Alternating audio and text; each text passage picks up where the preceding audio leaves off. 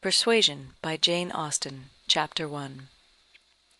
Sir Walter Elliot, of Kellynch Hall, in Somersetshire, was a man who, for his own amusement, never took up any book but the baronetage. There he found occupation for an idle hour, and consolation in a distressed one. There his faculties were roused into admiration and respect by contemplating the limited remnant of the earliest patents. There any unwelcome sensations arising from domestic affairs changed naturally into pity and contempt as he turned over the almost endless creations of the last century. And there, if every other leaf were powerless, he could read his own history with an interest which never failed. This was the page at which the favourite volume always opened. Elliot, of Kellynch Hall, Walter Elliot, born March 1st, 1760, married July 15th, 1784, Elizabeth, daughter of James Stevenson, Esquire, of South Park, in the county of Gloucester, by which lady, who died 1800, he has issue, Elizabeth, born June 1st, 1785, Anne, born August 9th, 1787, a stillborn son, November 5th, 1789, Mary, born November 20th, 1791. Precisely such had the paragraph originally stood from the printer's hands, but Sir Walter had improved it by adding, for the information of himself and his family, these words after the date of Mary's birth: "Married, December 16th, 1810, Charles, son and heir of Charles Musgrove, Esquire, of Uppercross, in the county of Somerset," and by inserting most accurately the day of the month on which he had lost his wife. There followed the history and rise of the ancient and respectable family in the usual terms: how it had been first settled in Cheshire, how mentioned in Dugdale, serving the office of High Sheriff, representing a borough in 3 successive parliaments, exertions of loyalty and dignity of baronet in the first year of Charles II, with all the Marys and Elizabeths they had married, forming altogether 2 handsome quarto pages, and concluding with the arms and motto: principal seat, Kellynch Hall, in the county of Somerset, and Sir Walter's handwriting again in this finale: heir presumptive, William Walter Elliot, Esquire, great-grandson of the second Sir Walter. Vanity was the beginning and end of Sir Walter Elliot's character, vanity of person and of situation. He had been remarkably handsome in his youth, and at 54 was still a very fine man. Few women could think more of their personal appearance than he did, nor could the valet of any new-made lord be more delighted with the place he held in society. He considered the blessing of beauty as inferior only to the blessing of a baronetcy, and the Sir Walter Elliot who united these gifts was the constant object of his warmest respect and devotion. His good looks and his rank had one fair claim on his attachment, since to them he must have owed a wife of very superior character to anything deserved by his own. Lady Elliot had been an excellent woman, sensible and amiable, whose judgment and conduct, if they might be pardoned the youthful infatuation which made her Lady Elliot, had never required indulgence afterwards. She had humoured, or softened, or concealed his failings, and promoted his real respectability for 17 years; and though not the very happiest being in the world herself, had found enough in her duties, her friends, and her children, to attach her to life, and make it no matter of indifference to her when she was called on to quit them. 3 girls, the 2 eldest 16 and 14, was an awful legacy for a mother to bequeath, an awful charge rather to confide to the authority and guidance of a conceited, silly father. She had, however, one very intimate friend, a sensible, deserving woman, who had been brought by strong attachment to herself to settle close by her in the village of Kellynch, and on her kindness and advice Lady Elliot mainly relied for the best help and maintenance of the good principles and instruction which she had been anxiously giving her daughters. This friend and Sir Walter did not marry, whatever might have been anticipated on that head by their acquaintance. 13 years had passed away since Lady Elliot's death, and they were still near neighbours and intimate friends, and one remained a widower, the other a widow. That Lady Russell, of steady age and character, and extremely well provided for, should have no thought of a second marriage, needs no apology to the public, which is rather apt to be unreasonably discontented when a woman does marry again than when she does not. but Sir Walter's continuing in singleness requires explanation. Be it known, then, that Sir Walter, like a good father, having met with one or two private disappointments in very unreasonable applications, prided himself on remaining single for his dear daughter's sake. For one daughter, his eldest, he would really have given up anything, which he had not been very much tempted to do.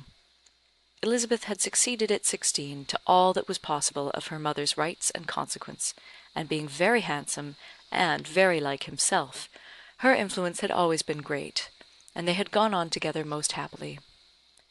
His two other children were of very inferior value. Mary had acquired a little artificial importance by becoming Mrs. Charles Musgrove, but Anne, with an elegance of mind and sweetness of character which must have placed her high with any people of real understanding, was nobody with either father or sister. Her word had no weight, her convenience was always to give way. She was only Anne. To Lady Russell, indeed, she was a most dear and highly valued goddaughter, favourite, and friend. Lady Russell loved them all, but it was only in Anne that she could fancy the mother to revive again. A few years before Anne Elliot had been a very pretty girl, but her bloom had vanished early, and as, even in its height, her father had found little to admire in her, so totally different were her delicate features and mild dark eyes from his own, there could be nothing in them, now that she was faded and thin, to excite his esteem.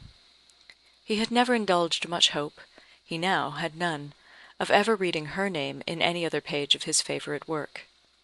All equality of alliance must rest with Elizabeth, for Mary had merely connected herself with an old country family of respectability and large fortune, and had therefore given all the honour and received none.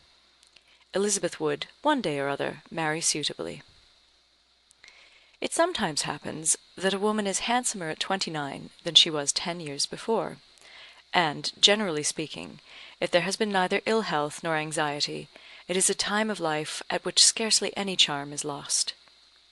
It was so with Elizabeth, still the same handsome Miss Elliot that she had begun to be 13 years ago, and Sir Walter might be excused, therefore, in forgetting her age, or, at least, be deemed only half a fool for thinking himself and Elizabeth as blooming as ever, amidst the wreck of the good looks of everybody else, for he could plainly see how old all the rest of his family and acquaintance were growing.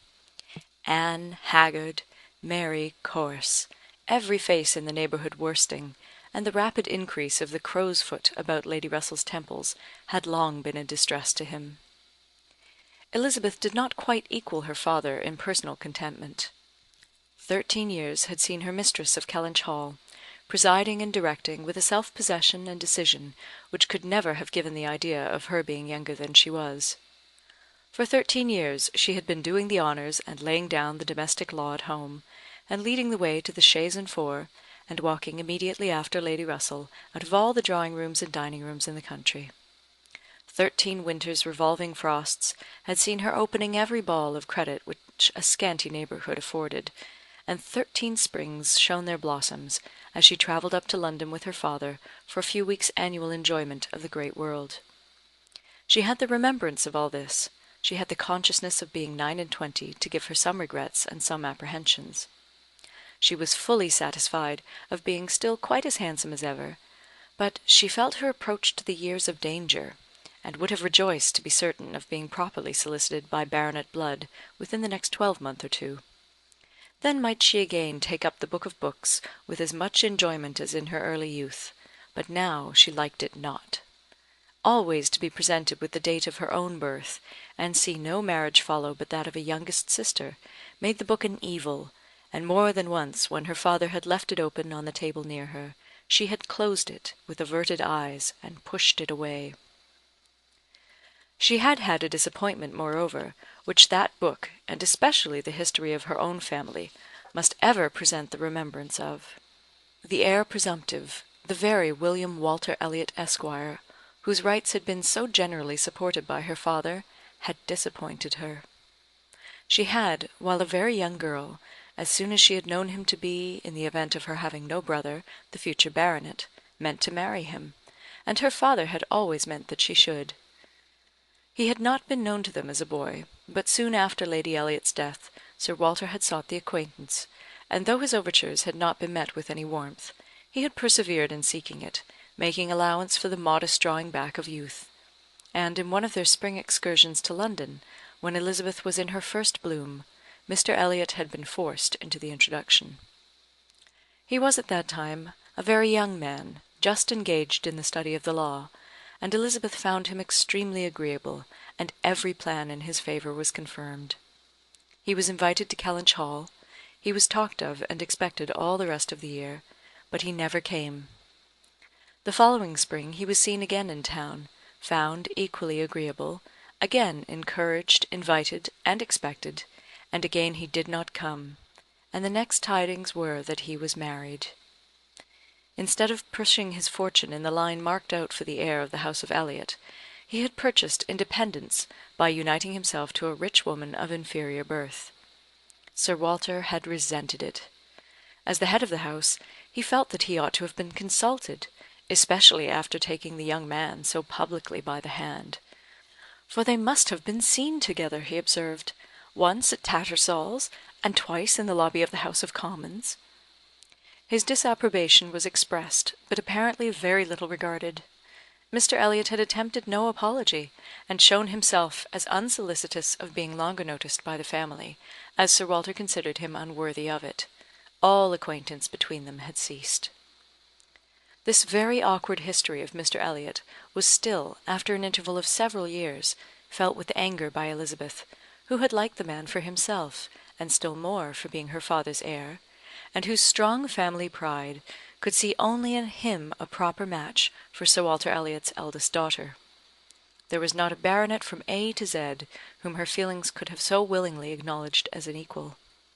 Yet so miserably had he conducted himself, that though she was at this present time, the summer of 1814, wearing black ribbons for his wife, she could not admit him to be worth thinking of again. The disgrace of his first marriage might perhaps, as there was no reason to suppose it perpetuated by offspring, have been got over, had he not done worse. But he had, as by the customary intervention of kind friends they had been informed, spoken most disrespectfully of them all, most slightingly and contemptuously of the very blood he belonged to, and the honours which were hereafter to be his own. This could not be pardoned. Such were Elizabeth Elliot's sentiments and sensations; such the cares to alloy, the agitations to vary, the sameness and the elegance, the prosperity and the nothingness of her scene of life; such the feelings to give interest to a long uneventful residence in one country circle, to fill the vacancies which there were no habits of utility abroad, no talents or accomplishments for home to occupy. But now another occupation and solicitude of mind was beginning to be added to these. Her father was growing distressed for money.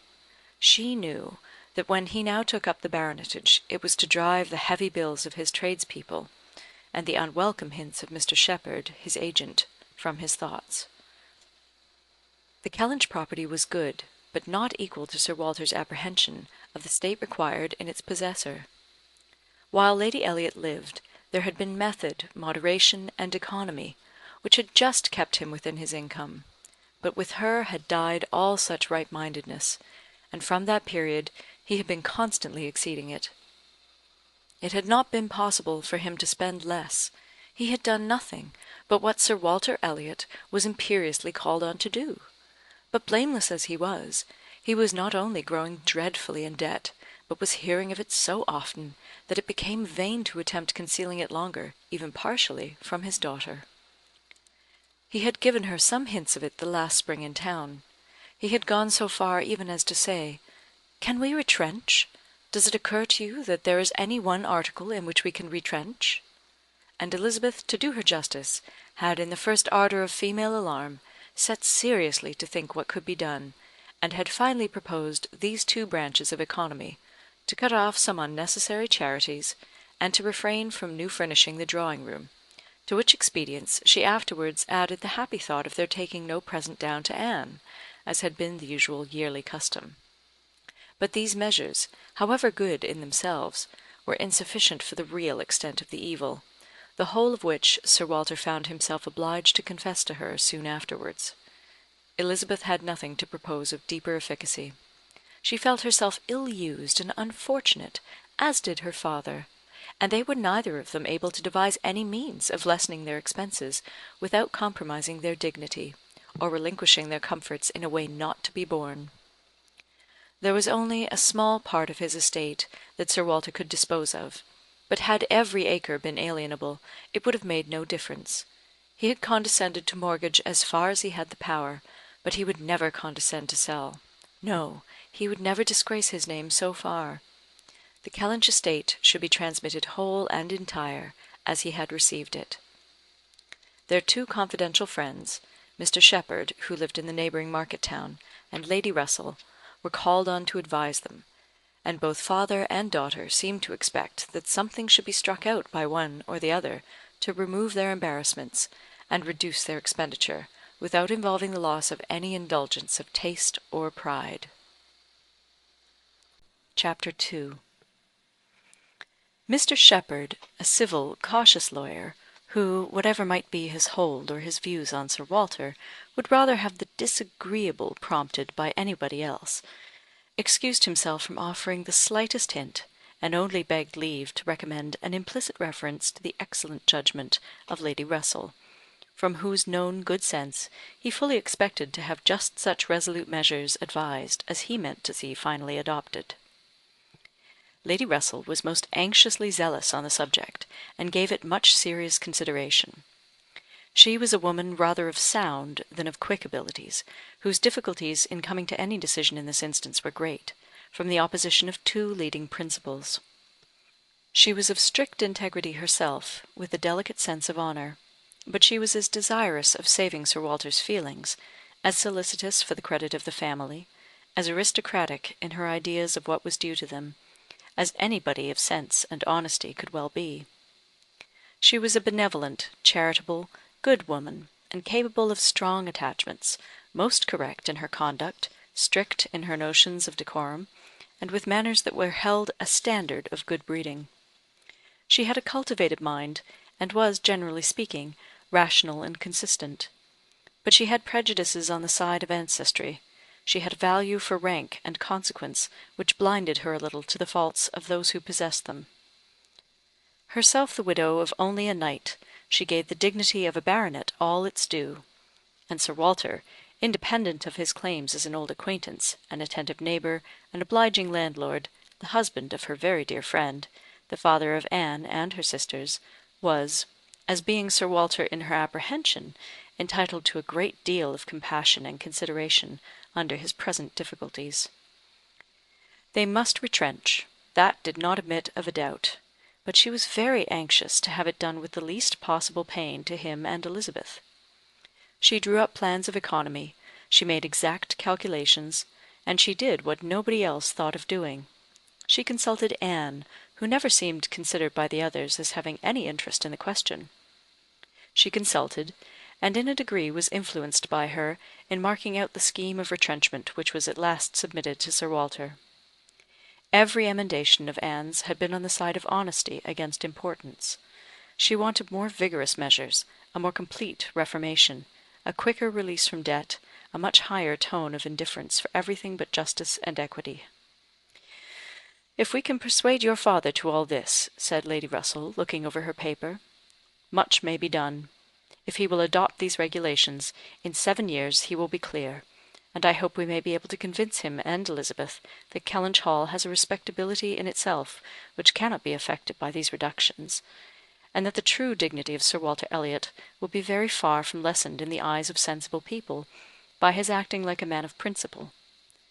What will he be doing, in fact, but what very many of our first families have done or ought to do? There will be nothing singular in his case, and it is singularity which often makes the worst part of our suffering, as it always does of our conduct. I have great hope of our prevailing. We must be serious and decided, for after all, the person who has contracted debts must pay them, and though a great deal is due to the feelings of the gentleman, and the head of a house like your father, there is still more due to the character of an honest man."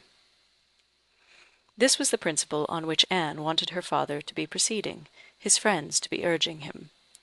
She considered it as an act of indispensable duty to clear away the claims of creditors with all the expedition which the most comprehensive retrenchments could secure, and saw no dignity in anything short of it. She wanted it to be prescribed, and felt as a duty. She rated Lady Russell's influence highly, and as to the severe degree of self-denial which her own conscience prompted, she believed there might be a little more difficulty in persuading them to a complete than to half a reformation.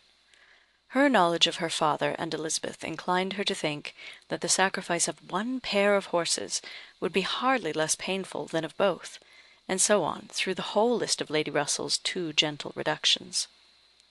How Anne's more rigid requisitions might have been taken is of little consequence. Lady Russell's had no success at all, could not be put up with, were not to be borne. What! Every comfort of life knocked off? Journeys, London, servants, horses, table, contractions and restrictions everywhere, to live no longer with the decencies even of a private gentleman? No, he would sooner quit Kellynch Hall at once than remain in it on such disgraceful terms. Quit Kellynch Hall! The hint was immediately taken up by Mr. Shepherd, whose interest was involved in the reality of Sir Walter's retrenching, and who was perfectly persuaded that nothing would be done without a change of abode. Since the idea had been started in the very quarter which ought to dictate, he had no scruple, he said, in confessing his judgment to be entirely on that side. It did not appear to him that Sir Walter could materially alter his style of living in a house which had such a character of hospitality and ancient dignity to support. In any other place Sir Walter might judge for himself, and would be looked up to as regulating the modes of life in whatever way he might choose to model his household. Sir Walter would quit Kellynch Hall, and after a very few days more of doubt and indecision, the great question of whither he should go was settled, and the first outline of this important change made out. There had been 3 alternatives: London, Bath, or another house in the country. All Anne's wishes had been for the latter, a small house in their own neighbourhood, where they might still have Lady Russell's society, still be near Mary, and still have the pleasure of sometimes seeing the lawns and groves of Kellynch, was the object of her ambition. But the usual fate of Anne attended her, in having something very opposite from her inclination fixed on. She disliked Bath, and did not think it agreed with her, and Bath was to be her home. Sir Walter had at first thought more of London, but Mr. Shepherd felt that he could not be trusted in London, and had been skilful enough to dissuade him from it, and make Bath preferred. It was a much safer place for a gentleman in his predicament. He might there be important at comparatively little expense. 2 material advantages of Bath over London had of course been given all their weight: its more convenient distance from Kellynch, only 50 miles, and Lady Russell's spending some part of every winter there; and to the very great satisfaction of Lady Russell, whose first views on the projected change had been for Bath, Sir Walter and Elizabeth were induced to believe that they should lose neither consequence nor enjoyment by settling there. Lady Russell felt obliged to oppose her dear Anne's known wishes. It would be too much to expect Sir Walter to descend into a small house in his own neighbourhood. Anne herself would have found the mortifications of it more than she foresaw, and to Sir Walter's feelings they must have been dreadful. And with regard to Anne's dislike of Bath, she considered it as a prejudice and a mistake arising, first from the circumstance of her having been 3 years at school there after her mother's death, and secondly from her happening to be not in perfectly good spirits the only winter which she had afterwards spent there with herself. Lady Russell was fond of Bath, in short, and disposed to think it must suit them all; and as to her young friend's health, by passing all the warm months with her at Kellynch Lodge, every danger would be avoided, and it was in fact a change which must do both health and spirits good. Anne had been too little from home, too little seen. Her spirits were not high. A larger society would improve them. She wanted her to be more known. The undesirableness of any other house in the same neighbourhood for Sir Walter was certainly much strengthened by one part, and a very material part of the scheme, which had been happily engrafted on the beginning. He was not only to quit his home, but to see it in the hands of others, a trial of fortitude which stronger heads than Sir Walter's have found too much. Kellynch Hall was to be let. This, however, was a profound secret, not to be breathed beyond their own circle. Sir Walter could not have borne the degradation of being known to design letting his house. Mr. Shepherd had once mentioned the word advertise, but never dared approach it again. Sir Walter spurned the idea of its being offered in any manner, forbade the slightest hint being dropped of his having such an intention, and it was only on the supposition of his being spontaneously solicited by some most unexceptionable applicant on his own terms, and as a great favour, that he would let it at all. How quick come the reasons for approving what we like! Lady Russell had another excellent one at hand, for being extremely glad that Sir Walter and his family were to remove from the country. Elizabeth had been lately forming an intimacy which she wished to see interrupted. It was with the daughter of Mr. Shepherd, who had returned, after an unprosperous marriage, to her father's house, with the additional burden of 2 children. She was a clever young woman who understood the art of pleasing at least, at Kellynch Hall, who had made herself so acceptable to Miss Elliot as to have been already staying there more than once, in spite of all that Lady Russell, who thought it a friendship quite out of place, could hint of caution and reserve. Lady Russell, indeed, had scarcely any influence with Elizabeth, and seemed to love her rather because she would love her than because Elizabeth deserved it. She had never received from her more than outward attention, nothing beyond the observances of complaisance, had never succeeded in any point which she wanted to carry against previous inclination. She had been repeatedly very earnest in trying to get Anne included in the visit to London, sensibly open to all the injustice and all the discredit of the selfish arrangements which had shut her out, and on many lesser occasions had endeavoured to give Elizabeth the advantage of her own better judgment and experience. But always in vain. Elizabeth would go her own way, and never had she pursued it in more decided opposition to Lady Russell than in this selection of Mrs. Clay. Turning from the society of so deserving a sister, to bestow her affection and confidence on one who ought to have been nothing to her but the object of distant civility. From situation, Mrs. Clay was, in Lady Russell's estimate, a very unequal, and in her character she believed a very dangerous companion, and a removal that would leave Mrs. Clay behind, and bring a choice of more suitable intimates within Miss Elliot's reach, was therefore an object of first-rate importance. Chapter 3. "I must take leave to observe, Sir Walter," said Mr. Shepherd one morning at Kellynch Hall, as he laid down the newspaper, "that the present juncture is much in our favour. This peace will be turning all our rich naval officers ashore. They will be all wanting a home. Could not be a better time, Sir Walter, for having a choice of tenants, very responsible tenants. Many a noble fortune has been made during the war. If a rich admiral were to come in our way, Sir Walter—" "He would be a very lucky man, Shepherd," replied Sir Walter. "That's all I have to remark. A prize indeed would Kellynch Hall be to him. Rather, the greatest prize of all, let him have taken ever so many before. Hey, Shepherd?" Mr. Shepherd laughed, as he knew he must, at this wit, and then added, "I presume to observe, Sir Walter, that, in the way of business, gentlemen of the navy are well to deal with. I have had a little knowledge of their methods of doing business, and I am free to confess that they have very liberal notions, and are as likely to make desirable tenants as any set of people one should meet with. Therefore, Sir Walter, what I would take leave to suggest is, that if in consequence of any rumours getting abroad of your intention, which must be contemplated as a possible thing, because we know how difficult it is to keep the actions and designs of one part of the world from the notice and curiosity of the other, consequence has its tax, I, John Shepherd, might conceal any family matters that I chose, for nobody would think it worth their while to observe me. But Sir Walter Elliot has eyes upon him which it may be very difficult to elude, and therefore thus much I venture upon, that it will not greatly surprise me if, with all our caution, some rumour of the truth should get abroad. In the supposition of which, as I was going to observe, since applications will unquestionably follow, I should think any from our wealthy naval commanders particularly worth attending to, and beg leave to add that 2 hours will bring me over at any time to save you the trouble of replying." Sir Walter only nodded, but soon afterwards, rising and pacing the room, he observed sarcastically, "There are few among the gentlemen of the navy, I imagine, who would not be surprised to find themselves in a house of this description." "They would look around them, no doubt, and bless their good fortune," said Mrs. Clay, for Mrs. Clay was present. Her father had driven her over, nothing being of so much use to Mrs. Clay's health as a drive to Kellynch. But I quite agree with my father in thinking a sailor might be a very desirable tenant. I have known a good deal of the profession, and besides their liberality, they are so neat and careful in all their ways.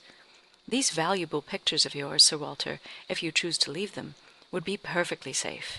Everything in and about the house would be taken such excellent care of. The gardens and shrubberies would be kept in almost as high order as they are now. You would need not be afraid, Miss Elliot, of your own sweet flower gardens being neglected." "As to all that," rejoined Sir Walter coolly, "supposing I were induced to let my house, I have by no means made up my mind as to the privileges to be annexed to it. I am not particularly disposed to favour a tenant. The park would be open to him, of course, and few navy officers, or men of any other description, can have had such a range. But what restrictions I might impose on the use of the pleasure grounds is another thing. I am not fond of the idea of my shrubberies being always approachable, and I should recommend Miss Elliot to be on her guard with respect to her flower garden. I am very little disposed to grant a tenant of Kellynch Hall any extraordinary favour, I assure you, be he sailor or soldier." After a short pause, Mr. Shepherd presumed to say, "In all these cases there are established usages which make everything plain and easy between landlord and tenant. Your interest, Sir Walter, is in pretty safe hands. Depend upon me for taking care that no tenant has more than his just rights. I venture to hint that Sir Walter Elliot cannot be half so jealous for his own as John Shepherd will be for him." Here Anne spoke. "The navy, I think, who have done so much for us, have at least an equal claim with any other set of men for all the comforts and all the privileges which any home can give. Sailors work hard enough for their comforts, we must all allow." "Very true, very true. What Miss Anne says is very true," was Mr. Shepherd's rejoinder, and "Oh, certainly," was his daughter's. But Sir Walter's remark was, soon afterwards, "The profession has its utility, but I should be sorry to see any friend of mine belonging to it." "Indeed," was the reply, and with a look of surprise. "Yes, it is in 2 points offensive to me. I have 2 strong grounds of objection to it. First, as being the means of bringing persons of obscure birth into undue distinction, and raising men to honours which their fathers and grandfathers never dreamt of; and secondly, as it cuts up a man's youth and vigour most horribly. A sailor grows old sooner than any other man. I have observed it all my life. A man is in greater danger in the navy of being insulted by the rise of one whose father his father might have disdained to speak to, and of becoming prematurely an object of disgust himself, than in any other line. One day last spring in town, I was in company with 2 men, striking instances of what I am talking of. Lord St. Ives, whose father we all know to have been a country curate, without bread to eat. I was to give place to Lord St. Ives, and a certain Admiral Baldwin, the most deplorable-looking personage you can imagine.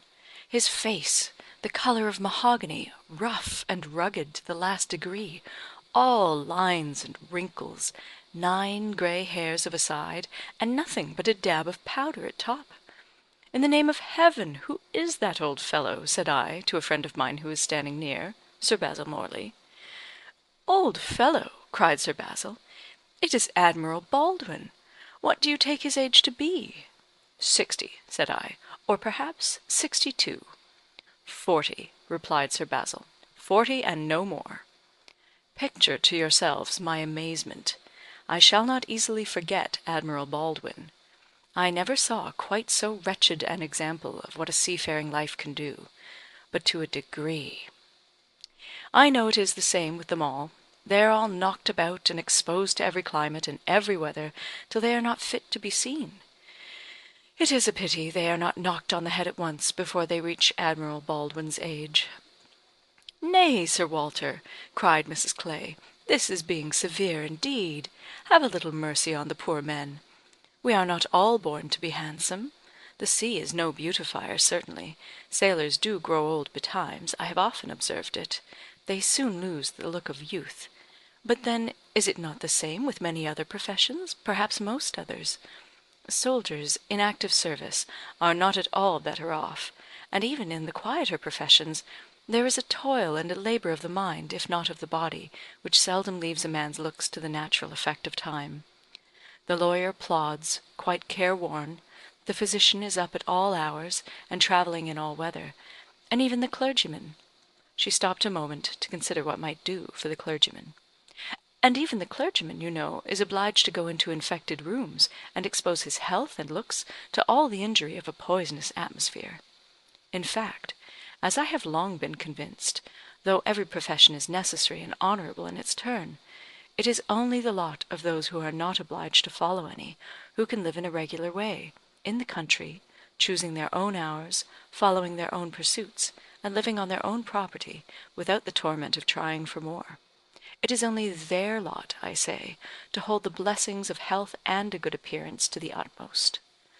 I know no other set of men but what lose something of their personableness when they cease to be quite young.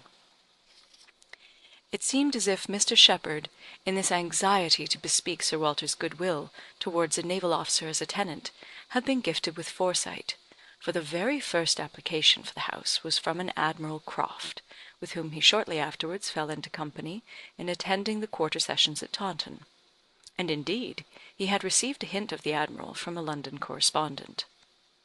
By the report which he hastened over to Kellynch to make, Admiral Croft was a native of Somersetshire, who, having acquired a very handsome fortune, was wishing to settle in his own country, and had come down to Taunton in order to look at some advertised places in that immediate neighbourhood, which, however, had not suited him. That accidentally hearing, it was just as he had foretold, Mr. Shepherd observed, Sir Walter's concerns could not be kept a secret.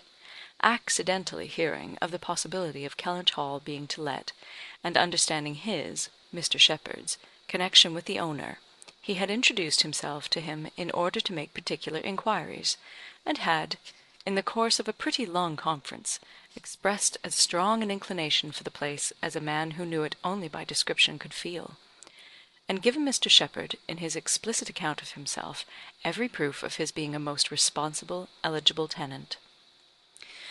"And who is Admiral Croft?" was Sir Walter's cold, suspicious inquiry. Mr. Shepherd answered for his being of a gentleman's family, and mentioned a place, and Anne, after the little pause which followed, added, "He is a rear admiral of the White. He was in the Trafalgar action, and has been in the East Indies since. He has been stationed there, I believe, several years." "Then I take it for granted," observed Sir Walter, "that his face is about as orange as the cuffs and capes of my livery." Mr. Shepherd hastened to assure him that Admiral Croft was a very hale, hearty, well-looking man, a little weather-beaten, to be sure, but not much, and quite the gentleman in all his notions and behaviour, not likely to make the smallest difficulty about terms, only wanted a comfortable home, and to get into it as soon as possible. Knew he must pay for his convenience, knew what rent a ready-furnished house of that consequence might fetch, should not have been surprised if Sir Walter had asked more, had inquired about the manor, would be glad of the deputation certainly, but made no great point of it, said he sometimes took out a gun, but never killed. Quite the gentleman. Mr. Shepherd was eloquent on the subject, pointing out all the circumstances of the Admiral's family, which made him particularly desirable as a tenant. He was a married man, and without children, the very state to be wished for. A house was never taken good care of, Mr. Shepherd observed, without a lady. He did not know whether furniture might not be in danger of suffering as much where there was no lady as where there were many children.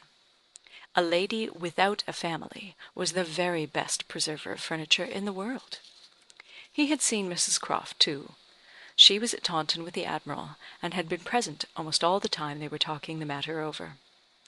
And a very well-spoken, genteel, shrewd lady she seemed to be, continued he. Asked more questions about the house, and terms, and taxes than the Admiral himself, and seemed more conversant with business. And moreover, Sir Walter, I found she was not quite unconnected in this country, any more than her husband. That is to say, she is sister to a gentleman who did live amongst us once. She told me so herself. Sister to the gentleman who lived a few years back at Monkford. Bless me, what was his name? At this moment I cannot recollect his name, though I have heard it so lately. Penelope, my dear, can you help me to the name of the gentleman who lived at Monkford? Mrs. Croft's brother." But Mrs. Clay was talking so eagerly with Miss Elliot that she did not hear the appeal. "I have no conception who you can mean, Shepherd. I remember no gentleman resident at Monkford since the time of old Governor Trent." "Oh, bless me! How very odd! I shall forget my own name soon, I suppose. A name that I am so very well acquainted with. Knew the gentleman so well by sight. Seen him 100 times. He came to consult me once, I remember, about a trespass of one of his neighbours. Farmer's man breaking into his orchard, wall torn down, apples stolen, caught in the fact, and afterwards, contrary to my judgment, submitted to an amicable compromise. Very odd indeed." After waiting another moment, "You mean Mr. Wentworth, I suppose," said Anne. Mr. Shepherd was all gratitude. Wentworth was the very name. Mr. Wentworth was the very man. He had the curacy of Monkford, you know, Sir Walter, some time back, for 2 or 3 years. Came there about the year '05, I take it. You remember him, I am sure." "Wentworth? Oh, ay, Mr. Wentworth, the curate of Monkford. You misled me by the term gentleman. I thought you were speaking of some man of property. Mr. Wentworth was nobody, I remember. Quite unconnected, nothing to do with the Strafford family. One wonders how the names of many of our nobility become so common." As Mr. Shepherd perceived that this connection of the Crofts did them no service with Sir Walter, he mentioned it no more, returning with all his zeal to dwell on the circumstances more indisputably in their favour, their age and number and fortune, the high idea that they had formed of Kellynch Hall, and extreme solicitude for the advantage of renting it, making it appear as if they ranked nothing beyond the happiness of being the tenants of Sir Walter Elliot. An extraordinary taste, certainly, could they have been supposed in the secret of Sir Walter's estimate of the dues of a tenant.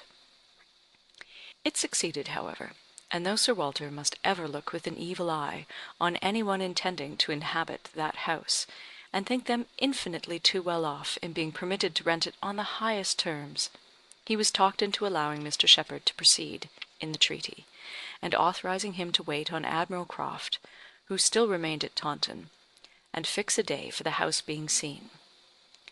Sir Walter was not very wise, but still he had experience enough of the world to feel that a more unobjectionable tenant in all essentials than Admiral Croft bid fair to be could hardly offer. So far went his understanding, and his vanity supplied a little additional soothing in the Admiral's situation in life, which was just high enough and not too high. "I have let my house to Admiral Croft" would sound extremely well, very much better than to any mere Mr. A Mr., save perhaps some half-dozen in the nation, always needs a note of explanation. An admiral speaks his own consequence, and at the same time can never make a baronet look small. In all their dealings and intercourse, Sir Walter Elliot must ever have the precedence. Nothing could be done without a reference to Elizabeth, but her inclination was growing so strong for a removal that she was happy to have it fixed and expedited by a tenant at hand, and not a word to suspend decision was uttered by her. Mr. Shepherd was completely empowered to act, and no sooner had such an end been reached, than Anne, who had been a most attentive listener to the whole, left the room to seek the comfort of cool air for her flushed cheeks, and as she walked along a favourite grove, said, with a gentle sigh, "A few months more, and he, perhaps, may be walking here." Chapter 4. He was not Mr. Wentworth, the former curate of Monkford, however suspicious appearances may be, but a Captain Frederick Wentworth, his brother, who being made commander in consequence of the action off St. Domingo, and not immediately employed, had come into Somersetshire in the summer of 1806, and having no parent living, found a home for half a year at Monkford. He was at that time a remarkably fine young man, with a great deal of intelligence, spirit, and brilliancy, and Anne an extremely pretty girl, with gentleness, modesty, taste, and feeling. Half the sum of attraction on either side might have been enough, for he had nothing to do, and she had hardly anybody to love. But the encounter of such lavish recommendations could not fail. They were gradually acquainted, and when acquainted, rapidly and deeply in love. it would be difficult to say which had seen highest perfection in the other, or which had been the happiest, she in receiving his declarations and proposals, or he in having them accepted. A short period of exquisite felicity followed, and but a short one. Troubles soon arose. Sir Walter, on being applied to, without actually withholding his consent, or saying it should never be, gave it all the negative of great astonishment, great coldness, great silence, and a professed resolution of doing nothing for his daughter. He thought it a very degrading alliance, and Lady Russell, though with more tempered and pardonable pride, received it as a most unfortunate one. Anne Elliot, with all her claims of birth, beauty, and mind, to throw herself away at 19, involve herself at 19 in an engagement with a young man who had nothing but himself to recommend him, and no hopes of attaining affluence, but in the chances of a most uncertain profession, and no connections to secure even his further rise in that profession, would be indeed a throwing away which she grieved to think of.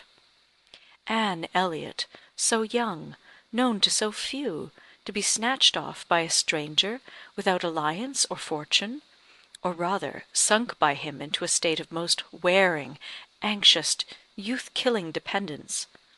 It must not be, if by any fair interference of friendship, any representations from one who had almost a mother's love and mother's rights, it would be prevented.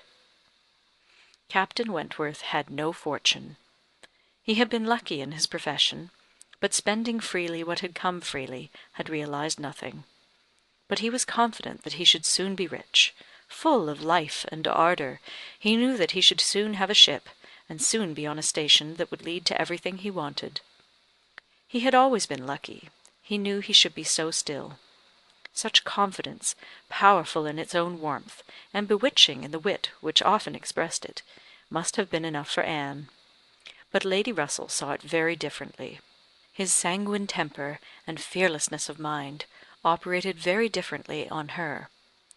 She saw in it but an aggravation of the evil. It only added a dangerous character to himself. He was brilliant. He was headstrong. Lady Russell had little taste for wit, and of anything approaching to imprudence, a horror. She deprecated the connection in every light. Such opposition as these feelings produced was more than Anne could combat.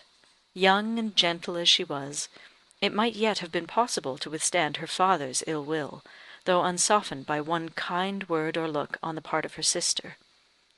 But Lady Russell, whom she had always loved and relied on, could not, with such steadiness of opinion and such tenderness of manner, be continually advising her in vain.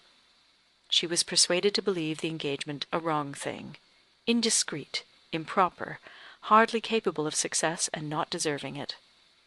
But it was not a merely selfish caution under which she acted in putting an end to it.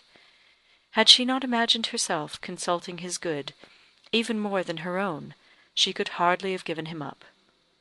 The belief of being prudent and self-denying, principally for his advantage, was her chief consolation under the misery of a parting, a final parting. And every consolation was required, for she had to encounter all the additional pain of opinions on his side totally unconvinced and unbending, and of his feeling himself ill-used by so forced a relinquishment. He had left the country in consequence. A few months had seen the beginning and the end of their acquaintance, but not with a few months ended Anne's share of suffering from it. Her attachment and regrets had for a long time clouded every enjoyment of youth, and an early loss of bloom and spirits had been their lasting effect. More than 7 years were gone since this little history of sorrowful interest had reached its close, and time had softened down much, perhaps nearly all, of peculiar attachment to him. But she had been too dependent on time alone.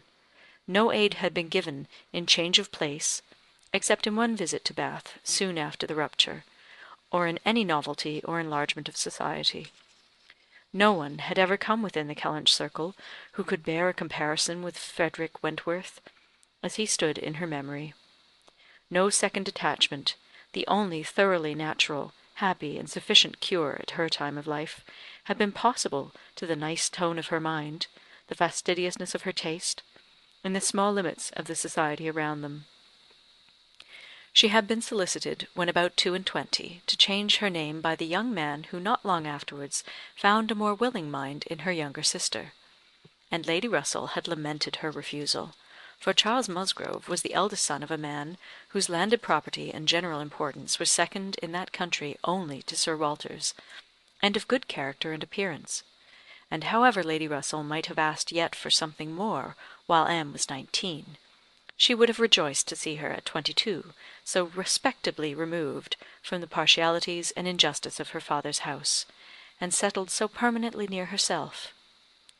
But in this case Anne had left nothing for advice to do; and though Lady Russell, as satisfied as ever with her own discretion, never wished the past undone, she began now to have the anxiety which borders on hopelessness for Anne's being tempted, by some man of talents and independence, to enter a state for which she held her to be peculiarly fitted by her warm affections and domestic habits. They knew not each other's opinion, either its constancy or its change, on the one leading point of Anne's conduct, for the subject was never alluded to. But Anne, at 27, thought very differently from what she had been made to think at 19. She did not blame Lady Russell, she did not blame herself for having been guided by her; but she felt that were any young person in similar circumstances to apply to her for counsel, they would never receive any of such certain immediate wretchedness, such uncertain future good. She was persuaded that under every disadvantage of disapprobation at home, and every anxiety attending his profession, all their probable fears, delays, and disappointments, she should yet have been a happier woman in maintaining the engagement than she had been in the sacrifice of it; and this, she fully believed, had even more than a usual share of all such solicitudes and suspense been theirs, without reference to the actual results of their case, which, as it happened, would have bestowed earlier prosperity than could be reasonably calculated on. All his sanguine expectations, all his confidence, had been justified. His genius and ardour had seemed to foresee and to command his prosperous path. He had, very soon after their engagement ceased, got employ, and all that he had told her would follow had taken place. He had distinguished himself, and early gained the other step in rank, and must now, by successive captures, have made a handsome fortune. She had only navy lists and newspapers for her authority, but she could not doubt his being rich, and in favour of his constancy she had no reason to believe him married. How eloquent could Anne Elliot have been! How eloquent, at least, were her wishes on the side of early warm attachment, and a cheerful confidence in futurity, against that over-anxious caution which seems to insult exertion and distrust Providence. She had been forced into prudence in her youth; she learned romance as she grew older, the natural sequel of an unnatural beginning. With all these circumstances, recollections, and feelings, she could not hear that Captain Wentworth's sister was likely to live at Kellynch without a revival of former pain; and many a stroll and many a sigh were necessary to dispel the agitation of the idea. She often told herself it was folly, before she could harden her nerves sufficiently to feel the continual discussion of the Crofts and their business no evil. She was assisted, however, by that perfect indifference and apparent unconsciousness, among the only three of her own friends in the secret of the past, which seemed almost to deny any recollection of it. She could do justice to the superiority of Lady Russell's motives in this, over those of her father and Elizabeth.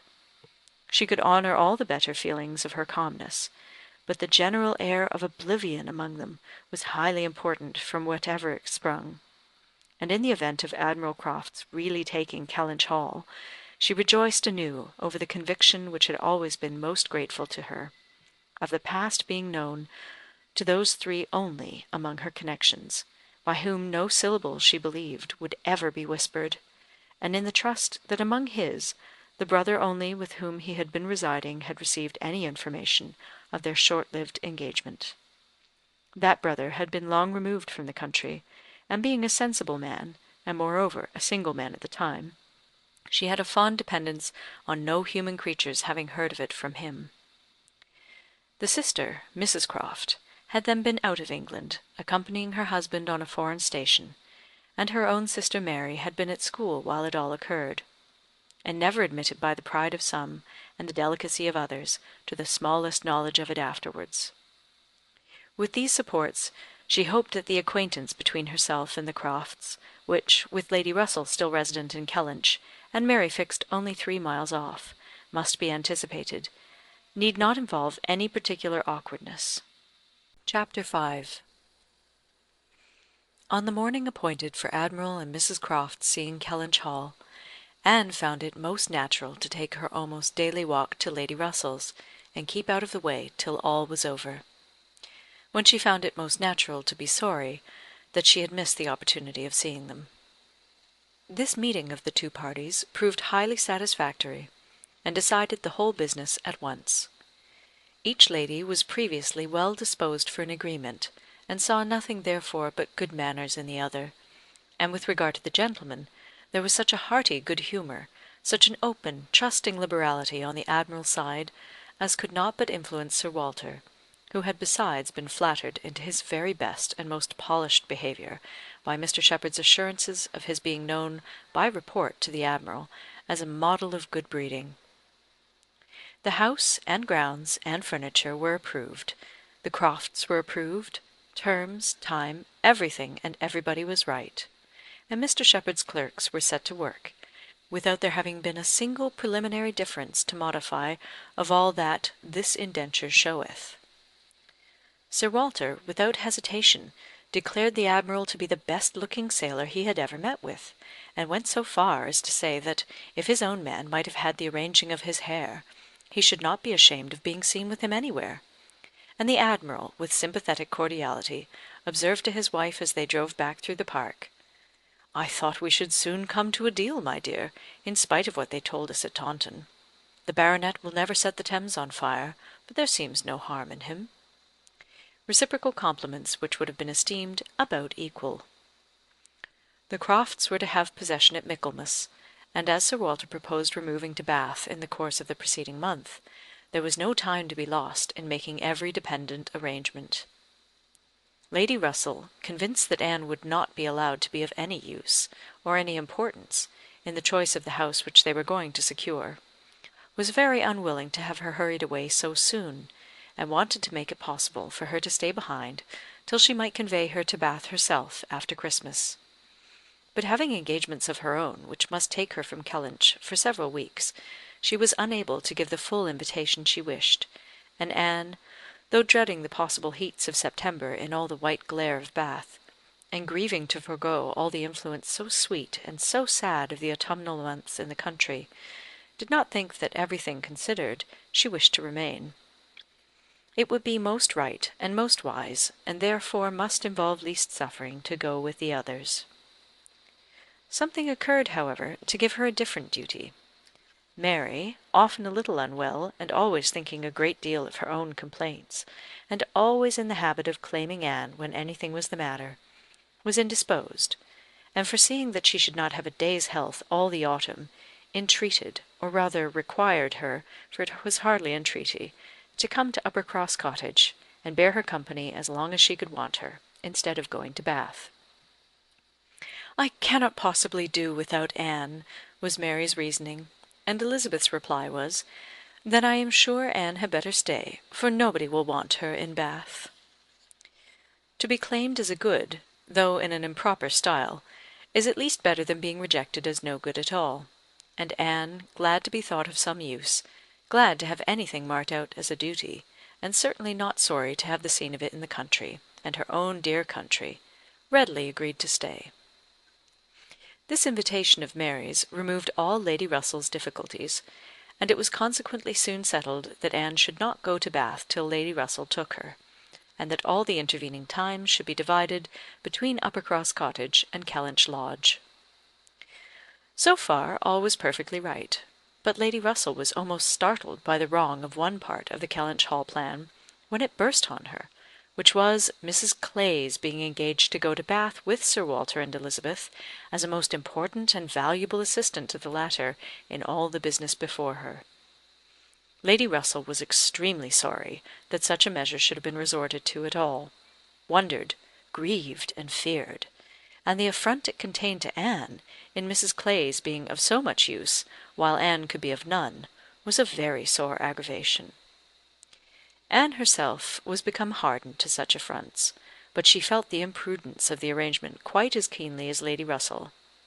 With a great deal of quiet observation, and a knowledge, which she often wished less, of her father's character, she was sensible that results the most serious to his family from the intimacy were more than possible. She did not imagine that her father had at present an idea of the kind. Mrs. Clay had freckles, and a projecting tooth, and a clumsy wrist, which he was continually making severe remarks upon in her absence. But she was young, and certainly altogether well-looking, and possessed, in an acute mind and assiduous pleasing manners, infinitely more dangerous attractions than any merely personal might have been. Anne was so impressed by the degree of their danger, that she could not excuse herself from trying to make it perceptible to her sister. She had little hope of success, but Elizabeth, who in the event of such a reverse would be so much more to be pitied than herself, should never, she thought, have reason to reproach her for giving no warning. She spoke, and seemed only to offend. Elizabeth could not conceive how such an absurd suspicion should occur to her, and indignantly answered for each party's perfection, knowing their situation. "Mrs. Clay," said she warmly, "never forgets who she is; and as I am rather better acquainted with her sentiments than you can be, I can assure you that upon the subject of marriage they are particularly nice, and that she reprobates all inequality of condition and rank more strongly than most people. And as to my father, I really should not have thought that he, who has kept himself single so long, for our sakes, need be suspected now. If Mrs. Clay were a very beautiful woman, I grant you it might be wrong to have her so much with me; not that anything in the world, I am sure, would induce my father to make a degrading match, but he might be rendered unhappy. But poor Mrs. Clay, who with all her merits can never have been reckoned tolerably pretty, I really think poor Mrs. Clay may be staying here in perfect safety. One would imagine you had never heard my father speak of her personal misfortunes, though I know you must 50 times. That tooth of hers, and those freckles. Freckles do not disgust me so very much as they do him. I have known a face not materially disfigured by a few, but he abominates them. You must have heard him notice Mrs. Clay's freckles." "There is hardly any personal defect," replied Anne, "which an agreeable manner might not gradually reconcile one to." "I think very differently," answered Elizabeth, shortly. "An agreeable manner may set off handsome features, but can never alter plain ones. However, at any rate, as I have a great deal more at stake on this point than anybody else can have, I think it rather unnecessary in you to be advising me." Anne had done, glad that it was over, and not absolutely hopeless of doing good. Elizabeth, though resenting the suspicion, might yet be made observant by it. The last office of the 4 carriage horses was to draw Sir Walter, Miss Elliot, and Mrs. Clay to Bath. The party drove off in very good spirits. Sir Walter prepared with condescending bows for all the afflicted tenantry and cottagers who might have had a hint to show themselves, and Anne walked up at the same time in a sort of desolate tranquillity to the lodge, where she was to spend the first week. Her friend was not in better spirits than herself. Lady Russell felt this break-up of the family exceedingly. Their respectability was as dear to her as her own, and a daily intercourse had become precious by habit. It was painful to look upon their deserted grounds, and still worse to anticipate the new hands they were to fall into, and to escape the solitariness and the melancholy of so altered a village, and be out of the way when Admiral and Mrs. Croft first arrived. She had determined to make her own absence from home begin when she must give up Anne. Accordingly their removal was made together, and Anne was set down at Uppercross Cottage, in the first stage of Lady Russell's journey. Uppercross was a moderate-sized village, which a few years back had been completely in the old English style, containing only 2 houses superior in appearance to those of the yeomen and labourers. The mansion of the squire, with its high walls, great gates, and old trees, substantial and unmodernized, and the compact tight parsonage, enclosed in its own neat garden, with a vine and a pear tree trained round its casements. But upon the marriage of the young squire, it had received the improvement of a farmhouse, elevated into a cottage for his residence; and Uppercross Cottage, with its verandah, French windows, and other prettinesses, was quite as likely to catch the traveller's eye as the more consistent and considerable aspect and premises of the great house, about a quarter of a mile further on. Here Anne had often been staying. She knew the ways of Uppercross as well as those of Kellynch. The 2 families were so continually meeting, so much in the habit of running in and out of each other's house at all hours, that it was rather a surprise to her to find Mary alone. But being alone, her being unwell and out of spirits was almost a matter of course. Though better endowed than the elder sister, Mary had not Anne's understanding nor temper. While well and happy and properly attended to, she had great good humour and excellent spirits, but any indisposition sunk her completely. She had no resources for solitude, and, inheriting a considerable share of the Elliot self-importance, was very prone to add to every other distress that of fancying herself neglected and ill-used. In person she was inferior to both sisters, and had, even in her bloom, only reached the dignity of being a fine girl. She was now lying on the faded sofa of the pretty little drawing-room, the once elegant furniture of which had been gradually growing shabby under the influence of 4 summers and 2 children, and on Anne's appearing greeted her with, "Oh, so you are come at last! I began to think I should never see you. I am so ill I can hardly speak.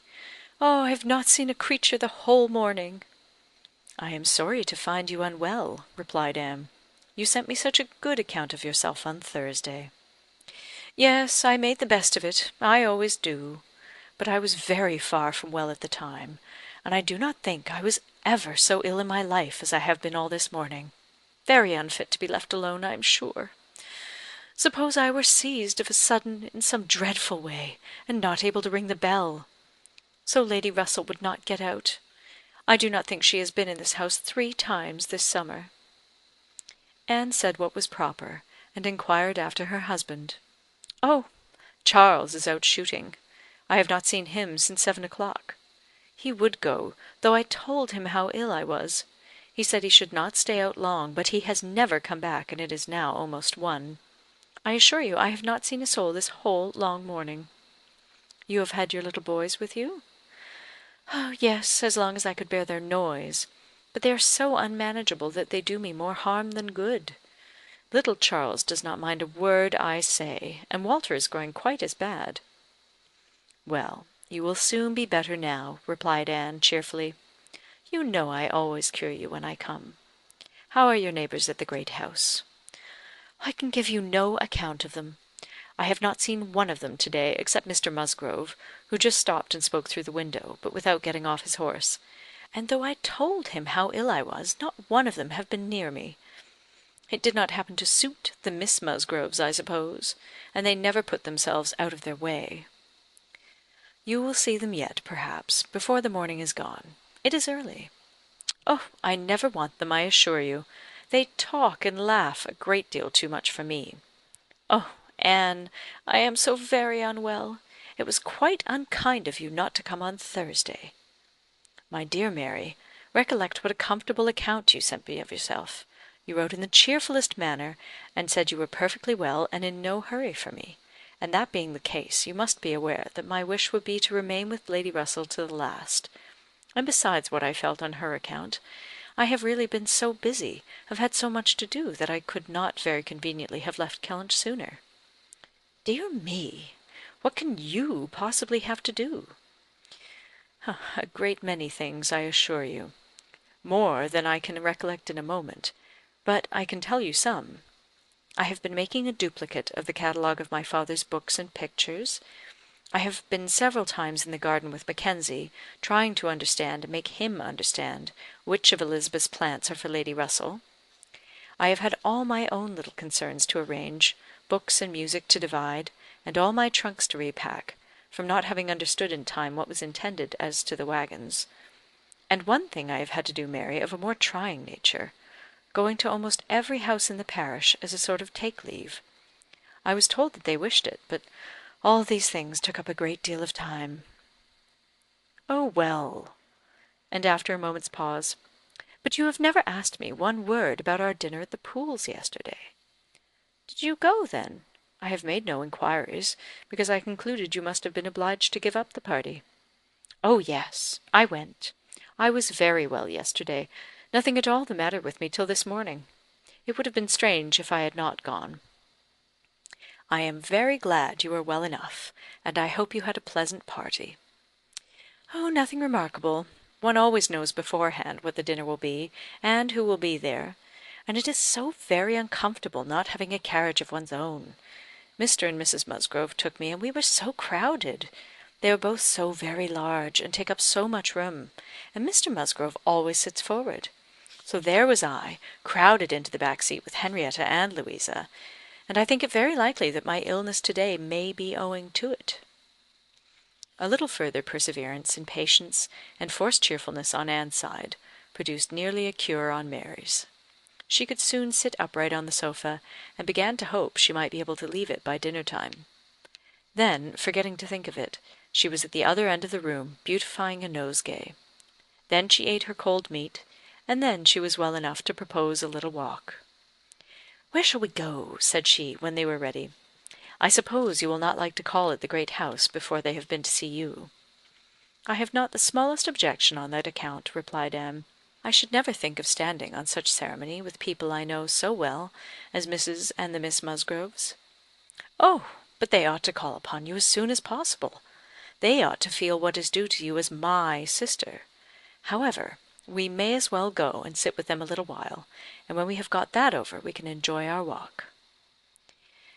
Anne had always thought such a style of intercourse highly imprudent, but she had ceased to endeavour to check it, from believing that, though there were on each side continual subjects of offence, neither family could now do without it.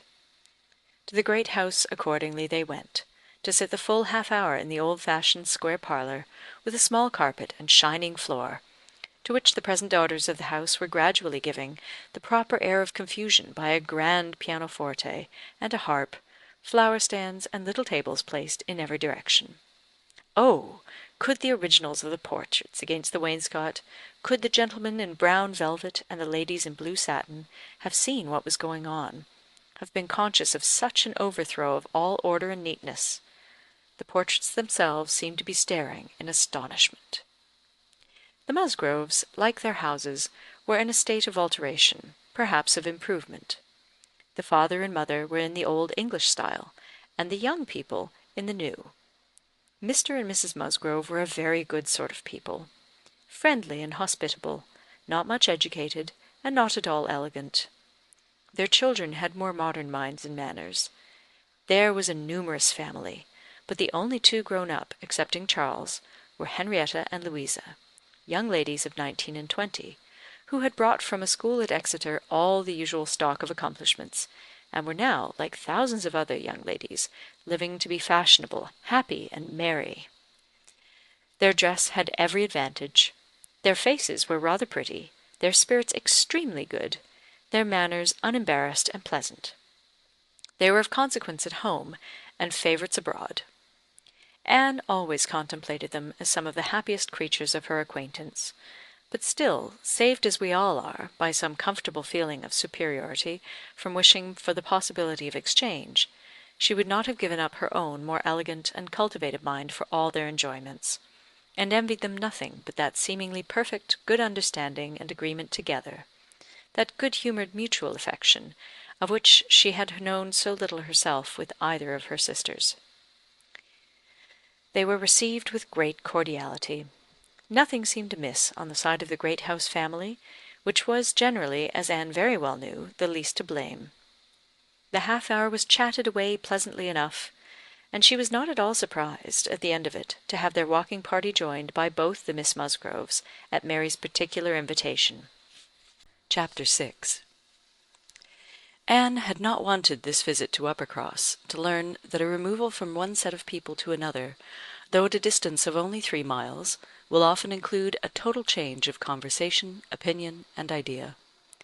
She had never been staying there before without being struck by it, or without wishing that other Elliots could have her advantage in seeing how unknown or unconsidered there were the affairs which at Kellynch Hall were treated as of such general publicity and pervading interest. Yet, with all this experience, she believed she must now submit to feel that another lesson in the art of knowing our own nothingness beyond our own circle was become necessary for her.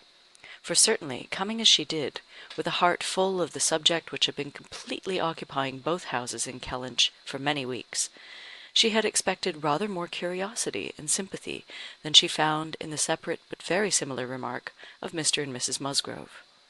"So, Miss Anne, Sir Walter and your sister are gone, and what part of Bath do you think they will settle in?"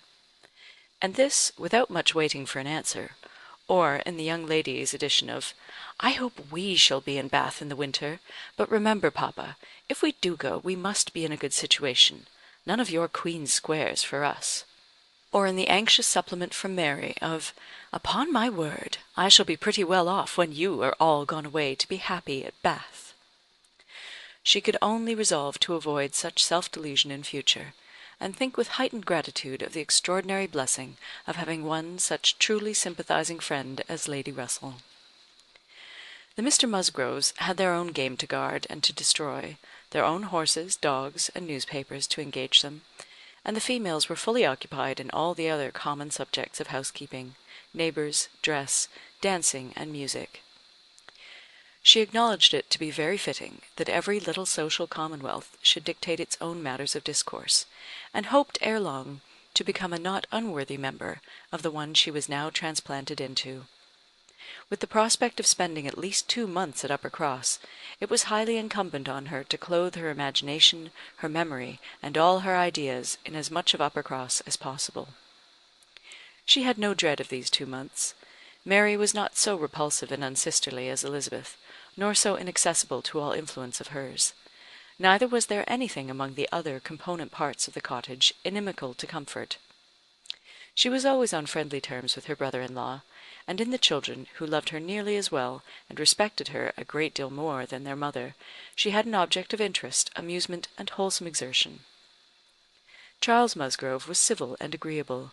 In sense and temper he was undoubtedly superior to his wife, but not of powers or conversation or grace to make the past, as they were connected together, at all a dangerous contemplation.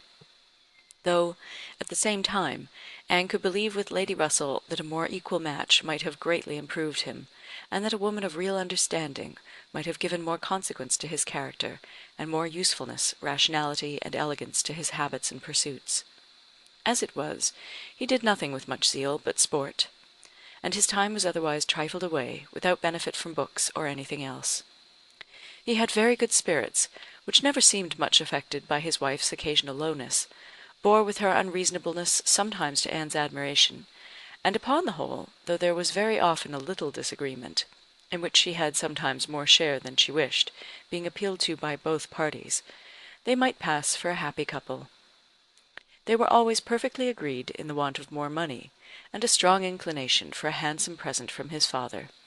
But here, as on most topics, he had the superiority, for while Mary thought it a great shame that such a present was not made, he always contended for his father's having many other uses for his money, and a right to spend it as he liked. As to the management of their children, his theory was much better than his wife's, and his practice not so bad. "I could manage them very well, if it were not for Mary's interference," was what Anne often heard him say, and had a good deal of faith in. But when listening in turn to Mary's reproach of, "Charles spoils the children so that I cannot get them into any order," she never had the smallest temptation to say, "Very true." One of the least agreeable circumstances of her residence there was her being treated with too much confidence by all parties, and being too much in the secret of the complaints of each house. known to have some influence with her sister, she was continually requested, or at least receiving hints, to exert it beyond what was practicable. "I wish you could persuade Mary not to be always fancying herself ill," was Charles's language. And, in an unhappy mood, thus spoke Mary: "I do believe if Charles were to see me dying, he would not think there was anything the matter with me. I am sure, Anne, if you would, you might persuade him that I really am very ill, a great deal worse than I ever own." Mary's declaration was, "I hate sending the children to the great house, though their grandmamma is always wanting to see them, for she humours and indulges them to such a degree, and gives them so much trash and sweet things, that they are sure to come back sick and cross for the rest of the day." And Mrs. Musgrove took the first opportunity of being alone with Anne, to say, "Oh, Miss Anne, I cannot help wishing Mrs. Charles had a little of your method with those children. They are quite different creatures with you; but to be sure, in general, they are so spoilt. It's a pity you cannot put your sister in the way of managing them. They are as fine, healthy children as ever were seen, poor little dears, without partiality. But Mrs. Charles knows no more how they should be treated. Bless me, how troublesome they are sometimes! I assure you, Miss Anne, it prevents my wishing to see them at our house so often as I otherwise should. I believe Mrs. Charles is not quite pleased with my not inviting them oftener, but you know it is very bad to have children with one that one is obliged to be checking every moment. Don't do this, and don't do that, or that one can only keep in tolerable order by more cake than is good for them." She had this communication, moreover, from Mary: "Mrs. Musgrove thinks all her servants so steady that it would be high treason to call it in question; but I am sure, without exaggeration, that her upper housemaid and laundry maid, instead of being in their business, are gadding about the village all day long. I meet them wherever I go, and I declare I never go twice into my nursery without seeing something of them. If Jemima were not the trustiest, steadiest creature in the world, it would be enough to spoil her, for she tells me they are always tempting her to take a walk with them." And on Mrs. Musgrove's side it was, "I make a rule of never interfering in any of my daughter-in-law's concerns, for I know it would not do. But I shall tell you, Miss Anne, because you may be able to set things to rights, that I have no very good opinion of Mrs. Charles's nursery maid. I hear strange stories of her. She is always upon the gad, and from my own knowledge I can declare she is such a fine dressing lady that she is enough to ruin any servant she comes near. Mrs. Charles quite swears by her, I know, but I just give you this hint, that you may be upon the watch, because if you see anything amiss, you need not be afraid of mentioning it." Again, it was Mary's complaint that Mrs. Musgrove was very apt not to give her the precedence that was her due, when they dined at the great house with other families, and she did not see any reason why she was to be considered so much at home as to lose her place. And one day, when Anne was walking with only the Miss Musgroves, one of them, after talking of rank, people of rank, and jealousy of rank, said, "I have no scruple of observing to you how nonsensical some persons are about their place, because all the world knows how easy and indifferent you are about it. But I wish anybody would give Mary a hint that it would be a great deal better if she were not so very tenacious, especially if she would not be always putting herself forward to take place of mamma. Nobody doubts her right to have precedence of mamma, but it would be more becoming in her not to be always insisting on it. It is not that mamma cares about it the least in the world, but I know it is taken notice of by many persons." How was Anne to set all these matters to rights?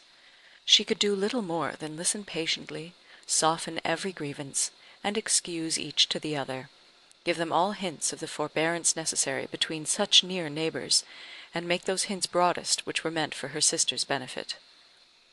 In all other respects, her visit began and proceeded very well. Her own spirits improved by change of place and subject, by being removed 3 miles from Kellynch. Mary's ailments lessened by having a constant companion, and their daily intercourse with the other family, since there was neither superior affection, confidence, nor employment in the cottage to be interrupted by it, was rather an advantage. It was certainly carried nearly as far as possible, for they met every morning, and hardly ever spent an evening asunder. But she believed they should not have done so well without the sight of Mr. and Mrs. Musgrove's respectable forms in the usual places, or without the talking, laughing, and singing of their daughters. She played a great deal better than either of the Miss Musgroves, but having no voice, no knowledge of the harp, and no fond parents to sit by and fancy themselves delighted, her performance was little thought of, only out of civility, or to refresh the others, as she was well aware. She knew that when she played she was giving pleasure only to herself, but this was no new sensation. Excepting one short period of her life, she had never, since the age of 14, never since the loss of her dear mother, known the happiness of being listened to or encouraged by any just appreciation or real taste. In music she had been always used to feel alone in the world, and Mr. and Mrs. Musgrove's fond partiality for their own daughter's performance, and total indifference to any other person's, gave her much more pleasure for their sakes than mortification for her own. The party at the great house was sometimes increased by other company. The neighbourhood was not large, but the Musgroves were visited by everybody, and had more dinner parties and more callers, more visitors by invitation and by chance, than any other family. They were more completely popular. The girls were wild for dancing, and the evenings ended occasionally in an unpremeditated little ball. There was a family of cousins within a walk of Uppercross, in less affluent circumstances, who depended on the Musgroves for all their pleasures. They would come at any time, or help to play at anything, or dance anywhere; and Anne, very much preferring the office of musician to a more active post, played country dances to them by the hour together, a kindness which always recommended her musical powers to the notice of Mr. and Mrs. Musgrove more than anything else, and often drew this compliment: "Well done, Miss Anne, very well done indeed. Lord bless me, how those little fingers of yours fly about!" So passed the first 3 weeks. Michaelmas came, and now Anne's heart must be in Kellynch again. A beloved home made over to others, all the precious rooms and furniture, groves and prospects, beginning to own other eyes and other limbs. She could not think of much else on the 29th of September, and she had this sympathetic touch in the evening from Mary, who, on having occasion to note down the day of the month, exclaimed, "Dear me! Is not this the day the Crofts were to come to Kellynch? I am glad I did not think of it before. How low it makes me!" The Crofts took possession with true naval alertness, and were to be visited. Mary deplored the necessity for herself. Nobody knew how much she should suffer; she should put it off as long as she could; but was not easy till she had talked Charles into driving her over on an early day, and was in a very animated, comfortable state of imaginary agitation when she came back. Anne had very sincerely rejoiced in there being no means of her going. She wished, however, to see the Crofts, and was glad to be within when the visit was returned. They came. The master of the house was not at home, but the 2 sisters were together; and as it chanced that Mrs. Croft fell to the share of Anne, while the Admiral sat by Mary, and made himself very agreeable by his good-humoured notice of her little boys, she was well able to watch for a likeness, and if it failed her in the features, to catch it in the voice, or in the turn of sentiment and expression. Mrs. Croft, though neither tall nor fat, had a squareness, uprightness, and vigour of form, which gave importance to her person. She had bright dark eyes, good teeth, and altogether an agreeable face, though her reddened and weather-beaten complexion, the consequence of her having been almost as much at sea as her husband, made her seem to have lived some years longer in the world than her real 38. Her manners were open, easy, and decided, like one who had no distrust of herself, and no doubts of what to do; without any approach to coarseness, however, or any want of good humour. Anne gave her credit, indeed, for feelings of great consideration towards herself in all that related to Kellynch, and it pleased her; especially as she had satisfied herself in the very first half-minute, in the instant even of introduction, that there was not the smallest symptom of any knowledge or suspicion on Mrs. Croft's side to give a bias of any sort. She was quite easy on that head, and consequently full of strength and courage, till for a moment electrified by Mrs. Croft suddenly saying, "It was you, and not your sister, I find, that my brother had the pleasure of being acquainted with when he was in this country." Anne hoped she had outlived the age of blushing, but the age of emotion she certainly had not. "Perhaps you may not have heard that he is married," added Mrs. Croft. She could now answer as she ought, and was happy to feel, when Mrs. Croft's next words explained it to be Mr. Wentworth of whom she spoke, that she had said nothing which might not do for either brother. She immediately felt how reasonable it was that Mrs. Croft should be thinking and speaking of Edward, and not of Frederick, and with shame at her own forgetfulness, applied herself to the knowledge of their former neighbour's present state with proper interest. The rest was all tranquillity, till, just as they were moving, she heard the Admiral say to Mary, "We are expecting a brother of Mrs. Croft's here soon. I dare say you know him by name." He was cut short by the eager attacks of the little boys, clinging to him like an old friend, and declaring he should not go, and being too much engrossed by proposals of carrying them away in his coat pocket, etc., to have another moment for finishing or recollecting what he had begun. Anne was left to persuade herself, as well she could, that the same brother must still be in question. She could not, however, reach such a degree of certainty as not to be anxious to hear whether anything had been said on the subject at the other house, where the Crofts had previously been calling. The folks of Great House were to spend the evening of this day at the cottage, and it being now too late in the year for such visits to be made on foot, the coach was beginning to be listened for, when the youngest Miss Musgrove walked in. That she was coming to apologize, and that they should have to spend the evening by themselves, was the first black idea, and Mary was quite ready to be affronted, when Louisa made all right by saying that she only came on foot to leave more room for the harp, which was bringing in the carriage. "And I will tell you our reason," she added, "and all about it. I am come on to give you notice that papa and mamma are out of spirits this evening, especially mamma. She is thinking so much of poor Richard, and we agreed it would be best to have the harp, for it seems to amuse her more than the pianoforte. I will tell you why she is out of spirits. When the Crofts called this morning, they called here afterwards, did not they? They happened to say that her brother, Captain Wentworth, is just returned to England, or paid off, or something, and is coming to see them almost directly. And most unluckily it came into mamma's head when they were gone, that Wentworth, or something very like it, was the name of poor Richard's captain at one time. I do not know when or where, but a great while before he died, poor fellow. And upon looking over his letters and things, she found it was so, and is perfectly sure that this must be the very man, and her head is quite full of it, and of poor Richard. So we must all be as merry as we can, that she may not be dwelling upon such gloomy things."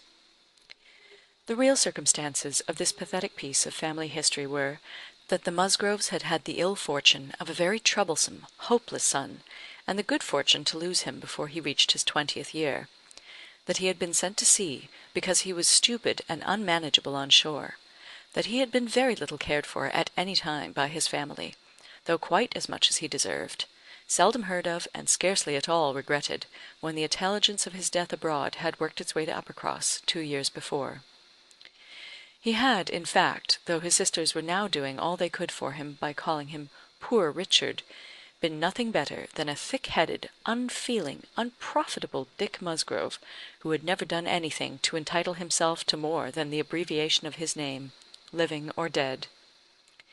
He had been several years at sea, and had, in the course of those removals to which all midshipmen are liable, and especially such midshipmen as every captain wishes to get rid of, been 6 months on board Captain Frederick Wentworth's frigate, the Laconia, and from the Laconia he had, under the influence of his captain, written the only 2 letters which his father and mother had ever received from him during the whole of his absence; that is to say, the only 2 disinterested letters. All the rest had been mere applications for money.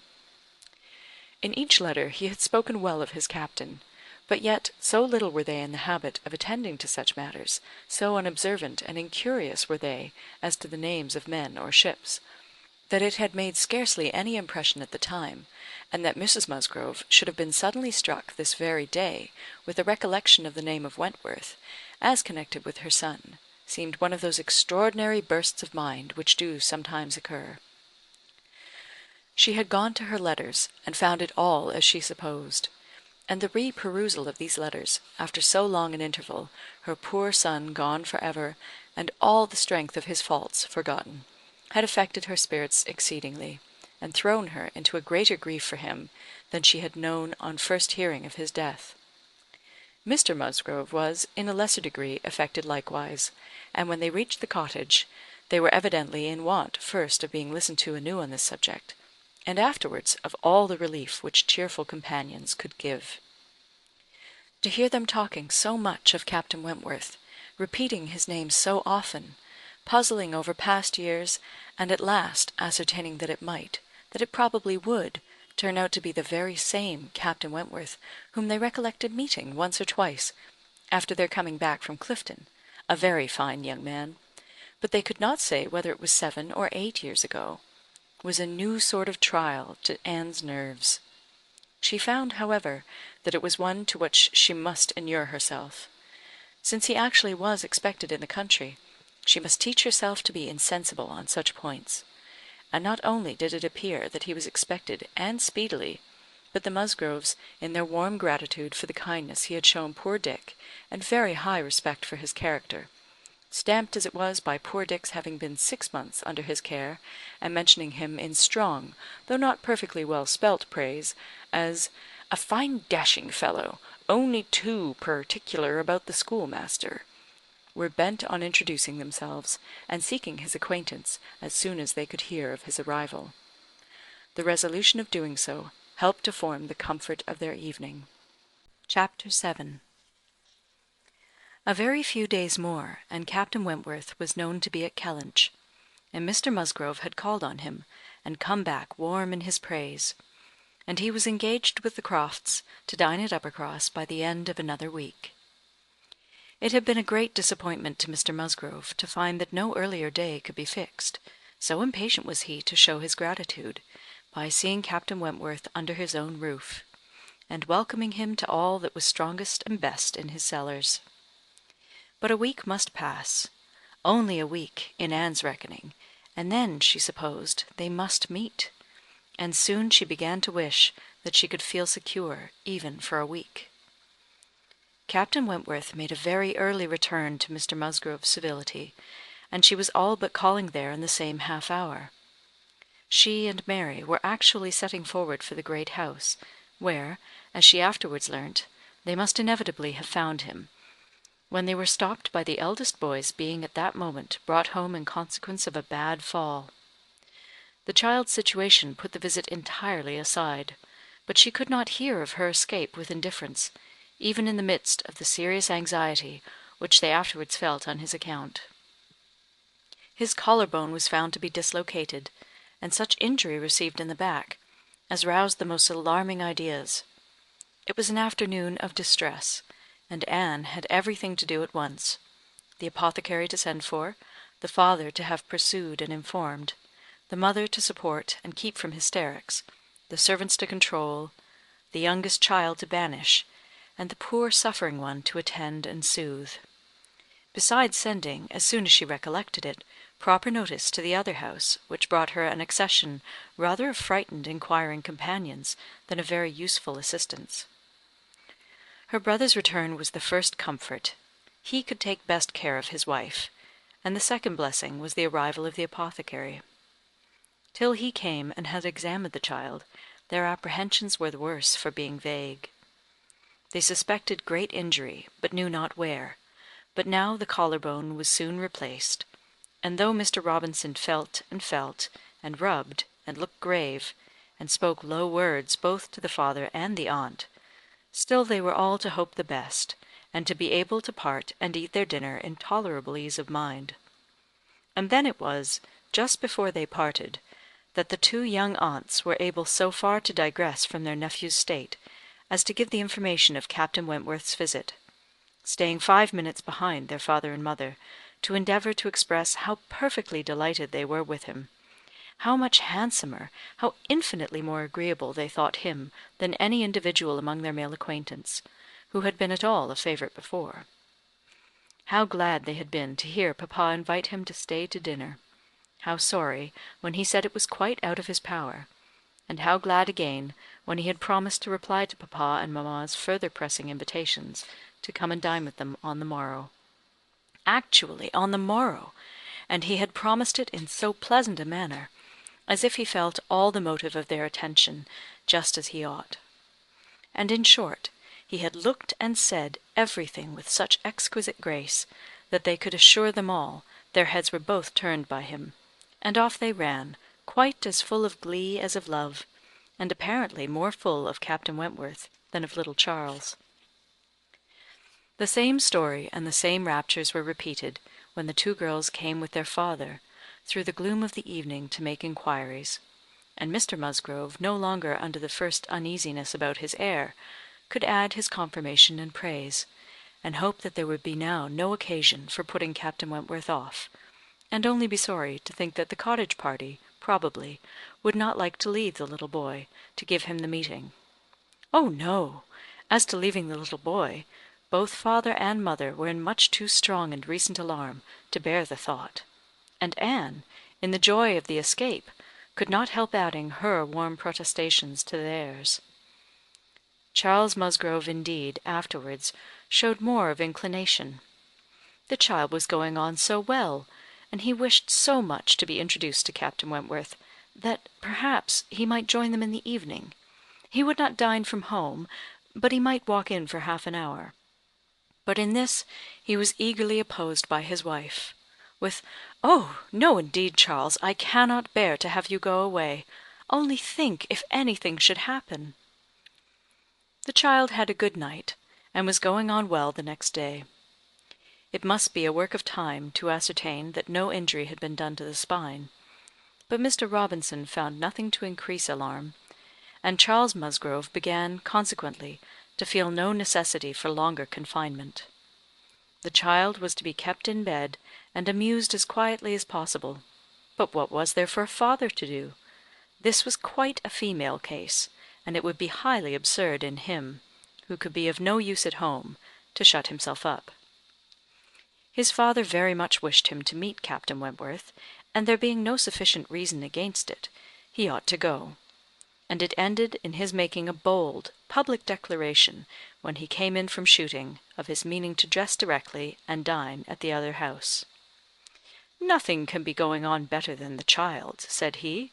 "So I told my father just now that I would come, and he thought me quite right. Your sister being with you, my love, I have no scruple at all. You would not like to leave him yourself, but you see I can be of no use. Anne will send for me if anything is the matter." Husbands and wives generally understand when opposition will be vain. Mary knew from Charles's manner of speaking that he was quite determined on going, and that it would be of no use to tease him. She said nothing, therefore, till he was out of the room, but as soon as there was only Anne to hear, "Oh, so you and I are to be left to shift by ourselves, with this poor sick child, and not a creature coming near us all the evening. I knew how it would be. This is always my luck. If there is anything disagreeable going on, men are always sure to get out of it, and Charles is as bad as any of them. Very unfeeling. I must say it is very unfeeling of him to be running away from his poor little boy. Talks of his being going on so well. How does he know that he is going on well, or that there may not be a sudden change, half an hour hence? I did not think Charles would have been so unfeeling. So here he is, to go away and enjoy himself, and because I am the poor mother, I am not to be allowed to stir. And yet I am sure I am more unfit than anybody else to be about the child. My being the mother is the very reason why my feelings should not be tried. I am not at all equal to it. You saw how hysterical I was yesterday." "But that was only the effect of the suddenness of your alarm, of the shock. You will not be hysterical again. I dare say we shall have nothing to distress us. I perfectly understand Mr. Robinson's directions, and have no fears. And indeed, Mary, I cannot wonder at your husband. Nursing does not belong to a man. It is not his province. A sick child is always the mother's property. Her own feelings generally make it so."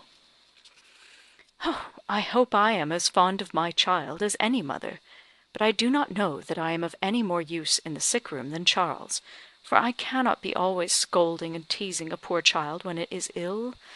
And you saw, this morning, that if I told him to keep quiet, he was sure to begin kicking about. I have not the nerves for this sort of thing."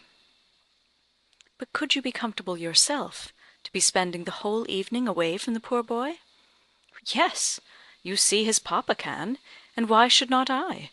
Jemima is so careful, and she could send us word every hour how he was. I really think Charles might as well have told his father we would all come. I am not more alarmed about little Charles now than he is. I was dreadfully alarmed yesterday, but the case is very different to-day." "Well, if you do not think it too late to give notice for yourself, suppose you were to go, as well as your husband. Leave little Charles to my care. Mr. and Mrs. Musgrove cannot think it wrong while I remain with him." "Are you serious?" cried Mary, her eyes brightening. "Dear me! That's a very good thought, very good indeed. To be sure, I may just as well go as not, for I am of no use at home, am I? And it only harasses me. You, who have not a mother's feelings, are a great deal the properest person. You can make little Charles do anything. He always minds you at a word. It will be a great deal better than leaving him with only Jemima. Oh, I will certainly go. I am sure I ought if I can, quite as much as Charles, for they want me excessively to be acquainted with Captain Wentworth, and I know you do not mind being left alone. An excellent thought of yours indeed, Anne. I will go and tell Charles, and get ready directly. You can send for us, you know, at a moment's notice, if anything is the matter, but I dare say there will be nothing to alarm you. I should not go, you may be sure, if I did not feel quite at ease about my dear child." The next moment she was tapping at her husband's dressing-room door, and as Anne followed her upstairs, she was in time for the whole conversation, which began with Mary's saying, in a tone of great exultation, "I mean to go with you, Charles, for I am of no more use at home than you are. If I were to shut myself up for ever with the child, I should not be able to persuade him to do anything he did not like. Anne will stay. Anne undertakes to stay at home and take care of him. It is Anne's own proposal, and so I shall go with you, which will be a great deal better, for I have not dined at the other house since Tuesday." "Oh, this is very kind of Anne," was her husband's answer, "and I should be very glad to have you go. But it seems rather hard that she should be left at home by herself, to nurse our sick child." Anne was now at hand to take up her own cause, and the sincerity of her manner being soon sufficient to convince him, where conviction was at least very agreeable, he had no further scruples as to her being left to dine alone, though he still wanted her to join them in the evening, when the child might be at rest for the night, and kindly urged her to let him come and fetch her. But she was quite unpersuadable, and this being the case, she had ere long the pleasure of seeing them set off together in high spirits. They were gone, she hoped, to be happy, however oddly constructed such happiness might seem. As for herself, she was left with as many sensations of comfort as were perhaps ever likely to be hers. She knew herself to be of the first utility to the child, and what was it to her if Frederick Wentworth were only half a mile distant, making himself agreeable to others? She would have liked to know how he felt as to a meeting, perhaps indifferent, if indifference could exist under such circumstances. He must be either indifferent or unwilling. Had he wished ever to see her again, he need not have waited till this time. He would have done what she could not but believe that in his place she should have done long ago, when events had been early giving him the independence which alone had been wanting. Her brother and sister came back delighted with their new acquaintance, and their visit in general. There had been music, singing, talking, laughing, all that was most agreeable. Charming manners in Captain Wentworth, no shyness or reserve. They seemed all to know each other perfectly, and he was coming the very next morning to shoot with Charles. He was to come to breakfast, but not at the cottage, though that had been proposed at first. But then he had been pressed to come to the great house instead, and he seemed afraid of being in Mrs. Charles Musgrove's way, on account of the child, and therefore somehow, they hardly knew how, it ended in Charles being to meet him to breakfast at his father's. Anne understood it. He wished to avoid seeing her. He had inquired after her, she found, slightly, as might suit a former slight acquaintance, seeming to acknowledge such as she had acknowledged, actuated, perhaps, by the same view of escaping introduction when they were to meet. The morning hours of the cottage were always later than those of the other house, and on the morrow the difference was so great that Mary and Anne were not more than beginning breakfast when Charles came in to say that they were just setting off, that he was come for his dogs, that his sisters were following with Captain Wentworth, his sisters meaning to visit Mary and the child, and Captain Wentworth proposing also to wait on her for a few minutes if not inconvenient. And though Charles had answered for the child's being in no such state as could make it inconvenient, Captain Wentworth would not be satisfied without his running on to give notice. Mary, very much gratified by this attention, was delighted to receive him, while 1,000 feelings rushed on Anne, of which this was the most consoling, that it would soon be over. And it was soon over. In 2 minutes after Charles's preparation, the others appeared. They were in the drawing-room. Her eye half met Captain Wentworth's. A bow, a curtsy passed. She heard his voice. He talked to Mary, said all that was right, said something to the Miss Musgroves, enough to mark an easy footing. The room seemed full of persons and voices, but a few minutes ended it. Charles showed himself at the window. All was ready. Their visitor had bowed and was gone. The Miss Musgroves were gone too, suddenly resolving to walk to the end of the village with the sportsmen. The room was cleared, and Anne might finish her breakfast as she could. "Oh, it is over, it is over," she repeated to herself again and again, in nervous gratitude. "The worst is over." Mary talked, but she could not attend. She had seen him. They had met. They had been once more in the same room. Soon, however, she began to reason with herself, and try to be feeling less. 8 years! Almost 8 years had passed since all had been given up. How absurd to be resuming the agitation which such an interval had banished into distance and indistinctness! What might not 8 years do?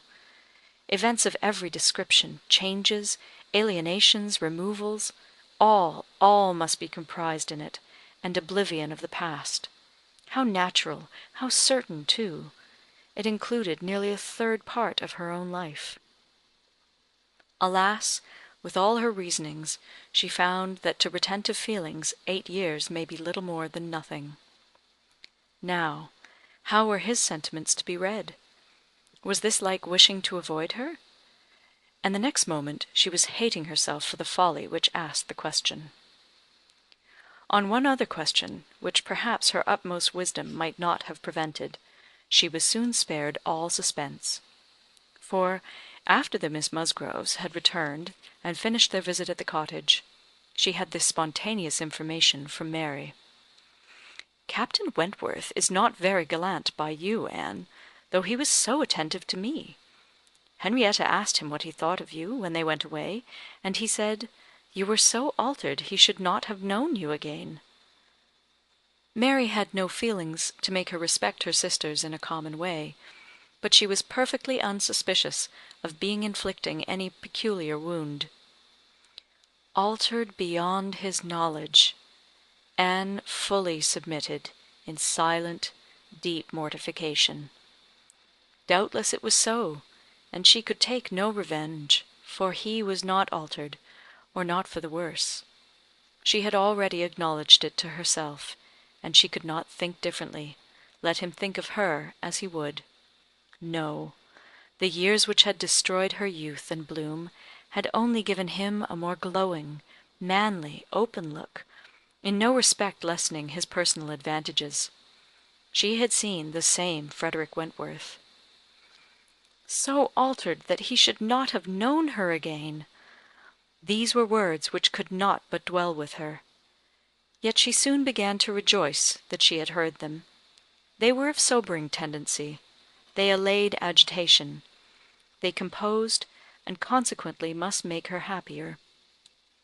Frederick Wentworth had used such words, or something like them, but without an idea that they would be carried round to her. He had thought her wretchedly altered, and in the first moment of appeal had spoken as he felt. He had not forgiven Anne Elliot. She had used him ill, deserted and disappointed him, and worse, she had shown a feebleness of character in doing so, which his own decided, confident temper could not endure. She had given him up to oblige others. It had been the effect of over-persuasion. It had been weakness and timidity.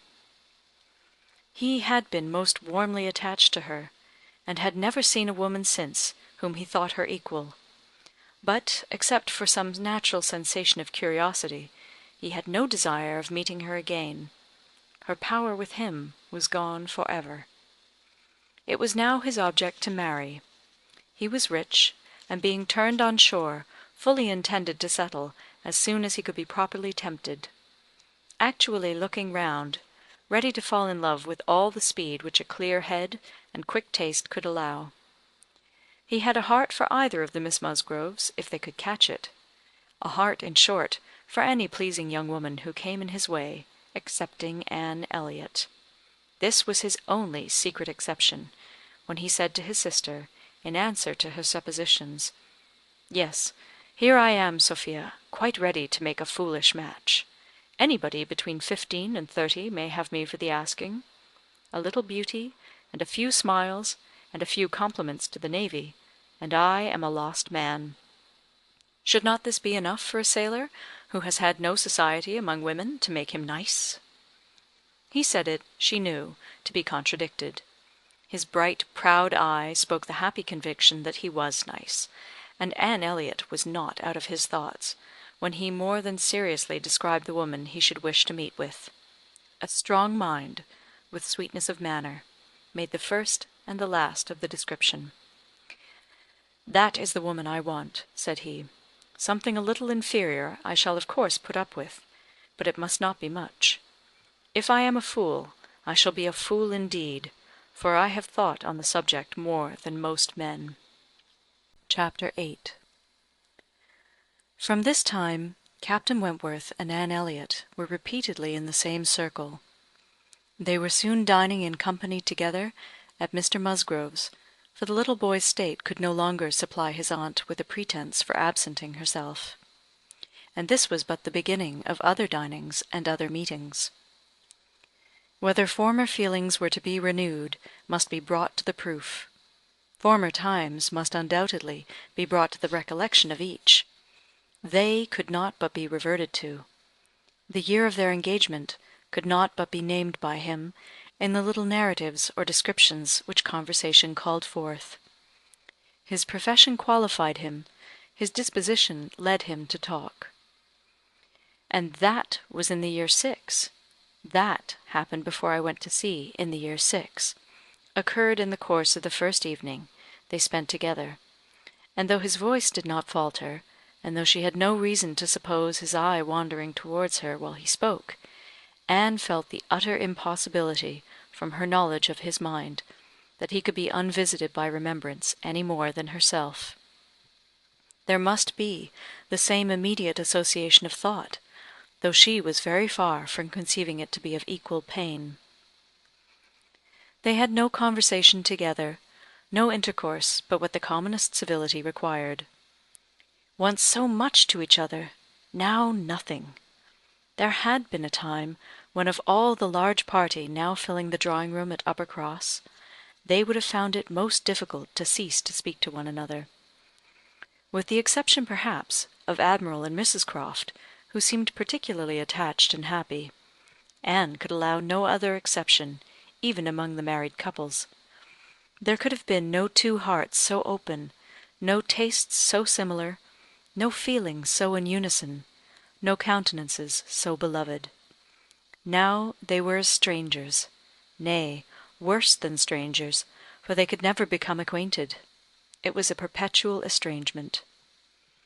When he talked, she heard the same voice, and discerned the same mind.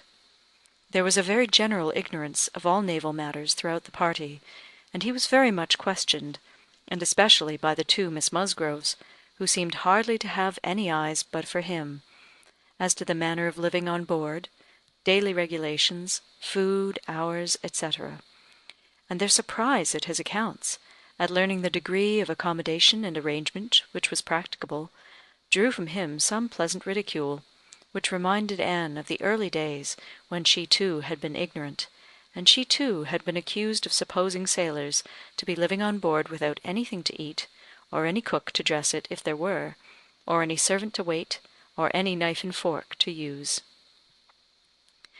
From thus listening and thinking, she was roused by a whisper of Mrs. Musgrove's, who, overcome by fond regrets, could not help saying, "Ah, Miss Anne, if it had pleased Heaven to spare my poor son, I dare say he would have been just such another by this time." Anne suppressed a smile, and listened kindly, while Mrs. Musgrove relieved her heart a little more, and for a few minutes, therefore, could not keep pace with the conversation of the others. When she could let her attention take its natural course again, she found the Miss Musgroves just fetching the Navy List, their own Navy List, the first that had ever been at Uppercross, and sitting down together to pore over it, with the professed view of finding out the ships which Captain Wentworth had commanded. "Your first was the Asp, I remember. We will look for the Asp." "Oh, you will not find her there, quite worn out and broken up. I was the last man who commanded her. Hardly fit for service then. Reported fit for home service for a year or two, and so I was sent off to the West Indies." The girls looked all amazement. "The Admiralty," he continued, "entertain themselves now and then with sending a few hundred men to sea in a ship not fit to be employed. But they have a great many to provide for, and among the thousands, that may just as well go to the bottom as not, it is impossible for them to distinguish the very set who may be least missed." "Phoo, phoo!" cried the Admiral. "What stuff these young fellows talk! Never was there a better sloop than the Asp in her day. For an old built sloop, you would not see her equal. Lucky fellow to get her. He knows there must have been 20 better men than himself applying for her at the same time. Lucky fellow to get anything so soon, with no more interest than his." "I felt my luck, Admiral, I assure you," replied Captain Wentworth, seriously. "I was as well satisfied with my appointment as you can desire. It was a great object with me at that time to be at sea. A very great object. I wanted to be doing something." "Oh, to be sure you did. What should a young fellow like you do ashore for half a year together? If a man has not a wife, he soon wants to be afloat again." "Oh, but Captain Wentworth," cried Louisa, "how vexed you must have been when you came to the Asp, to see what an old thing they had given you." "I knew pretty well what she was before that day," said he, smiling. "I had no more discoveries to make than you would have as to the fashion and strength of any old pelisse, which you had seen lent about among half your acquaintances ever since you could remember, and which at last, on some very wet day, is lent to yourself. Ah, she was a dear old Asp to me. She did all that I wanted. I knew she would. I knew that we should either go to the bottom together, or that she would be the making of me, and I never had 2 days of foul weather all the time I was at sea in her, and after taking privateers enough to be very entertaining, I had the good luck in my passage home, the next autumn, to fall in with the very French frigate I wanted. I brought her into Plymouth, and here was another instance of luck. We had not been 6 hours in the Sound when a gale came on, which lasted 4 days and nights, and which would have done for poor old Asp in half the time. Our touch with the great nation not having much improved our condition. 24 hours later, and I should only have been a gallant Captain Wentworth in a small paragraph at one corner of the newspapers, and being lost in only a sloop, nobody would have thought about me." Anne's shudderings were to herself alone, but the Miss Musgroves could be as open as they were sincere in their exclamations of pity and horror. "And so then, I suppose," said Mrs. Musgrove, in a low voice, as if thinking aloud, "so then he went away to the Laconia, and there he met with our poor boy. Charles, my dear," beckoning him to her, "do ask Captain Wentworth where it was he first met with your poor brother. I always forget." "It was at Gibraltar, mother, I know. Dick had been left ill at Gibraltar, with a recommendation from his former captain to Captain Wentworth." "Oh, but Charles, tell Captain Wentworth he need not be afraid of mentioning poor Dick before me, for it would be rather a pleasure to hear him talked of by such a good friend." Charles, being somewhat more mindful of the probabilities of the case, only nodded in reply, and walked away. The girls were now hunting for the Laconia, and Captain Wentworth could not deny himself the pleasure of taking the precious volume into his own hands to save them the trouble, and once more read aloud the little statement of her name and rate, and present non-commissioned class, observing over it that she too had been one of the best friends man ever had. Ah, those were pleasant days when I had the Laconia.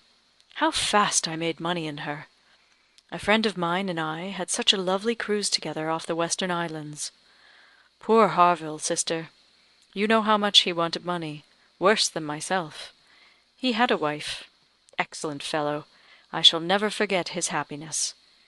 He felt it all, so much for her sake.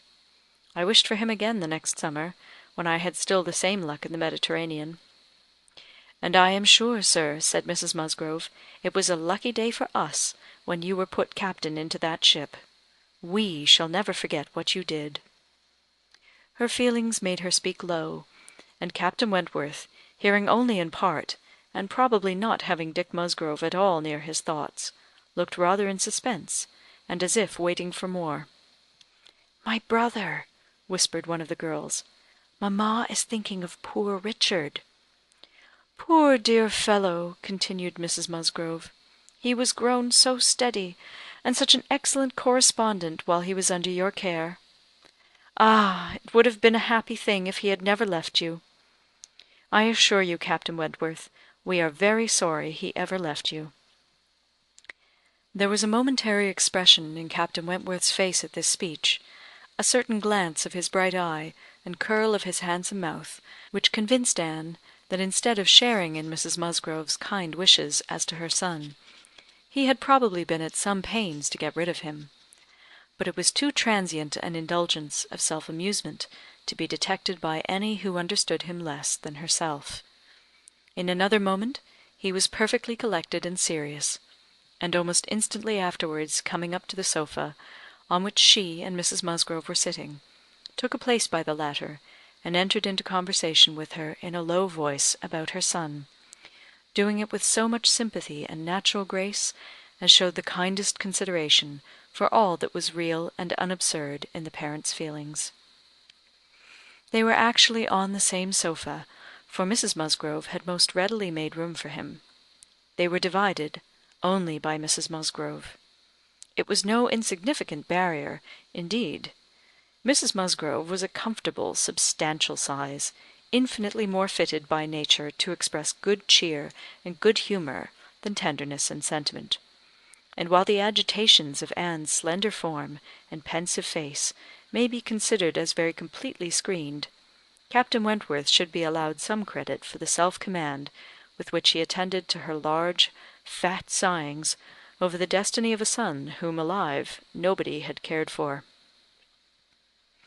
Personal size and mental sorrow have certainly no necessary proportions. A large, bulky figure has as good a right to be in deep affliction as the most graceful set of limbs in the world. But, fair or not fair, there are unbecoming conjunctions which reason will patronize in vain, which taste cannot tolerate, which ridicule will seize. The Admiral, after taking 2 or 3 refreshing turns about the room, with his hands behind him, being called to order by his wife, now came up to Captain Wentworth, and without any observation of what he might be interrupting, thinking only of his own thoughts, began with, "If you had been a week later at Lisbon last spring, Frederick, you would have been asked to give a passage to Lady Mary Grierson and her daughters." "Should I? I am glad I was not a week later then." The Admiral abused him for his want of gallantry. He defended himself, though professing that he would never willingly admit any ladies on board a ship of his, excepting for a ball or a visit which a few hours might comprehend. "But, if I know myself," said he, "this is from no want of gallantry towards them.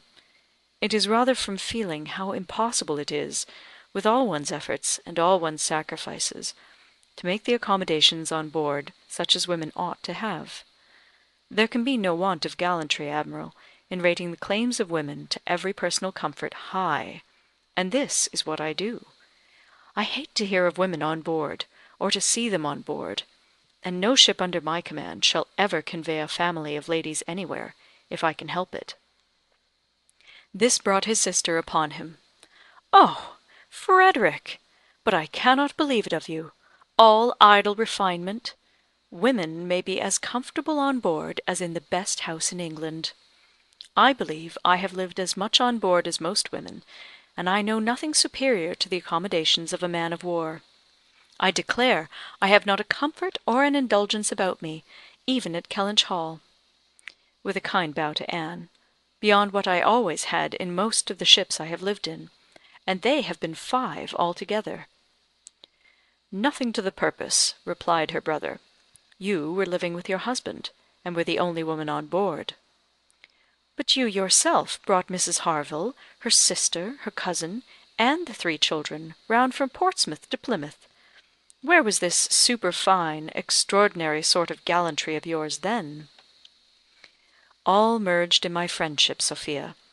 I would assist any brother officer's wife that I could, and I would bring anything of Harville's from the world's end if he wanted it. But do not imagine that I did not feel it an evil in itself." "Depend upon it, they were all perfectly comfortable." "I might not like them the better for that, perhaps. Such a number of women and children have no right to be comfortable on board." "My dear Frederick, you are talking quite idly. Pray, what would become of us poor sailors' wives, who often want to be conveyed to one port or another after our husbands, if everybody had your feelings?" "My feelings, you see, did not prevent my taking Mrs. Harville and all her family to Plymouth." "But I hate to hear you talking so like a fine gentleman, and as if women were all fine ladies, instead of rational creatures. We none of us expect to be in smooth water all our days." "Ah, my dear," said the Admiral, "when he has got a wife he will sing a different tune. When he is married, if we have the good luck to live to another war, we shall see him do as you and I, and a great many others have done. We shall have him very thankful to anybody that will bring him his wife." "Ay, that we shall." "Now I have done," cried Captain Wentworth. "When once married people begin to attack me with, 'Oh, you will think very differently when you are married,' I can only say, 'No, I shall not,' and then they say again, 'Yes, you will,' and there is an end of it." He got up and moved away. "What a great traveller you must have been, ma'am," said Mrs. Musgrove to Mrs. Croft. "Pretty well, ma'am, in the 15 years of my marriage, though many women have done more. I have crossed the Atlantic 4 times, and have been once to the East Indies and back again, and only once, besides being in different places about home, Cork, and Lisbon, and Gibraltar. But I never went beyond the Straits, and never was in the West Indies. We do not call Bermuda or Bahama, you know, the West Indies."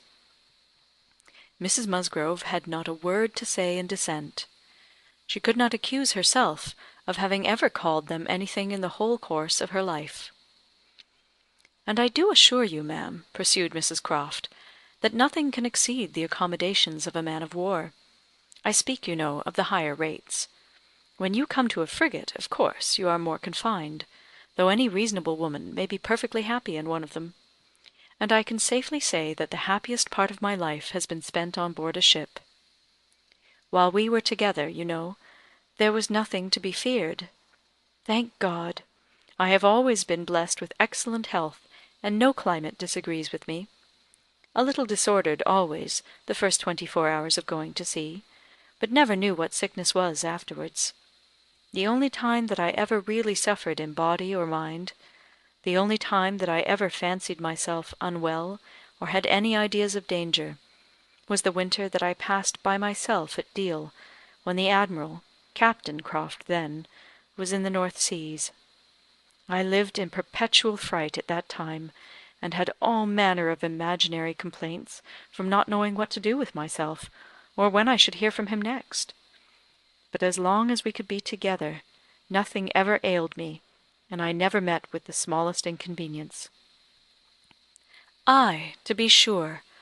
Yes, indeed, oh yes, I am quite of your opinion, Mrs. Croft," was Mrs. Musgrove's hearty answer. "There is nothing so bad as a separation. I am quite of your opinion. I know what it is, for Mr. Musgrove always attends the assizes, and I am so glad when they are over, and he is safe back again." The evening ended with dancing. On its being proposed, Anne offered her services as usual, and though her eyes would sometimes fill with tears as she sat at the instrument, she was extremely glad to be employed, and desired nothing in return but to be unobserved. It was a merry, joyous party, and no one seemed in higher spirits than Captain Wentworth. She felt that he had everything to elevate him, which general attention and deference, and especially the attention of all the young women, could do. The Miss Hayters, the females of the family of cousins already mentioned, were apparently admitted to the honour of being in love with him; and as for Henrietta and Louisa, they both seemed so entirely occupied by him, that nothing but the continued appearance of the most perfect goodwill between themselves could have made it credible that they were not decided rivals. If he were a little spoiled by such universal, such eager admiration, who could wonder? These were some of the thoughts which occupied Anne, while her fingers were mechanically at work, proceeding for half an hour together, equally without error, and without consciousness.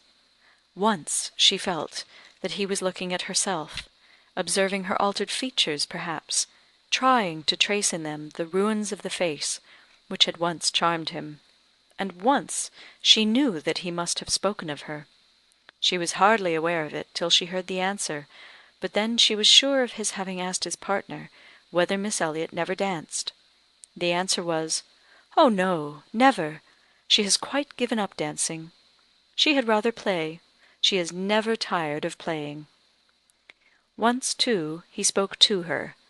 She had left the instrument on the dancing being over, and had sat down to try to make out an air which he wished to give the Miss Musgroves an idea of. Unintentionally she returned to that part of the room. He saw her, and instantly rising, said with studied politeness, "I beg your pardon, madam. This is your seat." And though she immediately drew back with a decided negative, he was not to be induced to sit down again.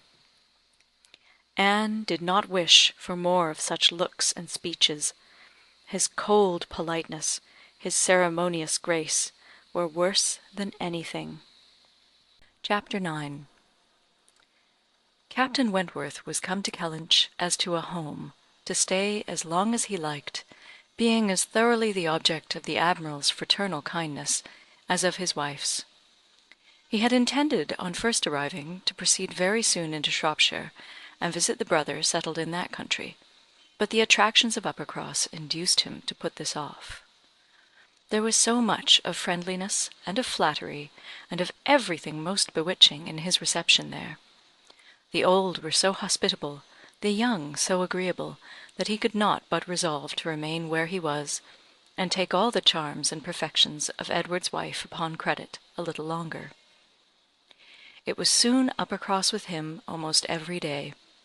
The Musgroves could hardly be more ready to invite than he to come, particularly in the morning, when he had no companion at home, for the Admiral and Mrs. Croft were generally out of doors together, interesting themselves in their new possessions, their grass, and their sheep, and dawdling about in a way not endurable to a third person, or driving out in a gig, lately added to their establishment. Hitherto there had been but one opinion of Captain Wentworth among the Musgroves and their dependencies. It was unvarying warm admiration everywhere. But this intimate footing was not more than established when a certain Charles Hayter returned among them, to be a good deal disturbed by it, and to think Captain Wentworth very much in the way. Charles Hayter was the eldest of all the cousins, and a very amiable, pleasing young man, between whom and Henrietta there had been a considerable appearance of attachment previous to Captain Wentworth's introduction. He was in orders, and having a curacy in the neighbourhood, where residence was not required, lived at his father's house, only 2 miles from Uppercross. A short absence from home had left his fair one unguarded by his attentions at this critical period, and when he came back he had the pain of finding very altered manners, and of seeing Captain Wentworth. Mrs. Musgrove and Mrs. Hayter were sisters. They had each had money, but their marriages had made a material difference in their degree of consequence.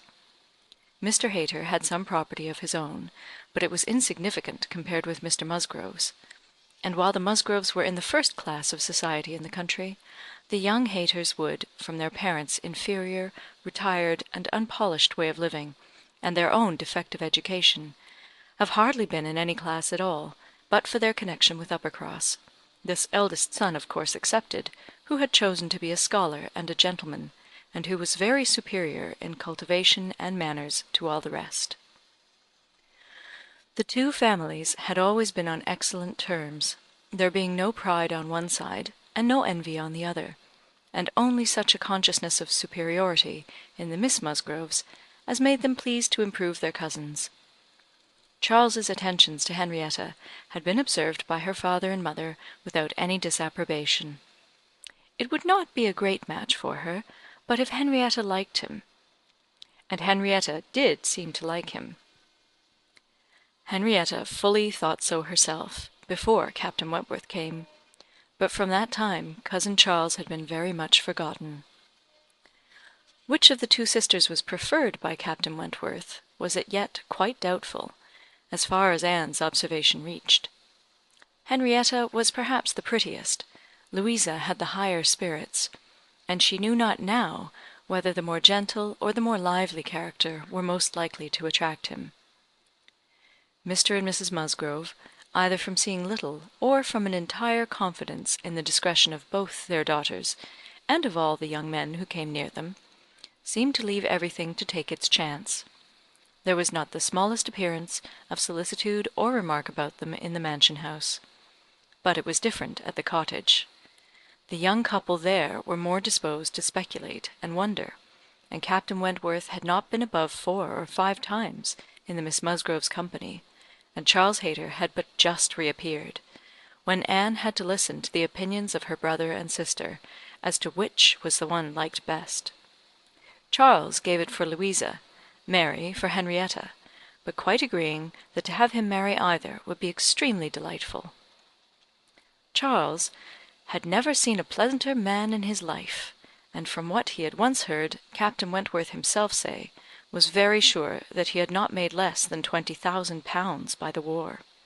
Here was a fortune at once, besides which there would be the chance of what might be done in any future war, and he was sure Captain Wentworth was as likely a man to distinguish himself as any officer in the navy. Oh, it would be a capital match for either of his sisters. "Upon my word it would," replied Mary. "Dear me! If he should rise to any very great honours! If he should ever be made a baronet! Lady Wentworth sounds very well. That would be a noble thing indeed for Henrietta. She would take the place of me then, and Henrietta would not dislike that. Sir Frederick and Lady Wentworth! It would be but a new creation, however, and I never think much of your new creations."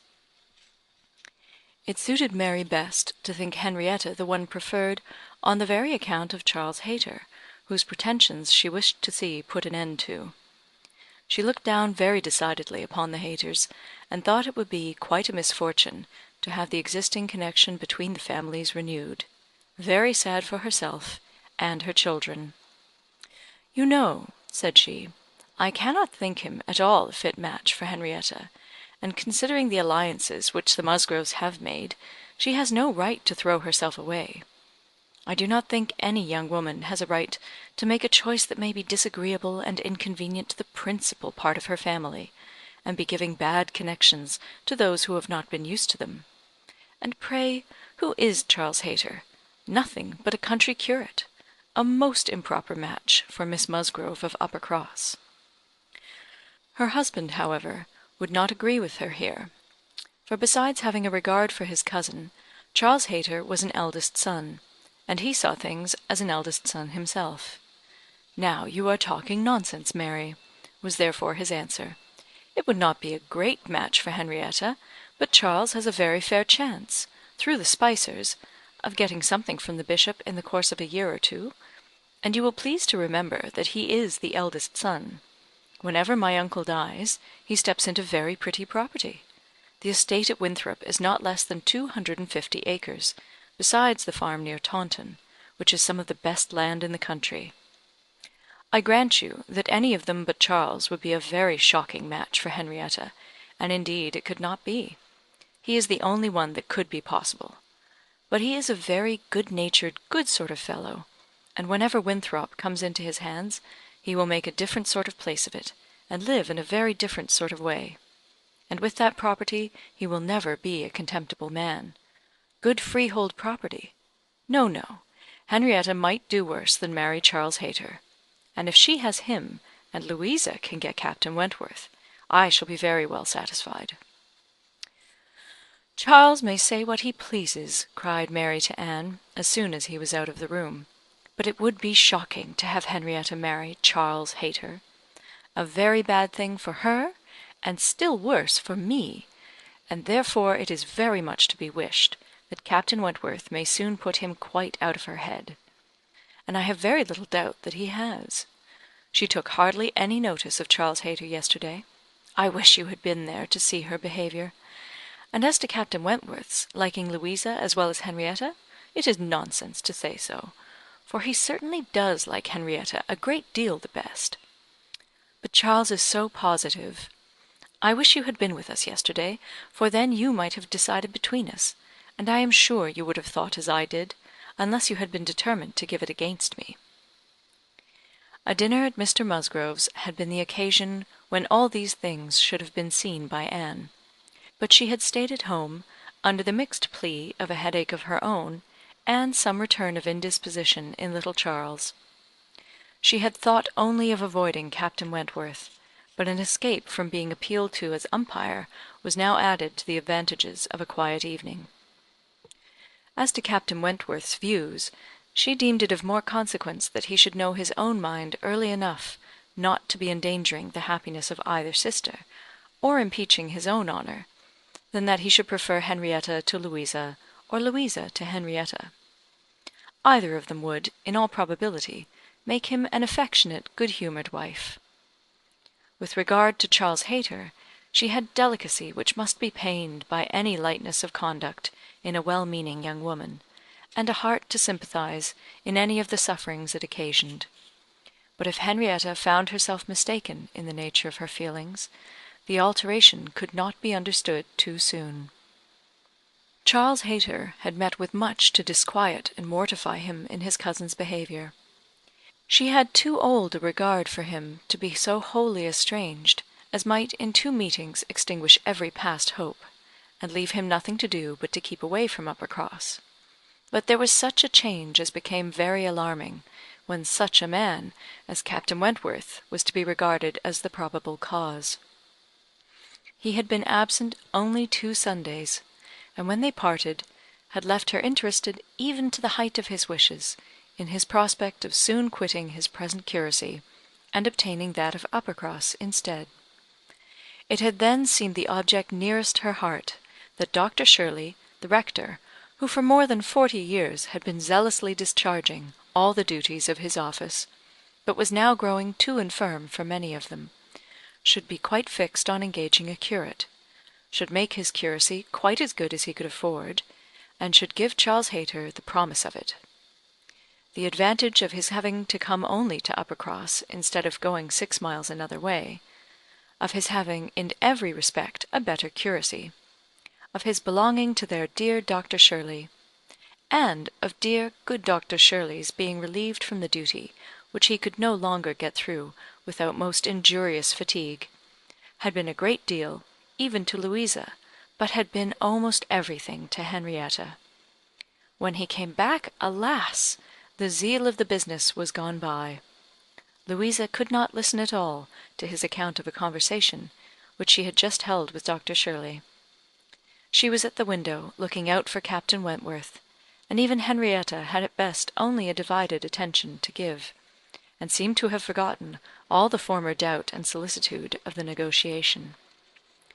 "Well, I am very glad indeed, but I always thought you would have it. I always thought you sure.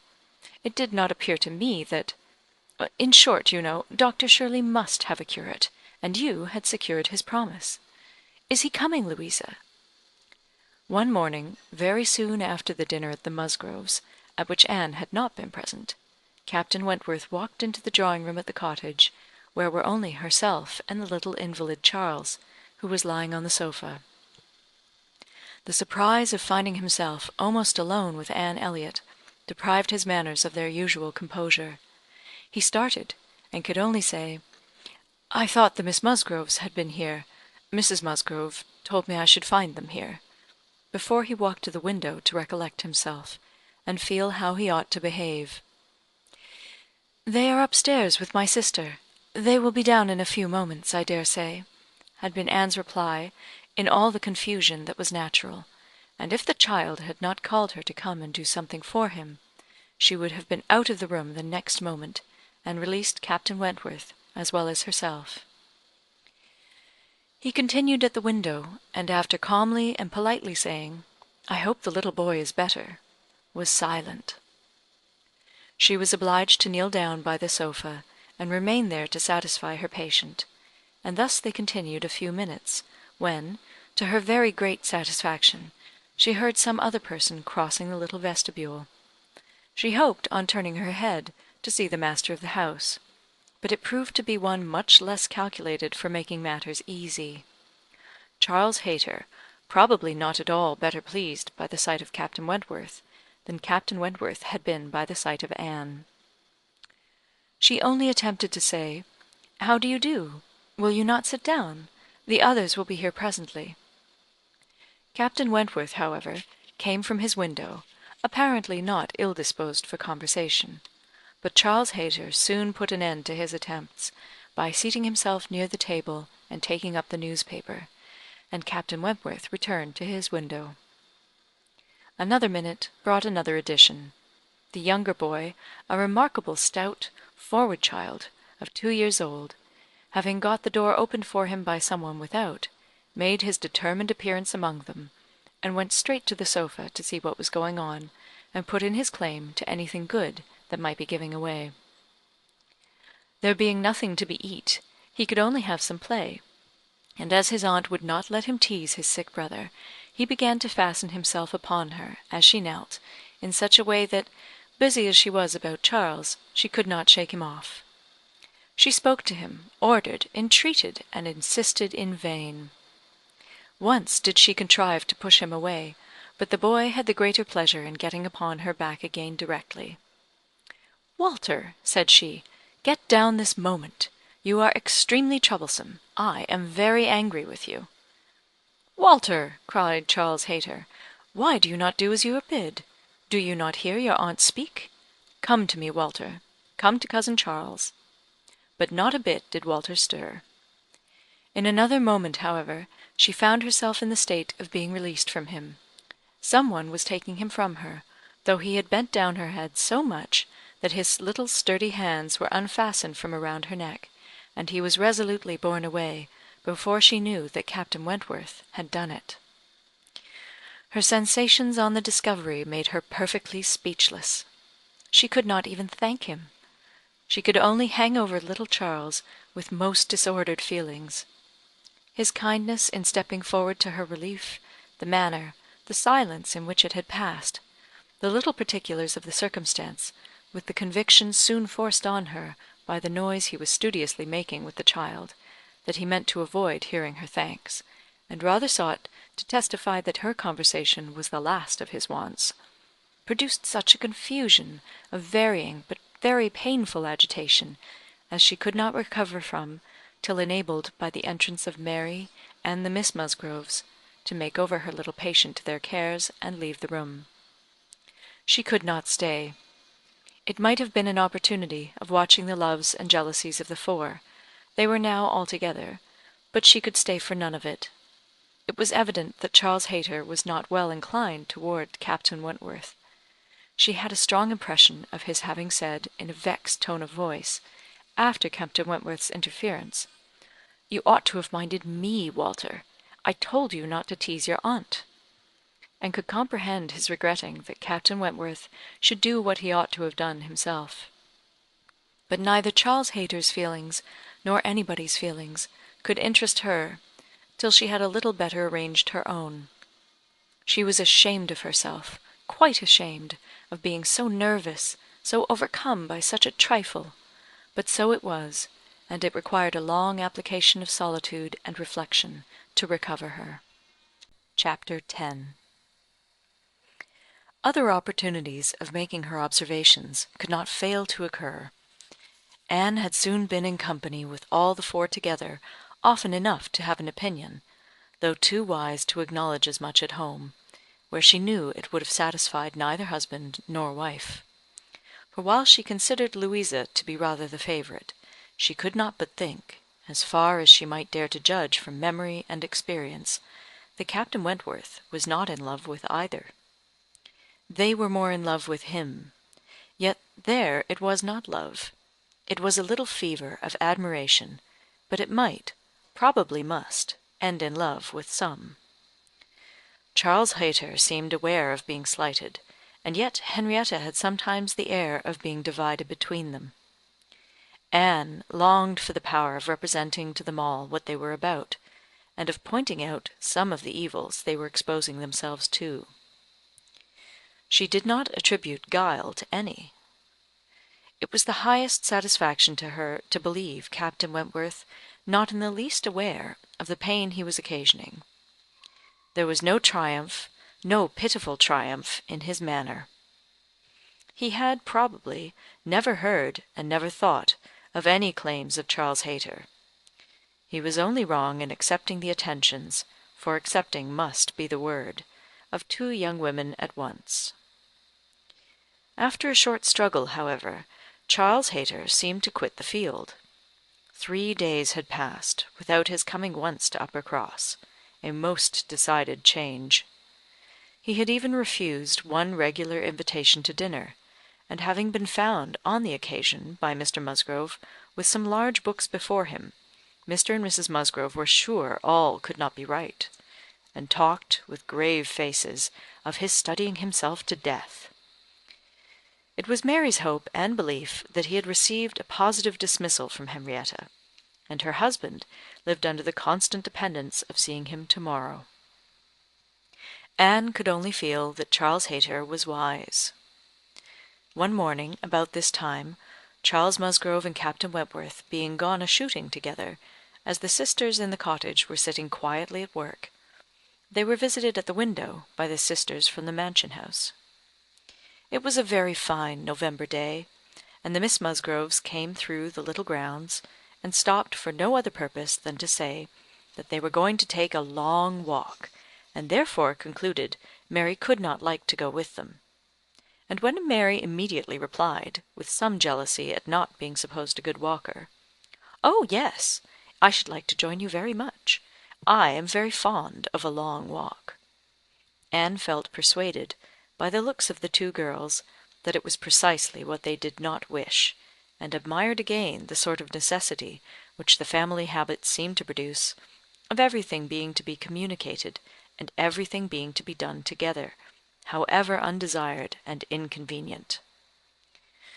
She tried to dissuade Mary from going, but in vain, and that being the case, thought it best to accept the Miss Musgrove's much more cordial invitation to herself, to go likewise, as she might be useful in turning back with her sister, and lessening the interference in any plan of their own.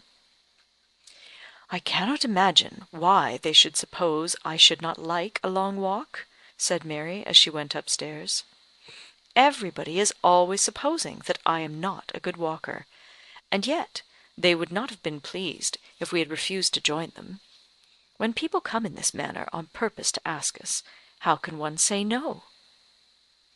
Just as they were setting off, the gentlemen returned. They had taken out a young dog, which had spoilt their sport and sent them back early. Their time and strength, and spirits were, therefore, exactly ready for this walk, and they entered into it with pleasure.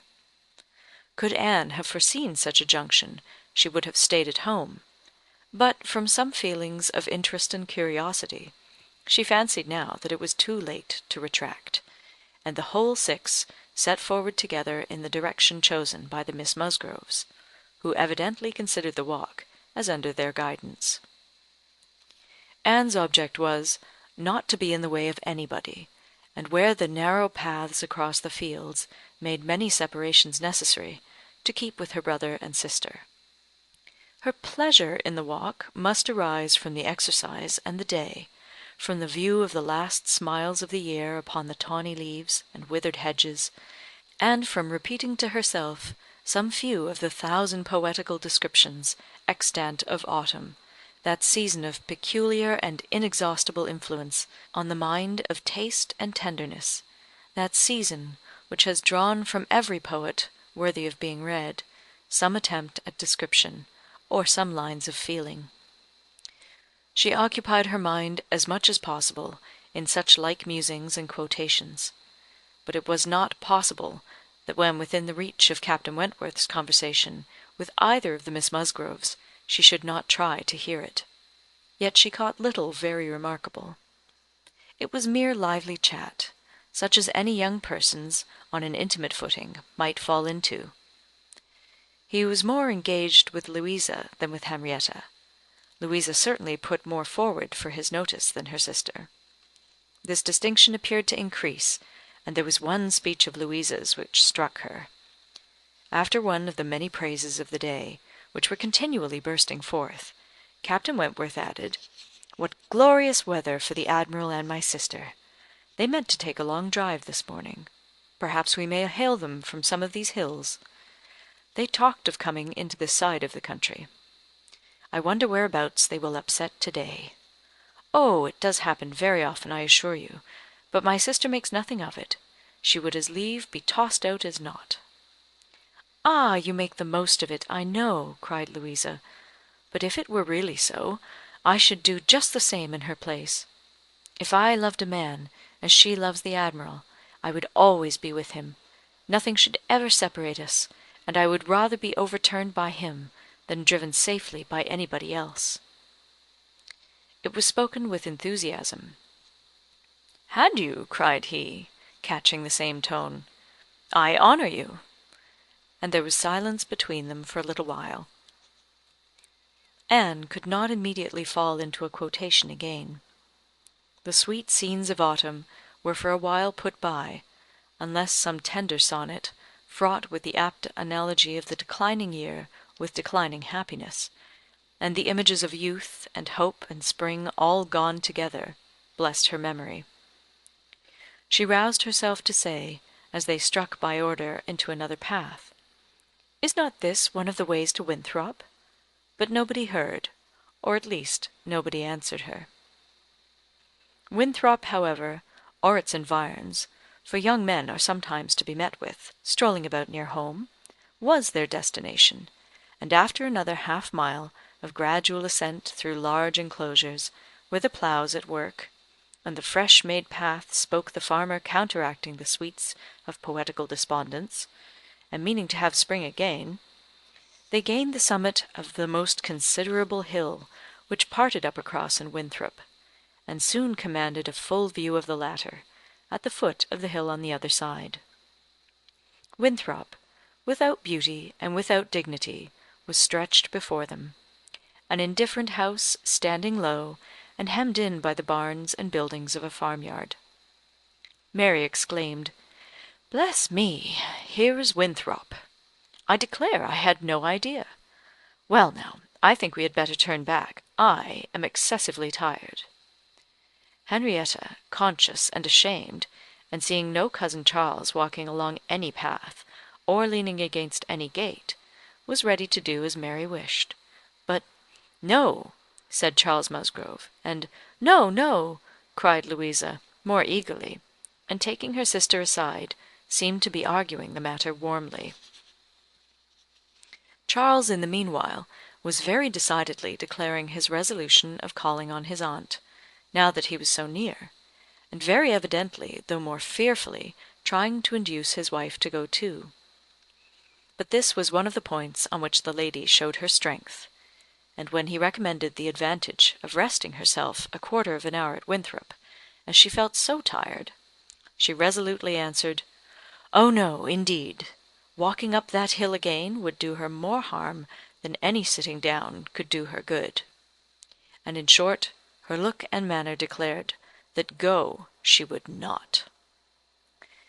After a little succession of these sort of debates and consultations, it was settled between Charles and his two sisters that he and Henrietta should just run down for a few minutes to see their aunt and cousins, while the rest of the party waited for them at the top of the hill. Louisa seemed the principal arranger of the plan, and, as she went a little way with them down the hill, still talking to Henrietta, Mary took the opportunity of looking scornfully around her, and saying to Captain Wentworth, "It is very unpleasant having such connections, but I assure you I have never been in the house above twice in my life." She received no other answer than an artificial assenting smile, followed by a contemptuous glance, as he turned away, which Anne perfectly knew the meaning of. The brow of the hill, where they remained, was a cheerful spot. Louisa returned, and Mary, finding a comfortable seat for herself on the step of a stile, was very well satisfied, so long as the others all stood about her.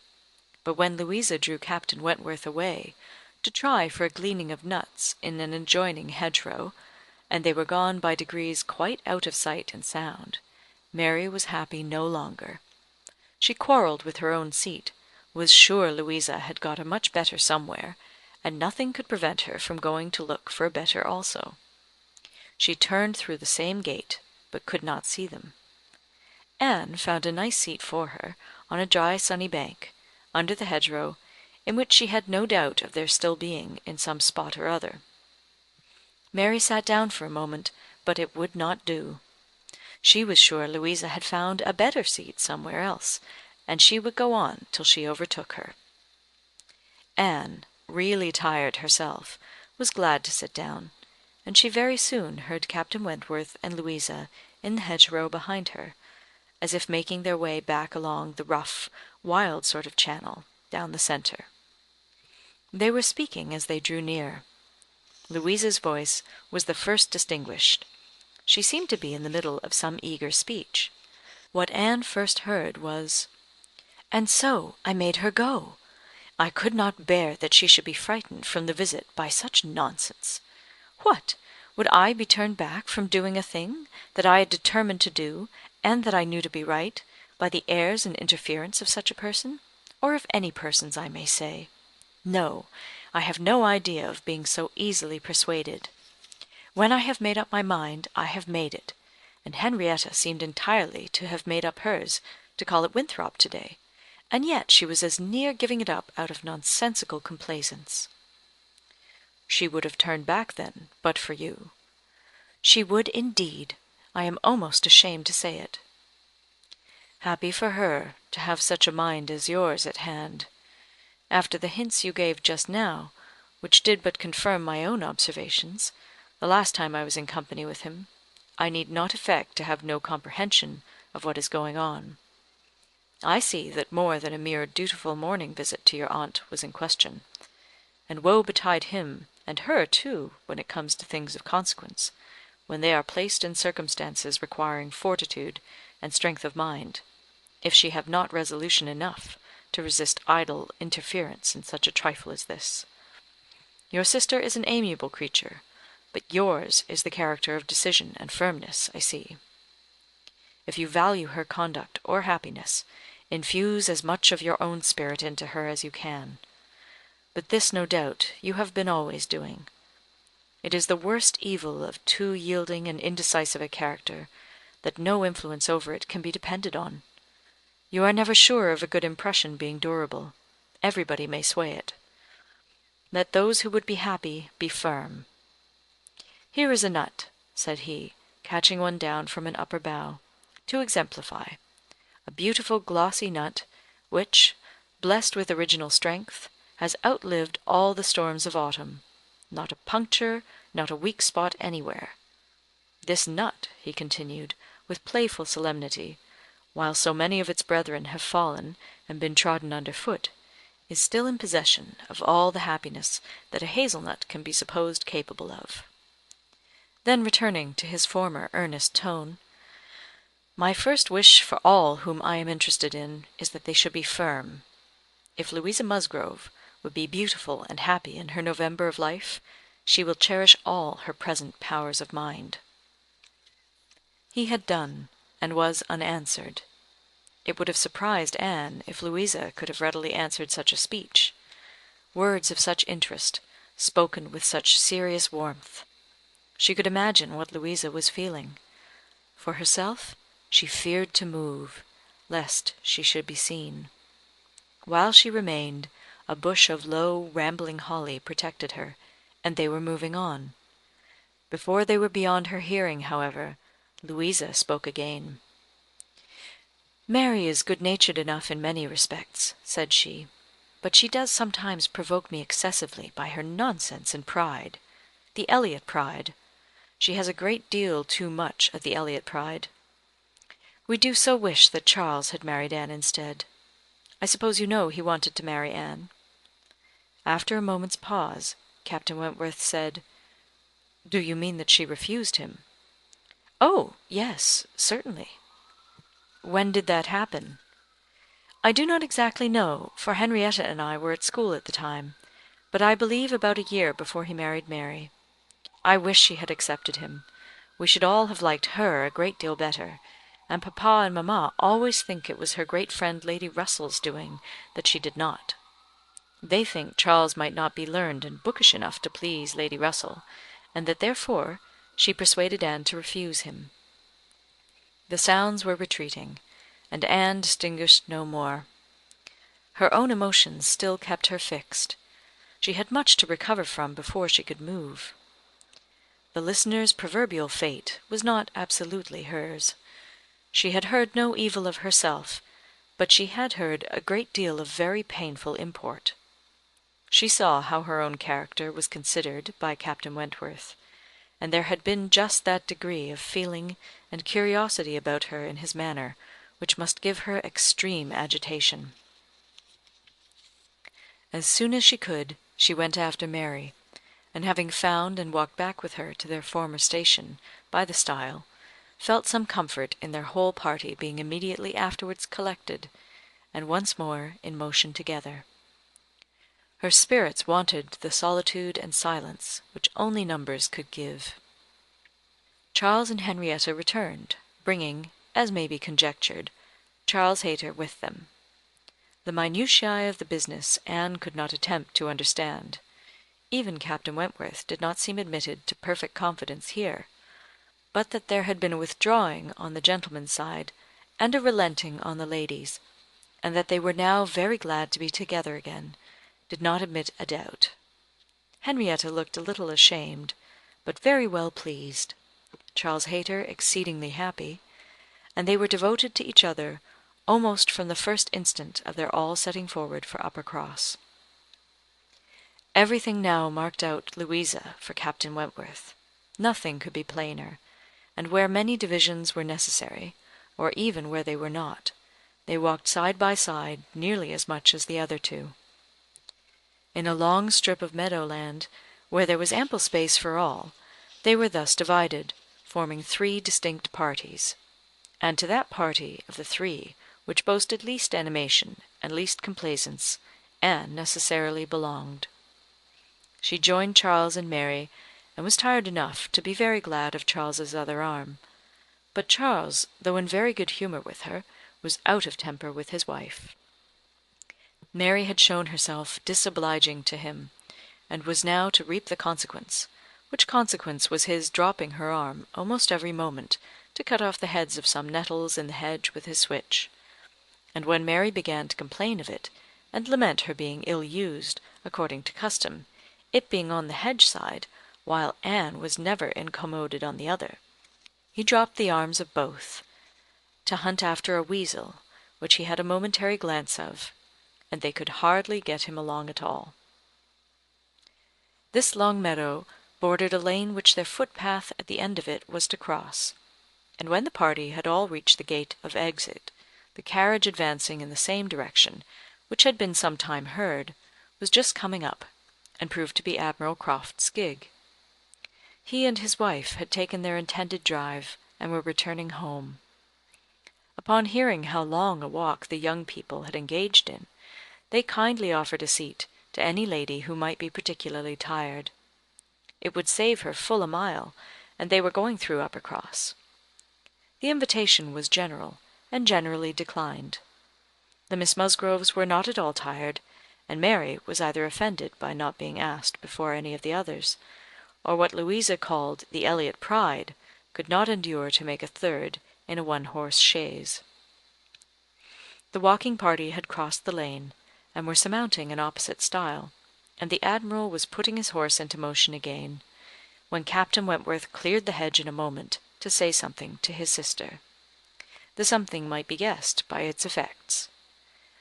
"Miss Elliot, I am sure you are tired," cried Mrs. Croft. "Do let us have the pleasure of taking you home. Here is excellent room for 3, I assure you. If we were all like you, I believe we might sit 4. You must, indeed you must." Anne was still in the lane, and though instinctively beginning to decline, she was not allowed to proceed. The Admiral's kind urgency came in support of his wife's. They would not be refused. They compressed themselves into the smallest possible space to leave her a corner, and Captain Wentworth, without saying a word, turned to her and quietly obliged her to be assisted into the carriage. Yes, he had done it. She was in the carriage, and felt that he had placed her there, that his will and his hands had done it, that she owed it to his perception of her fatigue and his resolution to give her rest. She was very much affected by the view of his disposition towards her, which all these things made apparent. This little circumstance seemed the completion of all that had gone before. She understood him. He could not forgive her, but he could not be unfeeling. Though condemning her for the past, and considering it with high and unjust resentment, though perfectly careless of her, and though becoming attached to another, still he could not see her suffer without the desire of giving her relief. It was a remainder of former sentiment. It was an impulse of pure, though unacknowledged friendship. It was a proof of his own warm and amiable heart, which she could not contemplate without emotions so compounded of pleasure and pain that she knew not which prevailed. Her answers to the kindness and the remarks of her companions were at first unconsciously given. They had travelled half their way along the rough lane before she was quite awake to what they said. She then found them talking of Frederick. "He certainly means to have one or other of those 2 girls, Sophy," said the Admiral, "but there is no saying which. He has been running after them, too, long enough, one would think, to make up his mind. Ay, this comes of the peace. If it were war now, he would have settled it long ago.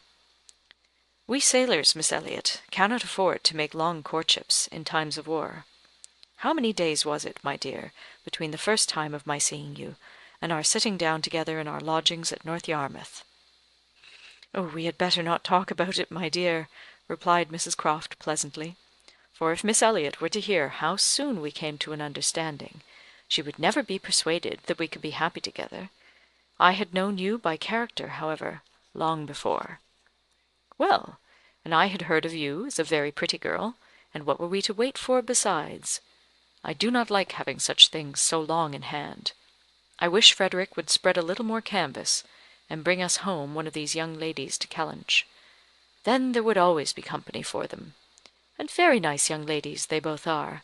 I hardly know one from the other." "Very good-humoured, unaffected girls indeed," said Mrs. Croft, in a tone of calmer praise, such as made Anne suspect that her keener powers might not consider either of them as quite worthy of her brother. "And a very respectable family. One could not be connected with better people. My dear Admiral, that post!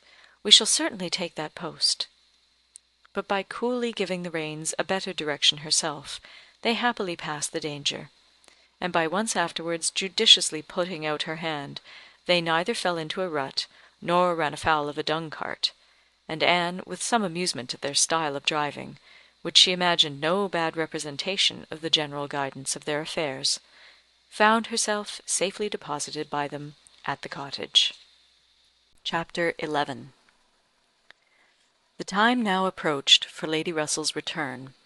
The day was even fixed, and Anne, being engaged to join her as soon as she was resettled, was looking forward to an early removal to Kellynch, and beginning to think how her own comfort was likely to be affected by it. It would place her in the same village with Captain Wentworth, within half a mile of him. They would have to frequent the same church, and there must be intercourse between the two families.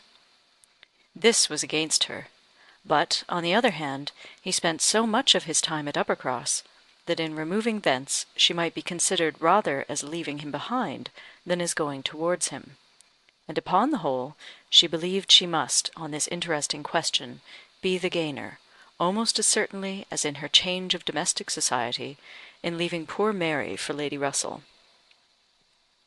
She wished it might be possible for her to avoid ever seeing Captain Wentworth at the Hall. Those rooms had witnessed former meetings, which would be brought too painfully before her.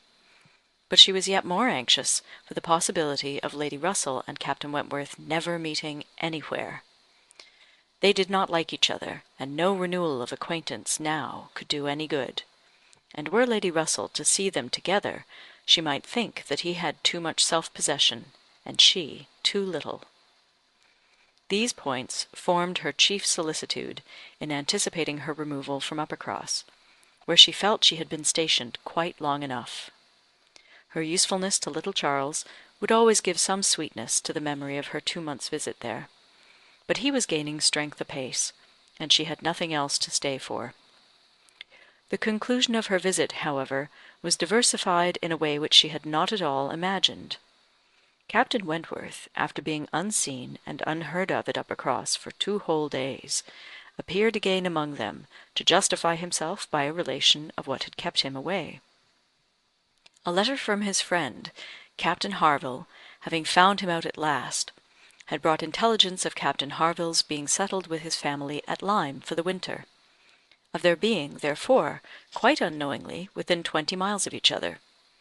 Captain Harville had never been in good health since a severe wound which he received 2 years before, and Captain Wentworth's anxiety to see him had determined him to go immediately to Lyme. He had been there for 24 hours. His acquittal was complete, his friendship warmly honoured, a lively interest excited for his friend, and his description of the fine country about Lyme so feelingly attended to by the party, that an earnest desire to see Lyme themselves, and a project for going thither, was the consequence. The young people were all wild to see Lyme. Captain Wentworth talked of going there again himself. It was only 17 miles from Uppercross. Though November, the weather was by no means bad, and in short, Louisa, who was the most eager of the eager, having formed the resolution to go, and besides the pleasure of doing as she liked, being now armed with the idea of merit in maintaining her own way, bore down all the wishes of her father and mother for putting it off till summer, and to Lyme they were to go, Charles, Mary, Anne, Henrietta, Louisa, and Captain Wentworth. The first heedless scheme had been to go in the morning and return at night, but to this Mr. Musgrove, for the sake of his horses, would not consent, and when it came to be rationally considered, a day in the middle of November would not leave much time for seeing a new place, after deducting 7 hours, as the nature of the country required, for going and returning. They were consequently to stay the night there, and not to be expected back till the next day's dinner. This was felt to be a considerable amendment, and though they all met at the great house at rather an early breakfast hour, and set off very punctually, it was so much past noon before the 2 carriages, Mr. Musgrove's coach containing the 4 ladies, and Charles's curricle, in which he drove Captain Wentworth, were descending the long hill into Lyme, and entering upon the still steeper street of the town itself, that it was very evident that they would not have more than time for looking about them before the light and warmth of the day were gone. After securing accommodations and ordering a dinner at one of the inns, the next thing to be done was unquestionably to walk directly down to the sea. They were come too late in the year for any amusement or variety which Lyme as a public place might offer. The rooms were shut up, the lodgers almost all gone, scarcely any family but of the residents left, and, as there is nothing to admire in the buildings themselves, the remarkable situation of the town, the principal street almost hurrying into the water, the walk to the Cobb, skirting around the pleasant little bay, which, in the season, is animated with bathing machines and company. The Cobb itself, its old wonders and new improvements, with the very beautiful line of cliffs stretching out to the east of the town, are what the stranger's eye will seek, and a very strange stranger it must be who does not see charms in the immediate environs of Lyme to make him wish to know it better. The scenes in its neighbourhood charmeth, with its high grounds and extensive sweeps of country, and still more its sweet retired bay, backed by dark cliffs, where fragments of low rock among the sands make it the happiest spot for watching the flow of the tide, for sitting in unwearied contemplation, the wooded varieties of the cheerful village of Uplyme, and above all, Pinny, with its green chasms between romantic rocks, with the scattered forest trees and orchards of luxuriant growth, declare that many a generation must have passed away since the first partial falling of the cliff prepared the ground for such a state, where a scene so wonderful and so lovely is exhibited as may more than equal any of the resembling scenes of the far-famed Isle of Wight. These places must be visited, and visited again, to make the worth of Lyme understood. The party from Uppercross, passing down by the now deserted and melancholy-looking rooms, and still descending, soon found themselves on the sea-shore, and, lingering only, as all must linger and gaze on a first return to the sea, whoever deserved to look on it at all, proceeded towards the Cobb, equally their object in itself, and on Captain Wentworth's account. For in a small house, near the foot of an old pier of unknown date, were the Harvilles settled. Captain Wentworth turned in to call on his friend. The others walked on, and he was to join them on the Cobb. They were by no means tired of wondering and admiring, and not even Louisa seemed to feel that they had parted with Captain Wentworth long, when they saw him coming after them with 3 companions, all well known already, by any description, to be the Captain and Mrs. Harville, and a Captain Benwick, who was staying with them. Captain Benwick had some time ago been first lieutenant of the Laconia, and the account which Captain Wentworth had given of him on his return from Lyme before, his warm praise of him as an excellent young man, and an officer whom he had always valued highly, which must have stamped him well in the esteem of every listener, had been followed by a little history of his private life, which rendered him perfectly interesting in the eyes of all the ladies. He had been engaged to Captain Harville's sister, and was now mourning her loss. They had been a year or 2 waiting for fortune and promotion. Fortune came, his prize money as lieutenant being great. Promotion, too, came at last, but Fanny Harville did not live to know it. She had died the preceding summer while he was at sea. Captain Wentworth believed it impossible for man to be more attached to woman than poor Benwick had been to Fanny Harville, or to be more deeply afflicted under the dreadful change. He considered his disposition as of the sort which must suffer heavily, uniting very strong feelings with quiet, serious, and retiring manners, and a decided taste for reading and sedentary pursuits. To finish the interest of the story, the friendship between him and the Harvilles seemed, if possible, augmented by the event which closed all their views of alliance, and Captain Benwick was now living with them entirely. Captain Harville had taken his present house for half a year. His taste, and his health, and his fortune, all directing him to a residence unexpensive and by the sea, and the grandeur of the country, and the retirement of Lyme in the winter, appeared exactly adapted to Captain Benwick's state of mind. The sympathy and goodwill excited towards Captain Benwick was very great. And yet, said Anne to herself, as they now moved forward to meet the party. "He has not, perhaps, a more sorrowing heart than I have. I cannot believe his prospects so blighted for ever. He is younger than I am, younger in feeling, if not in fact, younger as a man. He will rally again, and be happy with another." They all met, and were introduced. Captain Harville was a tall, dark man, with a sensible, benevolent countenance, a little lame, and from strong features and want of health, looking much older than Captain Wentworth. Captain Benwick looked, and was, the youngest of the three, and compared with either of them, a little man. He had a pleasing face and a melancholy air, just as he ought to have, and drew back from conversation. Captain Harville, though not equalling Captain Wentworth in manners, was a perfect gentleman, unaffected, warm, and obliging.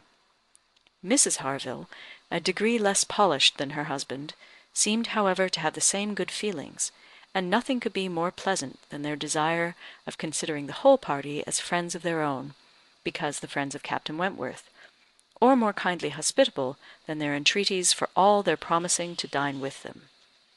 The dinner, already ordered at the inn, was at last, though unwillingly, accepted as an excuse; but they seemed almost hurt that Captain Wentworth should have brought any such party to Lyme, without considering it as a thing of course that they should dine with them.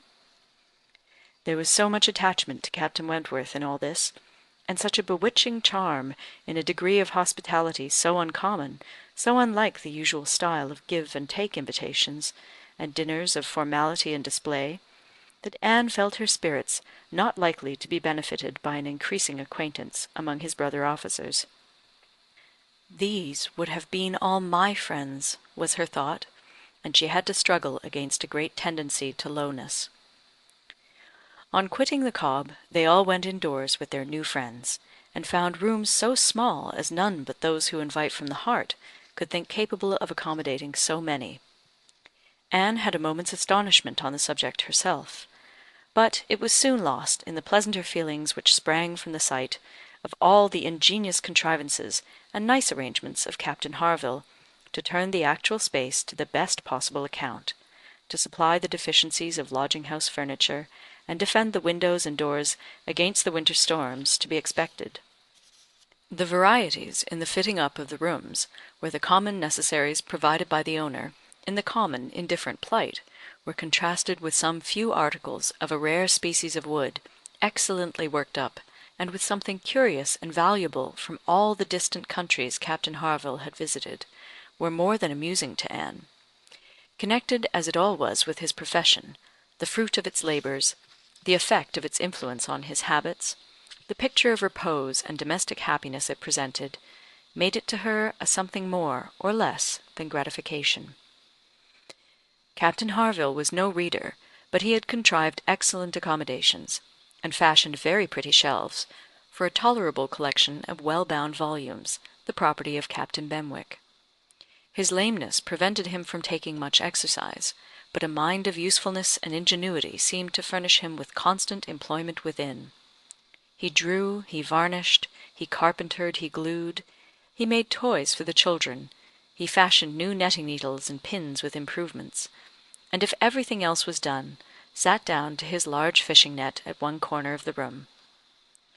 Anne thought she left great happiness behind her when they quitted the house, and Louisa, by whom she found herself walking, burst forth into raptures of admiration and delight on the character of the navy, their friendliness, their brotherliness, their openness, their uprightness, protesting that she was convinced of sailors having more worth and warmth than any other set of men in England, that they only knew how to live, and that they only deserved to be respected and loved.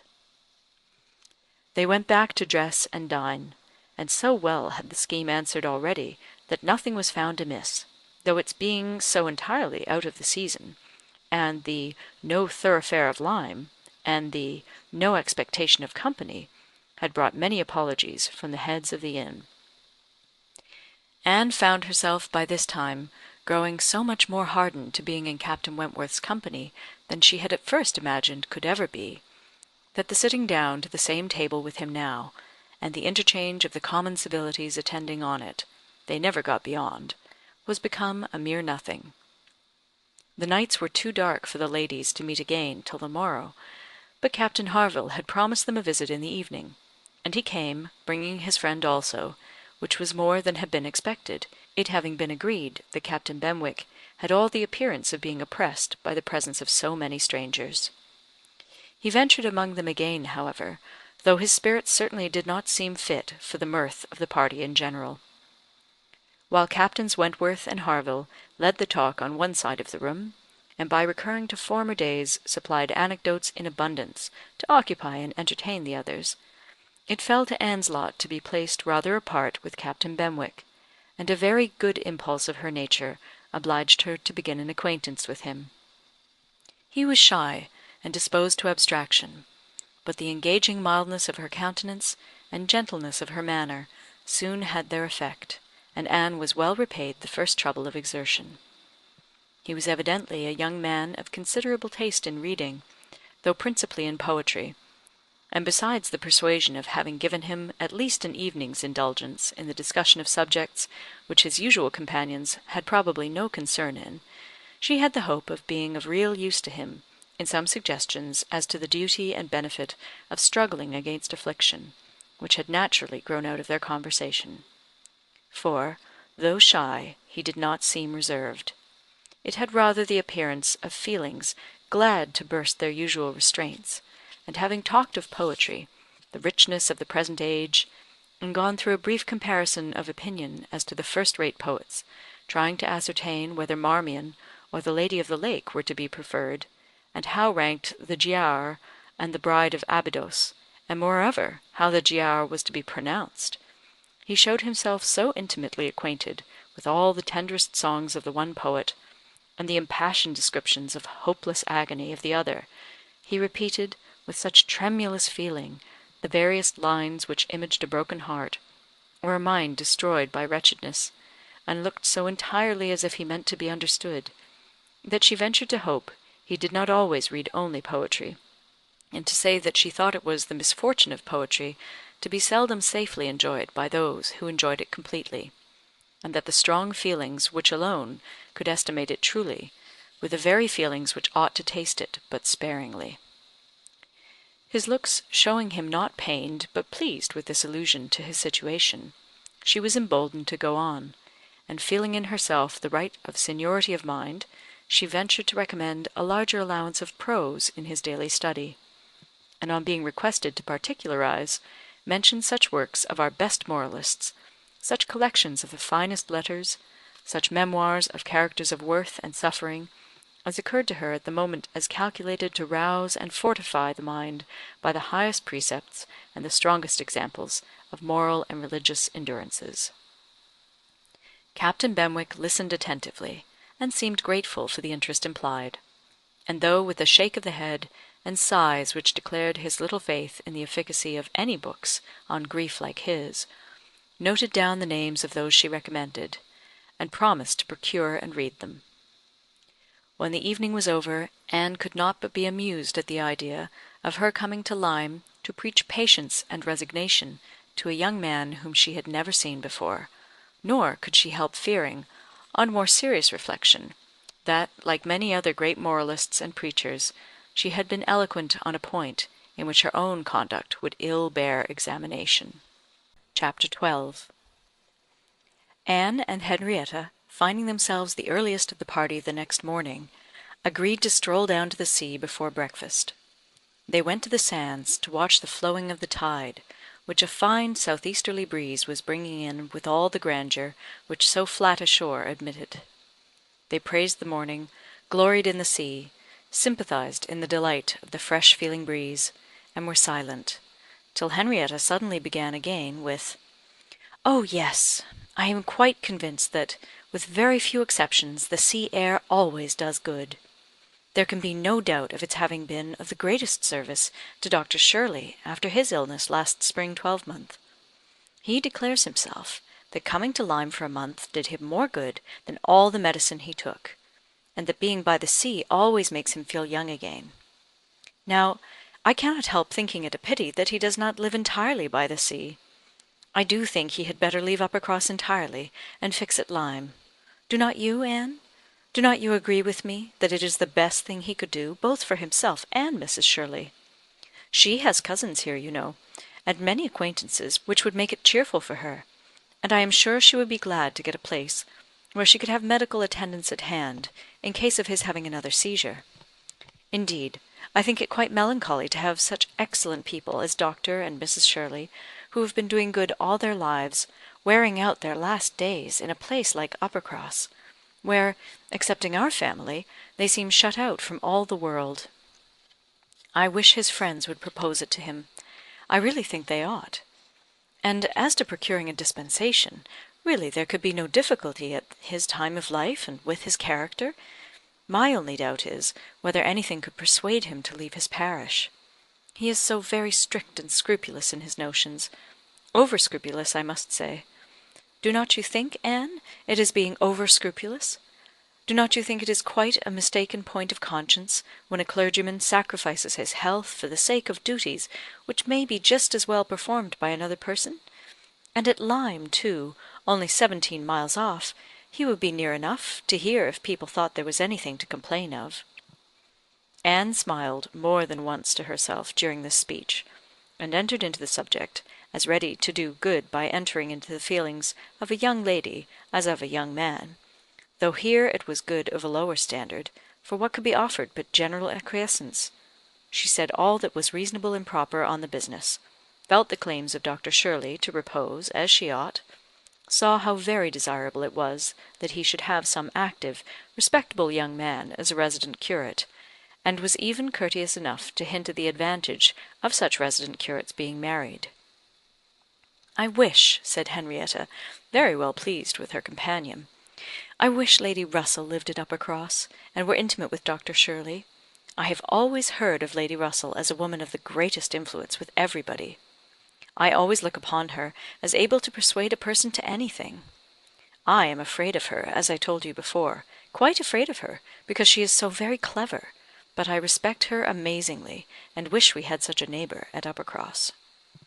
Anne was amused by Henrietta's manner of being grateful, and amused also that the course of events, and the new interest of Henrietta's views, should have placed her friend at all in favour with any of the Musgrove family.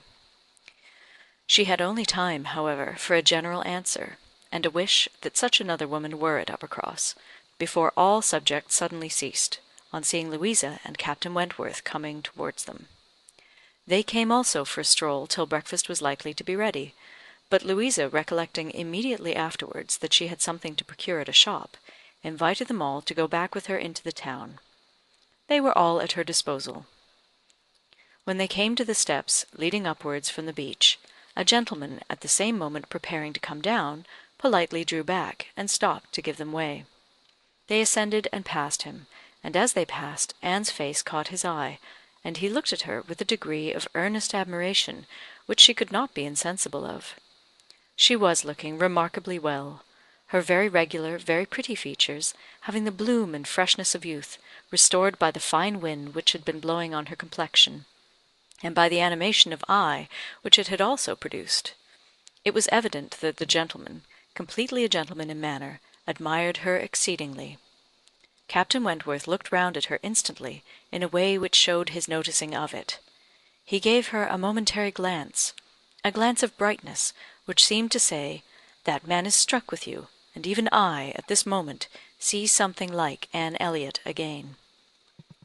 After attending Louisa through her business, and loitering about a little longer, they returned to the inn, and Anne, in passing afterwards quickly from her own chamber to the dining room, had nearly run against the very same gentleman as he came out of an adjoining apartment. She had before conjectured him to be a stranger like themselves, and determined that a well-looking groom, who was strolling about near the Two Inns as they came back, should be his servant. Both master and man being in mourning assisted the idea. It was now proved that he belonged to the same inn as themselves, and this second meeting, short as it was, also proved again by the gentleman's looks that he thought hers very lovely, and by the readiness and propriety of his apologies that he was a man of exceedingly good manners. He seemed about 30, and though not handsome, had an agreeable person. Anne felt that she should like to know who he was.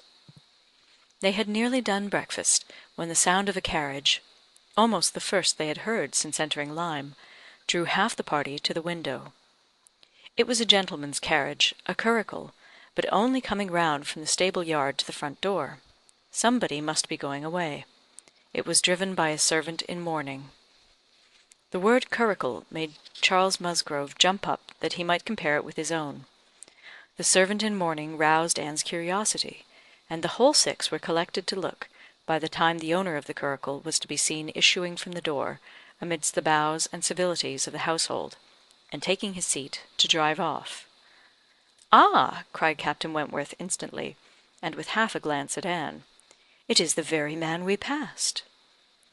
The Miss Musgroves agreed to it, and having all kindly watched him as far up the hill as they could, they returned to the breakfast table. The waiter came into the room soon afterwards. "Pray," said Captain Wentworth immediately, "can you tell us the name of the gentleman who has just gone away?" "Yes, sir. A Mr. Elliot, a gentleman of large fortune, came in last night from Sidmouth. Dare say you heard the carriage, sir, when you were at dinner, and going on now for Crookherne, on his way to Bath and London." Elliot! Many had looked on each other, and many had repeated the name, before all this had been got through, even by the smart rapidity of a waiter. "Bless me!" cried Mary. "It must be our cousin. It must be our Mr. Elliot. It must, indeed. Charles, Anne, must not it? In mourning, you see, just as our Mr. Elliot must be. How very extraordinary! In the very same inn with us. Anne, must not it be our Mr. Elliot, my father's next heir? Pray, sir," turning to the waiter, "did not you hear, did not his servant say whether he belonged to the Kellynch family?" "No, ma'am, he did not mention no particular family, but he said his master was a very rich gentleman, and would be a baronet some day." "There, you see!" cried Mary in an ecstasy.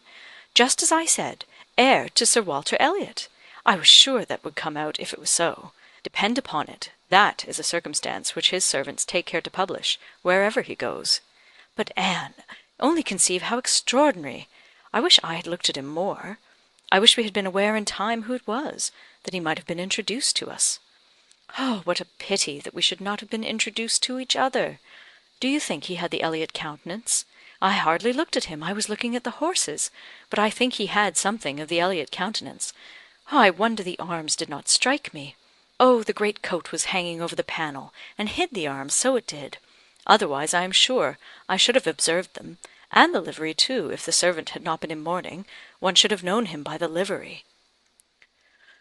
"Putting all these very extraordinary circumstances together," said Captain Wentworth, "we must consider it to be the arrangement of Providence that you should not be introduced to your cousin." When she could command Mary's attention, Anne quietly tried to convince her that their father and Mr. Elliot had not for many years been on such terms as to make the power of attempting an introduction at all desirable. At the same time, however, it was a secret gratification to herself to have seen her cousin, and to know that the future owner of Kellynch was undoubtedly a gentleman, and had an air of good sense. She would not, upon any account, mention her having met with him the second time. Luckily, Mary did not much attend to their having passed close by him in their early walk, but she would have felt quite ill-used by Anne's having actually run against him in the passage, and received his very polite excuses, while she had never been near him at all. No, that cousinly little interview must remain a perfect secret. "Of course," said Mary, "you will mention our seeing Mr. Elliot the next time you write to Bath? I think my father certainly ought to hear of it. Do mention all about him." Anne avoided a direct reply, but it was just the circumstance which she considered as not merely unnecessary to be communicated, but as what ought to be suppressed. The offence which had been given her father many years back, she knew. Elizabeth's particular share in it, she suspected, and that Mr. Elliot's idea always produced irritation in both, was beyond a doubt. Mary never wrote to Bath herself. All the toil of keeping up a slow and unsatisfactory correspondence with Elizabeth fell on Anne. Breakfast had not been long over when they were joined by Captain and Mrs. Harville and Captain Benwick, with whom they had appointed to take their last walk about Lyme. They ought to be setting off for Uppercross by 1, and in the meanwhile were to be all together and out of doors as long as they could. Anne found Captain Benwick getting near her as soon as they were all fairly in the street. Their conversation the preceding evening did not disincline him to seek her again, and they walked together some time, talking as before of Mr. Scott and Lord Byron, and still as unable as before, and as unable as any other two readers, to think exactly alike of the merits of either, till something occasioned an almost general change amongst their party, and instead of Captain Benwick, she had Captain Harville by her side. "Miss Elliot," said he, speaking rather low, "you have done a good deed in making that poor fellow talk so much. I wish he could have such company oftener. It is bad for him, I know, to be shut up as he is, but what can we do? We cannot part." "No," said Anne, "that I can easily believe to be impossible; but in time, perhaps. We know what time does in every case of affliction; and you must remember, Captain Harville, that your friend may yet be called a young mourner. Only last summer, understand." "Ay, true enough," with a deep sigh. "Only June. And not known to him, perhaps, so soon. Not till the first week in August, when he came home from the Cape, just made into the Grappler. I was at Plymouth, dreading to hear of him. He sent in letters, but the Grappler was under orders for Portsmouth. There the news must follow him, but who was to tell it? Not I. I would as soon have been run up to the yardarm. Nobody could do it but that good fellow," pointing to Captain Wentworth. "The Laconia had come into Plymouth the week before. No danger of her being sent to sea again. He stood his chance for the rest, wrote up for leave of absence, but without waiting the return, travelled night and day till he got to Portsmouth, rowed off to the Grappler that instant, and never left the poor fellow for a week. That's what he did, and nobody else could have saved poor James. You may think, Miss Elliot, whether he is dear to us." Anne did think on the question with perfect decision, and said as much in reply as her own feelings could accomplish, or as his seemed able to bear, for he was too much affected to renew the subject; and when he spoke again, it was of something totally different. Mrs. Harville's giving it as her opinion that her husband would have quite walking enough by the time he reached home, determined the direction of all the party in what was to be their last walk. They would accompany them to their door, and then return and set off themselves. By all their calculations there was just time for this, but as they drew near the Cobb, there was such a general wish to walk along it once more, all were so inclined, and Louisa soon grew so determined, that the difference of a quarter of an hour, it was found, would be no difference at all. So with all the kind leave-taking, and all the kind interchange of invitations and promises which may be imagined, they parted from Captain and Mrs. Harville at their own door, and still accompanied by Captain Benwick, who seemed to cling to them to the last, proceeded to make the proper adieu to the Cobb. Anne found Captain Benwick again drawing near her. Lord Byron's dark blue seas could not fail of being brought forward by their present view, and she gladly gave him all her attention as long as attention was possible. It was soon drawn, perforce, another way. There was too much wind to make the high part of the new Cobb pleasant for the ladies, and they agreed to get down the steps to the lower, and all were contented to pass quietly and carefully down the steep flight, excepting Louisa. She must be jumped down them by Captain Wentworth. In all their walks he had had to jump her from the stiles. The sensation was delightful to her. The hardness of the pavement for her feet made him less willing upon the present occasion. He did it, however. She was safely down, and instantly, to show her enjoyment, ran up the steps to be jumped down again. He advised her against it, thought the jar too great; but no, he reasoned and talked in vain. She smiled and said, "I am determined I will." He put out his hands. She was too precipitate by half a second. She fell on the pavement on the lower Cobb, and was taken up, lifeless.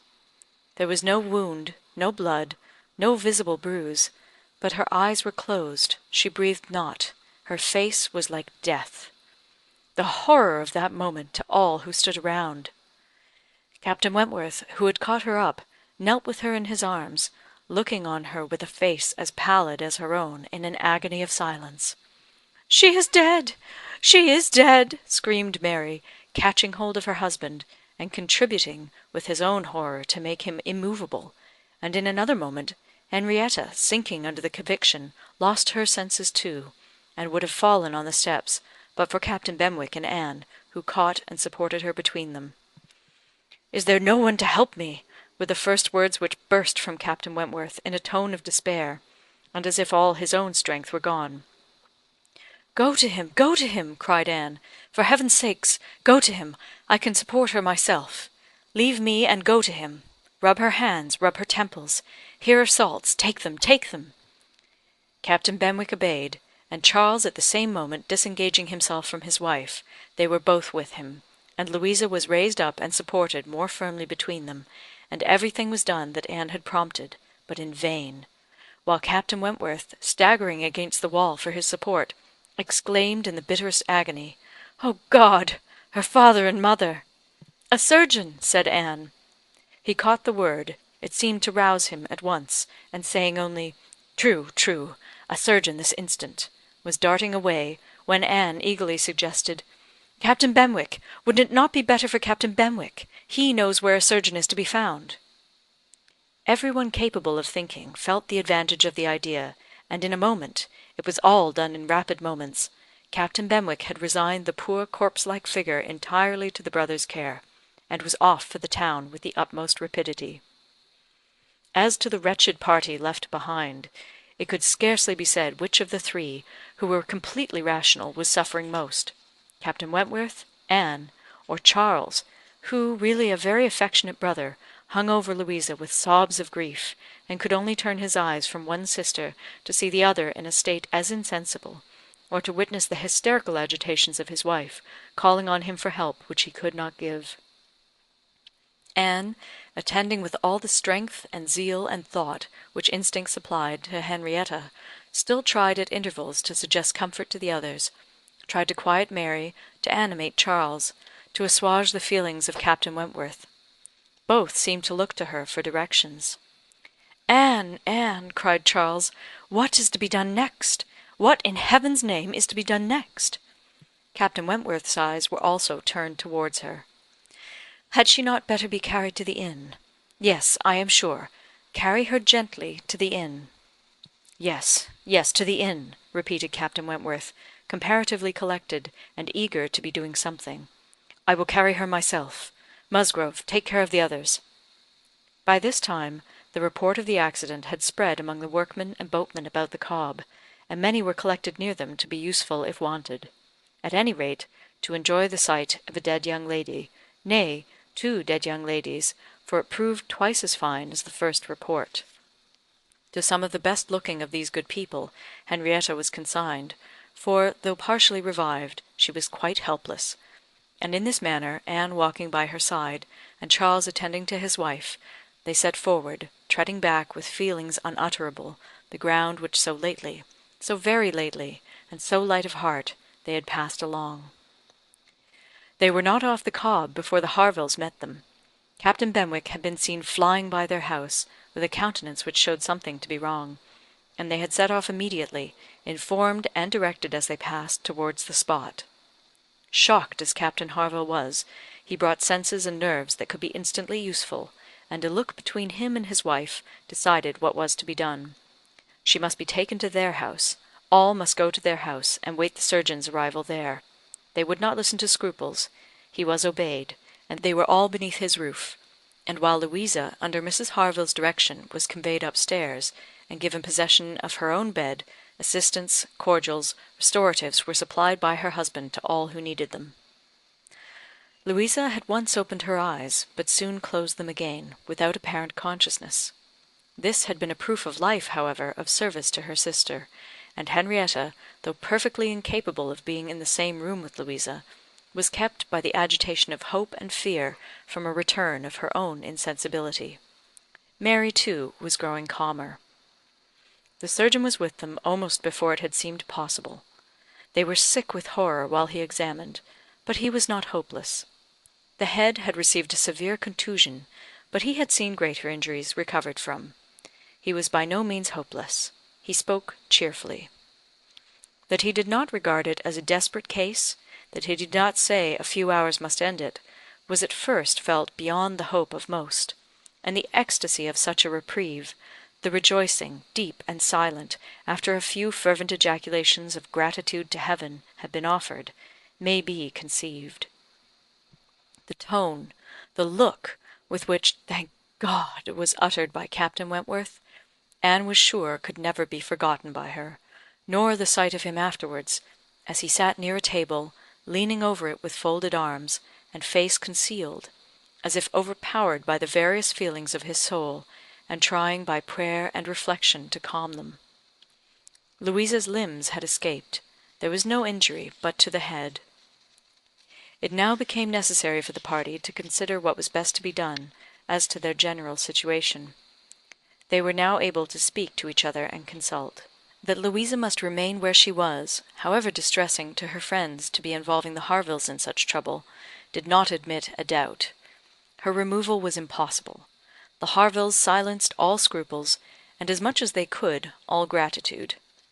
They had looked forward and arranged everything before the others began to reflect. Captain Benwick must give up his room to them and get a bed elsewhere, and the whole was settled. They were only concerned that the house could accommodate no more, and yet, perhaps, by putting the children away in the maid's room, or swinging a cot somewhere, they could hardly bear to think of not finding room for 2 or 3 besides, supposing they might wish to stay; though, with regard to any attendance on Miss Musgrove, there need not be the least uneasiness in leaving her to Mrs. Harville's care entirely. Mrs. Harville was a very experienced nurse, and her nursery maid, who had lived with her long, and gone about with her everywhere, was just such another. Between those two, she could want no possible attendance by day or night. And all this was said with a truth and sincerity of feeling irresistible. Charles, Henrietta, and Captain Wentworth were the 3 in consultation, and for a little while it was only an interchange of perplexity and terror. Uppercross, the necessity of someone's going to Uppercross, the news to be conveyed, how it could be broken to Mr. and Mrs. Musgrove, the lateness of the morning, an hour already gone since they ought to have been off, the impossibility of being in tolerable time. At first they were capable of nothing more to the purpose than such exclamations, but after a while Captain Wentworth, exerting himself, said, "We must be decided, and without the loss of another minute. Every minute is valuable. Some one must resolve on being off for Uppercross instantly. Musgrove, either you or I must go." Charles agreed, but declared his resolution of not going away. He would be as little encumbrance as possible to Captain and Mrs. Harville, but as to leaving his sister in such a state, he neither ought nor would. So far it was decided, and Henrietta at first declared the same. She, however, was soon persuaded to think differently. The usefulness of her staying, she, who had not been able to remain in Louisa's room or to look at her without sufferings which made her worse than helpless. She was forced to acknowledge that she could do no good, yet was still unwilling to be away, till, touched by the thought of her father and mother, she gave it up. She consented. She was anxious to be home. The plan had reached this point when Anne, coming quietly down from Louisa's room, could not but hear what followed, for the parlour door was open. "Then it is settled, Musgrove," cried Captain Wentworth, "that you stay, and that I take care of your sister home.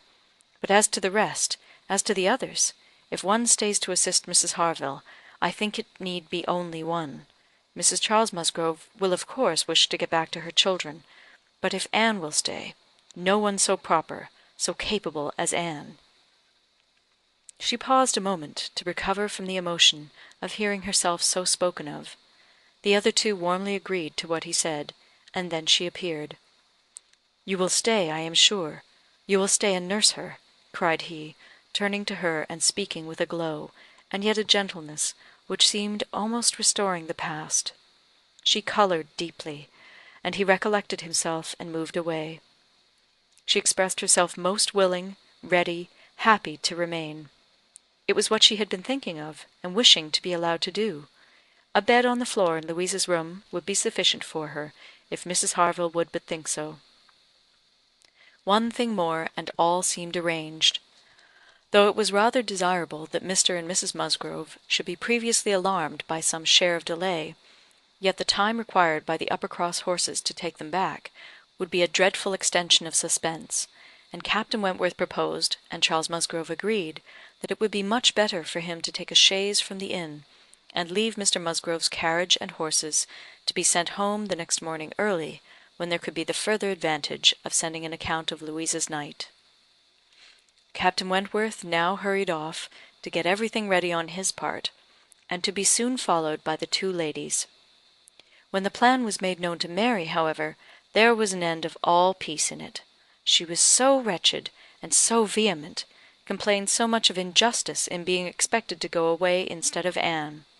Anne, who was nothing to Louisa, while she was her sister, and had the best right to stay in Henrietta's stead. Why was not she to be as useful as Anne? And to go home without Charles, too, without her husband? No, it was too unkind. And in short, she said more than her husband could long withstand, and as none of the others could oppose when he gave way, there was no help for it. The change of Mary for Anne was inevitable. Anne had never submitted more reluctantly to the jealous and ill-judging claims of Mary. But so it must be, and they set off for the town, Charles taking care of his sister, and Captain Benwick attending to her. She gave a moment's recollection, as they hurried along, to the little circumstances which the same spots had witnessed earlier in the morning. There she had listened to Henrietta's schemes for Dr. Shirley's leaving Uppercross. Farther on, she had first seen Mr. Elliot. A moment seemed all that could now be given to any one but Louisa, or those who were wrapped up in her welfare. Captain Benwick was most considerately attentive to her, and, united as they all seemed by the distress of the day, she felt an increasing degree of goodwill towards him, and a pleasure even in thinking that it might, perhaps, be the occasion of continuing their acquaintance. Captain Wentworth was on the watch for them, and a chaise and four in waiting, stationed for their convenience in the lowest part of the street. But his evident surprise and vexation at the substitution of one sister for the other, the change of his countenance, the astonishment, the expressions begun and suppressed, with which Charles was listened to, made but a mortifying reception of Anne, or must at least convince her that she was valued only as she could be useful to Louisa. She endeavoured to be composed and to be just. Without emulating the feelings of an Emma towards her Henry, she would have attended on Louisa with a zeal above the common claims of regard, for his sake, and she hoped he would not long be so unjust as to suppose she would shrink unnecessarily from the office of a friend. In the meanwhile she was in the carriage. He had handed them both in, and placed himself between them, and in this manner, under these circumstances, full of astonishment and emotion to Anne, she quitted Lyme. How the long stage would pass, how it was to affect their manners, what was to be their sort of intercourse, she could not foresee. It was all quite natural, however. He was devoted to Henrietta, always turning towards her, and when he spoke at all, always with the view of supporting her hopes and raising her spirits. In general, his voice and manner were studiously calm. To spare Henrietta from agitation seemed the governing principle. Once only, when she had been grieving over the last ill-judged, ill-fated walk to the Cobb, bitterly lamenting that it had ever been thought of, he burst forth as if wholly overcome. "Don't talk of it! Don't talk of it!" he cried. "O God, that I had not given way to her at the fatal moment! Had I done as I ought! But so eager and so resolute! Dear sweet Louisa!" Anne wondered whether it ever occurred to him now to question the justness of his own previous opinion as to the universal felicity and advantage of firmness of character, and whether it might not strike him that, like all other qualities of the mind, it should have its proportions and limits. She thought it could scarcely escape him to feel that a persuadable temper might sometimes be as much in favour of happiness as a very resolute character. They got on fast. Anne was astonished to recognise the same hills and the same objects so soon. Their actual speed, heightened by some dread of the conclusion, made the road appear but half as long as on the day before. It was growing quite dusk, however, before they were in the neighbourhood of Uppercross, and there had been total silence among them for some time. Henrietta, leaning back in the corner with the shawl over her face, giving the hope of her having cried herself to sleep, when, as they were going up their last hill, Anne found herself all at once addressed by Captain Wentworth. In a low, cautious voice, he said, "I have been considering what we had best do. She must not appear at first. She could not stand it. I have been thinking whether you had not better remain in the carriage with her, while I go in and break it to Mr. and Mrs. Musgrove. Do you think this is a good plan?" She did. He was satisfied, and said no more. But the remembrance of the appeal remained a pleasure to her, as a proof of friendship, and of deference for her judgment, a great pleasure, and when it became a sort of parting proof, its value did not lessen. When the distressing communication at Uppercross was over, and he had seen the father and mother quite as composed as could be hoped, and the daughter all the better for being with them, he announced his intention of returning in the same carriage to Lyme, and when the horses were baited, he was off. Chapter 13. The remainder of Anne's time at Uppercross, comprehending only 2 days, was spent entirely at the mansion house, and she had the satisfaction of knowing herself extremely useful there, both as an immediate companion, and as assisting in all those arrangements for the future, which, in Mr. and Mrs. Musgrove's distressed state of spirits, would have been difficulties. They had an early account from Lyme the next morning. Louisa was much the same. No symptoms worse than before had appeared. Charles came a few hours afterwards to bring a later and more particular account. He was tolerably cheerful.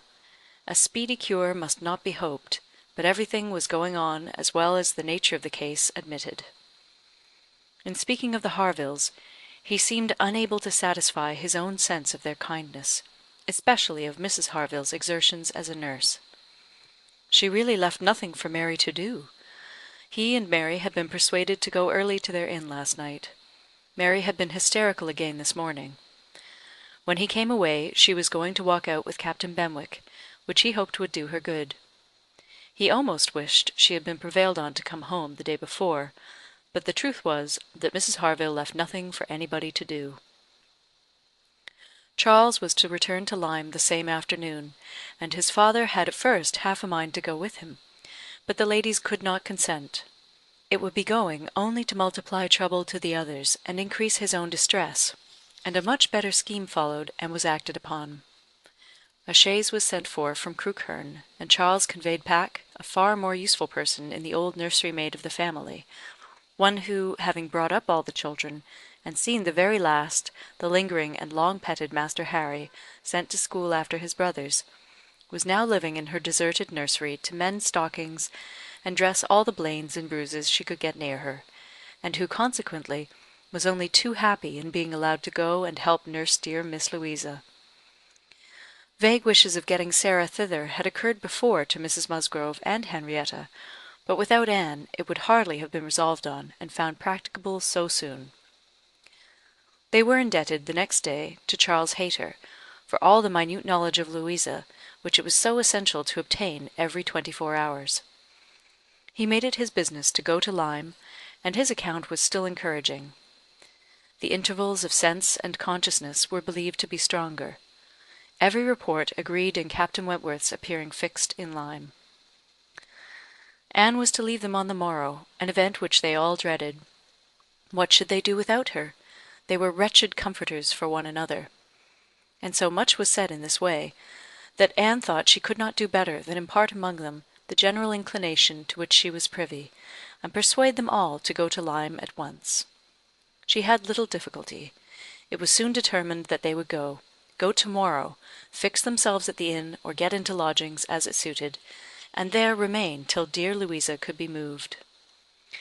They must be taking off some trouble from the good people she was with. They might at least relieve Mrs. Harville from the care of her own children. And in short, they were so happy in the decision, that Anne was delighted with what she had done, and felt that she could not spend her last morning at Uppercross better than in assisting their preparations, and sending them off at an early hour, though her being left to the solitary range of the house was the consequence.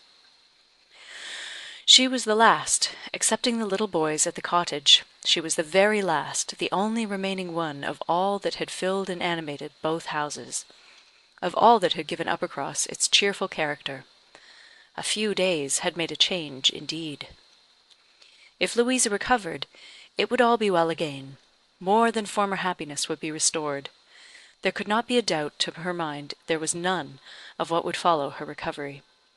A few months hence, and the room now so deserted, occupied but by her silent, pensive self, might be filled again with all that was happy and gay, all that was glowing and bright in prosperous love, all that was most unlike Anne Elliot. An hour's complete leisure for such reflections as these, on a dark November day, a small thick rain almost blotting out the very objects ever to be discerned from the windows, was enough to make the sound of Lady Russell's carriage exceedingly welcome. And yet, though desirous to be gone, she could not quit the mansion house, or look an adieu to the cottage, with its black, dripping, and comfortless verandah, or even notice through the misty glasses the last humble tenements of the village, without a saddened heart. Scenes had passed in Uppercross which made it precious. It stood the record of many sensations of pain, once severe, but now softened, and of some instances of relenting feeling, some breathings of friendship and reconciliation which could never be looked for again, and which could never cease to be dear. She left it all behind her, all but the recollection that such things had been. Anne had never entered Kellynch since her quitting Lady Russell's house in September. It had not been necessary, and the few occasions of its being possible for her to go to the Hall she had contrived to evade and escape from. Her first return was to resume her place in the modern and elegant apartments of the lodge, and to gladden the eyes of its mistress. There was some anxiety mixed with Lady Russell's joy in meeting her. She knew who had been frequenting Uppercross, but happily either Anne was improved in plumpness and looks, or Lady Russell fancied her so, and Anne, in receiving her compliments on the occasion, had the amusement of connecting them with the silent admiration of her cousin, and of hoping that she was to be blessed with a second spring of youth and beauty. When they came to converse, she was soon sensible of some mental change. The subjects of which her heart had been full on leaving Kellynch, and which she had felt slighted, and been compelled to smother among the Musgroves, were now become but of secondary interest. She had lately lost sight even of her father and sister and Bath. Their concerns had been sunk under those of Uppercross, and when Lady Russell reverted to their former hopes and fears, and spoke her satisfaction in the house in Camden Place which had been taken, and her regret that Mrs. Clay should still be with them, Anne would have been ashamed to have it known how much more she was thinking of Lyme and Louisa Musgrove, and all her acquaintances there. How much more interesting to her was the home and the friendship of the Harvilles and Captain Benwick than of her own father's house in Camden Place, or her own sister's intimacy with Mrs. Clay.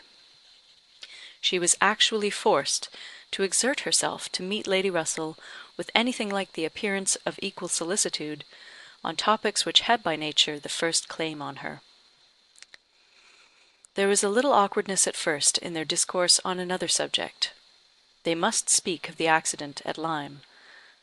Lady Russell had not been arrived 5 minutes the day before, when a full account of the whole had burst on her.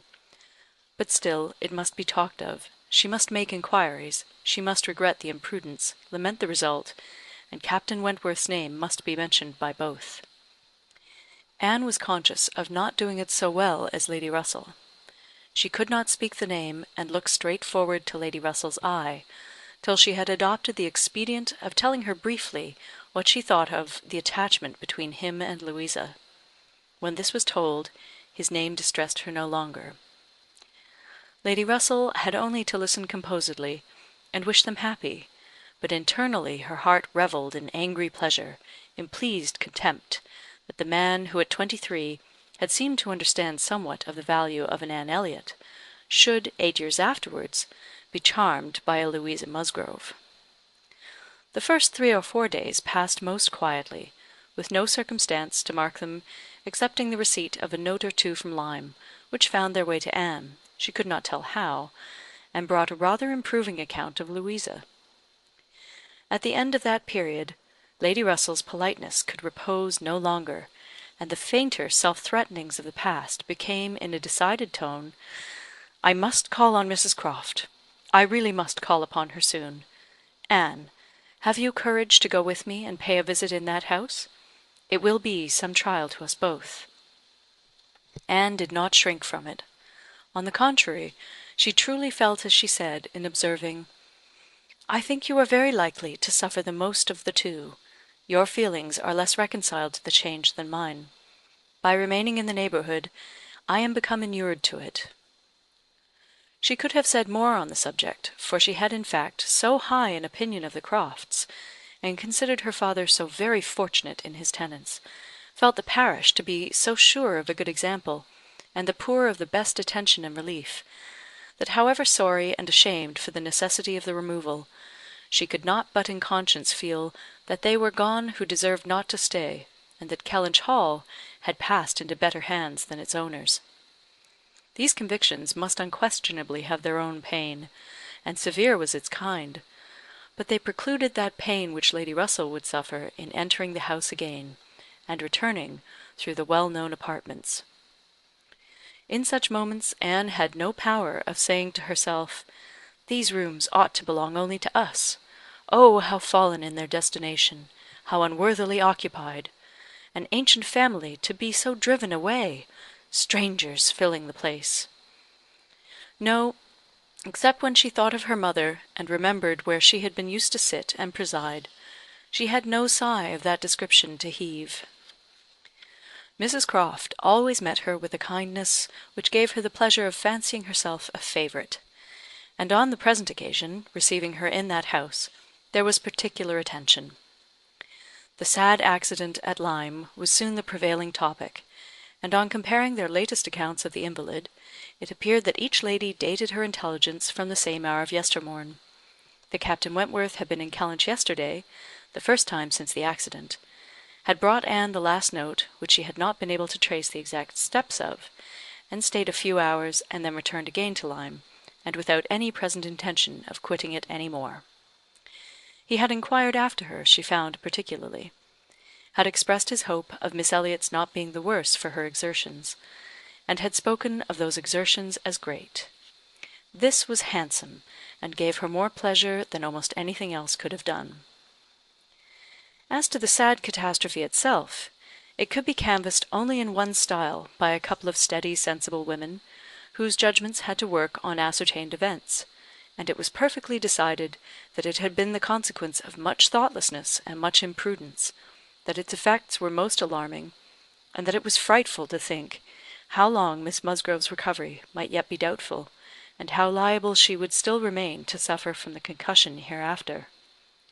The Admiral wound it all up summarily by exclaiming, "Ay, a very bad business indeed. A new sort of way this for a young fellow to be making love, by breaking his mistress's head, is not it, Miss Elliot? This is breaking a head and giving a plaster truly." Admiral Croft's manners were not quite of the tone to suit Lady Russell, but they delighted Anne. His goodness of heart and simplicity of character were irresistible. "Now, this must be very bad for you," said he, suddenly rousing from a little reverie, "to be coming and finding us here. I had not recollected it before, I declare, but it must be very bad. But now, do not stand upon ceremony. Get up, and go over all the rooms in the house, if you like it." "Another time, sir, I thank you. Not now." "Well, whenever it suits you. You can slip in from the shrubbery at any time, and there you will find we keep our umbrellas hanging up by that door. A good place, is not it? But," checking himself, "you will not think it is a good place, for yours were always kept in the butler's room. Ay, so it always is, I believe.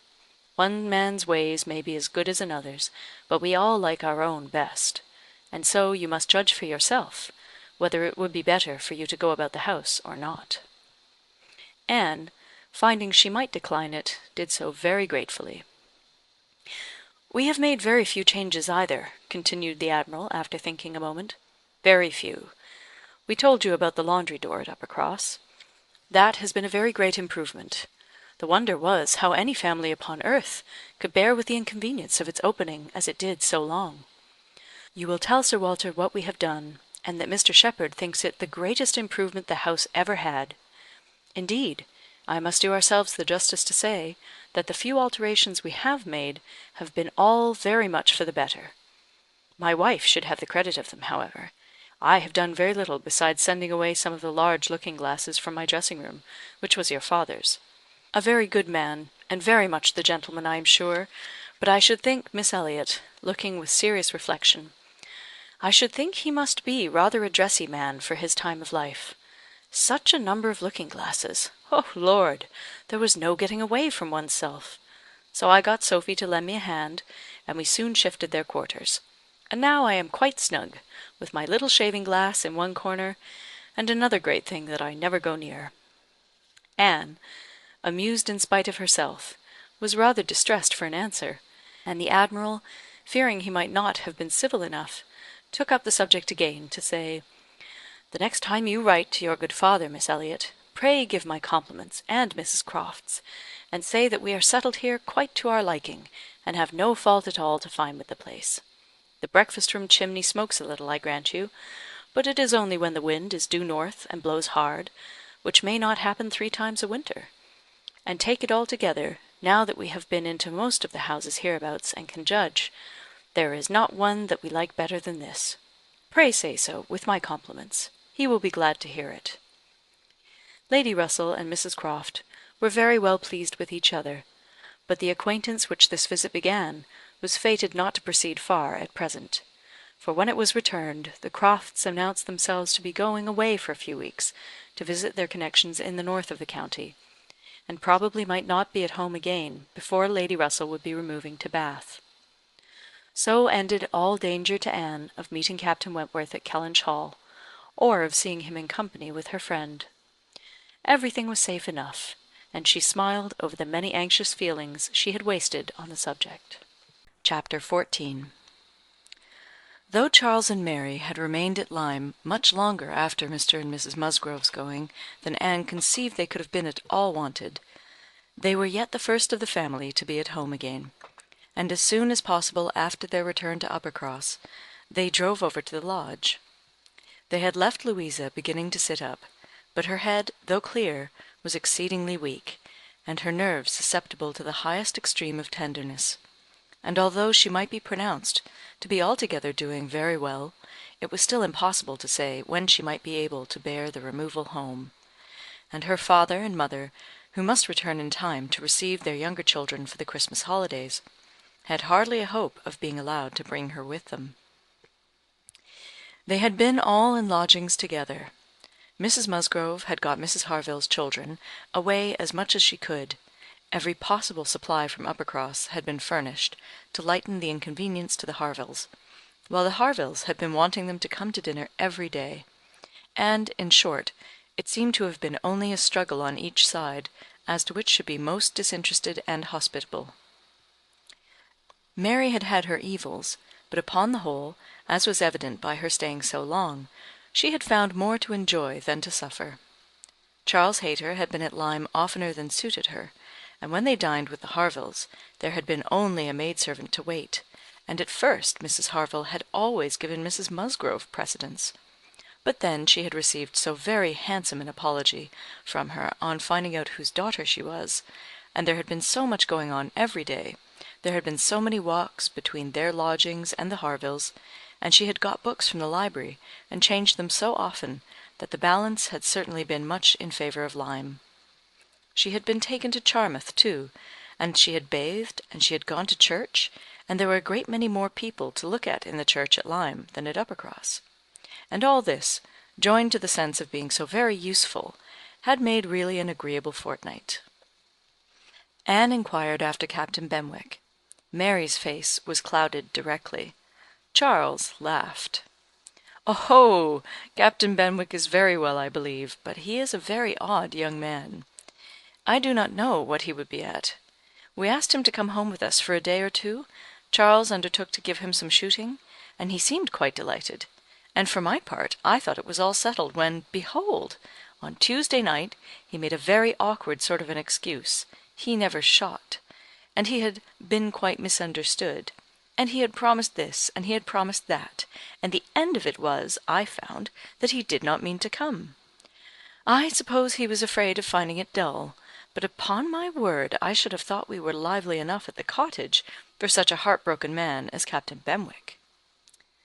Charles laughed again, and said, "Now, Mary, you know very well how it really was. It was all your doing," turning to Anne. "He fancied that if he went with us he should find you close by. He fancied everybody to be living in Uppercross, and when he discovered that Lady Russell lived 3 miles off, his heart failed him, and he had not courage to come. That is the fact, upon my honour. Mary knows it is." But Mary did not give in to it very graciously. Whether from not considering Captain Benwick entitled by birth and situation to be in love with an Elliot, or from not wanting to believe Anne a greater attraction to Uppercross than herself, must be left to be guessed. Anne's goodwill, however, was not to be lessened by what she heard. She boldly acknowledged herself quite flattered, and continued her inquiries. "Oh, he talks of you," cried Charles, "in such terms." Mary interrupted him. "I declare, Charles, I never heard him mention Anne twice all the time I was there. I declare, Anne, he never talks of you at all." "No," admitted Charles, "I do not know that he ever does in a general way. But, however, it is a very clear thing that he admires you exceedingly. His head is full of some books that he is reading upon your recommendation, and he wants to talk to you about them. He has found out something or other in one of them which he thinks, I cannot pretend to remember it, but it was something very fine. I overheard him telling Henrietta all about it, and then Miss Elliot was spoken of in the highest terms. Now, Mary, I declare it was so. I heard it myself, and you were in the other room. Elegance, sweetness, beauty. Oh, there was no end of Miss Elliot's charms." "And I am sure," cried Mary warmly, "it was very little to his credit if he did. Miss Harville only died last June. Such a heart is very little worth having, is it, Lady Russell? I am sure you will agree with me." "I must see Captain Benwick before I decide," said Lady Russell, smiling. "And that you are very likely to do very soon, I can tell you, ma'am," said Charles. "Though he had not nerves for coming away with us, and setting off again afterwards to pay a formal visit here, he will make his way over to Kellynch one day by himself, you may depend upon it. I told him the distance in the road, and I told him of the churches being so very well worth seeing, for as he has a taste for those sort of things, I thought that would be a good excuse, and he listened with all his understanding and soul. And I am sure, from his manner, that you will have him calling here soon.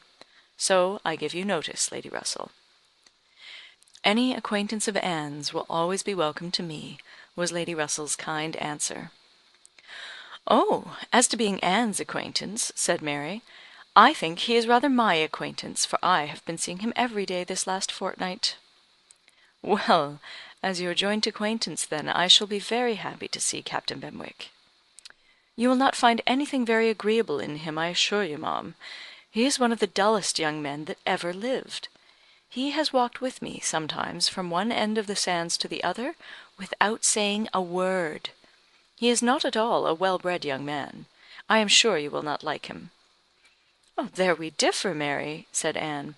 "I think Lady Russell would like him. I think she would be so much pleased with his mind, that she would very soon see no deficiency in his manner." "So do I, Anne," said Charles. "I am sure Lady Russell would like him. He is just Lady Russell's sort. Give him a book, and he will read all day long." "Yes, that he will," exclaimed Mary, tauntingly. "He will sit poring over his book, and not know when a person speaks to him, or when one drops one's scissors, or anything that happens. Do you think Lady Russell would like that?" Lady Russell could not help laughing. "Upon my word," said she, "I should not have supposed that my opinion of any one could have admitted of such difference of conjecture, steady and matter-of-fact as I may call myself.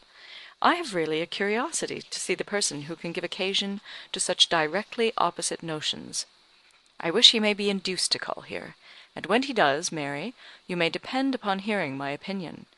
But I am determined not to judge him beforehand." "You will not like him.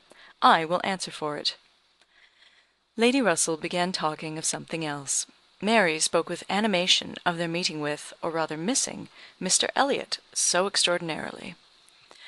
"He is a man," said Lady Russell, "whom I have no wish to see. His declining to be on cordial terms with the head of his family has left a very strong impression in his disfavour with me." This decision checked Mary's eagerness, and stopped her short in the midst of the Elliot countenance. With regard to Captain Wentworth, though Anne hazarded no inquiries, there was voluntary communication sufficient. His spirits had been greatly recovering lately, as might be expected. As Louisa improved, he had improved, and he was now quite a different creature from what he had been the first week. He had not seen Louisa, and was so extremely fearful of any ill consequence to her from an interview, that he did not press for it at all, and, on the contrary, seemed to have a plan of going away for a week or 10 days, till her head was stronger. He had talked of going down to Plymouth for a week, and wanted to persuade Captain Benwick to go with him. But, as Charles maintained to the last, Captain Benwick seemed much more disposed to ride over to Kellynch. There can be no doubt that Lady Russell and Anne were both occasionally thinking of Captain Benwick, from this time. Lady Russell could not hear the door-bell without feeling that it might be his herald, nor could Anne return from any stroll of solitary indulgence in her father's grounds, or any visit of charity in the village, without wondering whether she might see him or hear of him. Captain Benwick came not, however. He was either less disposed for it than Charles had imagined, or he was too shy, and after giving him a week's indulgence, Lady Russell determined him to be unworthy of the interest which he had been beginning to excite. The Musgroves came back to receive their happy boys and girls from school, bringing with them Mrs. Harville's little children, to improve the noise of Uppercross, and lessen that of Lyme. Henrietta remained with Louisa, but all the rest of the family were again in their usual quarters. Lady Russell and Anne paid their compliments to them once, when Anne could not but feel that Uppercross was already quite alive again.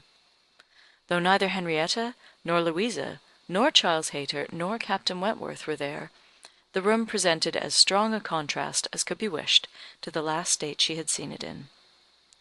Immediately surrounding Mrs. Musgrove were the little Harvilles, whom she was sedulously guarding from the tyranny of the 2 children from the cottage, expressly arrived to amuse them.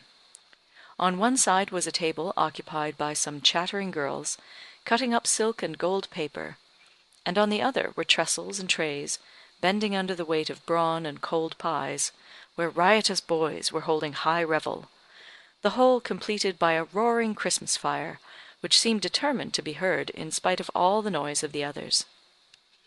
Charles and Mary also came in, of course, during their visit, and Mr. Musgrove made a point of paying his respects to Lady Russell, and sat down close to her for 10 minutes, talking with a very raised voice, but, from the clamour of the children on his knees, generally in vain. It was a fine family peace. Anne, judging from her own temperament, would have deemed such a domestic hurricane a bad restorative of the nerves, which Louisa's illness must have so greatly shaken. But Mrs. Musgrove, who got Anne near her on purpose to thank her most cordially again and again for all her attentions to them, concluded a short recapitulation of what she had suffered herself, by observing with a happy glance round the room, that after all she had gone through, nothing was so likely to do her good as a little quiet cheerfulness at home. Louisa was now recovering apace. Her mother could even think of her being able to join their party at home, before her brothers and sisters went to school again. The Harvilles had promised to come with her, and stay at Uppercross whenever she returned. Captain Wentworth was gone for the present, to see his brother in Shropshire. "I hope I shall remember in future," said Lady Russell, as soon as they were reseated in the carriage, "not to call it Uppercross in the Christmas holidays." Everybody has their taste in noises as well as in other matters, and sounds are quite innoxious or most distressing, by their sort rather than their quantity. When Lady Russell, not long afterwards, was entering Bath on a wet afternoon, and driving through the long course of streets from the Old Bridge to Camden Place, midst the dash of other carriages, the heavy rumble of carts and drays, the bawling of newsmen, muffin-men, and milkmen, and the ceaseless clink of pattens, she made no complaint. No, these were noises which belonged to the winter pleasures. Her spirits rose under their influence, and like Mrs. Musgrove, she was feeling, though not saying, that after being long in the country, nothing could be so good for her as a little quiet cheerfulness. Anne did not share these feelings. She persisted in a very determined, though very silent disinclination for Bath. caught the first dim view of the extensive buildings, smoking in rain, without any wish of seeing them better, felt their progress through the streets to be, however disagreeable, yet too rapid, for who would be glad to see her when she arrived? And looked back with fond regret to the bustles of Uppercross and the seclusion of Kellynch. Elizabeth's last letter had communicated a piece of news of some interest. Mr. Elliot was in Bath. He had called in Camden Place, had called a second time, a third, had been pointedly attentive. If Elizabeth and her father did not deceive themselves, had been taking as much pains to seek the acquaintance, and proclaim the value of the connection, as he had formerly taken pains to show neglect. This was very wonderful if it were true, and Lady Russell was in a state of very agreeable curiosity and perplexity about Mr. Elliot, already recanting the sentiment she had so lately expressed to Mary of his being a man whom she had no wish to see. She had a great wish to see him. If he really sought to reconcile himself like a dutiful branch, he must be forgiven for having dismembered himself from the paternal tree. Anne was not animated to an equal pitch by the circumstance, but she felt that she would rather see Mr. Elliot again than not, which was more than she could say for many other persons in Bath. She was put down in Camden Place, and Lady Russell then drove to her own lodgings in Rivers Street. Chapter 15. Sir Walter had taken a very good house in Camden Place, a lofty, dignified situation, such as becomes a man of consequence, and both he and Elizabeth were settled there, much to their satisfaction. Anne entered it with a sinking heart, anticipating an imprisonment of many months, and anxiously saying to herself, "Oh, when shall I leave you again?" A degree of unexpected cordiality, however, in the welcome she received, did her good.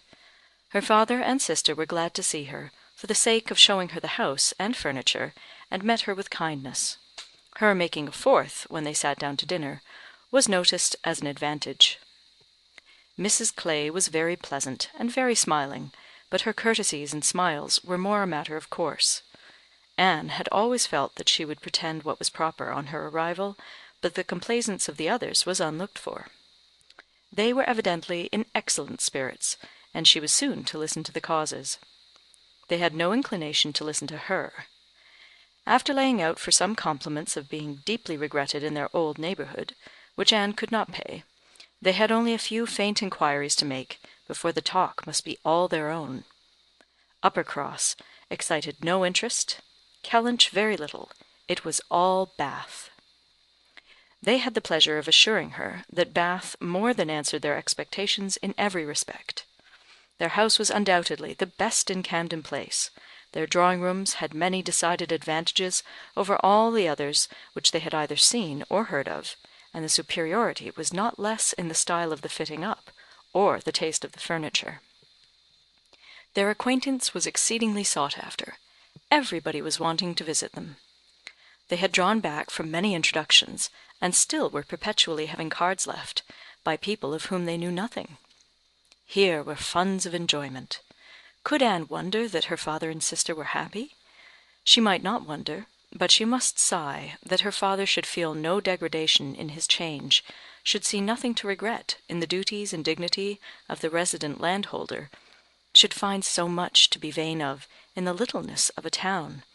And she must sigh and smile, and wonder too, as Elizabeth threw open the folding doors, and walked with exultation from one drawing-room to the other, boasting of their space, at the possibility of that woman, who had been mistress of Kellynch Hall, finding extent to be proud of between two walls, perhaps 30 feet asunder.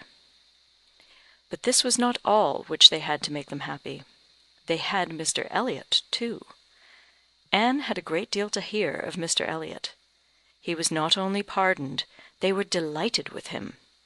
He had been in Bath about a fortnight. He had passed through Bath in November, in his way to London, when the intelligence of Sir Walter's being settled there had of course reached him, though only 24 hours in the place, but he had not been able to avail himself of it. But he had now been a fortnight in Bath, and his first object on arriving had been to leave his card in Camden Place, following it up by such assiduous endeavours to meet, and when they did meet, by such great openness of conduct, such readiness to apologize for the past, such solicitude to be received as a relation again, that their former good understanding was completely re-established. They had not a fault to find in him. He had explained away all the appearance of neglect on his own side. It had originated in misapprehension entirely. He had never had an idea of throwing himself off. He had feared that he was thrown off, but knew not why, and delicacy had kept him silent. Upon the hint of having spoken disrespectfully or carelessly of the family and the family honours, he was quite indignant. He, who had ever boasted of being an Elliot, and whose feelings as to connection were only too strict to suit the unfeudal tone of the present day. He was astonished indeed, but his character and general conduct must refute it. He could refer Sir Walter to all who knew him, and certainly the pains he had been taking on this, the first opportunity of reconciliation, to be restored to the footing of a relation and heir presumptive, was a strong proof of his opinions on the subject. The circumstances of his marriage, too, were found to admit of much extenuation. This was an article not to be entered on by himself, but a very intimate friend of his, a Colonel Wallace, a highly respectable man, perfectly the gentleman, and not an ill-looking man, Sir Walter added, who was living in very good style in Marlborough Buildings, and had at his own particular request been admitted to their acquaintance through Mr. Elliot, had mentioned one or two things relative to the marriage which made a material difference in the discredit of it. Colonel Wallace had known Mr. Elliot long, had been well acquainted also with his wife, had perfectly understood the whole story. She was certainly not a woman of family, but well educated, accomplished, rich, and excessively in love with his friend. There had been the charm. She had sought him. Without that attraction, not all her money would have tempted Elliot, and Sir Walter was, moreover, assured of her having been a very fine woman. Here was a great deal to soften the business. A very fine woman, with a large fortune, in love with him? Sir Walter seemed to admit it as a complete apology. And though Elizabeth could not see the circumstance in quite so favourable a light, she allowed it to be a great extenuation. Mr. Elliot had called repeatedly, had dined with them once, evidently delighted by the distinction of being asked, for they gave no dinners in general, delighted, in short, by every proof of cousinly notice, and placing his whole happiness in being on intimate terms in Camden Place. Anne listened, but without quite understanding it. Allowances, large allowances, she knew, must be made for the ideas of those who spoke. She heard it all under embellishment.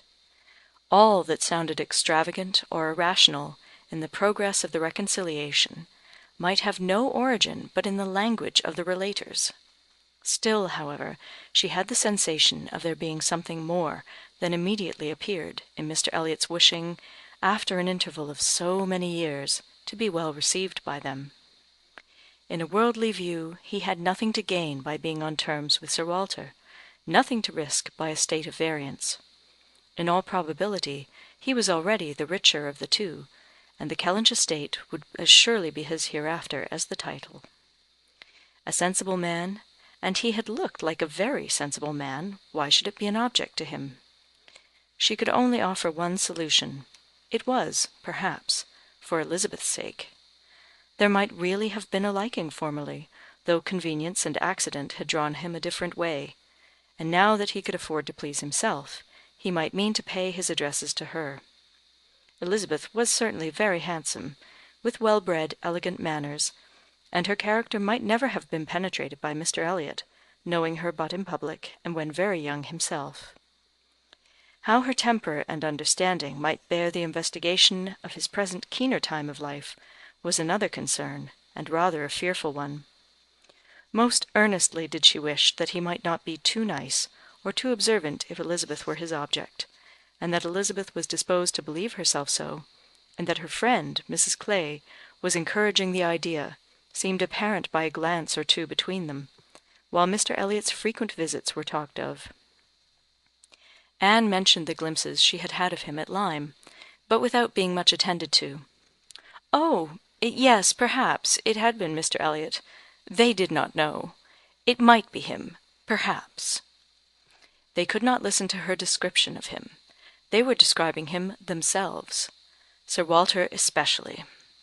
He did justice to his very gentlemanlike appearance, his air of elegance and fashion, his good-shaped face, his sensible eye, but, at the same time, must lament his being very much underhung, a defect which time seemed to have increased, nor could he pretend to say that the years had not altered almost every feature for the worse.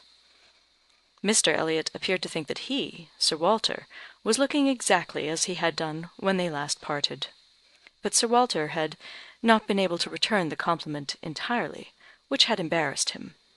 He did not mean to complain, however. Mr. Elliot was better to look at than most men, and he had no objection to being seen with him anywhere. Mr. Elliot and his friends in Marlborough Buildings were talked of the whole evening. Colonel Wallis had been so impatient to be introduced to them, and Mr. Elliot so anxious that he should. And there was a Mrs. Wallis, at present known only to them by description, as she was in daily expectation of her confinement. But Mr. Elliot spoke of her as a most charming woman, quite worthy of being known in Camden Place, and as soon as she recovered they were to be acquainted. Sir Walter thought much of Mrs. Wallis. She was said to be an excessively pretty woman, beautiful. He longed to see her. He hoped she might make some amends for the many very plain faces he was continually passing in the streets. The worst of Bath was the number of its plain women. He did not mean to say that there were no pretty women, but the number of the plain was out of all proportion. He had frequently observed, as he walked, that one handsome face would be followed by 30 or 35 frights, and once, as he had stood in a shop in Bond Street, he had counted 87 women go by, one after another, without there being a tolerable face among them. It had been a frosty morning, to be sure, a sharp frost, which hardly one woman in 1,000 could stand the test of. But still, there certainly were a dreadful multitude of ugly women in Bath, and as for the men, they were infinitely worse. Such scarecrows as the streets were full of. It was evident how little the women were used to the sight of anything tolerable, by the effect which a man of decent appearance produced. He had never walked anywhere arm in arm with Colonel Wallis, who was a fine military figure, though sandy-haired, without observing that every woman's eye was upon him. Every woman's eye was sure to be upon Colonel Wallis. Modest Sir Walter! He was not allowed to escape, however. His daughter and Mrs. Clay united in hinting that Colonel Wallis's companion might have as good a figure as Colonel Wallis, and certainly was not sandy-haired. "How is Mary looking?" said Sir Walter, in the height of his good humour. "The last time I saw her she had a red nose, but I hope that may not happen every day."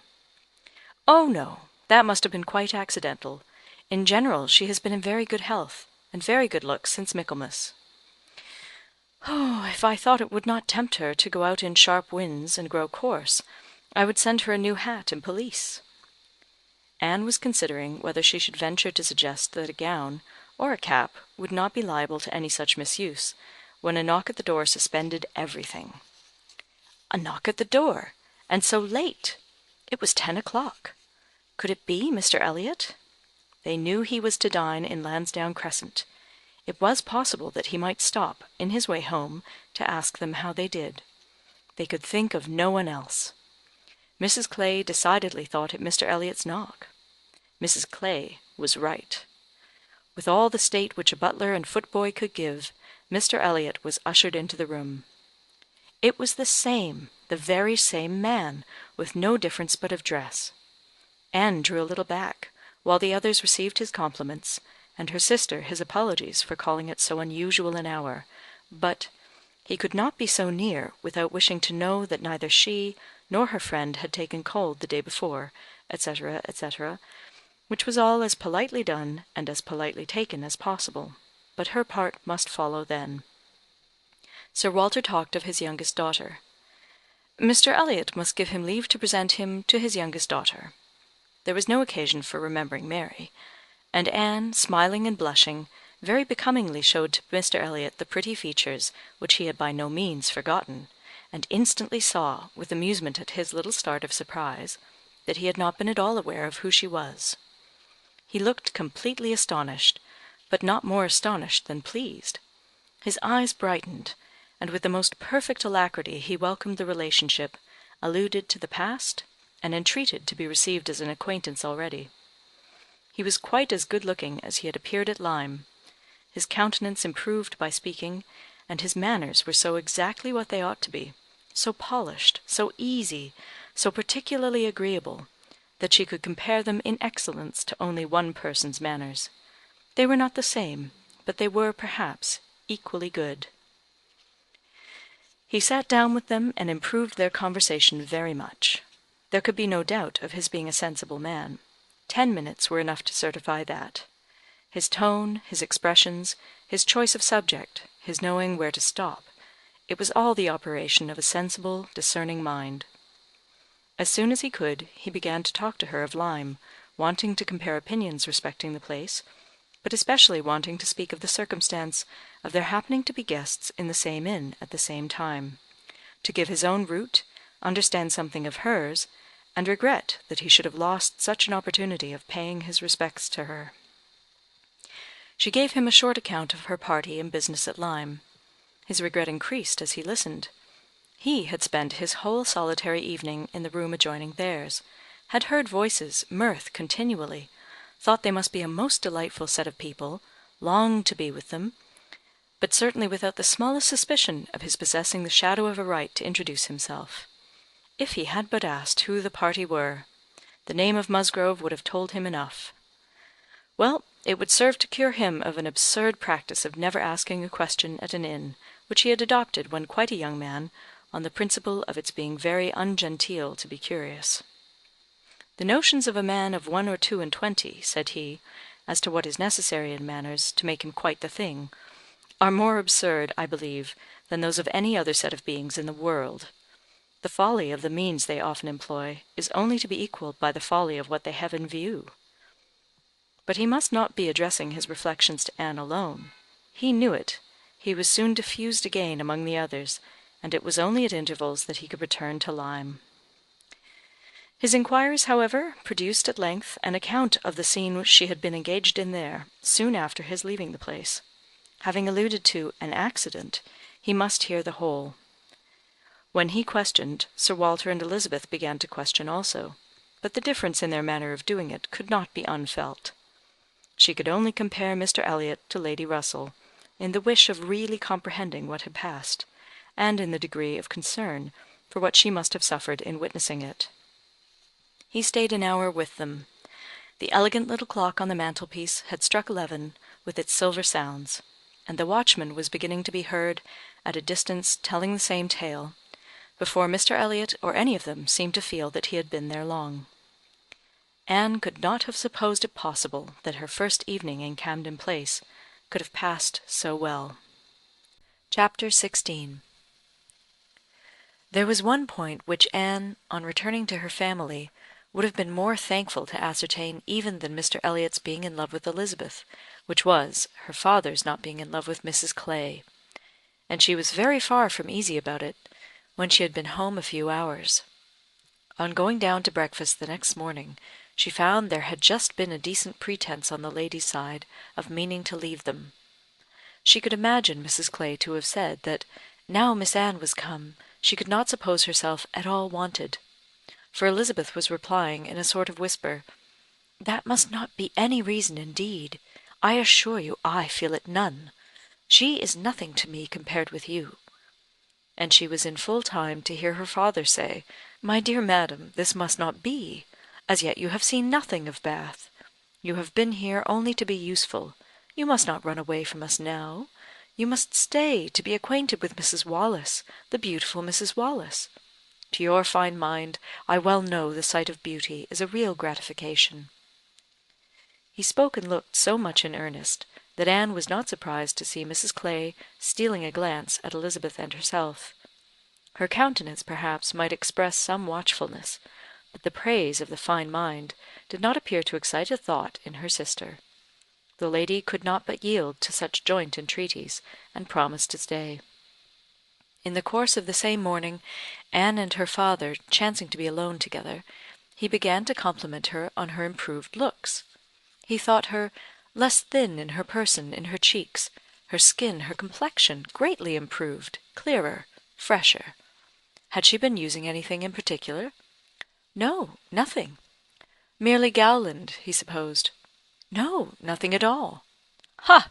He was surprised at that, and added, "Certainly you cannot do better than continue as you are. You cannot be better than well, or I should recommend Gowland, the constant use of Gowland, during the spring months.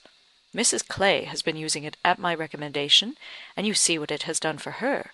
You see how it has carried away her freckles." If Elizabeth could but have heard this! Such personal praise might have struck her, especially as it did not appear to Anne that the freckles were at all lessened. But everything must take its chance. The evil of the marriage would be much diminished if Elizabeth were also to marry. As for herself, she might always command a home with Lady Russell. Lady Russell's composed mind and polite manners were put to some trial on this point, in her intercourse in Camden Place. The sight of Mrs. Clay in such favour, and of Anne so overlooked, was a perpetual provocation to her there, and vexed her as much when she was away, as a person in Bath who drinks the water, gets all the new publications, and has a very large acquaintance, has time to be vexed.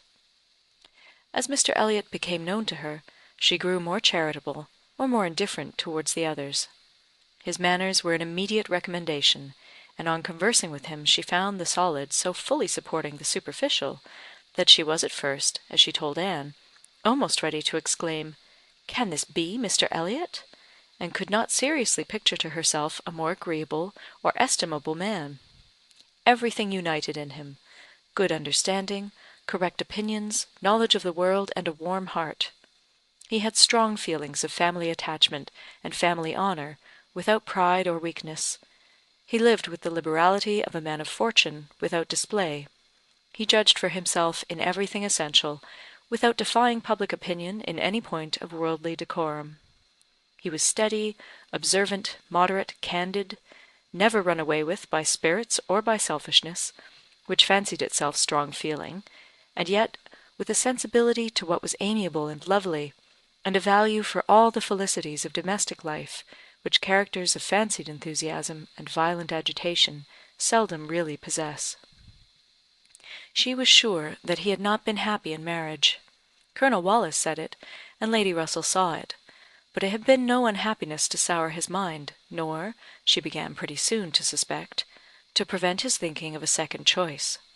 Her satisfaction in Mr. Elliot outweighed all the plague of Mrs. Clay. It was now some years since Anne had begun to learn that she and her excellent friend could sometimes think differently, and it did not surprise her, therefore, that Lady Russell should see nothing suspicious or inconsistent, nothing to require more motives than appeared, in Mr. Elliot's great desire of a reconciliation. In Lady Russell's view, it was perfectly natural that Mr. Elliot, at a mature time of life, should feel it a most desirable object, and what would very generally recommend him among all sensible people, to be on good terms with the head of his family. The simplest process in the world of time upon a head naturally clear, and only erring in the heyday of youth. Anne presumed, however, still to smile about it, and at last to mention Elizabeth. Lady Russell listened, and looked, and made only this cautious reply: "Elizabeth! Very well. Time will explain." It was a reference to the future, which Anne, after a little observation, felt she must submit to. She could determine nothing at present. In that house Elizabeth must be first, and she was in the habit of such general observance as Miss Elliot, that any particularity of attention seemed almost impossible. Mr. Elliot, too, it must be remembered, had not been a widower 7 months. A little delay on his side might be very excusable.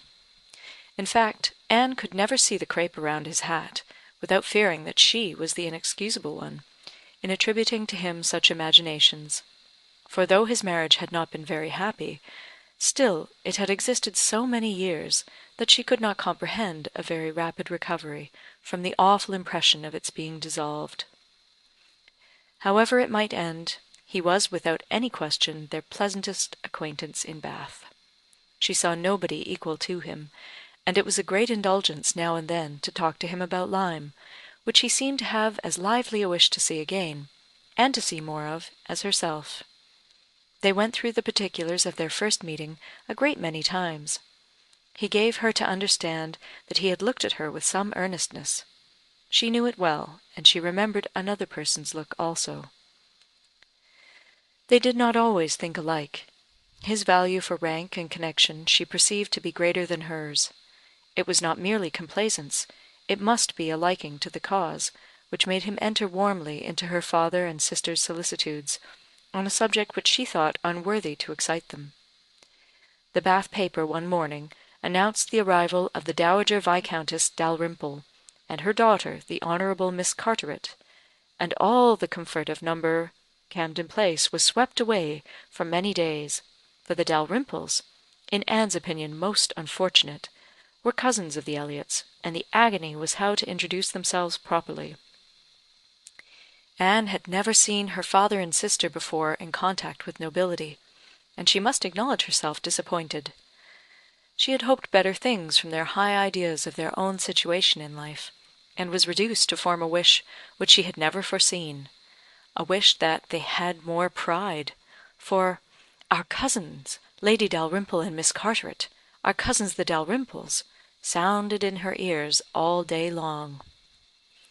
Sir Walter had once been in company with the late Viscount, but had never seen any of the rest of the family, and the difficulties of the case arose from there having been a suspension of all intercourse by letters of ceremony ever since the death of that said late Viscount, when in consequence of a dangerous illness of Sir Walter's at the same time, there had been an unlucky omission at Kellynch. No letter of condolence had been sent to Ireland. The neglect had been visited on the head of the sinner, for when poor Lady Elliot died herself, no letter of condolence was received at Kellynch, and consequently there was but too much reason to apprehend that the Dalrymples considered the relationship as closed. How to have this anxious business set to rights, and be admitted as cousins again, was the question; and it was a question which, in a more rational manner, neither Lady Russell nor Mr. Elliot thought unimportant. Family connections were always worth preserving, good company always worth seeking. Lady Dalrymple had taken a house for 3 months in Laura Place, and would be living in style.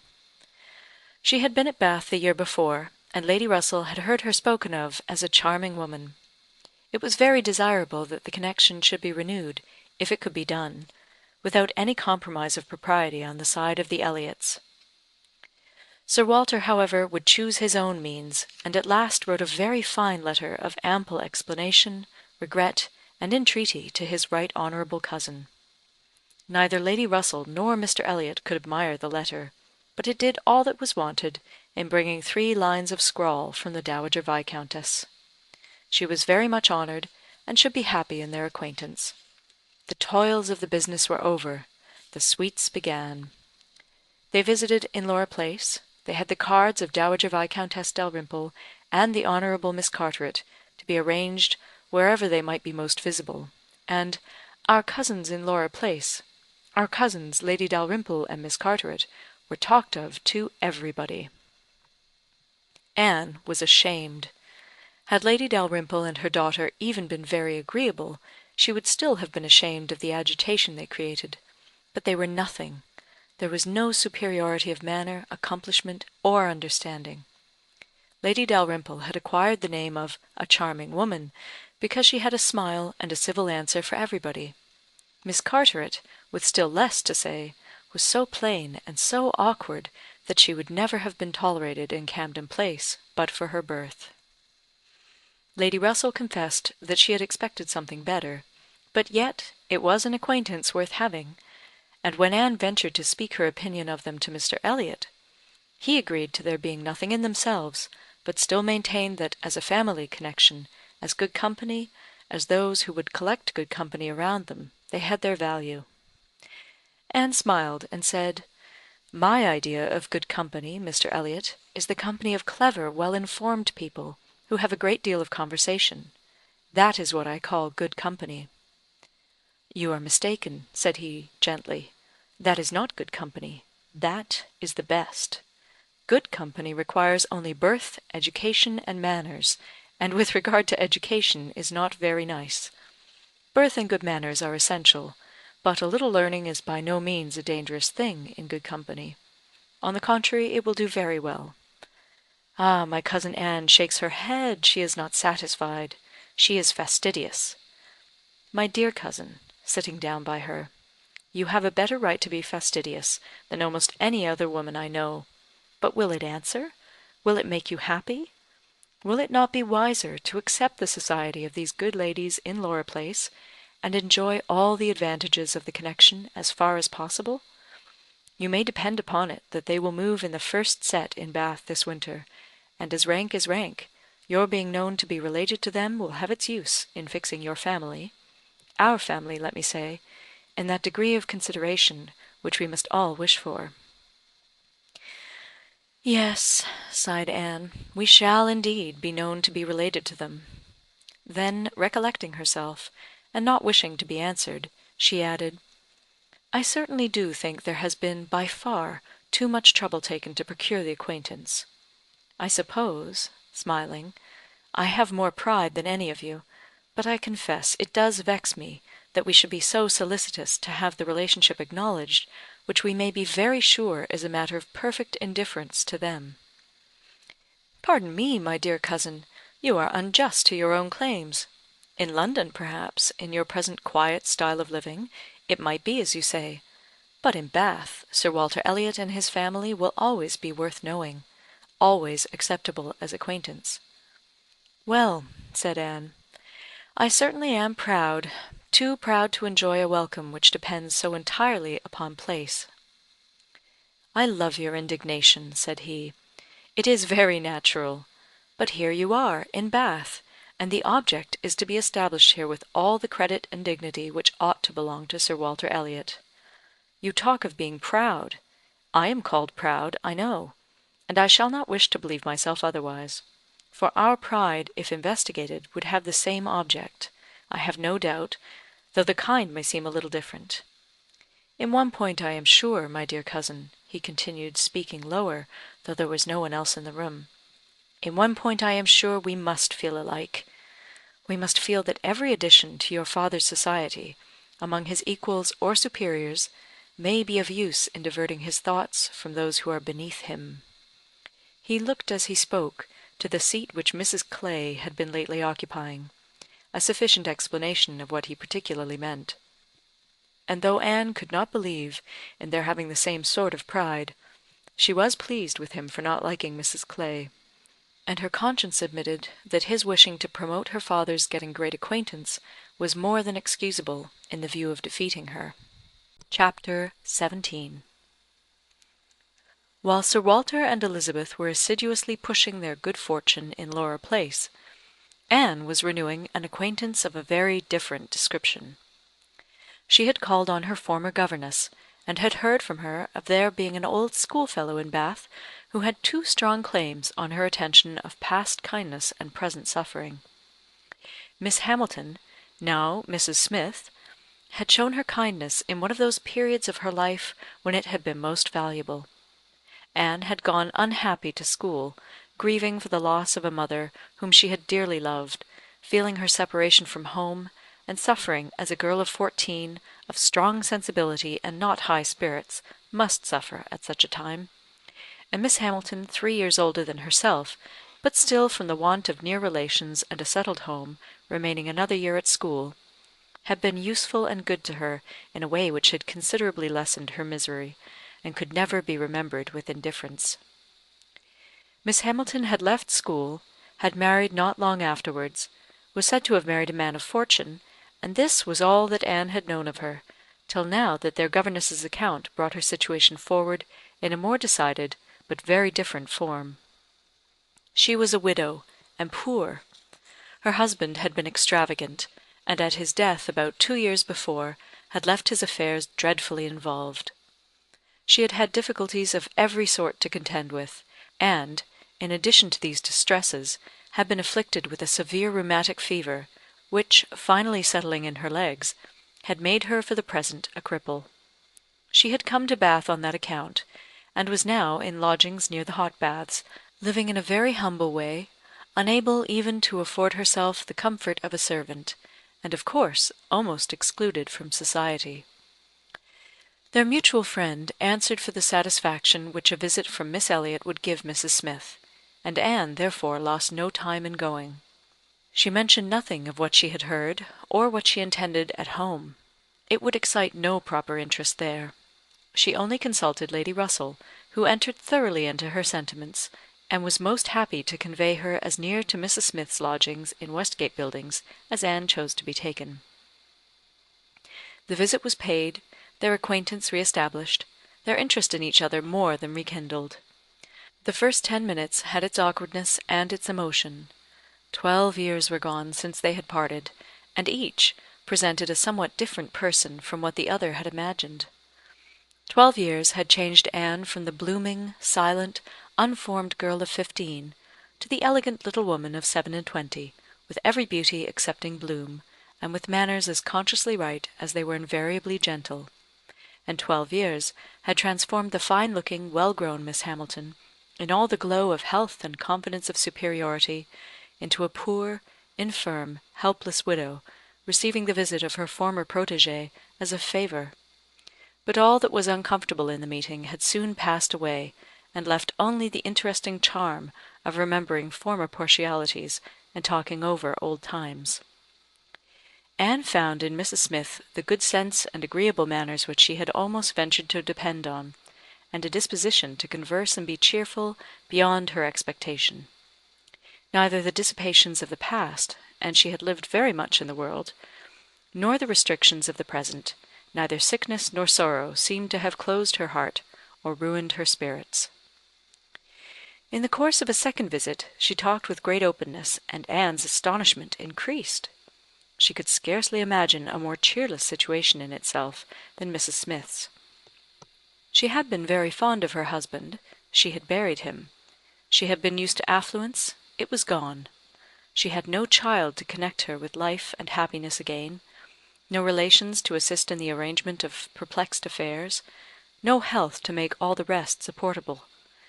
Her accommodations were limited to a noisy parlour and a dark bedroom behind, with no possibility of moving from one to the other without assistance, which there was only one servant in the house to afford, and she never quitted the house but to be conveyed into the warm bath. Yet in spite of all this, Anne had reason to believe that she had moments only of languor and depression to hours of occupation and enjoyment. How could it be? She watched, observed, reflected, and finally determined that this was not a case of fortitude or resignation only. A submissive spirit might be patient, a strong understanding would supply resolution. But here was something more. Here was that elasticity of mind, that disposition to be comforted, that power of turning readily from evil to good, and of finding employment, which carried her out of herself, which was from nature alone. It was the choicest gift of heaven, and Anne viewed her friend as one of those instances in which, by a merciful appointment, it seems designed to counterbalance almost every other want. There had been a time, Mrs. Smith told her, when her spirits had nearly failed. She could not call herself an invalid now, compared with her state on first reaching Bath. Then she had, indeed, been a pitiable object, for she had caught cold on the journey, and had hardly taken possession of her lodgings before she was again confined to her bed, and suffering under severe and constant pain. And all this among strangers, with the absolute necessity of having a regular nurse, and finances at that moment particularly unfit to meet any extraordinary expense. She had weathered it, however, and could truly say that it had done her good. It had increased her comforts by making her feel herself to be in good hands. She had seen too much of the world to expect sudden or disinterested attachment anywhere, but her illness had proved to her that her landlady had a character to preserve, and would not use her ill; and she had been particularly fortunate in her nurse, as a sister of her landlady, a nurse by profession, and who had always a home in that house when unemployed, chanced to be at liberty just in time to attend her. "And she," said Mrs. Smith, "besides nursing me most admirably, has really proved an invaluable acquaintance. As soon as I could use my hands, she taught me to knit, which has been a great amusement, and she put me in the way of making these little thread cases, pin cushions, and card racks, which you always find me so busy about, and which supply me with the means of doing a little good to one or two very poor families in this neighbourhood. She has a large acquaintance, of course professionally, among those who can afford to buy, and she disposes of my merchandise. She always takes the right time for applying. Everybody's heart is open, you know, when they have recently escaped from severe pain, or are recovering the blessing of health, and Nurse Rooke thoroughly understands when to speak. She is a shrewd, intelligent, sensible woman. Hers is a line for seeing human nature, and she has a fund of good sense and observation, which, as a companion, make her infinitely superior to thousands of those who, having only received the best education in the world, know nothing worth attending to. Call it gossip if you will, but when Nurse Rooke has half an hour's leisure to bestow on me, she is sure to have something to relate that is entertaining and profitable, something that makes one know one's species better. One likes to hear what is going on, to be au fait as to the newest modes of being trifling and silly. To me, who live so much alone, her conversation, I assure you, is a treat. Anne, far from wishing to cavil at the pleasure, replied, "I can easily believe it. Women of that class have great opportunities, and if they are intelligent, may be well worth listening to. Such varieties of human nature as they are in the habit of witnessing. And it is not merely in its follies that they are well read, for they see it occasionally under every circumstance that can be most interesting or affecting. What instances must pass before them of ardent, disinterested, self-denying attachment, of heroism, fortitude, patience, resignation, of all the conflicts and all the sacrifices that ennoble us most. A sick chamber may often furnish the worth of volumes." "Yes," said Mrs. Smith, more doubtingly. "Sometimes it may, though I fear its lessons are not often in the elevated style you describe. Here and there human nature may be great in times of trial, but generally speaking it is its weakness and not its strength that appears in a sick chamber. It is selfishness and impatience, rather than generosity and fortitude, that one hears of. There is so little real friendship in the world, and unfortunately, speaking low and tremulously, there are so many who forget to think seriously until it is almost too late." Anne saw the misery of such feelings. The husband had not been what he ought, and the wife had been led among that part of mankind which made her think worse of the world than she hoped it deserved. It was but a passing emotion, however, with Mrs. Smith. She shook it off, and soon added in a different tone, "I do not suppose the situation my friend Mrs. Rooke is in at present will furnish much either to interest or edify me. She is only nursing Mrs. Wallace, of Marlborough Buildings, a mere pretty, silly, expensive, fashionable woman, I believe, and of course will have nothing to report but of lace and finery. I mean to make my profit of Mrs. Wallace, however. She has plenty of money, and I intend she shall buy all the high-priced things I have in hand now." Anne had called several times on her friend, before the existence of such a person was known in Camden Place. At last it became necessary to speak of her. Sir Walter, Elizabeth, and Mrs. Clay returned one morning from Laura Place, with a sudden invitation from Lady Dalrymple for the same evening, and Anne was already engaged to spend the evening in Westgate Buildings. She was not sorry for the excuse. They were only asked, she was sure, because Lady Dalrymple, being kept at home by a bad cold, was glad to make use of the relationship which had been so pressed on her, and she declined on her own account with great alacrity. She was engaged to spend the evening with an old schoolfellow. They were not much interested in anything relative to Anne, but still there were questions enough asked to make it understood what this old schoolfellow was, and Elizabeth was disdainful, and Sir Walter severe. "Westgate Buildings?" said he. "And who is Miss Anne Elliot to be visiting in Westgate Buildings? A Mrs. Smith, a widow Mrs. Smith. And who was her husband? One of the 5,000 Mr. Smiths whose names are to be met with everywhere. And what is her attraction? That she is old and sickly. Upon my word, Miss Anne Elliot, you have the most extraordinary taste. Everything that revolts other people, low company, paltry rooms, foul air, disgusting associations, are inviting to you. But surely you may put off this old lady till to-morrow. She is not so near her end, I presume, but that she may hope to see another day. What is her age, 40? No, sir, she is not 31, but I do not think I can put off my engagement, because it is the only evening for some time which will at once suit her and myself. She goes into the warm bath to-morrow, and for the rest of the week, you know, we are engaged." "But what does Lady Russell think of this acquaintance?" asked Elizabeth. "She sees nothing to blame in it," replied Anne. "On the contrary, she approves it, and has generally taken me when I have called on Mrs. Smith." "Westgate Buildings must have been rather surprised by the appearance of a carriage drawn up near its pavement," observed Sir Walter. "Sir Henry Russell's widow, indeed, has no honours to distinguish her arms; but still it is a handsome equipage, and no doubt is well known to convey a Miss Elliot. A widow Mrs. Smith lodging in Westgate Buildings! A poor widow barely able to live between 30 and 40, a mere Mrs. Smith, and every day Mrs. Smith of all people and all names in the world, to be the chosen friend of Miss Anne Elliot, and to be preferred by her to her own family connections among the nobility of England and Ireland. Mrs. Smith! Such a name!" Mrs. Clay, who had been present while all this passed, now thought it advisable to leave the room, and Anne could have said much, and did long to say a little in defence of her friends' not very dissimilar claims to theirs; but her sense of personal respect to her father prevented her. She made no reply.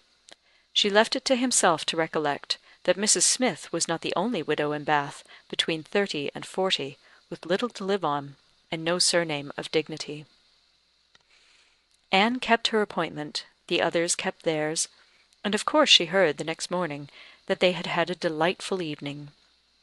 She had been the only one of the set absent, for Sir Walter and Elizabeth had not only been quite at her ladyship's service themselves, but had actually been happy to be employed by her in collecting others, and had been at the trouble of inviting both Lady Russell and Mr. Elliot, and Mr. Elliot had made a point of leaving Colonel Wallis early, and Lady Russell had fresh arranged all her evening engagements in order to wait on her.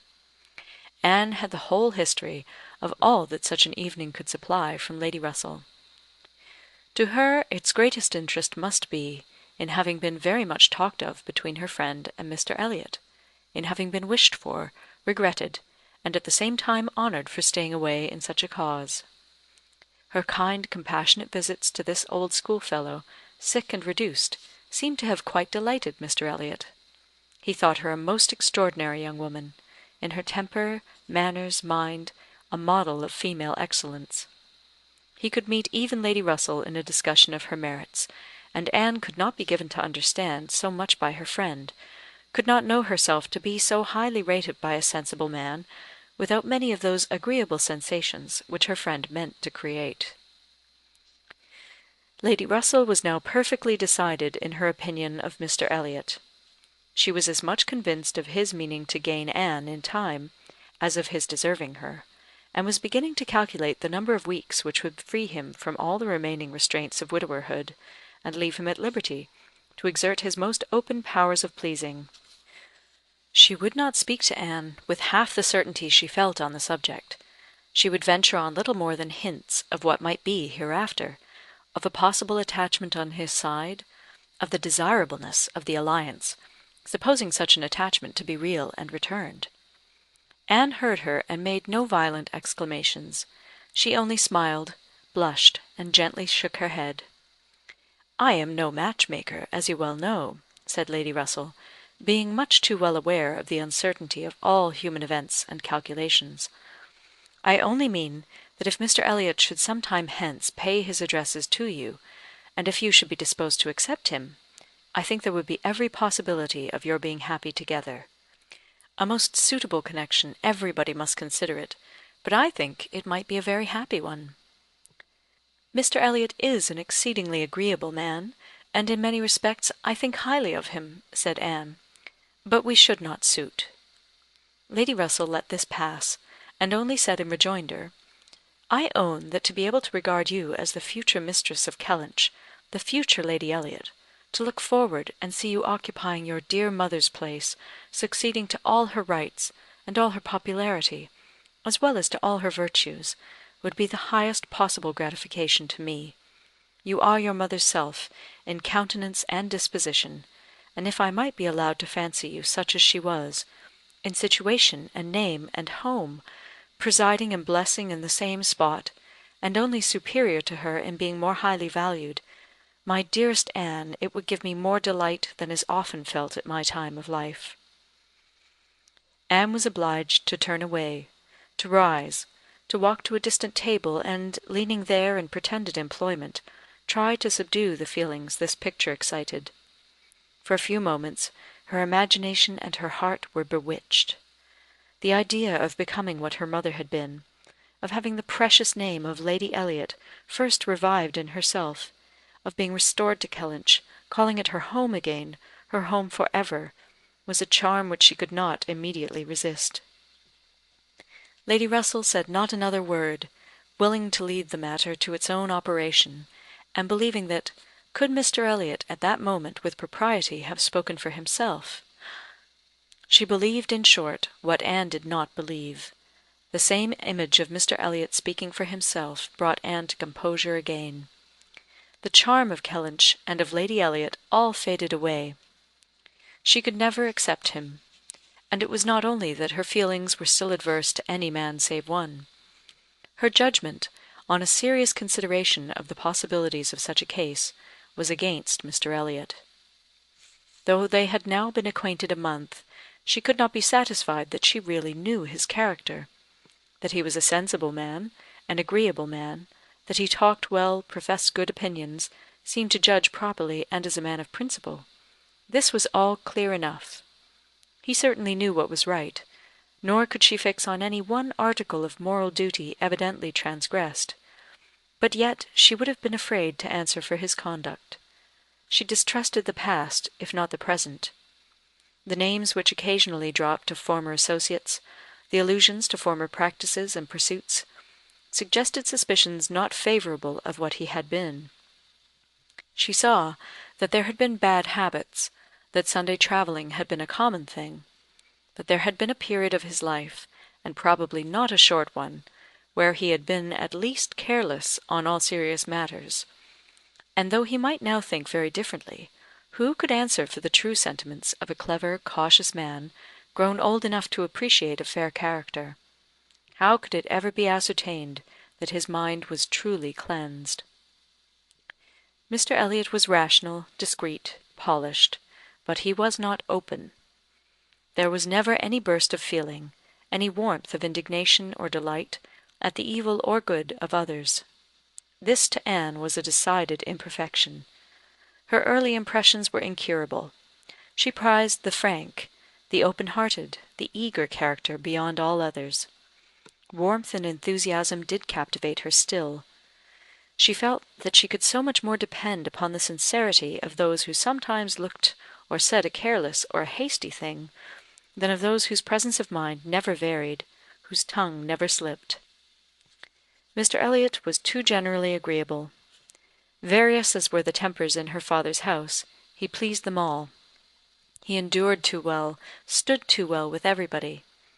He had spoken to her with some degree of openness of Mrs. Clay, had appeared completely to see what Mrs. Clay was about, and to hold her in contempt, and yet Mrs. Clay found him as agreeable as anybody. Lady Russell saw either less or more than her young friend, for she saw nothing to excite distrust.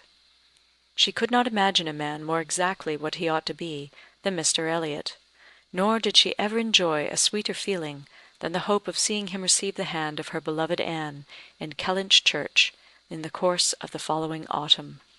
Chapter 18. It was the beginning of February, and Anne, having been a month in Bath, was growing very eager for news from Uppercross and Lyme. She wanted to hear much more than Mary communicated. It was 3 weeks since she had heard at all. She only knew that Henrietta was at home again, and that Louisa, though considered to be recovering fast, was still at Lyme, and she was thinking of them all very intently one evening, when a thicker letter than usual from Mary was delivered to her, and, to quicken the pleasure and surprise, with Admiral and Mrs. Croft's compliments. The Crofts must be in Bath! A circumstance to interest her. They were people whom her heart turned to very naturally. "What is this?" cried Sir Walter. "The Crofts arrived in Bath? The Crofts who rent Kellynch? What have they brought you?" "A letter from Uppercross Cottage, sir."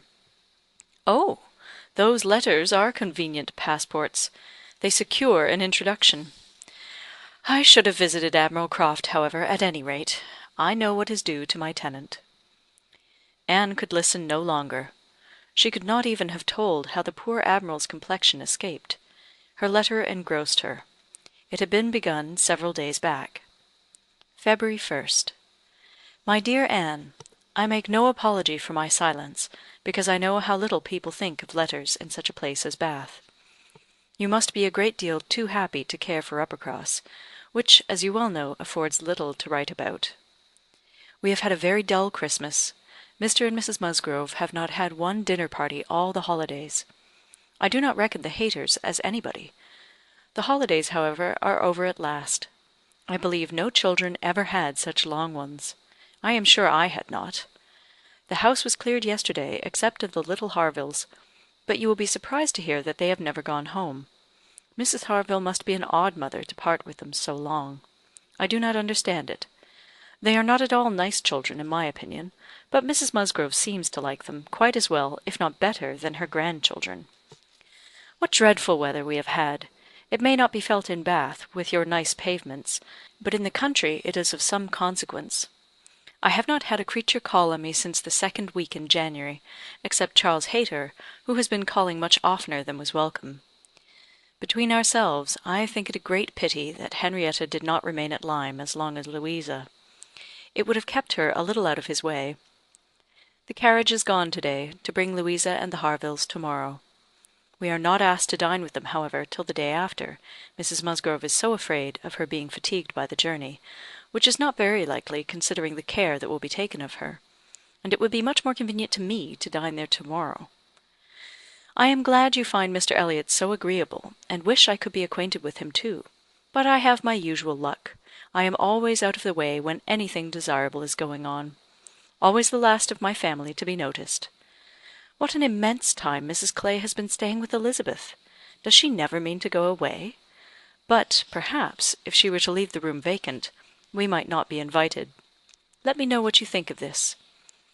I do not expect my children to be asked, you know. I can leave them at the great house very well, for a month or 6 weeks. I have this moment heard that the Crofts are going to Bath almost immediately. They think the Admiral gouty. Charles heard it quite by chance. They have not had the civility to give me any notice, or offer to take anything. I do not think they improve at all as neighbours. We see nothing of them, and this is really an instance of gross inattention. Charles joins me in love, and everything proper. Yours affectionately, Mary. I am sorry to say that I am very far from well, and Jemima has just told me that the butcher says there is a bad sore throat very much about. I dare say I shall catch it, and my sore throats, you know, are always worse than anybody's. So ended the first part, which had been afterwards put into an envelope containing nearly as much more. I kept my letter open, that I might send you word how Louisa bore her journey, and now I am extremely glad I did, having a great deal to add. In the first place, I had a note from Mrs. Croft yesterday, offering to convey anything to you. A very kind, friendly note indeed, addressed to me, just as it ought. I shall therefore be able to make my letter as long as I like. The Admiral does not seem very ill, and I sincerely hope Bath will do him all the good he wants. I shall be truly glad to have them back again. Our neighbourhood cannot spare such a pleasant family. But now for Louisa. I have something to communicate that will astonish you not a little.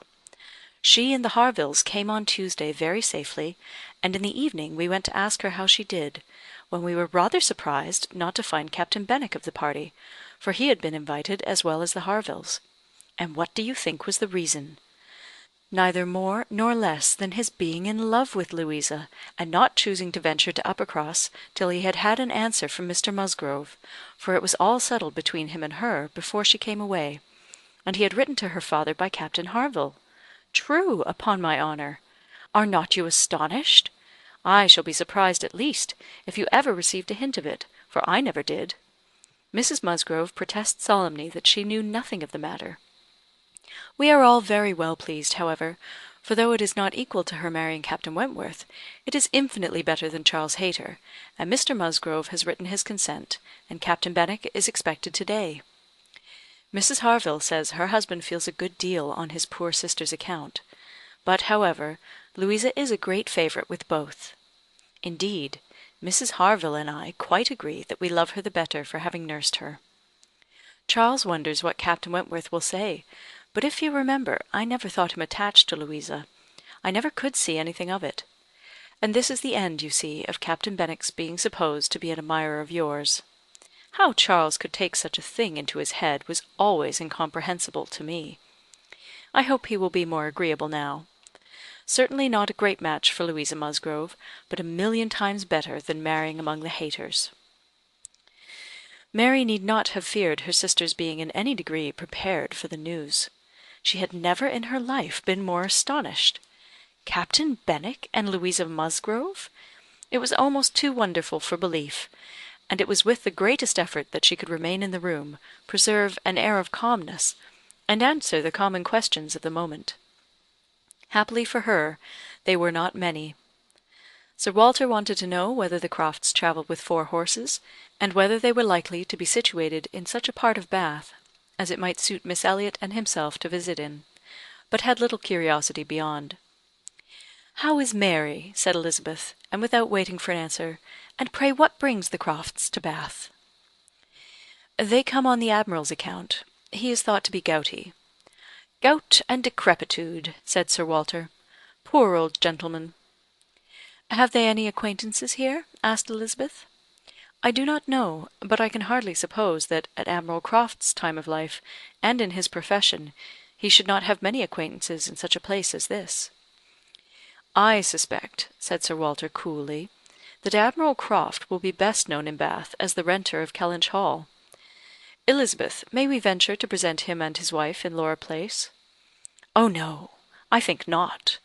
Situated as we are with Lady Dalrymple, cousins, we ought to be very careful not to embarrass her with acquaintances she might not approve. If we were not related, it would not signify, but as cousins she would feel scrupulous as to any proposal of ours. We had better leave the Crofts to find their own level. There are several odd-looking men walking about here who, I am told, are sailors. The Crofts will associate with them." This was Sir Walter and Elizabeth's share of interest in the letter. When Mrs. Clay had paid her tribute of more decent attention, in an inquiry after Mrs. Charles Musgrove and her fine little boys, Anne was at liberty. In her own room she tried to comprehend it. Well might Charles wonder how Captain Wentworth would feel. Perhaps he had quitted the field, had given Louisa up, had ceased to love, had found he did not love her. She could not endure the idea of treachery or levity, or anything akin to ill usage between him and his friend. She could not endure that such a friendship as theirs should be severed unfairly. Captain Benwick and Louisa Musgrove! The high-spirited, joyous-talking Louisa Musgrove, and the dejected, thinking, feeling, reading Captain Benwick, seemed each of them everything that would not suit the other. Their minds most dissimilar. Where could have been the attraction? The answer soon presented itself. It had been in situation. They had been thrown together several weeks. They had been living in the same small family party. Since Henrietta's coming away, they must have been depending almost entirely on each other, and Louisa, just recovering from illness, had been in an interesting state, and Captain Benwick was not inconsolable. That was a point which Anne had not been able to avoid suspecting before, and instead of drawing the same conclusion as Mary from the present course of events, they served only to confirm the idea of his having felt some dawning of tenderness towards herself.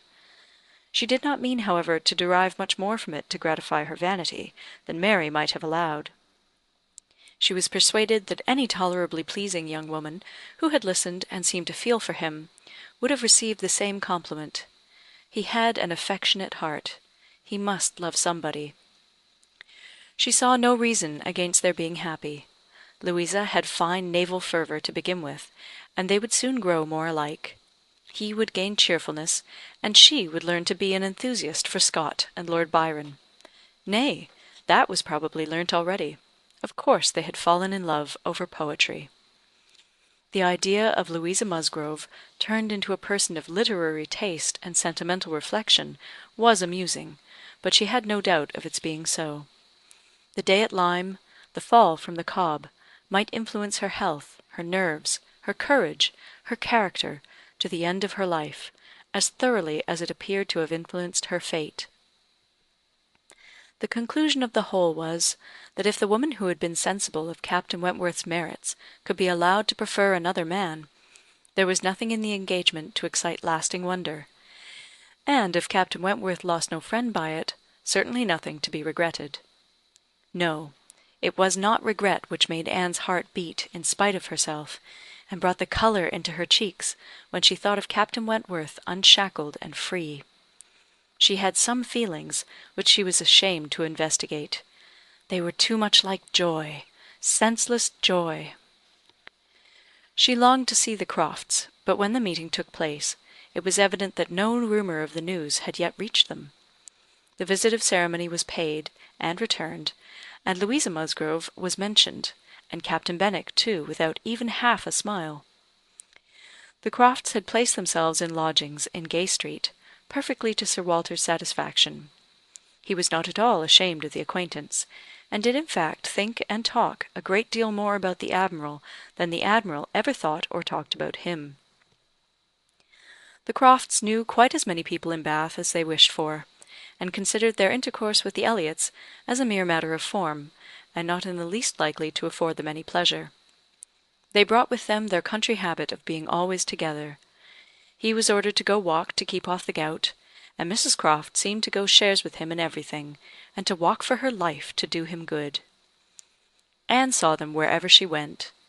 Lady Russell took her out in her carriage almost every morning, and she never failed to think of them, and never failed to see them. Knowing their feelings as she did, it was a most attractive picture of happiness to her. She always watched them as long as she could, delighted to fancy she understood what they might be talking of, as they walked along in happy independence, or equally delighted to see the Admiral's hearty shake of the hand when he encountered an old friend, and observed their eagerness of conversation when occasionally forming into a little knot of the navy, Mrs. Croft looking as intelligent and keen as any of the officers around her. Anne was too much engaged with Lady Russell to be often walking herself, but it so happened that one morning, about a week or 10 days after the Crofts' arrival, it suited her best to leave her friend, or her friend's carriage, in the lower part of the town, and return alone to Camden Place; and in walking up Milson Street she had the good fortune to meet with the Admiral. He was standing by himself at a print-shop window, with his hands behind him in earnest contemplation of some print, and she not only might have passed him unseen, but was obliged to touch as well as address him before she could catch his notice.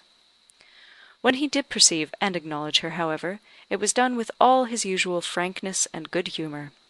"Ha! Is it you? Thank you, thank you. This is treating me like a friend. Here I am, you see, staring at a picture. I can never get by this shop without stopping.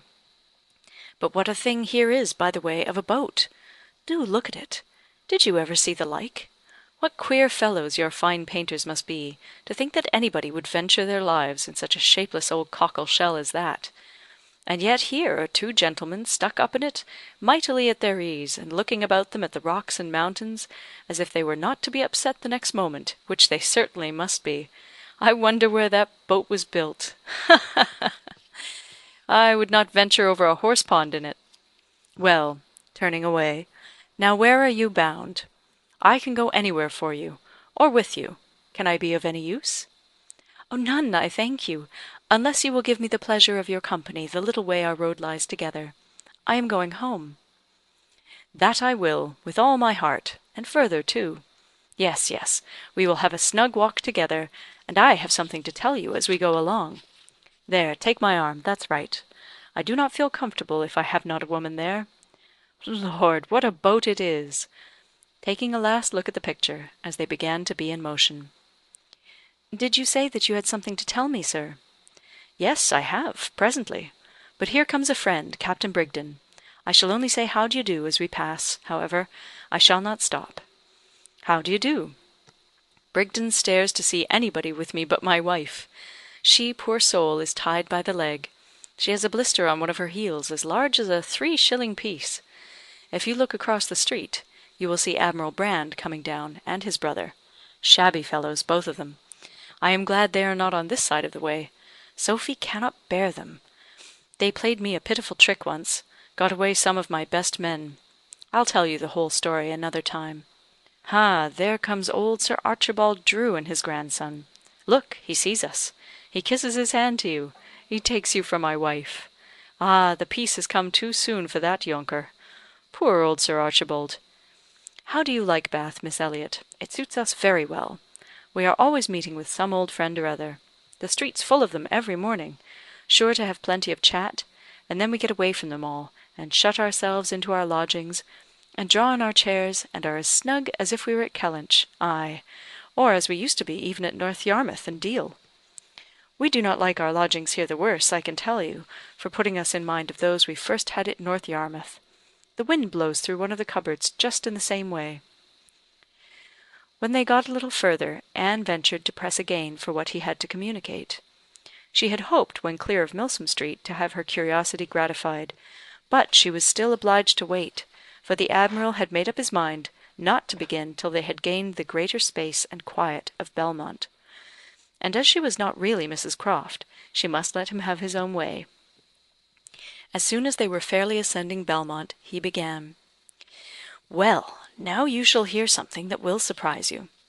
But first of all you must tell me the name of the young lady I am going to talk about.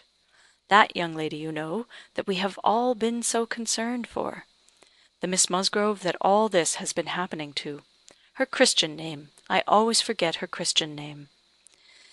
Anne had been ashamed to appear to comprehend so soon as she really did, but now she could safely suggest the name of Louisa. "Ay, ay, Miss Louisa Musgrove, that is the name. I wish young ladies had not such a number of fine Christian names. I should never be out if they were all Sophies, or something of that sort. Well, this Miss Louisa we all thought, you know, was to marry Frederick. He was courting her week after week. The only wonder was what they could be waiting for, till the business at Lyme came. Then, indeed, it was clear enough that they must wait till her brain was set to right. But even then there was something odd in their way of going on.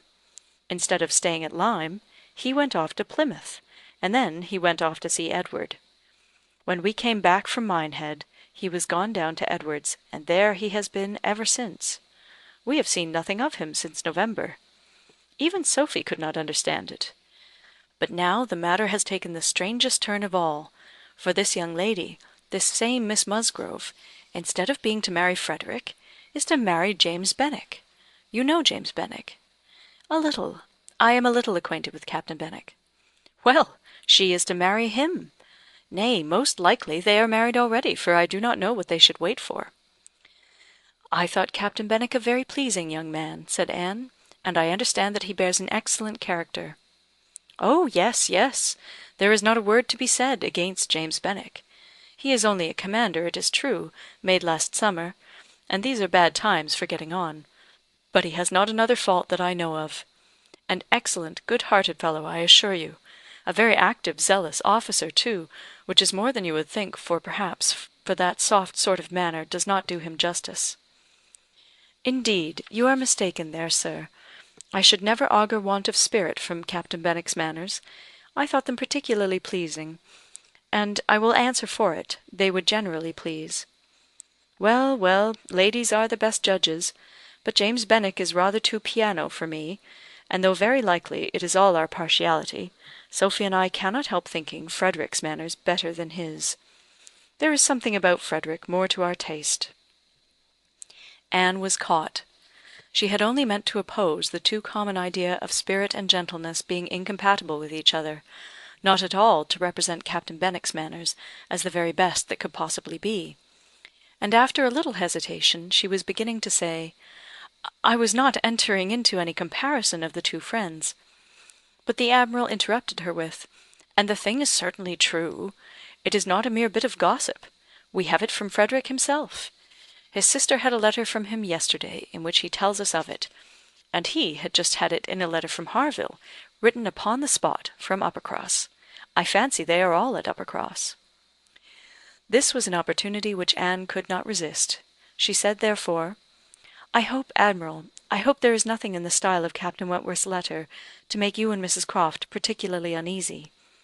It did certainly seem, last autumn, as if there was an attachment between him and Louisa Musgrove; but I hope it may be understood to have worn out on each side equally, and without violence. I hope his letter does not breathe the spirit of an ill-used man." "Not at all, not at all. There is not an oath or a murmur from beginning to end." Anne looked down to hide her smile. "No, no, Frederick is not a man to whine and complain. He has too much spirit for that. If the girl likes another man better, it is very fit she should have him." "Certainly. But what I mean is, that I hope there is nothing in Captain Wentworth's manner of writing to make you suppose he thinks himself ill-used by his friend, which might appear, you know, without its being absolutely said. I should be very sorry that such a friendship as has subsisted between him and Captain Benwick should be destroyed or even wounded by a circumstance of this sort." "Yes, yes, I understand you. But there is nothing at all of that nature in the letter. He does not give the least fling at Benwick; does not so much as say, 'I wonder at it. I have a reason of my own for wondering at it.' No, you would not guess from his way of writing that he had ever thought of this Miss what's her name for himself. He very handsomely hopes they will be happy together, and there is nothing very unforgiving in that, I think." Anne did not receive the perfect conviction which the Admiral meant to convey, but it would have been useless to press the inquiry further. She therefore satisfied herself with commonplace remarks or quiet attention, and the Admiral had it all his own way. "Poor Frederick," said he at last. "Now he must begin all over again with somebody else. I think we must get him to Bath. Sophie must write, and beg him to come to Bath.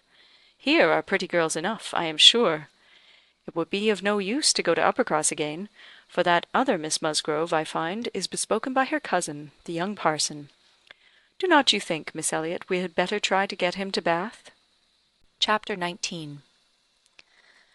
While Admiral Croft was taking this walk with Anne, and expressing his wish of getting Captain Wentworth to Bath, Captain Wentworth was already on his way thither. Before Mrs. Croft had written, he was arrived, and the very next time Anne walked out, she saw him. Mr. Elliot was attending his two cousins and Mrs. Clay. They were in Milsom Street. It began to rain, not much, but enough to make shelter desirable for women, and quite enough to make it very desirable for Miss Elliot to have the advantage of being conveyed home in Lady Dalrymple's carriage, which was seen waiting at a little distance. She, Anne, and Mrs. Clay, therefore, turned into Mollyns, while Mr. Elliot stepped to Lady Dalrymple to request her assistance. He soon joined them again, successful of course. Lady Dalrymple would be most happy to take them home, and would call for them in a few minutes. Her ladyship's carriage was a barouche, and did not hold more than 4 with any comfort. Miss Carteret was with her mother, consequently it was not reasonable to expect accommodation for all the 3 Camden Place ladies. There could be no doubt as to Miss Elliot. Whoever suffered inconvenience, she must suffer none, but it occupied a little time to settle the point of civility between the other 2. The rain was a mere trifle, and Anne was most sincere in preferring a walk with Mr. Elliot. But the rain was also a mere trifle to Mrs. Clay. She would hardly allow it even to drop at all, and her boots were so thick, much thicker than Miss Anne's, and in short her civility rendered her quite as anxious to be left to walk with Mr. Elliot as Anne could be, and it was discussed between them with a generosity so polite and so determined that the others were obliged to settle it for them, Miss Elliot maintaining that Mrs. Clay had a little cold already, and Mr. Elliot deciding, on appeal, that his cousin Anne's boots were rather the thickest. It was fixed accordingly that Mrs. Clay should be of the party in the carriage, and they had just reached this point when Anne, as she sat near the window, descried most decidedly and distinctly Captain Wentworth walking down the street. Her start was perceptible only to herself, but she instantly felt that she was the greatest simpleton in the world, the most unaccountable and absurd. For a few minutes she saw nothing before her; it was all confusion. She was lost, and when she had scolded back her senses, she found the others still waiting for the carriage, and Mr. Elliot, always obliging, just setting off for Union Street on a commission of Mrs. Clay's. She now felt a great inclination to go to the outer door. She wanted to see if it rained. Why was she to suspect herself of another motive? Captain Wentworth must be out of sight. She left her seat. She would go. One half of her should not be always so much wiser than the other half, or always suspecting the other of being worse than it was. She would see if it rained. She was sent back, however, in a moment, by the entrance of Captain Wentworth himself, among a party of gentlemen and ladies, evidently his acquaintances, and whom he must have joined a little below Milsom Street. He was more obviously struck and confused by the sight of her than she had ever observed before. He looked quite red. For the first time since their renewed acquaintance, she felt that she was betraying the least sensibility of the two. She had the advantage of him in the preparation of the last few moments. All the overpowering, blinding, bewildering first effects of strong surprise were over with her. Still, however, she had enough to feel. It was agitation, pain, pleasure, a something between delight and misery. He spoke to her, and then turned away. The character of his manner was embarrassment. She could not have called it either cold or friendly, or anything so certainly as embarrassed. After a short interval, however, he came towards her and spoke again. Mutual inquiries on common subjects passed, neither of them probably much the wiser for what they heard, and Anne continuing fully sensible of his being less at ease than formerly. They had, by dint of being so very much together, got to speak to each other with a considerable portion of apparent indifference and calmness, but he could not do it now. Time had changed him, or Louisa had changed him. There was consciousness of some sort or other. He looked very well, not as if he had been suffering in health or spirits, and he talked of Uppercross, of the Musgroves, nay, even of Louisa, and had even a momentary look of his own arch significance as he named her. But yet it was Captain Wentworth not comfortable, not easy, not able to feign that he was. It did not surprise, but it grieved Anne to observe that Elizabeth would not know him. She saw that he saw Elizabeth, that Elizabeth saw him, that there was complete internal recognition on each side. She was convinced that he was ready to be acknowledged as an acquaintance, expecting it, and she had the pain of seeing her sister turn away with unalterable coldness. Lady Dalrymple's carriage, for which Miss Elliot was growing very impatient, now drew up. The servant came to announce it. It was beginning to rain again, and altogether there was a delay, and a bustle, and a talking, which must make all the little crowd in the shop understand that Lady Dalrymple was calling to convey Miss Elliot. At last Miss Elliot and her friend, unattended but by the servant, for there was no cousin returned, were walking off, and Captain Wentworth, watching them, turned again to Anne, and by manner rather than words was offering his services to her. "I am much obliged to you," was her answer, "but I am not going with them. The carriage would not accommodate so many. I walk. I prefer walking." "But it rains." "Oh, very little. Nothing that I regard." After a moment's pause, he said, "Though I came only yesterday, I have equipped myself properly for Bath already, you see," pointing to a new umbrella. "I wish you would make use of it, if you are determined to walk, though I think it would be more prudent to let me get you a chair." She was very much obliged to him, but declined it all, repeating her conviction that the rain would come to nothing at present, and adding, "I am only waiting for Mr. Elliot. He will be here in a moment, I am sure." She had hardly spoken the words when Mr. Elliot walked in. Captain Wentworth recollected him perfectly. There was no difference between him and the man who had stood on the steps at Lyme, admiring Anne as she passed, except in the air and look and manner of the privileged relation and friend.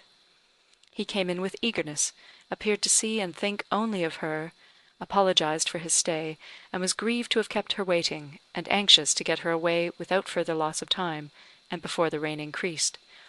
And in another moment they walked off together, her arm under his, a gentle and embarrassed glance, and a "Good morning to you," being all that she had time for as she passed away. As soon as they were out of sight, the ladies of Captain Wentworth's party began talking of them. Mr. Elliot does not dislike his cousin, I fancy."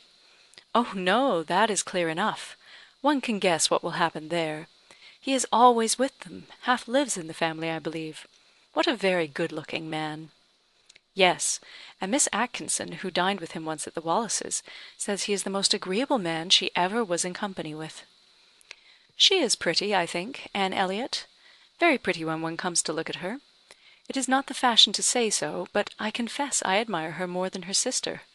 "Oh, so do I. And so do I. No comparison.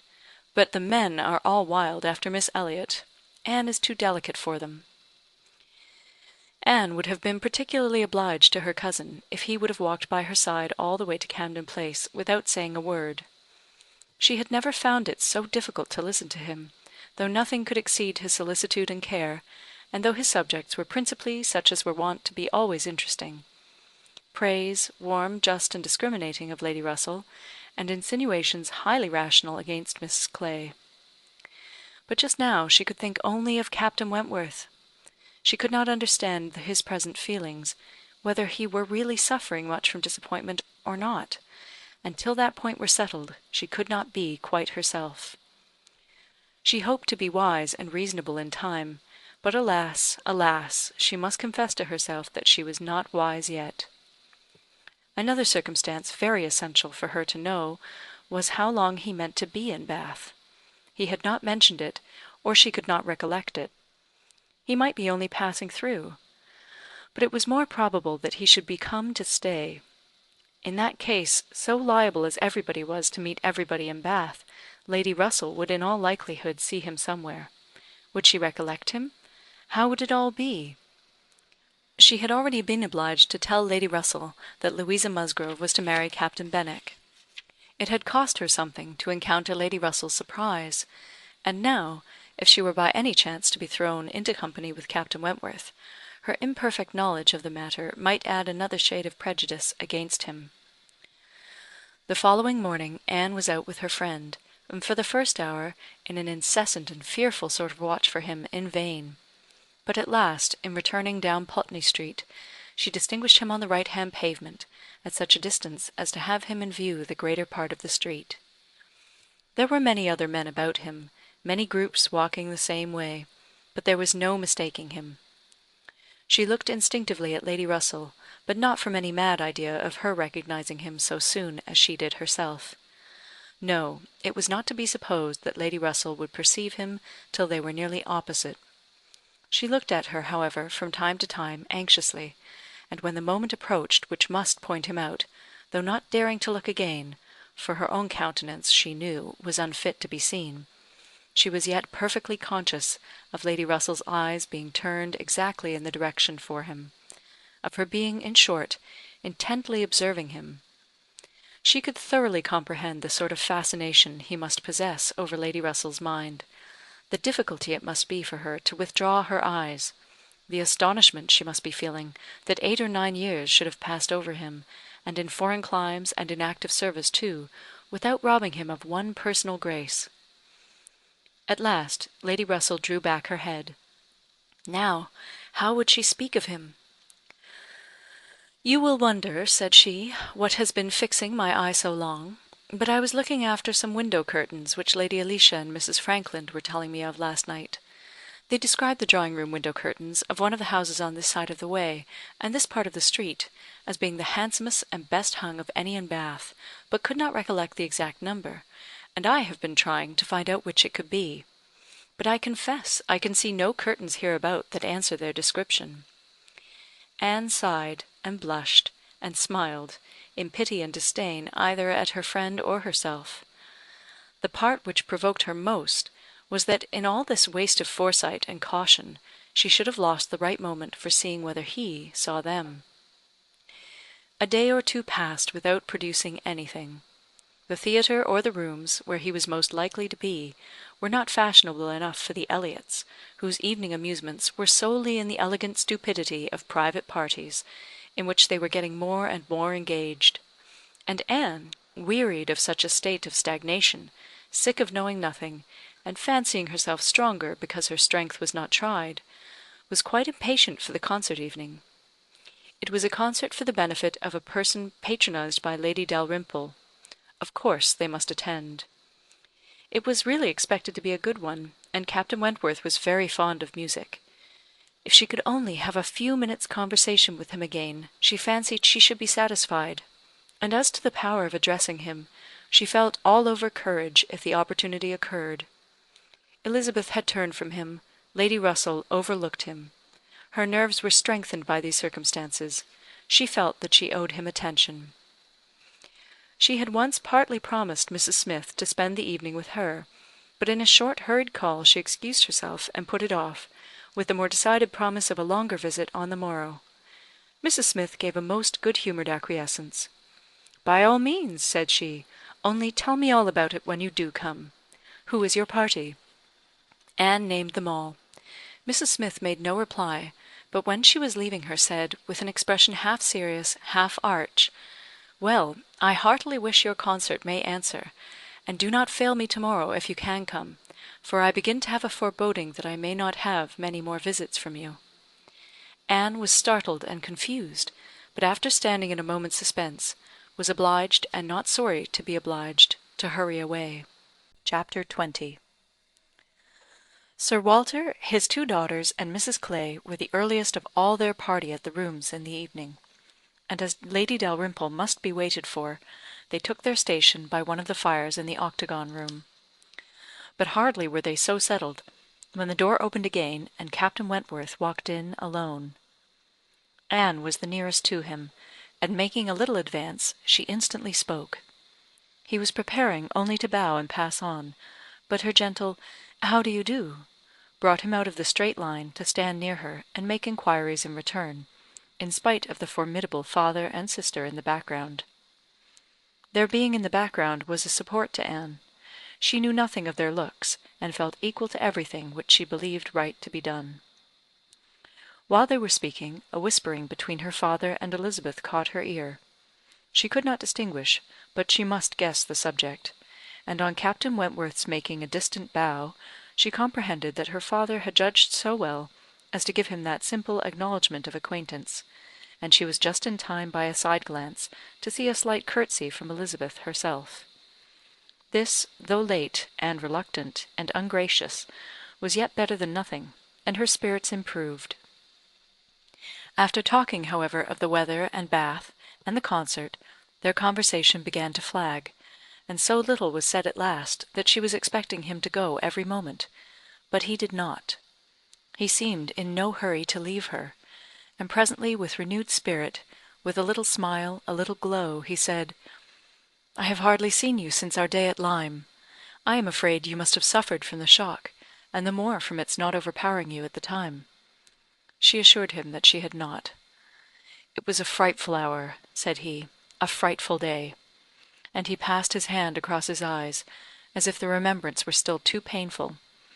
But in a moment, half smiling again, added, "The day has produced some effects, however, has had some consequences, which must be considered as the very reverse of frightful. When you had the presence of mind to suggest that Benwick would be the properest person to fetch a surgeon, you could have little idea of his being eventually one of those most concerned in her recovery."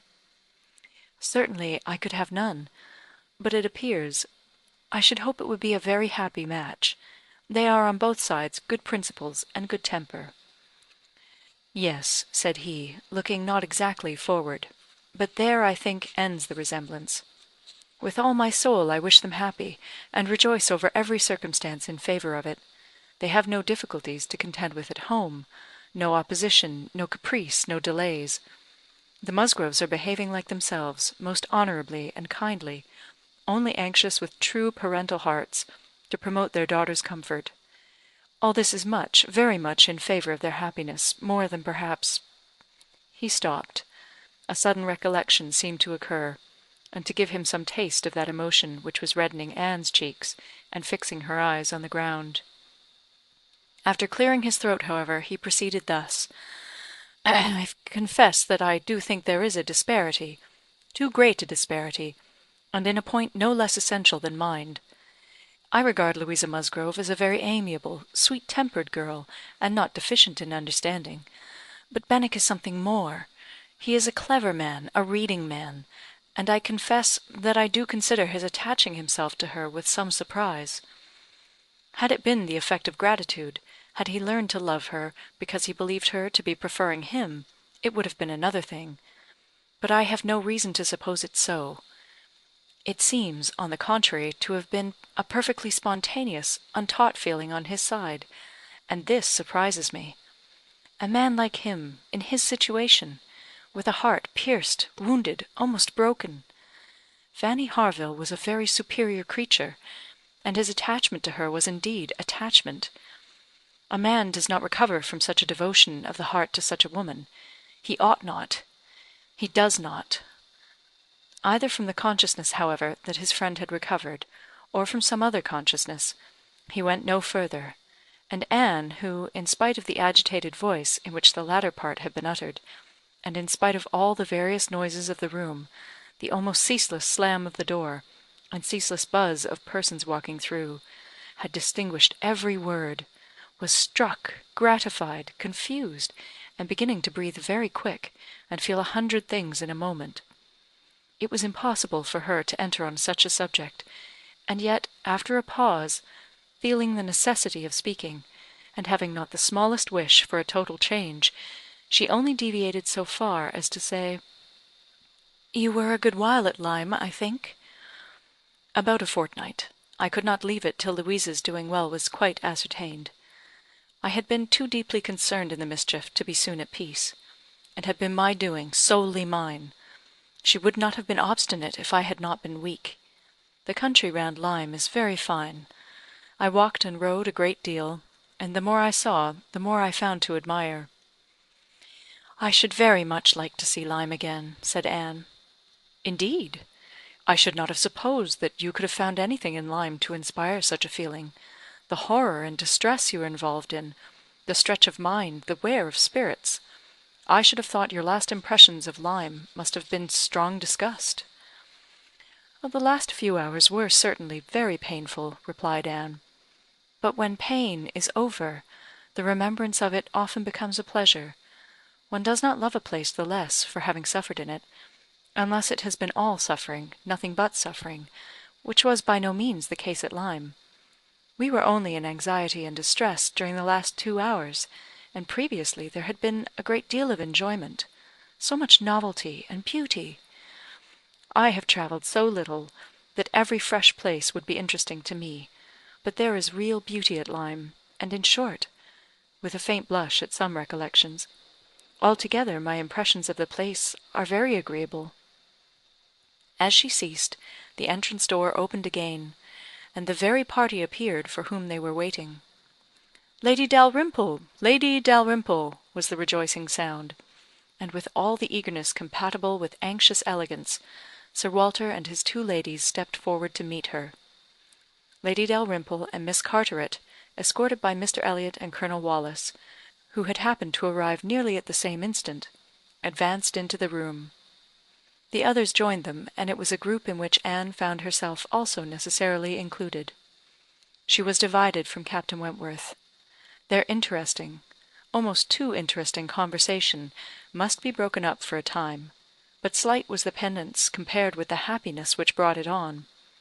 She had learnt, in the last 10 minutes, more of his feelings towards Louisa, more of all his feelings, than she dared to think of, and she gave herself up to the demands of the party, to the needful civilities of the moment, with exquisite though agitated sensations. She was in good humour with all. She had received ideas which disposed her to be courteous and kind to all, and to pity every one as being less happy than herself. The delightful emotions were a little subdued, when, on stepping back from the group, to be joined again by Captain Wentworth, she saw that he was gone. She was just in time to see him turn into the concert room. He was gone, he had disappeared. She felt a moment's regret. But they should meet again. He would look for her, he would find her out long before the evening was over, and at present, perhaps, it was well to be asunder. She was in need of a little interval for recollection. Upon Lady Russell's appearance soon afterwards, the whole party was collected, and all that remained was to marshal themselves, and proceed into the concert room, and be of all the consequence in their power, draw as many eyes, excite as many whispers, and disturb as many people as they could. Very, very happy were both Elizabeth and Anne Elliot as they walked in.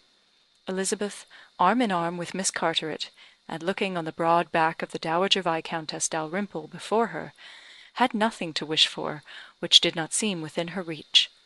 And Anne, but it would be an insult to the nature of Anne's felicity to draw any comparison between it and her sisters, the origin of one all selfish vanity, of the other all generous attachment. Anne saw nothing, thought nothing of the brilliancy of the room. Her happiness was from within. Her eyes were bright, and her cheeks glowed, but she knew nothing about it. She was thinking only of the last half hour, and as they passed to their seats, her mind took a hasty range over it. His choice of subjects, his expressions, and still more his manner and look, had been such as she could see in only one light. His opinion of Louisa Musgrove's inferiority, an opinion which he had seemed solicitous to give, his wonder at Captain Benwick, his feelings as to a first strong attachment, sentences begun which he could not finish, his half-averted eyes and more than half-expressive glance, all declared that he had a heart returning to her at least, that anger, resentment, avoidance were no more, and that they were succeeded, not merely by friendship and regard, but by the tenderness of the past. Yes, some share of the tenderness of the past. She could not contemplate the change as implying less. He must love her. These were thoughts, with their attendant visions, which occupied and flurried her too much to leave her any power of observation, and she passed along the room without having a glimpse of him, without even trying to discern him. When their places were determined on, and they were all properly arranged, she looked round to see if he should happen to be in the same part of the room, but he was not. Her eye could not reach him, and the concert being just opening, she must consent for a time to be happy in a humbler way. The party was divided and disposed of on 2 contiguous benches. Anne was among those on the foremost, and Mr. Elliot had manoeuvred so well, with the assistance of his friend Colonel Wallis, as to have a seat by her. Miss Elliot, surrounded by her cousins and the principal object of Colonel Wallis's gallantry, was quite contented. Anne's mind was in a most favourable state for the entertainment of the evening. It was just occupation enough. She had feelings for the tender, spirits for the gay, attention for the scientific, and patience for the wearisome, and had never liked a concert better, at least during the first act.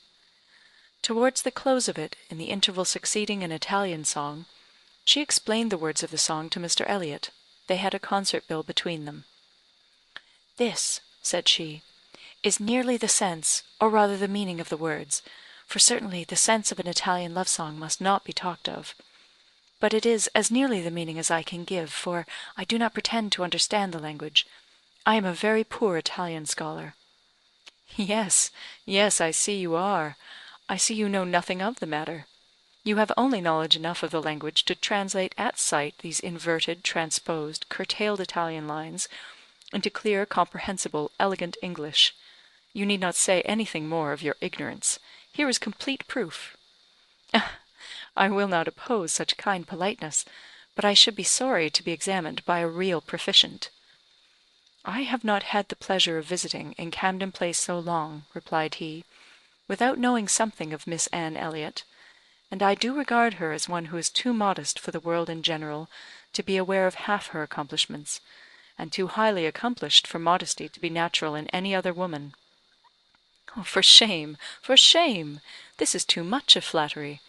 I forget what we are to have next," turning to the bill. "Perhaps," said Mr. Elliot, speaking low, "I have had a longer acquaintance with your character than you are aware of." "Indeed? How so? You can have been acquainted with it only since I came to Bath, excepting as you might hear me previously spoken of in my own family." "I knew you by report long before you came to Bath. I had heard you described by those who knew you intimately. I have been acquainted with you by character many years. Your person, your disposition, accomplishments, manner, they were all described, They were all present to me." Mr. Elliot was not disappointed in the interest he hoped to raise. No one can withstand the charm of such a mystery. To have been described long ago to a recent acquaintance by nameless people is irresistible, and Anne was all curiosity. She wondered and questioned him eagerly, but in vain. He delighted in being asked, but he would not tell. No, no. Some time or other, perhaps, but not now. He would mention no names now, but such as he could assure her had been the fact. He had many years ago received such a description of Miss Anne Elliot as had inspired him with the highest idea of her merit, and excited the warmest curiosity to know her. Anne could think of no one so likely to have spoken with partiality of her many years ago as the Mr. Wentworth of Monkford, Captain Wentworth's brother. He might have been in Mr. Elliot's company, but she had not courage to ask the question. "The name of Anne Elliot," said he, "has long had an interesting sound to me. Very long has it possessed a charm over my fancy, and if I dared, I would breathe my wishes that the name might never change."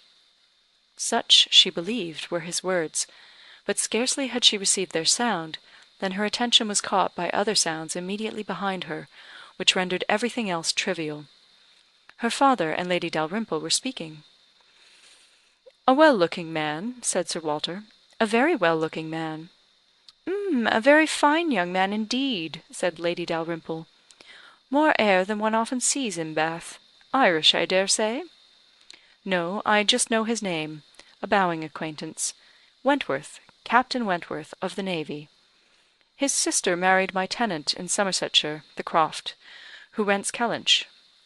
Before Sir Walter had reached this point, Anne's eyes had caught the right direction, and distinguished Captain Wentworth standing among a cluster of men at a little distance. As her eyes fell on him, his seemed to be withdrawn from her. It had that appearance. It seemed as if she had been one moment too late, and as long as she dared observe, he did not look again. But the performance was recommencing, and she was forced to seem to restore her attention to the orchestra and look straight forward. When she could give another glance, he had moved away. He could not have come nearer to her if he would, she was so surrounded and shut in, but she would rather have caught his eye.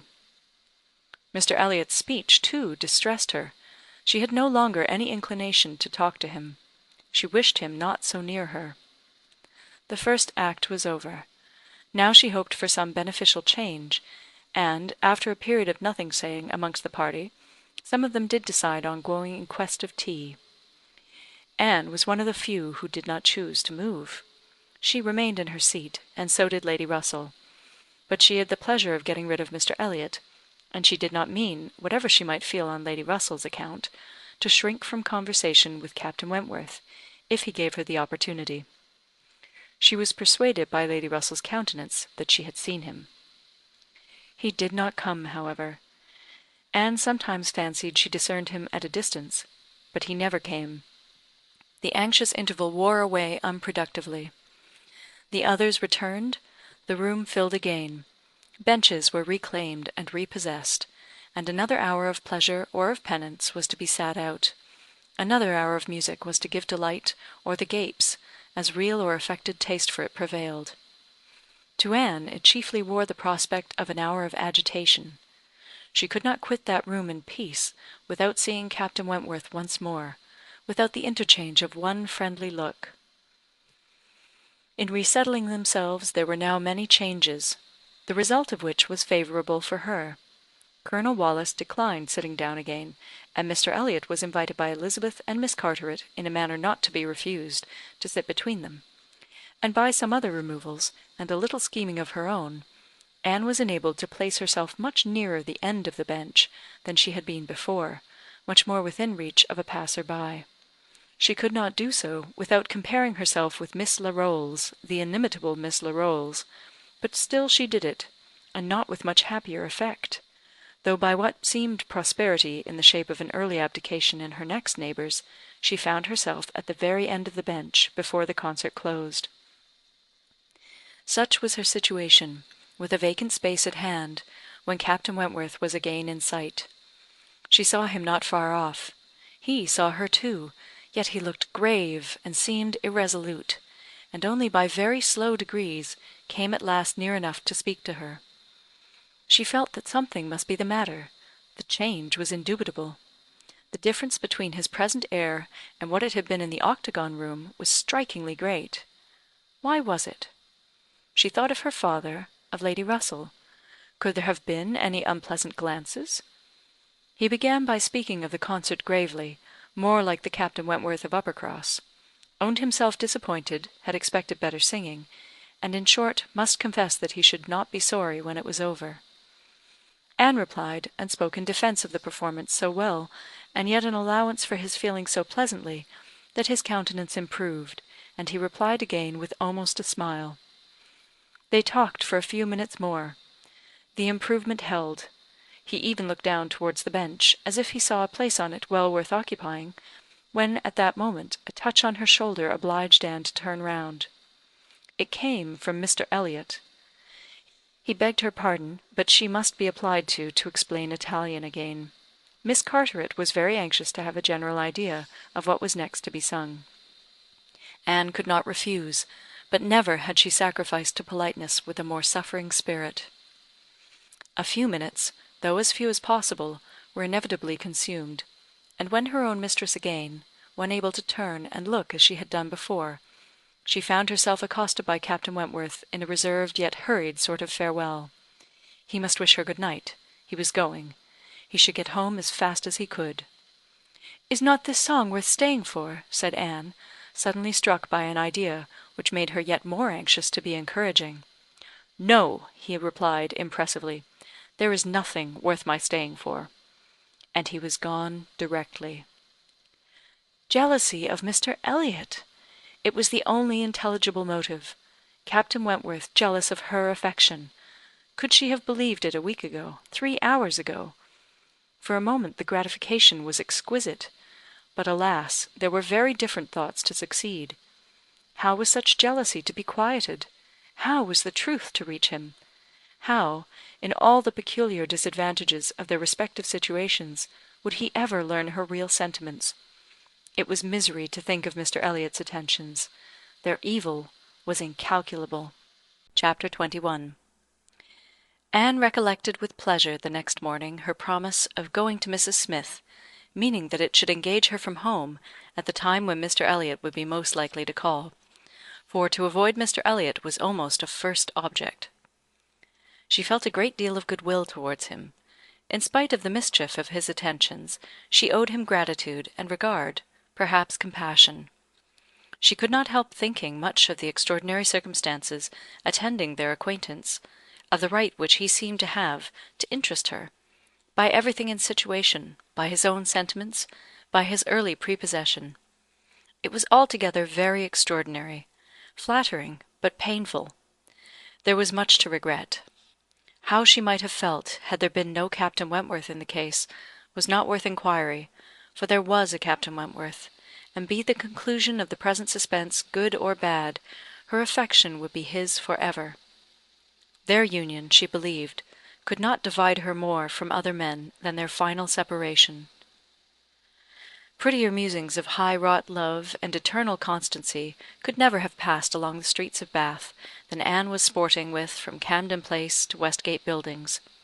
It was almost enough to spread purification and perfume all the way. She was sure of a pleasant reception, and her friend seemed this morning particularly obliged to her for coming, seemed hardly to have expected her, though it had been an appointment. An account of the concert was immediately claimed, and Anne's recollections of the concert were quite happy enough to animate her features and make her rejoice to talk of it. All that she could tell she told most gladly, but the all was little for one who had been there, and unsatisfactory for such an inquirer as Mrs. Smith, who had already heard, through the short cut of a laundress and a waiter, rather more of the general success and produce of the evening than Anne could relate, and who now asked in vain for several particulars of the company. Everybody of any consequence or notoriety in Bath was well known by name to Mrs. Smith. "The little Durands were there, I conclude," said she, "with their mouths open to catch the music like unfledged sparrows ready to be fed. They never miss a concert." "Yes. I did not see them myself, but I heard Mr. Elliot say they were in the room." "The Ibbotsons, were they there? And the two new beauties, with the tall Irish officer, who is talked of for one of them?" "I do not know. I do not think they were." "Old Lady Mary McLean. Ah! I need not ask after her. She never misses, I know, and you must have seen her. She must have been in your own circle, for as you went with Lady Dalrymple, you were in the seats of grandeur, round the orchestra, of course." "No, that was what I dreaded. It would have been very unpleasant to me in every respect. But happily Lady Dalrymple always chooses to be farther off, and we were exceedingly well placed, that is, for hearing. I must not say for seeing, because I appear to have seen very little." "Oh, you saw enough for your own amusement. I can understand. There is a sort of domestic enjoyment to be known even in a crowd, and this you had. You are a large party in yourselves, and you wanted nothing beyond." "But I ought to have looked about me more," said Anne, conscious while she spoke that there had in fact been no want of looking about, that the object only had been deficient. "No, no, you were better employed. You need not tell me that you had a pleasant evening. I see it in your eye. I perfectly see how the hours passed, that you had always something agreeable to listen to. In the intervals of the concert it was conversation." Anne half smiled, and said, "Do you see that in my eye?" "Yes, I do. Your countenance perfectly informs me that you were in company last night with the person whom you think the most agreeable in the world, the person who interests you at this present time more than all the rest of the world put together." A blush overspread Anne's cheeks. She could say nothing. "And such being the case," continued Mrs. Smith, after a short pause, "I hope you believe that I do know how to value your kindness in coming to me this morning. It is really very good of you to come and sit with me when you must have so many pleasanter demands upon your time." Anne heard nothing of this. She was still in the astonishment and confusion excited by her friend's penetration, unable to imagine how any report of Captain Wentworth could have reached her. After another short silence, "Pray," said Mrs. Smith, "is Mr. Elliot aware of your acquaintance with me? Does he know that I am in Bath?" "Mr. Elliot!" repeated Anne, looking up surprised. A moment's reflection showed her the mistake she had been under. She caught it instantaneously, and recovering courage with the feeling of safety, soon added, more composedly, "Are you acquainted with Mr. Elliot?" "I have been a good deal acquainted with him," replied Mrs. Smith, gravely, "but it seems worn out now. It is a great while since we met." "I was not at all aware of this. You never mentioned it before. Had I known it, I would have had the pleasure of talking to him about you." "To confess the truth," said Mrs. Smith, assuming her usual air of cheerfulness, "that is exactly the pleasure I want you to have. I want you to talk about me to Mr. Elliot. I want your interest with him. He can be of essential service to me, and if you would have the goodness, my dear Miss Elliot, to make it an object to yourself, of course it is done." "I should be extremely happy. I hope you cannot doubt my willingness to be of even the slightest use to you," replied Anne. "But I suspect that you are considering me as having a higher claim on Mr. Elliot, a greater right to influence him, than is really the case. I am sure you have, somehow or other, imbibed such a notion. You must consider me only as Mr. Elliot's relation. If in that light there is anything which you suppose his cousin might fairly ask of him, I beg you would not hesitate to employ me."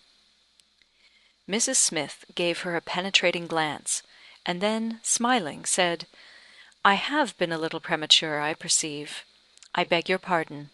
I ought to have waited for official information. But now, my dear Miss Elliot, as an old friend, do give me a hint as to when I may speak. Next week? To be sure by next week I may be allowed to think it all settled, and build my own selfish schemes on Mr. Elliot's good fortune." "No," replied Anne, "nor next week, nor next, nor next. I assure you that nothing of the sort you are thinking of will be settled any week. I am not going to marry Mr. Elliot. I should like to know why you imagine I am?" Mrs. Smith looked at her again, looked earnestly, smiled, shook her head, and exclaimed, "Now, how I do wish I understood you! How I do wish I knew what you are at! I have a great idea that you do not design to be cruel when the right moment comes.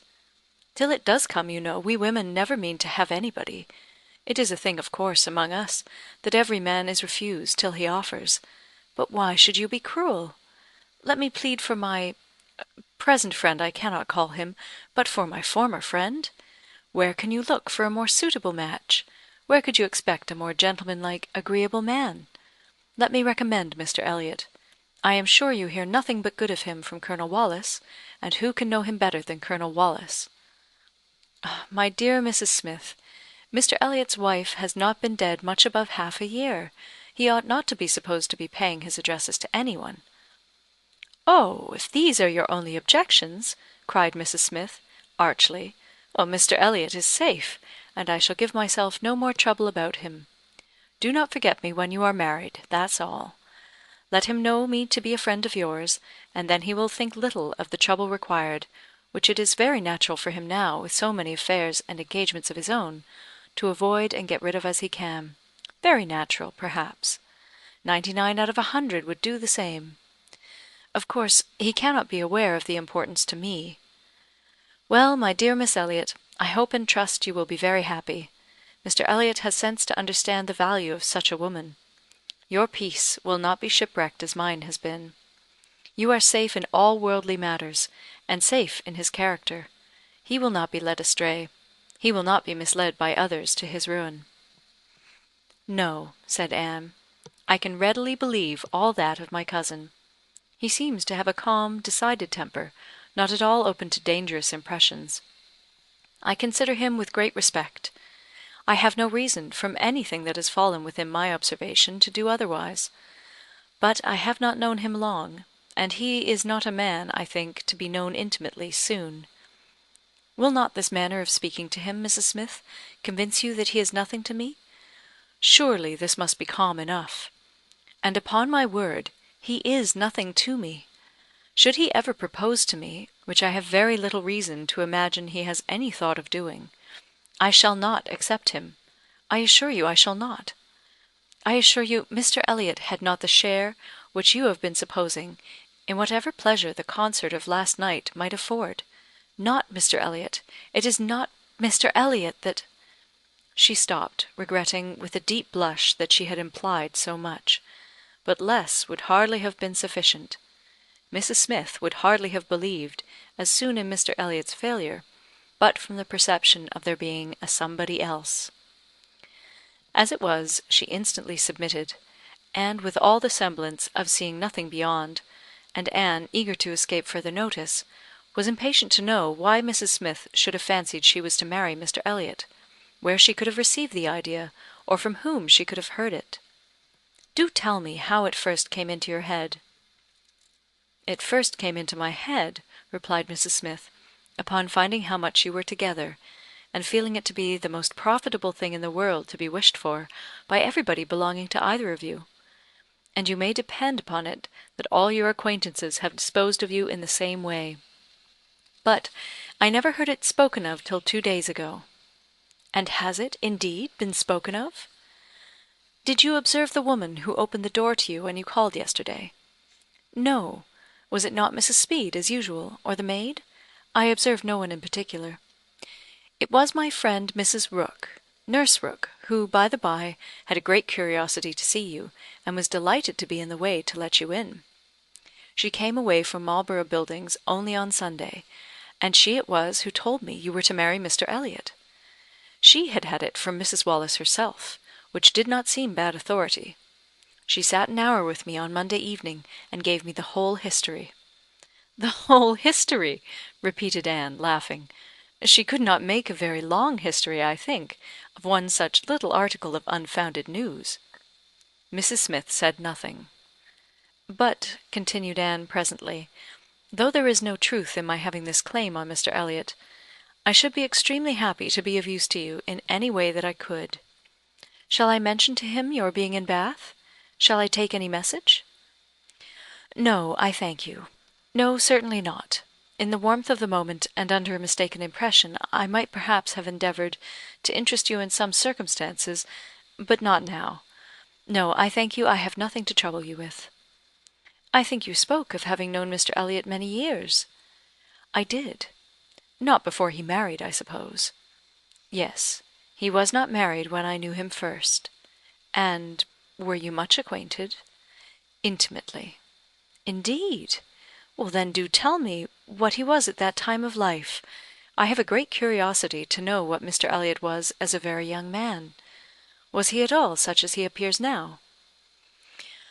"I have not seen Mr. Elliot these 3 years," was Mrs. Smith's answer, given so gravely that it was impossible to pursue the subject further, and Anne felt that she had gained nothing but an increase of curiosity. They were both silent, Mrs. Smith very thoughtful. At last, "I beg your pardon, my dear Miss Elliot," she cried in her natural tone of cordiality. "I beg your pardon for the short answers I have been giving you, but I have been uncertain what I ought to do. I have been doubting and considering as to what I ought to tell you. There were many things to be taken into the account. One hates to be officious, to be giving bad impressions, making mischief.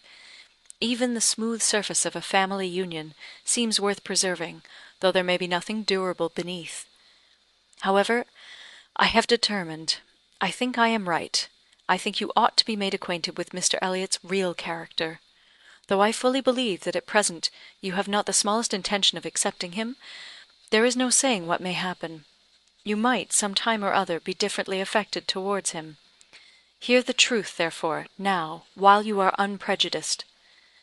Mr. Elliot is a man without heart or conscience, a designing, wary, cold-blooded being who thinks only of himself, who, for his own interest or ease, would be guilty of any cruelty, or any treachery, that could be perpetrated without risk of his general character. He has no feeling for others. Those whom he has been the chief cause of leading into ruin, he can neglect and desert without the smallest compunction. He is totally beyond the reach of any sentiment of justice or compassion. Oh, he is black at heart, hollow and black!" Anne's astonished air and exclamation of wonder made her pause, and in a calmer manner she added, "My expressions startle you. You must allow for an injured, angry woman. But I will try to command myself. I will not abuse him. I will only tell you what I have found him. Facts shall speak. He was the intimate friend of my dear husband, who trusted and loved him, and thought him as good as himself. The intimacy had been formed before our marriage. I found them most intimate friends, and I, too, became excessively pleased with Mr. Elliot, and entertained the highest opinion of him. At 19, you know, one does not think very seriously, but Mr. Elliot appeared to me quite as good as others, and much more agreeable than most others, and we were almost always together. We were principally in town, living in very good style. He was then the inferior in circumstances. He was then the poor one. He had chambers in the Temple, and it was as much as he could do to support the appearance of a gentleman. He had always a home with us whenever he chose it. He was always welcome. He was like a brother. My poor Charles, who had the finest, most generous spirit in the world, would have divided his last farthing with him. I know that his purse was open to him. I know that he often assisted him." "Oh, this must have been about that very period of Mr. Elliot's life," said Anne, "which has always excited my particular curiosity. It must have been about the same time that he became known to my father and sister. I never knew him myself, I only heard of him; but there was a something in his conduct then, with regard to my father and sister, and afterwards in the circumstances of his marriage, which I could never quite reconcile with present times. It seemed to announce a different sort of man." "Oh, I know it all, I know it all!" cried Mrs. Smith. "He had been introduced to Sir Walter and your sister before I was acquainted with him, but I heard him speak of them for ever. I know he was invited and encouraged, and I know he did not choose to go. I can satisfy you, perhaps, on points which you would little expect, and as to his marriage, I knew all about it at the time. I was privy to all the fors and against. I was the friend to whom he confided his hopes and plans, and though I did not know his wife previously, her inferior situation in society, indeed, rendered that impossible.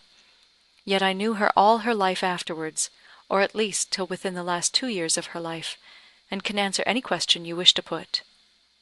"Nay," said Anne, "I have no particular inquiry to make about her. I have always understood they were not a happy couple. But I should like to know why, at that time of his life, he should slight my father's acquaintance as he did. My father was certainly disposed to take very kind and proper notice of him. Why did Mr. Elliot draw back?" "Mr. Elliot," replied Mrs. Smith, "at that period of his life had one object in view, to make his fortune, and by a rather quicker process than the law. He was determined to make it by marriage. He was determined, at least, not to mar it by an imprudent marriage, and I know it was his belief, whether justly or not, of course I cannot decide, that your father and sister, in their civilities and invitations, were designing a match between the heir and the young lady, and it was impossible that such a match should have answered his ideas of wealth and independence. That was his motive for drawing back, I can assure you. He told me the whole story. He had no concealments with me. It was curious that having just left you behind me in Bath, my first and principal acquaintance on marrying should be your cousin, and that through him I should be continually hearing of your father and sister. He described one Miss Elliot, and I thought very affectionately of the other." "Perhaps," cried Anne, struck by a sudden idea, "you sometimes spoke of me to Mr. Elliot." "Oh, to be sure I did, very often. I used to boast of my own Anne Elliot, and vouch for your being a very different creature from—" She checked herself just in time. "Oh, this accounts for something which Mr. Elliot said last night," cried Anne. "This explains it. I found he had been used to hear of me. I could not comprehend how. What wild imaginations one forms, where dear self is concerned! How sure to be mistaken! But I beg your pardon, I have interrupted you.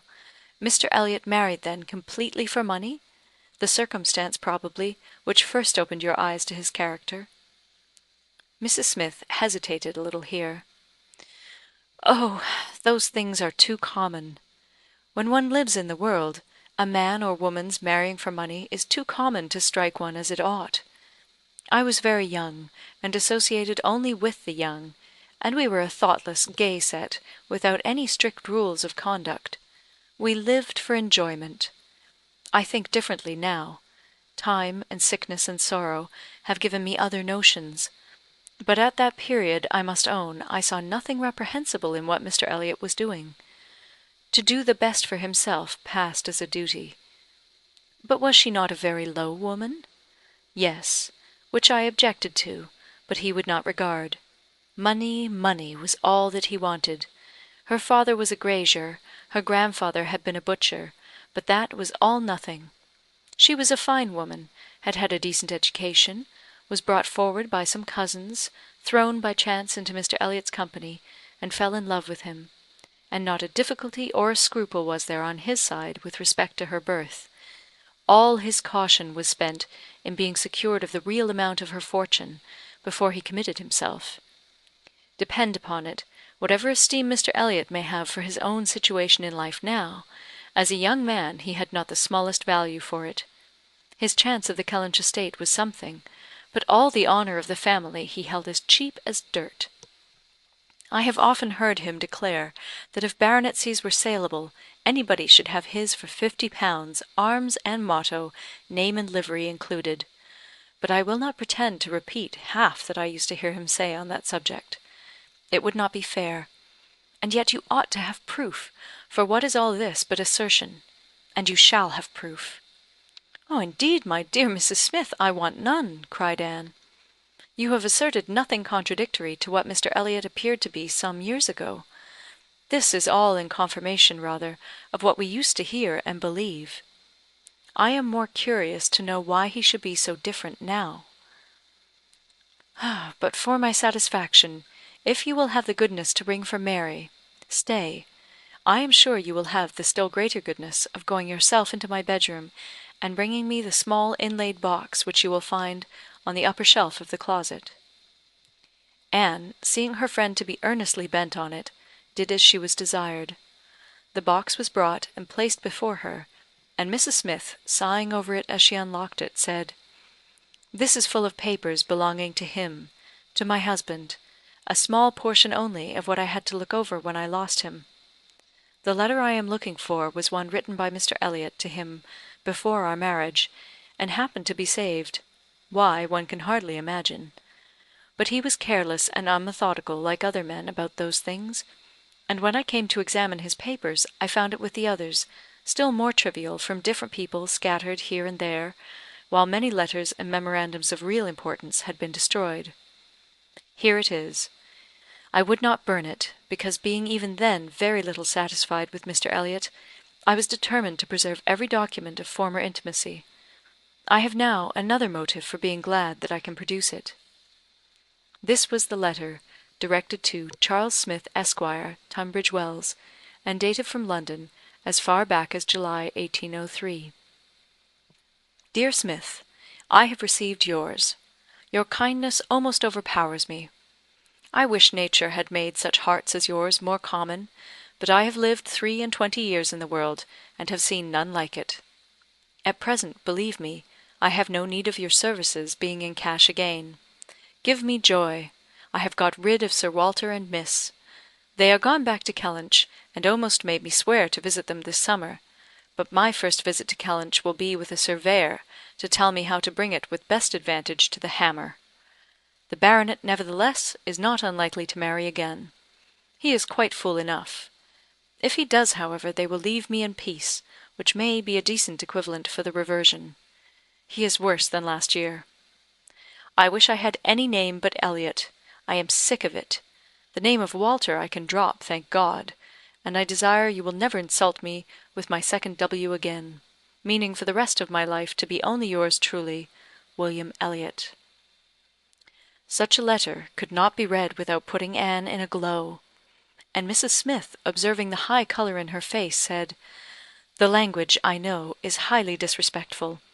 Though I have forgot the exact terms, I have a perfect impression of the general meaning. But it shows you the man. Mark his professions to my poor husband. Can anything be stronger?" Anne could not immediately get over the shock and mortification of finding such words applied to her father.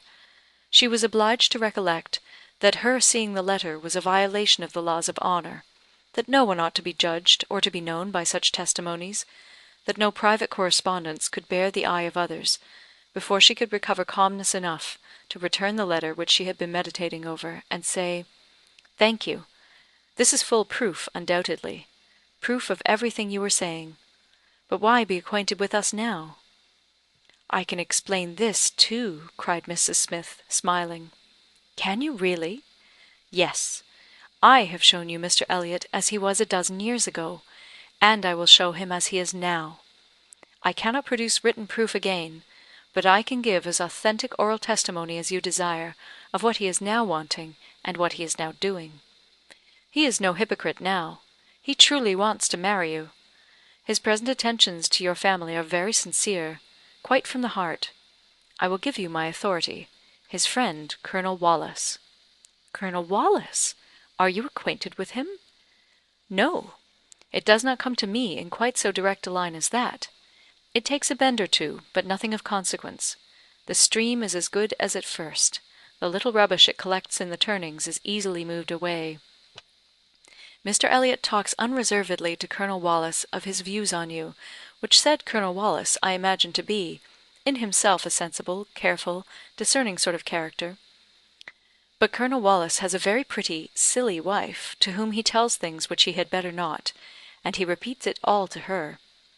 She, in the overflowing spirits of her recovery, repeats it all to her nurse, and the nurse, knowing my acquaintance with you, very naturally brings it all to me. On Monday evening, my good friend Mrs. Rooke let me thus much into the secrets of Marlborough Buildings.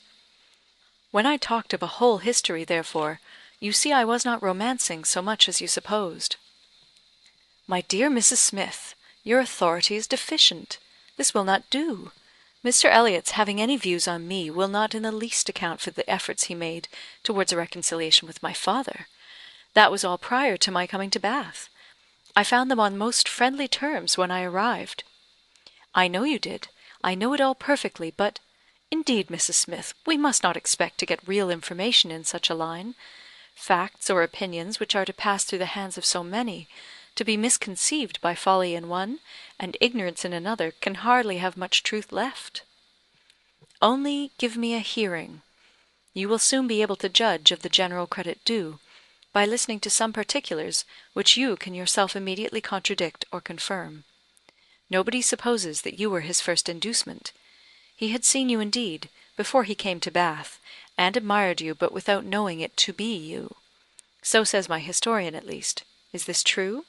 Did he see you last summer or autumn, somewhere down in the west, to use her own words, without knowing it to be you? He certainly did. So far it is very true. At Lyme. I happened to be at Lyme. Well, continued Mrs. Smith, triumphantly, grant my friend the credit due to the establishment of the first point asserted.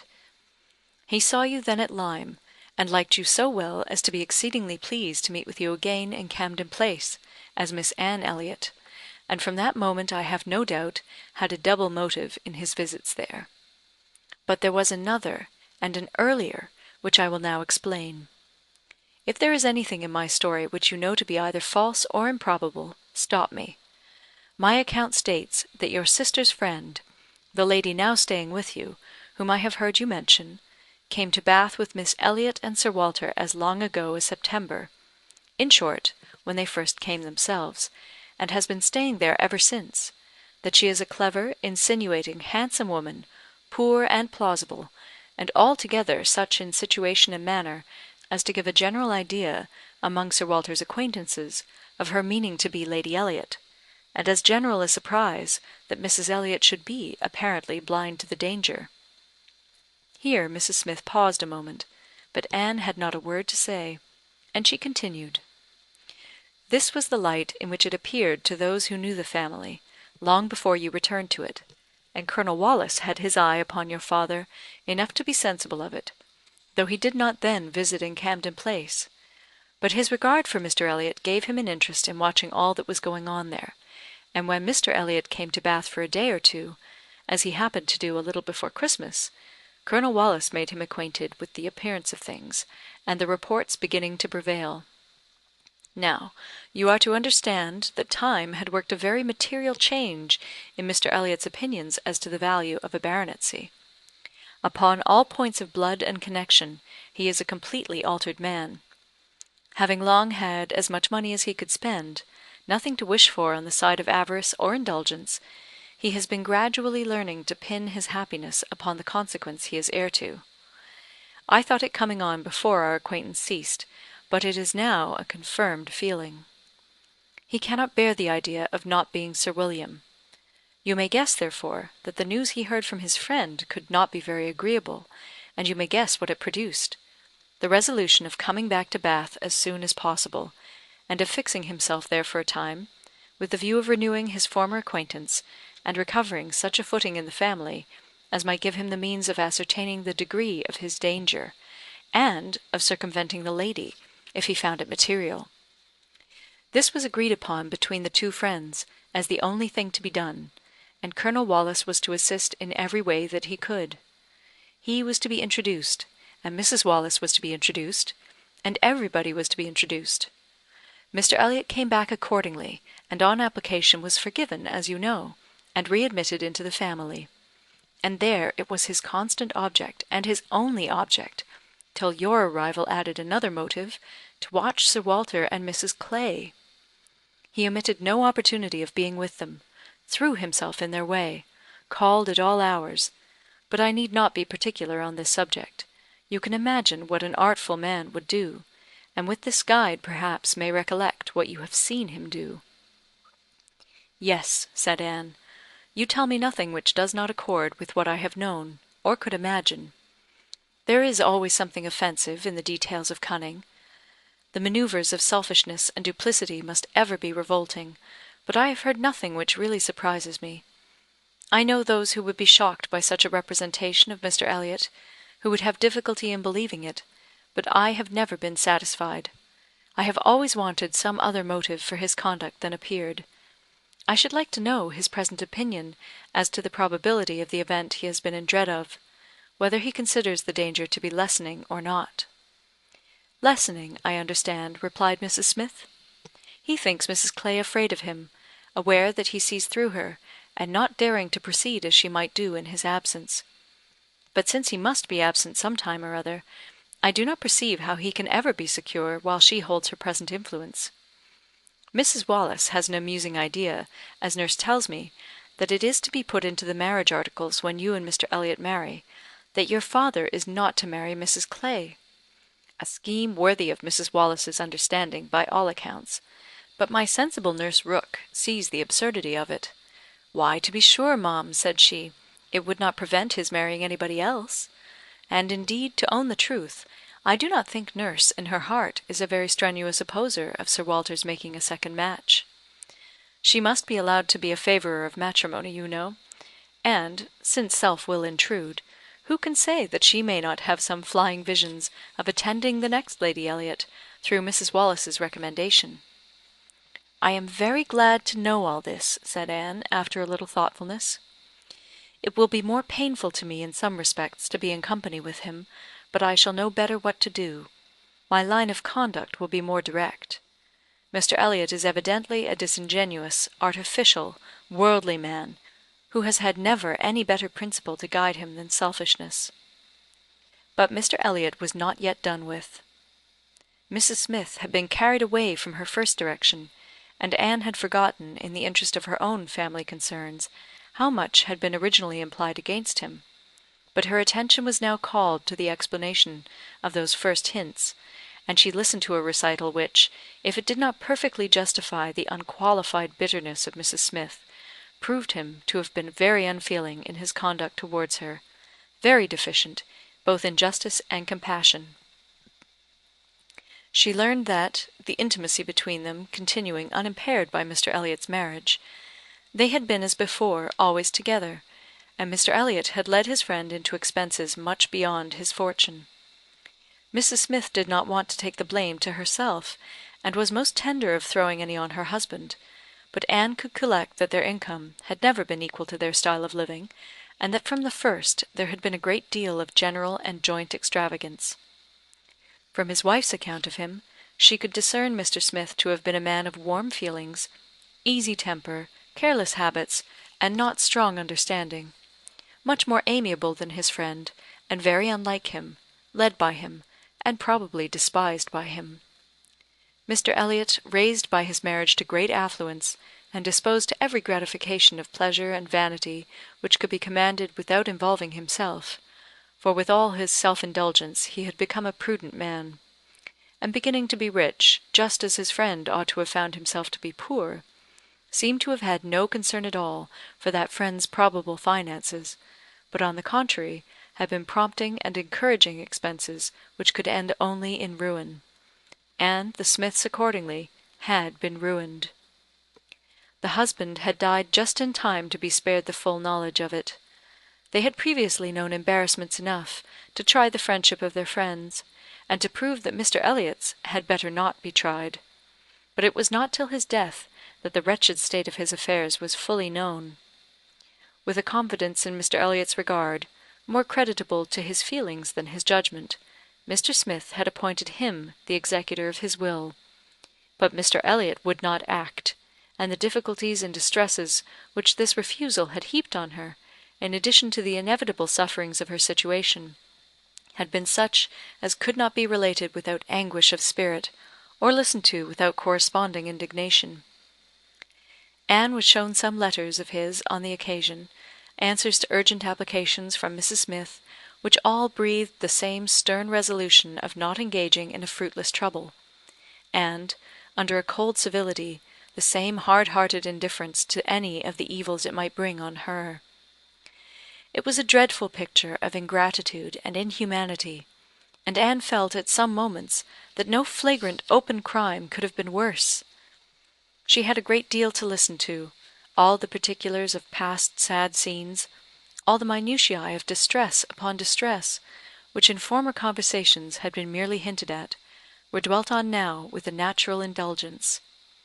Anne could perfectly comprehend the exquisite relief, and was only the more inclined to wonder at the composure of her friend's usual state of mind. There was one circumstance in the history of her grievances of particular irritation. She had good reason to believe that some property of her husband in the West Indies, which had been for many years under a sort of sequestration for the payment of its own encumbrances, might be recoverable by proper measures, and this property, though not large, would be enough to make her comparatively rich. But there was nobody to stir in it. Mr. Elliot would do nothing, and she could do nothing herself, equally disabled from personal exertion by her state of bodily weakness, and from employing others by her want of money. She had no natural connections to assist her even with their counsel, and she could not afford to purchase the assistance of the law. This was a cruel aggravation of actually straitened means. To feel that she ought to be in better circumstances, that a little trouble in the right place might do it, and to fear that delay might be even weakening her claims, was hard to bear. It was on this point that she had hoped to engage Anne's good offices with Mr. Elliot. She had previously, in the anticipation of their marriage, been very apprehensive of losing her friend by it, but on being assured that he could have made no attempt of that nature, since he did not even know her to be in Bath, it immediately occurred that something might be done in her favour by the influence of the woman he loved, and she had been hastily preparing to interest Anne's feelings as far as the observances due to Mr. Elliot's character would allow, when Anne's refutation of the supposed engagement changed the face of everything. And while it took from her the new-formed hope of succeeding in the object of her first anxiety, left her at least the comfort of telling the whole story her own way. After listening to this full description of Mr. Elliot, Anne could not but express some surprise at Mrs. Smith's having spoken of him so favourably in the beginning of their conversation. She had seemed to recommend and praise him. "My dear," was Mrs. Smith's reply, "there was nothing else to be done. I considered your marrying him as certain, though he might not yet have made the offer; and I could no more speak the truth of him than if he had been your husband. My heart bled for you as I talked of happiness, and yet he is sensible, he is agreeable, and with such a woman as you it was not absolutely hopeless. He was very unkind to his first wife. They were wretched together, but she was too ignorant and giddy for respect, and he had never loved her. I was willing to hope that you must fare better." Anne could just acknowledge within herself such a possibility of having been induced to marry him, as made her shudder at the idea of the misery which must have followed. It was just possible that she might have been persuaded by Lady Russell; and under such a supposition, which would have been most miserable, when time had disclosed all, too late? It was very desirable that Lady Russell should be no longer deceived, and one of the concluding arrangements of this important conference, which carried them through the greater part of the morning, was, that Anne had full liberty to communicate to her friend everything relative to Mrs. Smith, in which his conduct was involved. Chapter 22. Anne went home to think over all that she had heard. In one point her feelings were relieved by this knowledge of Mr. Elliot. There was no longer anything of tenderness due to him. He stood as opposed to Captain Wentworth in all his own unwelcome obtrusiveness, and the evil of his attentions last night, the irremediable mischief he might have done, was considered with sensations unqualified, unperplexed. Pity for him was all over. But this was the only point of relief. In every other respect, in looking around her or penetrating forward, she saw more to distrust and to apprehend. She was concerned for the disappointment and pain Lady Russell would be feeling, for the mortifications which must be hanging over her father and sister, and had all the distress of foreseeing many evils without knowing how to avert any one of them. She was most thankful for her own knowledge of him. She had never considered herself as entitled to reward for not slighting an old friend like Mrs. Smith, but here was a reward, indeed, springing from it. Mrs. Smith had been able to tell her what no one else could have done. Could the knowledge have been extended through her family? But this was a vain idea. She must talk to Lady Russell, tell her, consult with her, and having done her best, wait the event with as much composure as possible. And after all, her greatest want of composure would be in that quarter of the mind which could not be opened to Lady Russell. in that flow of anxieties and fears which must be all to herself. She found on reaching home that she had, as she intended, escaped seeing Mr. Elliot, that he had called and paid them a long morning visit, but hardly had she congratulated herself and felt safe when she heard that he was coming again in the evening. "I had not the smallest intention of asking him," said Elizabeth, with affected carelessness, "but he gave so many hints, so Mrs. Clay says at least." "Indeed, I do say it. I never saw anybody in my life spell harder for an invitation. Poor man! I was really in pain for him, for your hard-hearted sister, Miss Anne, seems bent on cruelty." "Oh!" cried Elizabeth, "I have been rather too much used to the game to be soon overcome by a gentleman's hints. However, when I found how excessively he was regretting that he should miss my father this morning, I gave way immediately, for I would never really omit an opportunity of bringing him and Sir Walter together. They appear to so much advantage in company with each other. Each behaving so pleasantly, Mr. Elliot looking up with so much respect." "Quite delightful!" cried Mrs. Clay, not daring, however, to turn her eyes towards Anne. "Exactly like father and son. Dear Miss Elliot, may I not say father and son?" "Oh! I lay no embargo on anybody's words. If you will have such ideas. But upon my word I am scarcely sensible of his attentions being beyond those of other men." "My dear Miss Elliot!" exclaimed Mrs. Clay, lifting up her hands and eyes, and sinking all the rest of her astonishment in a convenient silence. "Well, my dear Penelope, you need not be so alarmed about him. I did invite him, you know. I sent him away with smiles. When I found he was really going to his friends at Thornbury Park for the whole day to-morrow, I had compassion on him." Anne admired the good acting of the friend, in being able to show such pleasure as she did, in the expectation and in the actual arrival of the very person whose presence must really be interfering with her prime object. It was impossible but that Mrs. Clay must hate the sight of Mr. Elliot, and yet she could assume a most obliging, placid look, and appear quite satisfied with the curtailed licence of devoting herself only half as much to Sir Walter as she would have done otherwise. To Anne herself it was most distressing to see Mr. Elliot enter the room, and quite painful to have him approach and speak to her. She had been used before to feel that he could not be always quite sincere, but now she saw insincerity in everything. His attentive deference to her father, contrasted with his former language, was odious, and when she thought of his cruel conduct towards Mrs. Smith, she could hardly bear the sight of his present smiles and mildness, or the sound of his artificial good sentiments. She meant to avoid any such alteration of manners as might provoke a remonstrance on his side.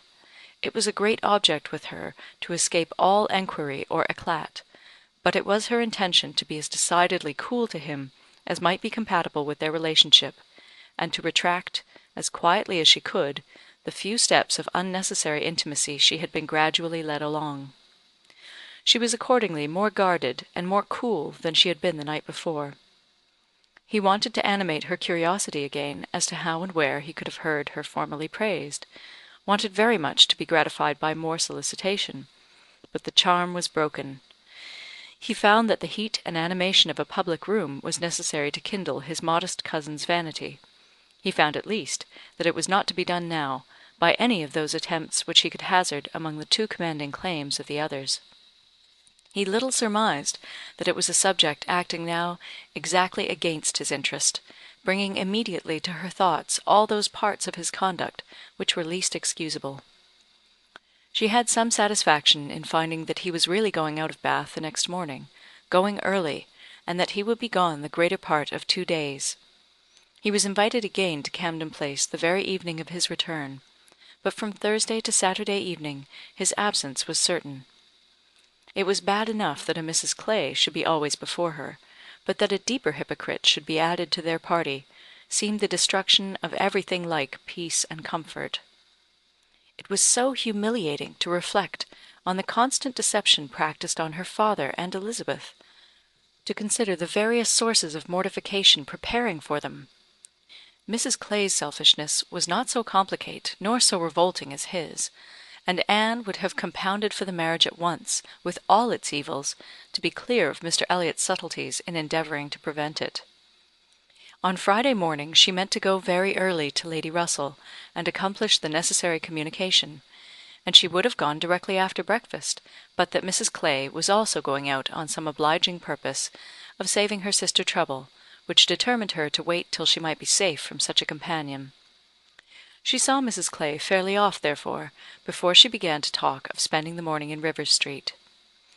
"Very well," said Elizabeth. "I have nothing to send but my love. Oh! you may as well take back that tiresome book she would lend me, and pretend I have read it through. I really cannot be plaguing myself for ever with all the new poems and states of the nation that come out. Lady Russell quite bores one with her new publications. You need not tell her so, but I thought her dress hideous the other night. I used to think she had some taste in dress, but I was ashamed of her at the concert. Something so formal and arrangé in her air, and she sits so upright. My best love, of course." "And mine," added Sir Walter. "Kindest regards. And you may say that I mean to call upon her soon. Make a civil message, but I shall only leave my card. Morning visits are never fair by women at her time of life, who make themselves up so little. If she would only wear rouge, she would not be afraid of being seen, but last time I called, I observed the blinds were let down immediately." While her father spoke, there was a knock at the door. Who could it be? Anne, remembering the preconcerted visits, at all hours, of Mr. Elliot, would have expected him, but for his known engagement 7 miles off. After the usual period of suspense, the usual sounds of approach were heard, and Mr. and Mrs. Charles Musgrove were ushered into the room. Surprise was the strongest emotion raised by their appearance, but Anne was really glad to see them, and the others were not so sorry but that they could put on a decent air of welcome. And as soon as it became clear that these, their nearest relations, were not arrived with any views of accommodation in that house, Sir Walter and Elizabeth were able to rise in cordiality, and do the honours of it very well. They were come to Bath for a few days with Mrs. Musgrove, and were at the White Hart. So much was pretty soon understood, but till Sir Walter and Elizabeth were walking Mary into the other drawing-room, and regaling themselves with her admiration, Anne could not draw upon Charles's brain for a regular history of their coming, or an explanation of some smiling hints of particular business which had been ostentatiously dropped by Mary, as well as of some apparent confusion as to whom their party consisted of. She then found that it consisted of Mrs. Musgrove, Henrietta, and Captain Harville, beside their 2 selves. He gave her a very plain, intelligible account of the whole, a narration in which she saw a great deal of most characteristic proceeding. The scheme had received its first impulse by Captain Harville's wanting to come to Bath on business.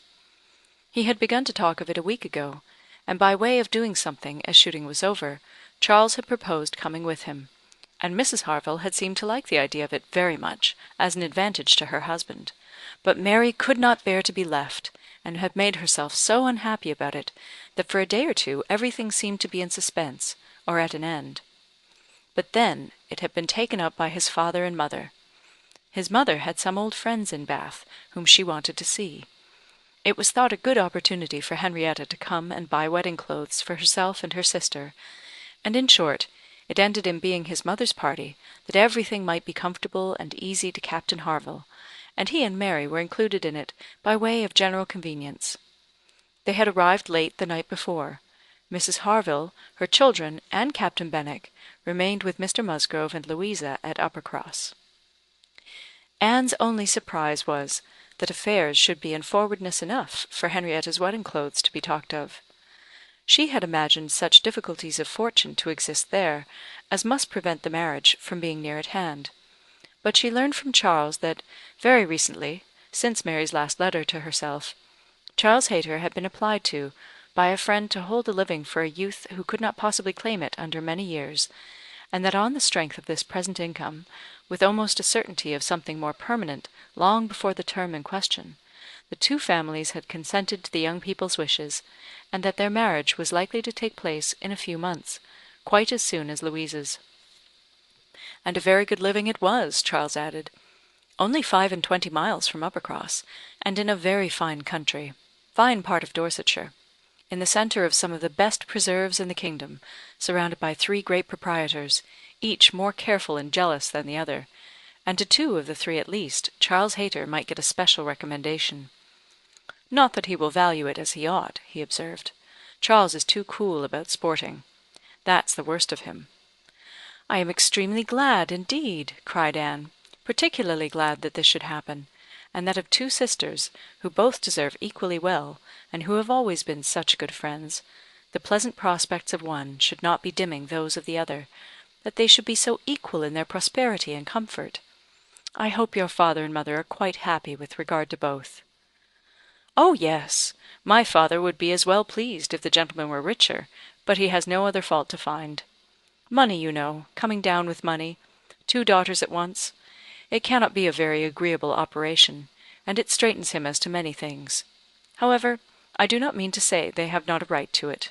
It is very fit they should have daughters' shares, and I am sure he has always been a very kind, liberal father to me. Mary does not above half like Henrietta's match. She never did, you know. But she does not do him justice, nor think enough about Winthrop. I cannot make her attend to the value of the property. It is a very fair match, as times go, and I have liked Charles Hayter all my life, and I shall not leave off now." "Oh, such excellent parents as Mr. and Mrs. Musgrove," exclaimed Anne, "should be happy in their children's marriages. They do everything to confer happiness, I am sure. What a blessing to young people to be in such hands! Your father and mother seem totally free from all those ambitious feelings which have led to so much misconduct and misery, both in young and old. I hope you think Louisa perfectly recovered now?" He answered rather hesitatingly, "Yes, I believe I do, very much recovered. But she is altered. There is no running or jumping about, no laughing or dancing. It is quite different. If one happens only to shut the door a little hard, she starts and wriggles like a young dab-chick in the water, and Bennet sits at her elbow, reading verses or whispering to her all day long." Anne could not help laughing. "That cannot be much to your taste, I know," said she, "but I do believe him to be an excellent young man." "To be sure he is. Nobody doubts it. And I hope you do not think I am so illiberal as to want every man to have the same objects and pleasures as myself. I have a great value for Bennet, and when one can but get him to talk, he has plenty to say. His reading has done him no harm, for he has fought as well as read. He is a brave fellow. I got more acquainted with him last Monday than ever I did before. We had a famous set to at rat hunting all the morning in my father's great barns, and he played his part so well that I have liked him the better ever since." Here they were interrupted by the absolute necessity of Charles's following the others to admire mirrors and china, but Anne had heard enough to understand the present state of Uppercross, and rejoice in its happiness. And though she sighed as she rejoiced, her sigh had none of the ill will of envy in it. She would certainly have risen to their blessings if she could, but she did not want to lessen theirs. The visit passed off altogether in high good humour. Mary was in excellent spirits, enjoying the gaiety and the change, and so well satisfied with the journey in her mother-in-law's carriage with 4 horses, and with her own complete independence of Camden Place, that she was exactly in a temper to admire everything as she ought, and enter most readily into all the superiorities of the house, as they were detailed to her. She had no demands on her father or sister, and her consequence was just enough increased by their handsome drawing-rooms. Elizabeth was, for a short time, suffering a good deal. She felt that Mrs. Musgrove and all her party ought to be asked to dine with them, but she could not bear to have the difference of style, the reduction of servants which a dinner must betray, witnessed by those who had been always so inferior to the Elliots of Kellynch. It was a struggle between propriety and vanity, but vanity got the better, and then Elizabeth was happy again. These were her internal persuasions. Old-fashioned notions, country hospitality, we do not profess to give dinners, few people in Bath do, Lady Alicia never does, did not even ask her own sister's family, though they were here a month. And I dare say it would be very inconvenient to Mrs. Musgrove, put her quite out of her way. I am sure she would rather not come. She cannot feel easy with us. I will ask them all for an evening. That will be much better. That will be a novelty and a treat. They have not seen 2 such drawing-rooms before. They will be delighted to come to-morrow evening. It shall be a regular party, small, but most elegant." And this satisfied Elizabeth; and when the invitation was given to the two present, and promised for the absent, Mary was as completely satisfied. She was particularly asked to meet Mr. Elliot, and be introduced to Lady Dalrymple and Miss Carteret, who were fortunately already engaged to come; and she could not have received a more gratifying attention. Miss Elliot was to have the honour of calling on Mrs. Musgrove in the course of the morning, and Anne walked off with Charles and Mary to go and see her and Henrietta directly. Her plan of sitting with Lady Russell must give way for the present. They all three called in Rivers Street for a couple of minutes, but Anne convinced herself that a day's delay of the intended communication could be of no consequence, and hastened forward to the White Hart to see again the friends and companions of the last autumn, with an eagerness of goodwill which many associations contributed to form. They found Mrs. Musgrove and her daughter within, and by themselves, and Anne had the kindest welcome from each. Henrietta was exactly in that state of recently improved views, of fresh formed happiness, which made her full of regard and interest for everybody she had ever liked before at all, and Mrs. Musgrove's real affection had been won by her usefulness when they were in distress. It was a heartiness, and a warmth, and a sincerity which Anne delighted in the more, from the sad want of such blessings at home. She was entreated to give them as much of her time as possible, invited for every day and all day long, or rather claimed as a part of the family; and in return she naturally fell into all her wonted ways of attention and assistance, and on Charles's leaving them together, was listening to Mrs. Musgrove's history of Louisa, and to Henrietta's of herself, giving opinions on business, and recommendations to shops, with intervals of every help which Mary required, from altering her ribbon to settling her accounts, from finding her keys, and assorting her trinkets, to trying to convince her that she was not ill-used by anybody, which Mary, well amused as she generally was, in her station at a window overlooking the entrance to the pump-room, could not but have her moments of imagining. A morning of thorough confusion was to be expected. A large party in a hotel ensured a quick-changing, unsettled scene. 5 minutes brought a note, the next a parcel, and Anne had not been there half an hour, when their dining-room, spacious as it was, seemed more than half filled. A party of steady old friends were seated round Mrs. Musgrove, and Charles came back with Captains Harville and Wentworth. The appearance of the latter could not be more than the surprise of the moment. It was impossible for her to have forgotten to feel that this arrival of their common friends must soon be bringing them together again. Their last meeting had been most important in opening his feelings. She had derived from it a delightful conviction, but she feared from his looks that the same unfortunate persuasion which had hastened him away from the concert-room still governed. He did not seem to want to be near enough for conversation. She tried to be calm, and leave things to take their course, and tried to dwell much on this argument of rational dependence.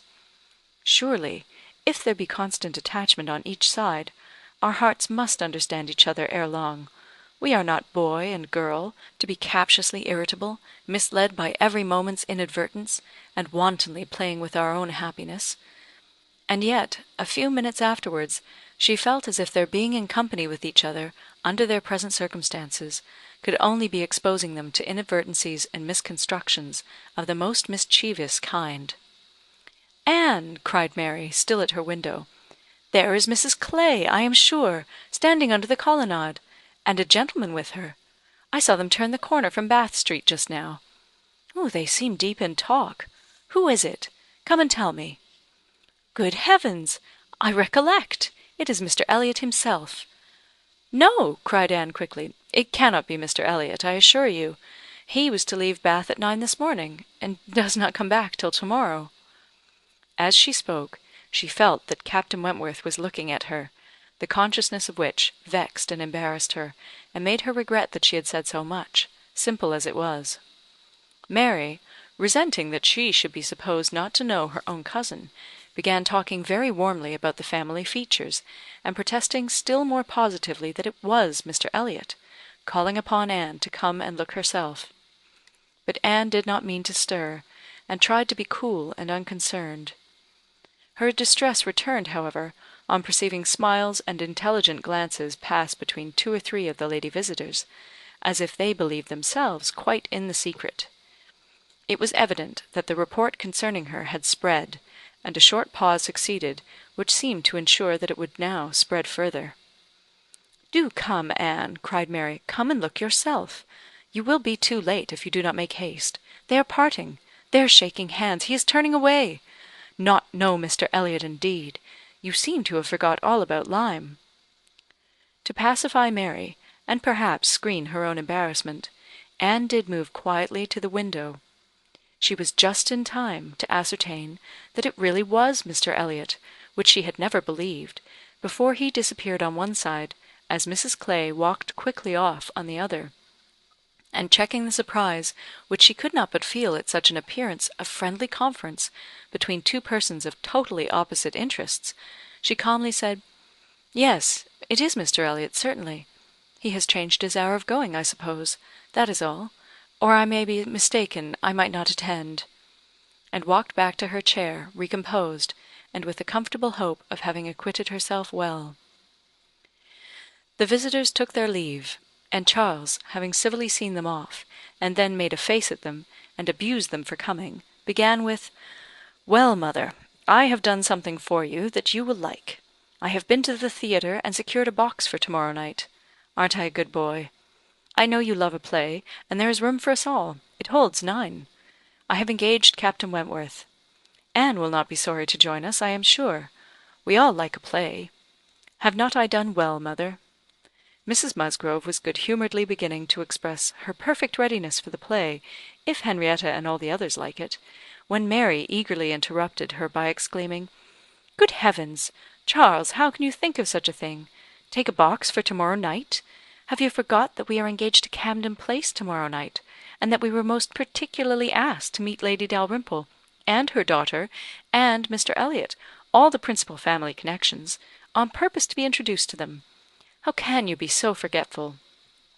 "Phoo, phoo," replied Charles. "What's an evening party? Never worth remembering. Your father might have asked us to dinner, I think, if he had wanted to see us. You may do as you like, but I shall go to the play." "Oh, Charles! I declare it will be too abominable if you do, when you promised to go." "No, I did not promise. I only smirked and bowed, and said the word happy. There was no promise." "Oh, but you must go, Charles. It would be unpardonable to fail. We were asked on purpose to be introduced. There was always such a great connection between the Dalrymples and ourselves. Nothing ever happened on either side that was not announced immediately. We are quite near relations, you know, and Mr. Elliot too, whom you ought so particularly to be acquainted with. Every attention is due to Mr. Elliot. Consider, my father's heir, the future representative of the family." "Don't talk to me about heirs and representatives," cried Charles. "I am not one of those who neglect the reigning power to bow to the rising sun. If I would not go for the sake of your father, I should think it scandalous to go for the sake of his heir. What is Mr. Elliot to me?" The careless expression was life to Anne, who saw that Captain Wentworth was all attention, looking and listening with his whole soul, and that the last words brought his inquiring eyes from Charles to herself. Charles and Mary still talked on in the same style, he half serious and half jesting, maintaining the scheme for the play, and she, invariably serious, most warmly opposing it, and not omitting to make it known that, however determined to go to Camden Place herself, she should not think herself very well used if they went to the play without her. Mrs. Musgrove interposed. "Oh, we had better put it off. Charles, you had much better go back and change the box for Tuesday. It would be a pity to be divided, and we should be losing Miss Anne too, if there is a party at her father's. And I am sure neither Henrietta nor I should care at all for the play if Miss Anne could not be with us." Anne felt truly obliged to her for such kindness, and quite as much so for the opportunity it gave her of decidedly saying, "If it depended only on my inclination, ma'am, the party at home, excepting on Mary's account, would not be the smallest impediment. I have no pleasure in the sort of meeting, and should be too happy to change it for a play, and with you.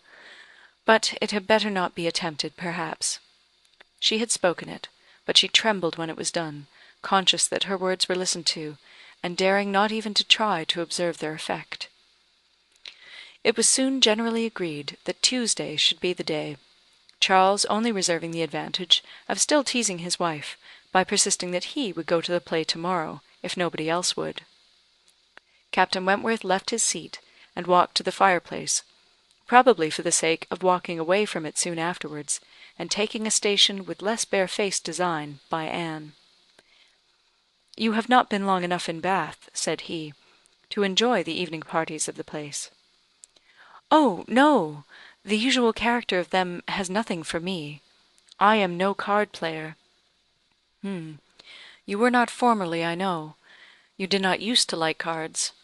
But time makes many changes." "I am not yet so much changed," cried Anne, and stopped, fearing she hardly knew what misconstruction. After waiting a few moments, he said, and as if it were the result of immediate feeling, "It is a period indeed. 8 years and a half is a period." Whether he would have proceeded further was left to Anne's imagination to ponder over in a calmer hour; for while still hearing the sounds he had uttered, she was startled to other subjects by Henrietta, eager to make use of the present leisure for getting out, and calling on her companions to lose no time, lest somebody else should come in. They were obliged to move. Anne talked of being perfectly ready, and tried to look it; but she felt that could Henrietta have known the regret and reluctance of her heart in quitting that chair, in preparing to quit the room, she would have found, in all her own sensations for her cousin, in the very security of his affection, wherewith to pity her. Their preparations, however, were stopped short. Alarming sounds were heard, other visitors approached, and the door was thrown open for Sir Walter and Miss Elliot, whose entrance seemed to give a general chill. Anne felt an instant oppression, and wherever she looked saw symptoms of the same. The comfort, the freedom, the gaiety of the room was over, hushed into cold composure, determined silence, or insipid talk, to meet the heartless elegance of her father and sister. How mortifying to feel that it was so! Her jealous eye was satisfied in one particular. Captain Wentworth was acknowledged again by each, by Elizabeth more graciously than before. She even addressed him once, and looked at him more than once. Elizabeth was, in fact, revolving a great measure. The sequel explained it. After the waste of a few minutes in saying the proper nothings, she began to give the invitation which was to comprise all the remaining dues of the Musgroves. "To-morrow evening, to meet a few friends. No formal party." It was all said very gracefully, and the cards with which she had provided herself, the "Miss Elliot at home," were laid on the table, with a courteous, comprehensive smile to all, and one smile and one card more decidedly for Captain Wentworth. The truth was, that Elizabeth had been long enough in Bath to understand the importance of a man of such an air and appearance as his. The past was nothing. The present was that Captain Wentworth would move about well in her drawing-room. The card was pointedly given, and Sir Walter and Elizabeth arose and disappeared. The interruption had been short though severe, and ease and animation returned to most of those they left as the door shut them out, but not to Anne. She could think only of the invitation she had with such astonishment witnessed, and of the manner in which it had been received, a manner of doubtful meaning, of surprise rather than gratification, of polite acknowledgment rather than acceptance. She knew him, she saw disdain in his eyes, and could not venture to believe that he had determined to accept such an offering as an atonement for all the insolence of the past. Her spirits sank. He held the card in his hand, after they were gone, as if deeply considering it. "Only think of Elizabeth's including everybody," whispered Mary very audibly. "I do not wonder Captain Wentworth is delighted. You see he cannot put the card out of his hand." Anne caught his eye, saw his cheeks glow and his mouth form itself into a momentary expression of contempt, and turned away, that she might neither see nor hear more to vex her. The party separated. The gentlemen had their own pursuits, the ladies proceeded on their own business, and they met no more while Anne belonged to them. She was earnestly begged to return and dine, and give them all the rest of the day; but her spirits had been so long exerted, that at present she felt unequal to more, and fit only for home, where she might be sure of being as silent as she chose. Promising to be with them the whole of the following morning, therefore, she closed the fatigues of the present by a toilsome walk to Camden Place, there to spend the evening chiefly in listening to the busy arrangements of Elizabeth and Mrs. Clay for the morrow's party, the frequent enumeration of the persons invited, and the continually improving detail of all the embellishments which were to make it the most completely elegant of its kind in Bath, while harassing herself in secret with the never-ending question of whether Captain Wentworth would come or not. They were reckoning him as certain, but with her it was a gnawing solicitude never appeased for 5 minutes together. She generally thought he would come, because she generally thought he ought, but it was a case which she could not so shape into any positive act of duty or discretion as inevitably to defy the suggestions of very opposite feelings. She only roused herself from the broodings of this restless agitation to let Mrs. Clay know that she had been seen with Mr. Elliot 3 hours after his being supposed to be out of Bath; for, having watched in vain for some intimation of the interview from the lady herself, she determined to mention it, and it seemed to her that there was guilt in Mrs. Clay's face as she listened. It was transient, cleared away in an instant, but Anne could imagine she read there the consciousness of having, by some complication of mutual trick, or some overbearing authority of his, been obliged to attend, perhaps for half an hour, to his lectures and restrictions on her designs on Sir Walter. She exclaimed, however, with a very tolerable imitation of nature, "Oh dear, very true. Only think, Miss Elliot, to my great surprise I met with Mr. Elliot in Bath Street. I was never more astonished. He turned back and walked with me to the pump yard. He had been prevented setting off for Thornbury, but I really forget by what, for I was in a hurry, and could not much attend; and I can only answer for his being determined not to be delayed in his return.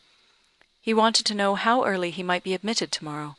He was full of to-morrow, and it is very evident that I have been full of it too, ever since I entered the house, and learned the extension of your plan, and all that had happened, or my seeing him could never have gone so entirely out of my head." Chapter 23. One day only had passed since Anne's conversation with Mrs. Smith, but a keener interest had succeeded, and she was now so little touched by Mr. Elliot's conduct, except by its effects in one quarter, that it became a matter of course the next morning still to defer her explanatory visit in Rivers Street.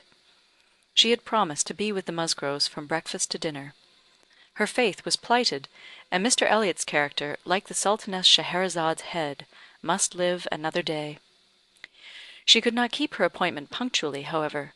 The weather was unfavourable, and she had grieved over the rain on her friend's account, and felt it very much on her own, before she was able to attempt the walk. When she reached the White Hart, and made her way to the proper apartment, she found herself neither arriving quite in time, nor the first to arrive. The party before her were Mrs. Musgrove talking to Mrs. Croft, and Captain Harville to Captain Wentworth; and she immediately heard that Mary and Henrietta, too impatient to wait, had gone out the moment it had cleared, but would be back again soon, and that the strictest injunctions had been left with Mrs. Musgrove to keep her there till they returned. She had only to submit, sit down, be outwardly composed, and feel herself plunged at once in all the agitations which she had merely laid her account of tasting a little before the morning closed. There was no delay, no waste of time. She was deep in the happiness of such misery, or the misery of such happiness, instantly.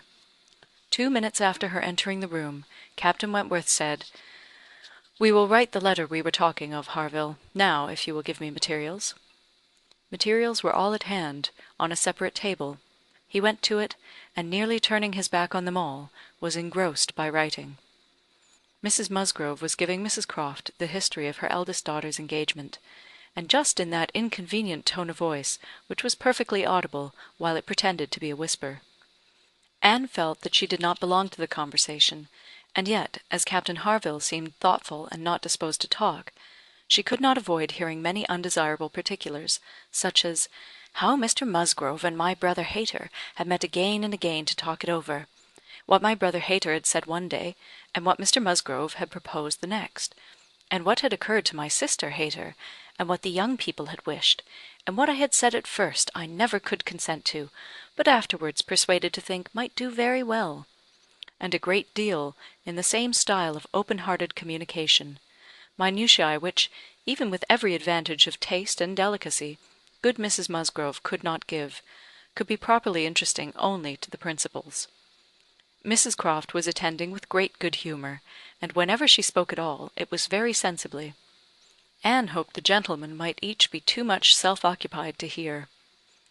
"And so, ma'am, all these things considered," said Mrs. Musgrove, in her powerful whisper, "though we could have wished it different, yet altogether we did not think it fair to stand out any longer, for Charles Hayter was quite wild about it, and Henrietta was pretty near as bad.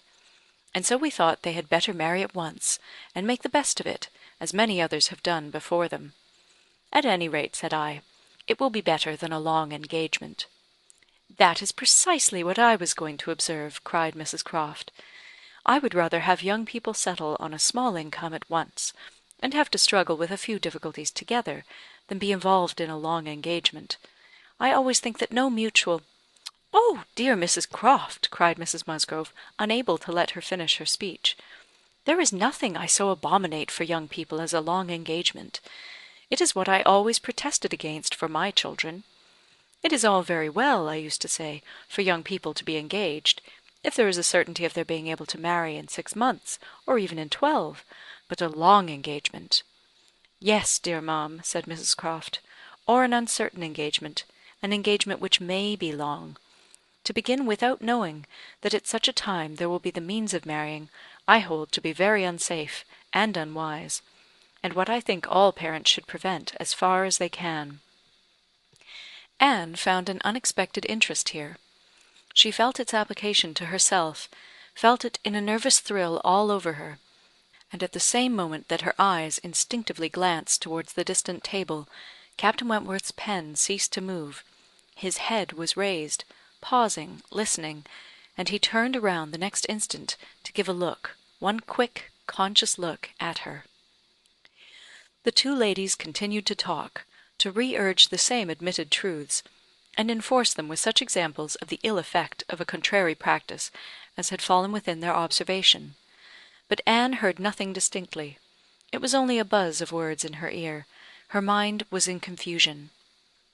Captain Harville, who had in truth been hearing none of it, now left his seat and moved to a window, and Anne, seeming to watch him, though it was from thorough absence of mind, became gradually sensible that he was inviting her to join him where he stood. He looked at her with a smile and a little motion of the head, which expressed, "Come to me, I have something to say," and the unaffected, easy kindness of manner which denoted the feelings of an older acquaintance than he really was, strongly enforced the invitation. She roused herself and went to him. The window at which he stood was at the other end of the room, from where the two ladies were sitting, and though nearer to Captain Wentworth's table, not very near. As she joined him, Captain Harville's countenance reassumed the serious, thoughtful expression which seemed its natural character.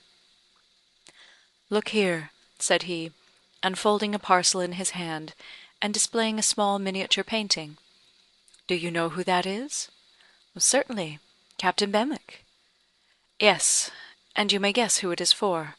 But," in a deep tone, "it was not done for her. Miss Elliot, do you remember our walking together at Lyme, and grieving for him? I little thought then. But no matter. This was drawn at the Cape. He met with a very clever young German artist at the Cape, in compliance with a promise to my poor sister, sat to him, and was bringing it home for her, and I have now the charge of getting it properly set for another. It was a commission to me, but who else was there to employ? I hope I can allow for him. I am not sorry, indeed, to make it over to another. He undertakes it," looking towards Captain Wentworth. "He is writing about it now."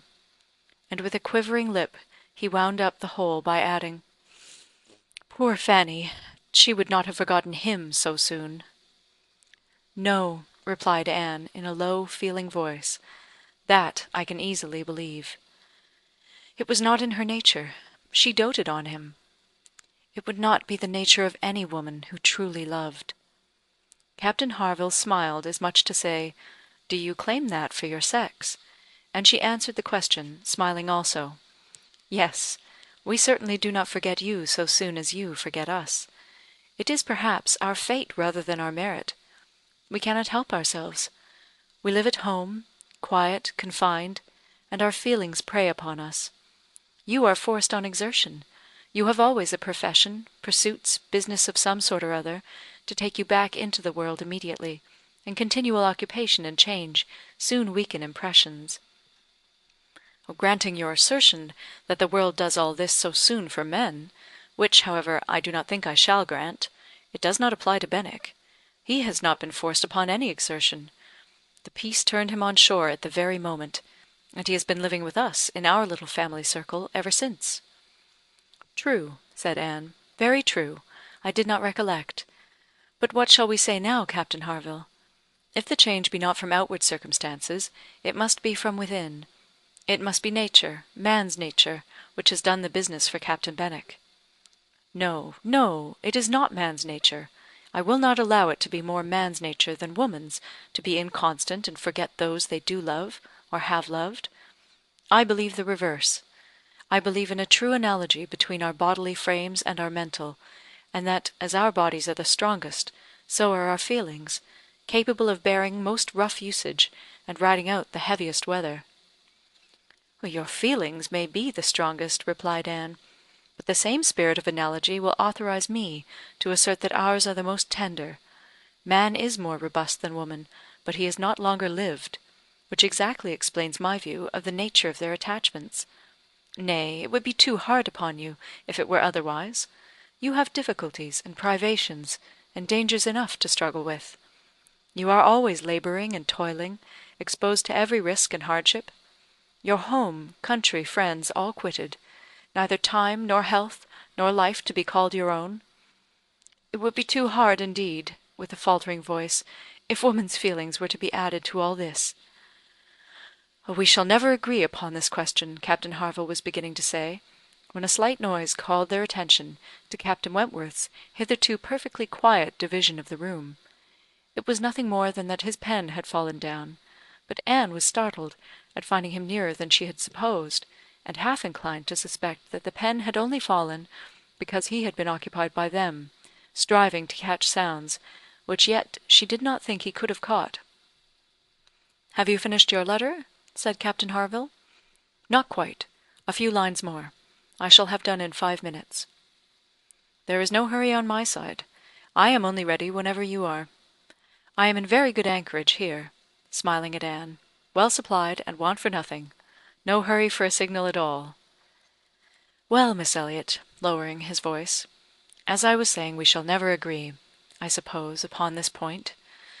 No man and woman would, probably. But let me observe that all histories are against you, all stories, prose and verse.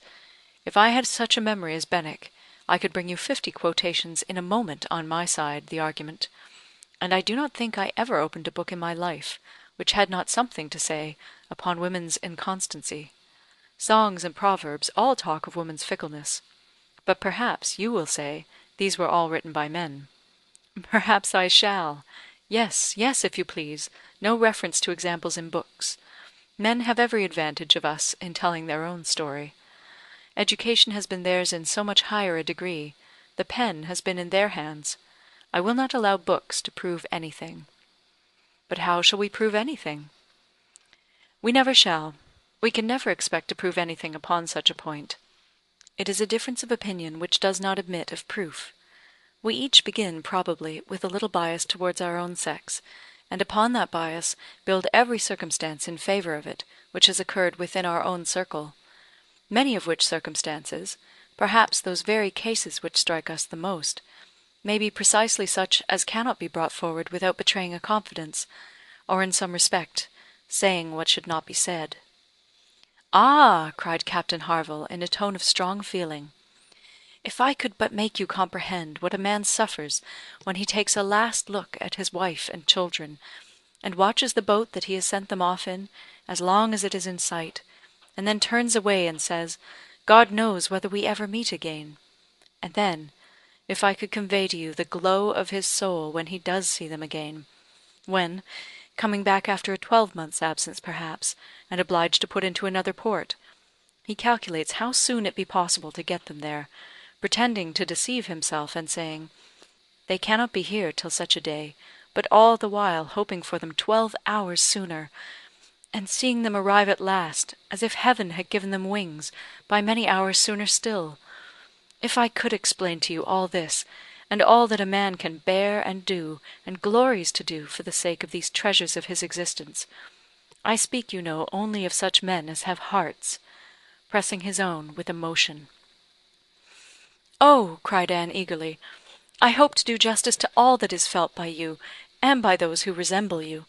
God forbid that I should undervalue the warm and faithful feelings of any of my fellow creatures. I should deserve utter contempt if I dared to suppose that true attachment and constancy were known only by woman. No, I believe you capable of everything great and good in your married lives. I believe you equal to every important exertion, and to every domestic forbearance, so long as, if I may be allowed the expression, so long as you have an object. I mean, while the woman you love lives, and lives for you. All the privilege I claim for my own sex, it is not a very enviable one, you need not covet it, is that of loving longest, when existence or when hope is gone." She could not immediately have uttered another sentence. Her heart was too full, her breath too much oppressed. "You are a good soul," cried Captain Harville, putting his hand on her arm quite affectionately. "There is no quarrelling with you, and when I think of Benwick, my tongue is tied." Their attention was called towards the others. Mrs. Croft was taking leave. "Here, Frederick, you and I part company, I believe," said she. "I am going home, and you have an engagement with your friend. To-night we may have the pleasure of all meeting again at your party," turning to Anne. "We had your sister's card yesterday, and I understood Frederick had a card too, though I did not see it. And you are disengaged, Frederick, are you not, as well as ourselves?" Captain Wentworth was folding up a letter in great haste, and either could not or would not answer fully. "Yes," said he, "very true. Here we separate. But Harville and I shall soon be after you. That is, Harville, if you are ready. I am in half a minute. I know you will not be sorry to be off. I shall be at your service in half a minute." Mrs. Croft left them, and Captain Wentworth, having sealed his letter with great rapidity, was indeed ready, and had even a hurried, agitated air, which showed impatience to be gone. Anne knew not how to understand it. She had the kindest "Good morning, God bless you," from Captain Harville, but from him not a word, nor a look. He had passed out of the room without a look. She had only time, however, to move closer to the table where he had been writing, when footsteps were heard returning. The door opened. It was himself.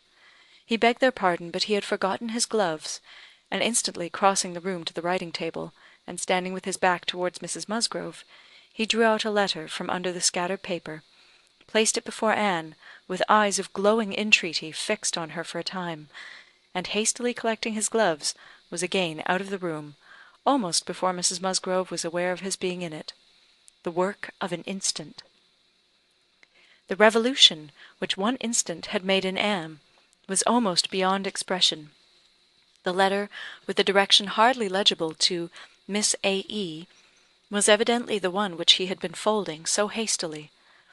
While supposed to be writing only to Captain Benwick, he had been also addressing her. On the contents of that letter depended all which this world could do for her. Anything was possible, anything might be defied rather than suspense. Mrs. Musgrove had little arrangements of her own at her own table. To their protection she must trust, and, sinking into the chair which he had occupied, succeeding to the very spot where he had leaned and written, her eyes devoured the following words: "I can listen no longer in silence. I must speak to you by such means as are within my reach. You pierce my soul. I am half agony, half hope. Tell me not that I am too late, that such precious feelings are gone for ever. I offer myself to you again, with a heart even more your own than when you almost broke it 8 years and a half ago. dare not say that man forgets sooner than woman, that his love has an earlier death. I have loved none but you. Unjust I may have been, weak and resentful I have been, but never inconstant. You alone have brought me to Bath. For you alone I think and plan. Have you not seen this? Can you fail to have understood my wishes? I had not waited even these 10 days, could I have read your feelings, as I think you must have penetrated mine. I can hardly write. I am every instant hearing something which overpowers me. You sink your voice, but I can distinguish the tones of that voice, when they would be lost on others. Too good, too excellent creature, you do us justice indeed. You do believe that there is true attachment and constancy among men. Believe it to be most fervent, most undeviating, in F.W. I must go, uncertain of my fate, but I shall return hither or follow your party as soon as possible. A word, a look, will be enough to decide whether I enter your father's house this evening or never. Such a letter was not to be soon recovered from. Half an hour's solitude and reflection might have tranquillized her, but the 10 minutes only which now passed before she was interrupted, with all the restraints of her situation, could do nothing towards tranquillity. Every moment rather brought fresh agitation.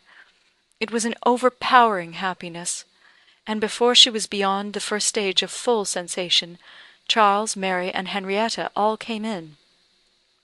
The absolute necessity of seeming like herself produced then an immediate struggle, but after a while she could do no more. She began not to understand a word they said, and was obliged to plead indisposition and excuse herself. They could then see that she looked very ill, were shocked and concerned, and would not stir without her for the world. This was dreadful. Would they only have gone away, and left her in the quiet possession of that room, it would have been her cure, but to have them all standing or waiting around her was distracting, and in desperation she said she would go home. "By all means, my dear," cried Mrs. Musgrove. "Go home directly, and take care of yourself, that you may be fit for the evening. I wish Sarah was here to doctor you, but I am no doctor myself. Charles, ring and order a chair. She must not walk." But the chair would never do. Worse than all, to lose the possibility of speaking 2 words to Captain Wentworth in the course of her quiet, solitary progress up the town, and she felt almost certain of meeting him, could not be borne. The chair was earnestly protested against, and Mrs. Musgrove, who thought only of one sort of illness, having assured herself with some anxiety that there had been no fall in the case, that Anne had not at any time lately slipped down and got a blow on her head, that she was perfectly convinced of having had no fall, could part with her cheerfully, and depend on finding her better at night. Anxious to omit no precaution, Anne struggled and said, "I am afraid, ma'am, that it is not perfectly understood. Pray be so good as to mention to the other gentlemen that we hope to see your whole party this evening. I am afraid there has been some mistake, and I wish you particularly to assure Captain Harville and Captain Wentworth that we hope to see them both." "Oh, my dear, it is quite understood. I give you my word. Captain Harville has no thought but of going." "Do you think so? But I am afraid, and I should be so very sorry. Will you promise me to mention it when you see them again? You will see them both again this morning, I dare say. Do promise me." "To be sure I will, if you wish it. Charles, if you see Captain Harville anywhere, remember to give Miss Anne's message. But indeed, my dear, you need not be uneasy. Captain Harville holds himself quite engaged, I'll answer for it, and Captain Wentworth the same, I dare say." Anne could do no more, but her heart prophesied some mischance to damp the perfection of her felicity. It could not be very lasting, however. Even if he did not come to Camden Place himself, it would be in her power to send an intelligible sentence by Captain Harville. Another momentary vexation occurred. Charles, in his real concern and good nature, would go home with her. There was no preventing him. This was almost cruel, but she could not be long ungrateful. He was sacrificing an engagement at a gunsmith's to be of use to her, and she set off with him, with no feeling but gratitude apparent. They were in Union Street, when a quicker step behind, a something of familiar sound, gave her 2 moments' preparation for the sight of Captain Wentworth. He joined them, but, as if irresolute whether to join or to pass on, said nothing, only looked. Anne could command herself enough to receive that look, and not repulsively. The cheeks which had been pale now glowed, and the movements which had hesitated were decided. He walked by her side. Presently, struck by a sudden thought, Charles said, "Captain Wentworth, which way are you going? Only to Gay Street, or farther up the town?" "I hardly know," replied Captain Wentworth, surprised. "Are you going as high as Belmont? Are you going near Camden Place? Because, if you are, I shall have no scruple in asking you to take my place, and give Anne your arm to her father's door. She is rather done for this morning, and must not go so far without help, and I ought to be at that fellow's in the market-place. He promised me the sight of a capital gun he is just going to send off, said he would keep it unpacked to the last possible moment, that I might see it, and if I do not turn back now, I have no chance. By his description a good deal like the second-sized double barrel of mine, which you shot with one day round Winthrop." There could not be an objection. There could be only a most proper alacrity, a most obliging compliance for public view, and smiles reigned in, and spirits dancing in private rapture. In half a minute Charles was at the bottom of Union Street again, and the other 2 proceeding together, and soon words enough had passed between them to decide their direction towards the comparatively quiet and retired gravel walk, where the power of conversation would make the present hour a blessing indeed, and prepare it for all the immortality which the happiest recollections of their own future lives could bestow. There they exchanged again those feelings and those promises which had once before seemed to secure everything, but which had been followed by so many, many years of division and estrangement. There they returned again into the past, more exquisitely happy, perhaps, in their reunion than when it had been first projected, more tender, more tried, more fixed in a knowledge of each other's character, truth, and attachment, more equal to act, more justified in acting. And there, as they slowly paced the gradual ascent, heedless of every group around them, seeing neither sauntering politicians, bustling housekeepers, flirting girls, nor nursery maids and children, they could indulge in those retrospections and acknowledgments, and especially in those explanations of what had directly preceded the present moment, which were so poignant and so ceaseless in interest. All the little variations of the last week were gone through, and of yesterday and to-day there could scarcely be an end. She had not mistaken him. Jealousy of Mr. Elliot had been the retarding weight, the doubt, the torment, that had begun to operate in the very hour of first meeting her in Bath, that had returned, after a short suspension, to ruin the concert, and that had influenced him in everything he had said and done, or omitted to say and do, in the last 24 hours.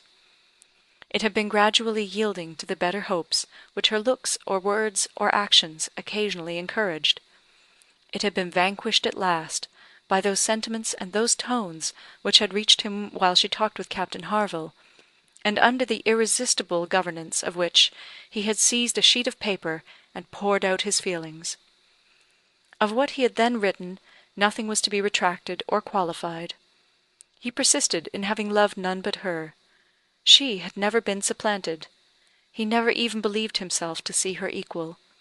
Thus much indeed he was obliged to acknowledge, that he had been constant unconsciously, nay, unintentionally, that he had meant to forget her, and believed it to be done.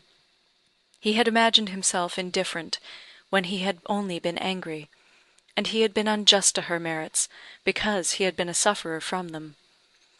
Her character was now fixed on his mind as perfection itself, maintaining the loveliest medium of fortitude and gentleness, but he was obliged to acknowledge that only at Uppercross had he learnt to do her justice, and only at Lyme had he begun to understand himself. At Lyme he had received lessons of more than one sort. The passing admiration of Mr. Elliot had at least roused him, and the scenes on the Cobb and at Captain Harville's had fixed her superiority. In his preceding attempts to attach himself to Louisa Musgrove, the attempts of angry pride, he protested that he had for ever felt it to be impossible, that he had not cared, could not care for Louisa, though till that day, till the leisure for reflection which followed it, he had not understood the perfect excellence of the mind with which Louisa's could so ill bear a comparison, or the perfect unrivalled hold it possessed over his own. There he had learnt to distinguish between the steadiness of principle and the obstinacy of self-will, between the darings of heedlessness and the resolution of a collected mind. There he had seen everything to exalt, in his estimation, the woman he had lost, and there begun to deplore the pride, the folly, the madness of resentment which had kept him from trying to regain her when thrown in his way. From that period his penance had become severe. He had no sooner been free from the horror and remorse attending the first few days of Louisa's accident, no sooner begun to feel himself alive again, than he had begun to feel himself, though alive, not at liberty. "I found," said he, "that I was considered by Harville an engaged man; that neither Harville nor his wife entertained a doubt of our mutual attachment. I was startled and shocked. To a degree I could contradict this instantly, but when I began to reflect that others might have felt the same, her own family, nay, perhaps herself, I was no longer at my own disposal. I was hers in honour, if she wished it. I had been unguarded. I had not thought seriously on the subject before. I had not considered that my excessive intimacy must have its danger of ill consequence in many ways, and that I had no right to be trying whether I could attach myself to either of the girls, at the risk of raising even an unpleasant report, were there no other ill effects. I had been grossly wrong, and must abide the consequences." He found too late, in short, that he had entangled himself, and that precisely as he became fully satisfied of his not caring for Louisa at all, he must regard himself as bound to her, if her sentiments for him were what the Harvilles supposed. It determined him to leave Lyme, and await her complete recovery elsewhere. He would gladly weaken by any fair means whatever feelings or speculations concerning him might exist, and he went therefore to his brother's, meaning after a while to return to Kellynch, and act as circumstances might require. "I was 6 weeks with Edward," said he, "and saw him happy. I could have no other pleasure. I deserved none. He inquired after you very particularly, asked even if you were personally altered, little suspecting that to my eye you could never alter." Anne smiled, and let it pass. It was too pleasing a blunder for a reproach. It is something for a woman to be assured, in her 28th year, that she has not lost one charm of earlier youth, but the value of such homage was inexpressibly increased to Anne by comparing it with former words, and feeling it to be the result, not the cause, of a revival of his warm attachment. He had remained in Shropshire, lamenting the blindness of his own pride, and the blunders of his own calculations, till at once released from Louisa by the astonishing and felicitous intelligence of her engagement with Benwick. "Here," said he, "ended the worst of my state, for now I could at least put myself in the way of happiness. I could exert myself, I could do something. But to be waiting so long in inaction, and waiting only for evil, had been dreadful. Within the first 5 minutes I said, 'I will be at Bath on Wednesday,' and I was. Was it unpardonable to think it worth my while to come, and to arrive with some degree of hope? You were single, it was possible that you might retain the feelings of the past, as I did, and one encouragement happened to be mine. I could never doubt that you would be loved and sought by others, but I knew to a certainty that you had refused one man, at least, of better pretensions than myself, and I could not help often saying, 'Was this for me?' Their first meeting in Milsom Street afforded much to be said, but the concert still more. That evening seemed to be made up of exquisite moments. The moment of her stepping forward in the octagon room to speak to him, the moment of Mr. Elliot's appearing and tearing her away, and 1 or 2 subsequent moments, marked by returning hope or increasing despondency, were dwelt on with energy. "To see you," cried he, "in the midst of those who could not be my well-wishers, to see your cousin close by you, conversing and smiling, and feel all the horrible eligibilities and proprieties of the match; to consider it as the certain wish of every being who could hope to influence you. even if your own feelings were reluctant or indifferent to consider what powerful supports would be his. Was it not enough to make the fool of me which I appeared? How could I look on without agony? Was not the very sight of the friend who sat behind you, was not the recollection of what had been, the knowledge of her influence, the indelible, immovable impression of what persuasion had once done, was it not all against me? "You should have distinguished," replied Anne. "You should not have suspected me now. The case so different, and my age so different. If I was wrong in yielding to persuasion once, remember that it was to persuasion exerted on the side of safety, not of risk. When I yielded I thought it was to duty, but no duty could be called in aid here. In marrying a man indifferent to me, all risk would have been incurred, and all duty violated." "Perhaps I ought to have reasoned thus," he replied, "but I could not. I could not derive benefit from the late knowledge I had acquired of your character. I could not bring it into play. It was overwhelmed, buried, lost in those earlier feelings which I had been smarting under, year after year. I could only think of you as one who had yielded, who had given me up, who had been influenced by any one rather than by me. I saw you with the very person who had guided you in that year of misery. I had no reason to believe her of less authority now. The force of habit was to be added." "I should have thought," said Anne, "that my manner to yourself might have spared you much or all of this." "No, no. Your manner might be only the ease which your engagement to another man would give. I left you in this belief, and yet I was determined to see you again. My spirits rallied with the morning, and I felt that I had still a motive for remaining here." At last Anne was at home again, and happier than any one in that house could have conceived. All the surprise and suspense, and every other painful part of the morning, dissipated by this conversation, she re-entered the house so happy as to be obliged to find an alloy in some momentary apprehensions of its being impossible to last. An interval of meditation, serious and grateful, was the best corrective of everything dangerous in such high-wrought felicity, and she went to her room, and grew steadfast and fearless in the thankfulness of her enjoyment. The evening come, the drawing-rooms were lighted up, the company assembled. It was but a card-party, it was but a mixture of those who had never met before, and those who met too often.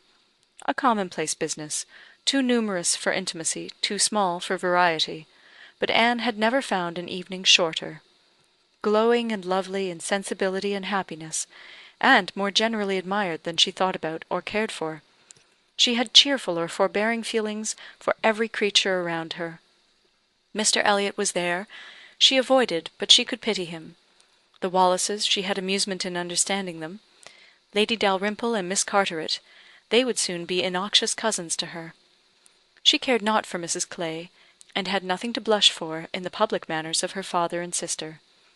With the Musgroves there was the happy chat of perfect ease; with Captain Harville the kind-hearted intercourse of brother and sister; with Lady Russell attempts at conversation, which a delicious consciousness cut short; and Admiral and Mrs. Croft everything of peculiar cordiality and fervent interest, which the same consciousness sought to conceal; and with Captain Wentworth some moments of communication continually occurring, and always the hope of more, and always the knowledge of his being there.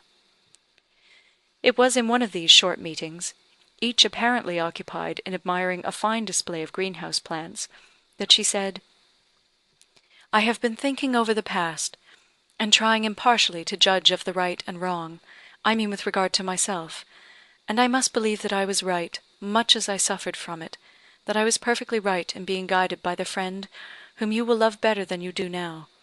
To me she was in the place of a parent. Do not mistake me, however. I am not saying that she did not err in her advice. It was, perhaps, one of those cases in which advice is good or bad only as the event decides, and for myself I certainly never should, in any circumstance of tolerable similarity, give such advice. But I mean that I was right in submitting to her, and that if I had done otherwise, I should have suffered more in continuing the engagement than I did even in giving it up, because I should have suffered in my conscience.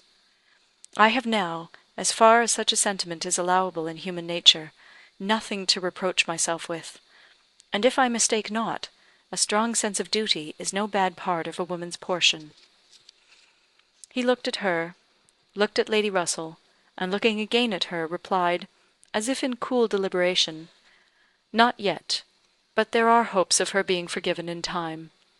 I trust to being in charity with her soon. But I too have been thinking over the past, and a question has suggested itself, whether there may not have been one person more my enemy even than that lady. My own self. Tell me if when I returned to England in the year '8, with a few £1,000, and was posted into the Laconia, if I had then written to you, would you have answered my letter? Would you in short have renewed the engagement then?" "Would I?" was all her answer, but the accent was decisive enough. "Good God!" he cried, "you would! It is not that I did not think of it, or desire it, as what could alone crown all my other success, but I was proud, too proud to ask again. I did not understand you. I shut my eyes, and would not understand you, or do you justice.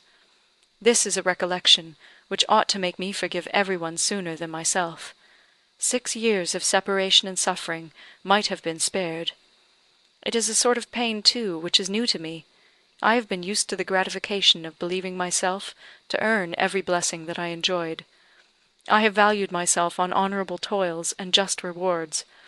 Like other great men under reverses," he added, with a smile, "I must endeavour to subdue my mind to my fortune.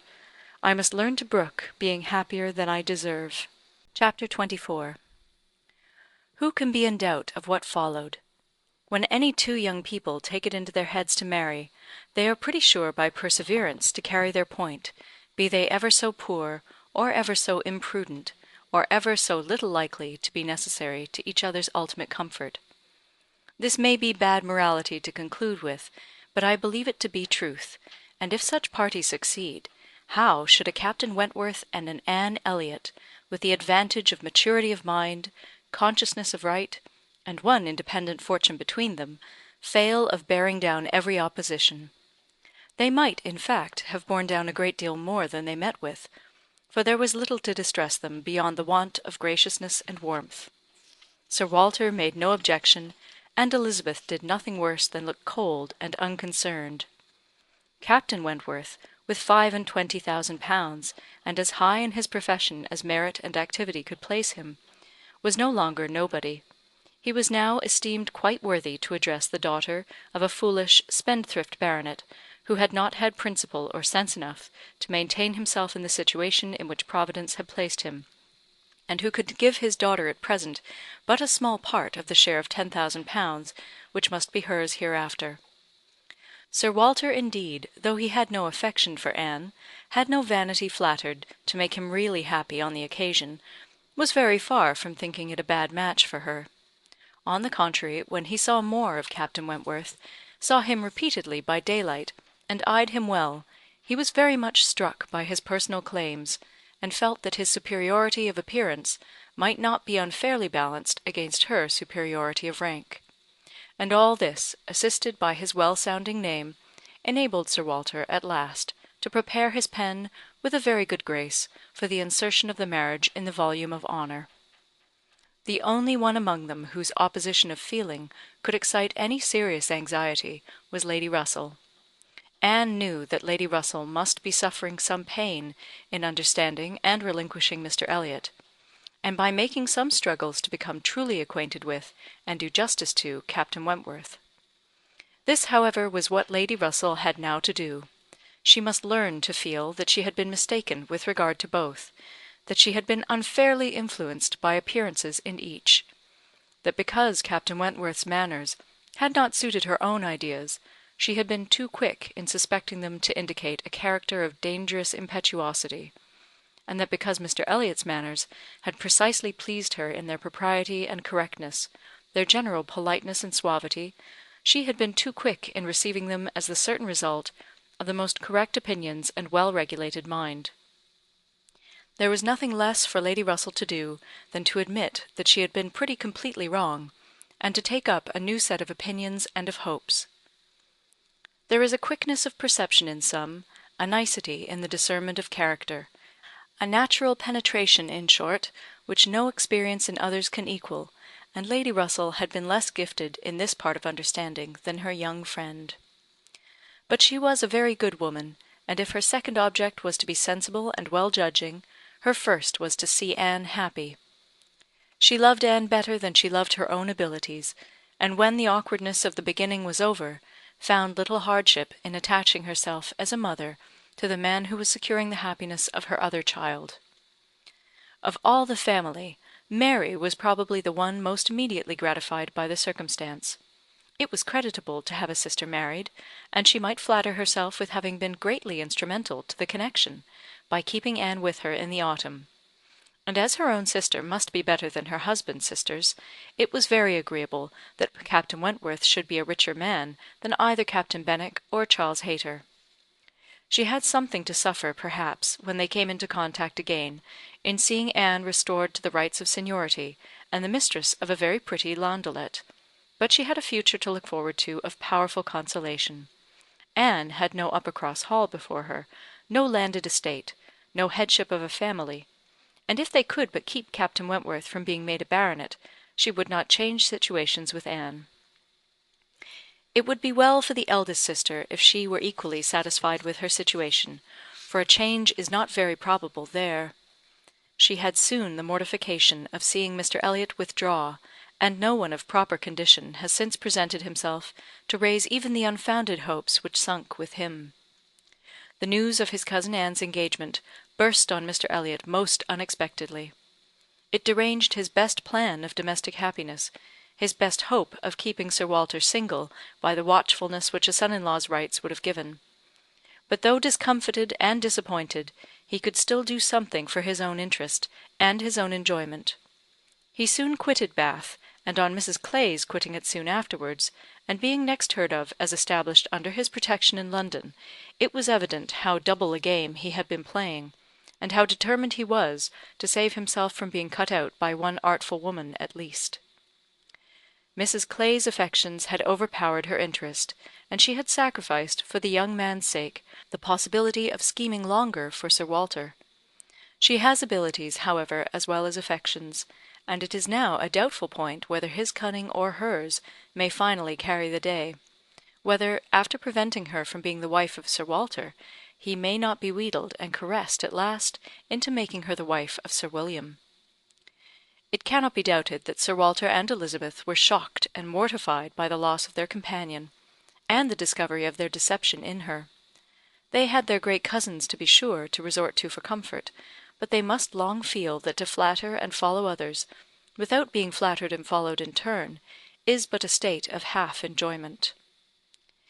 Anne, satisfied at a very early period of Lady Russell's meaning to love Captain Wentworth as she ought, had no other alloy to the happiness of her prospects than what arose from the consciousness of having no relations to bestow on him which a man of sense could value.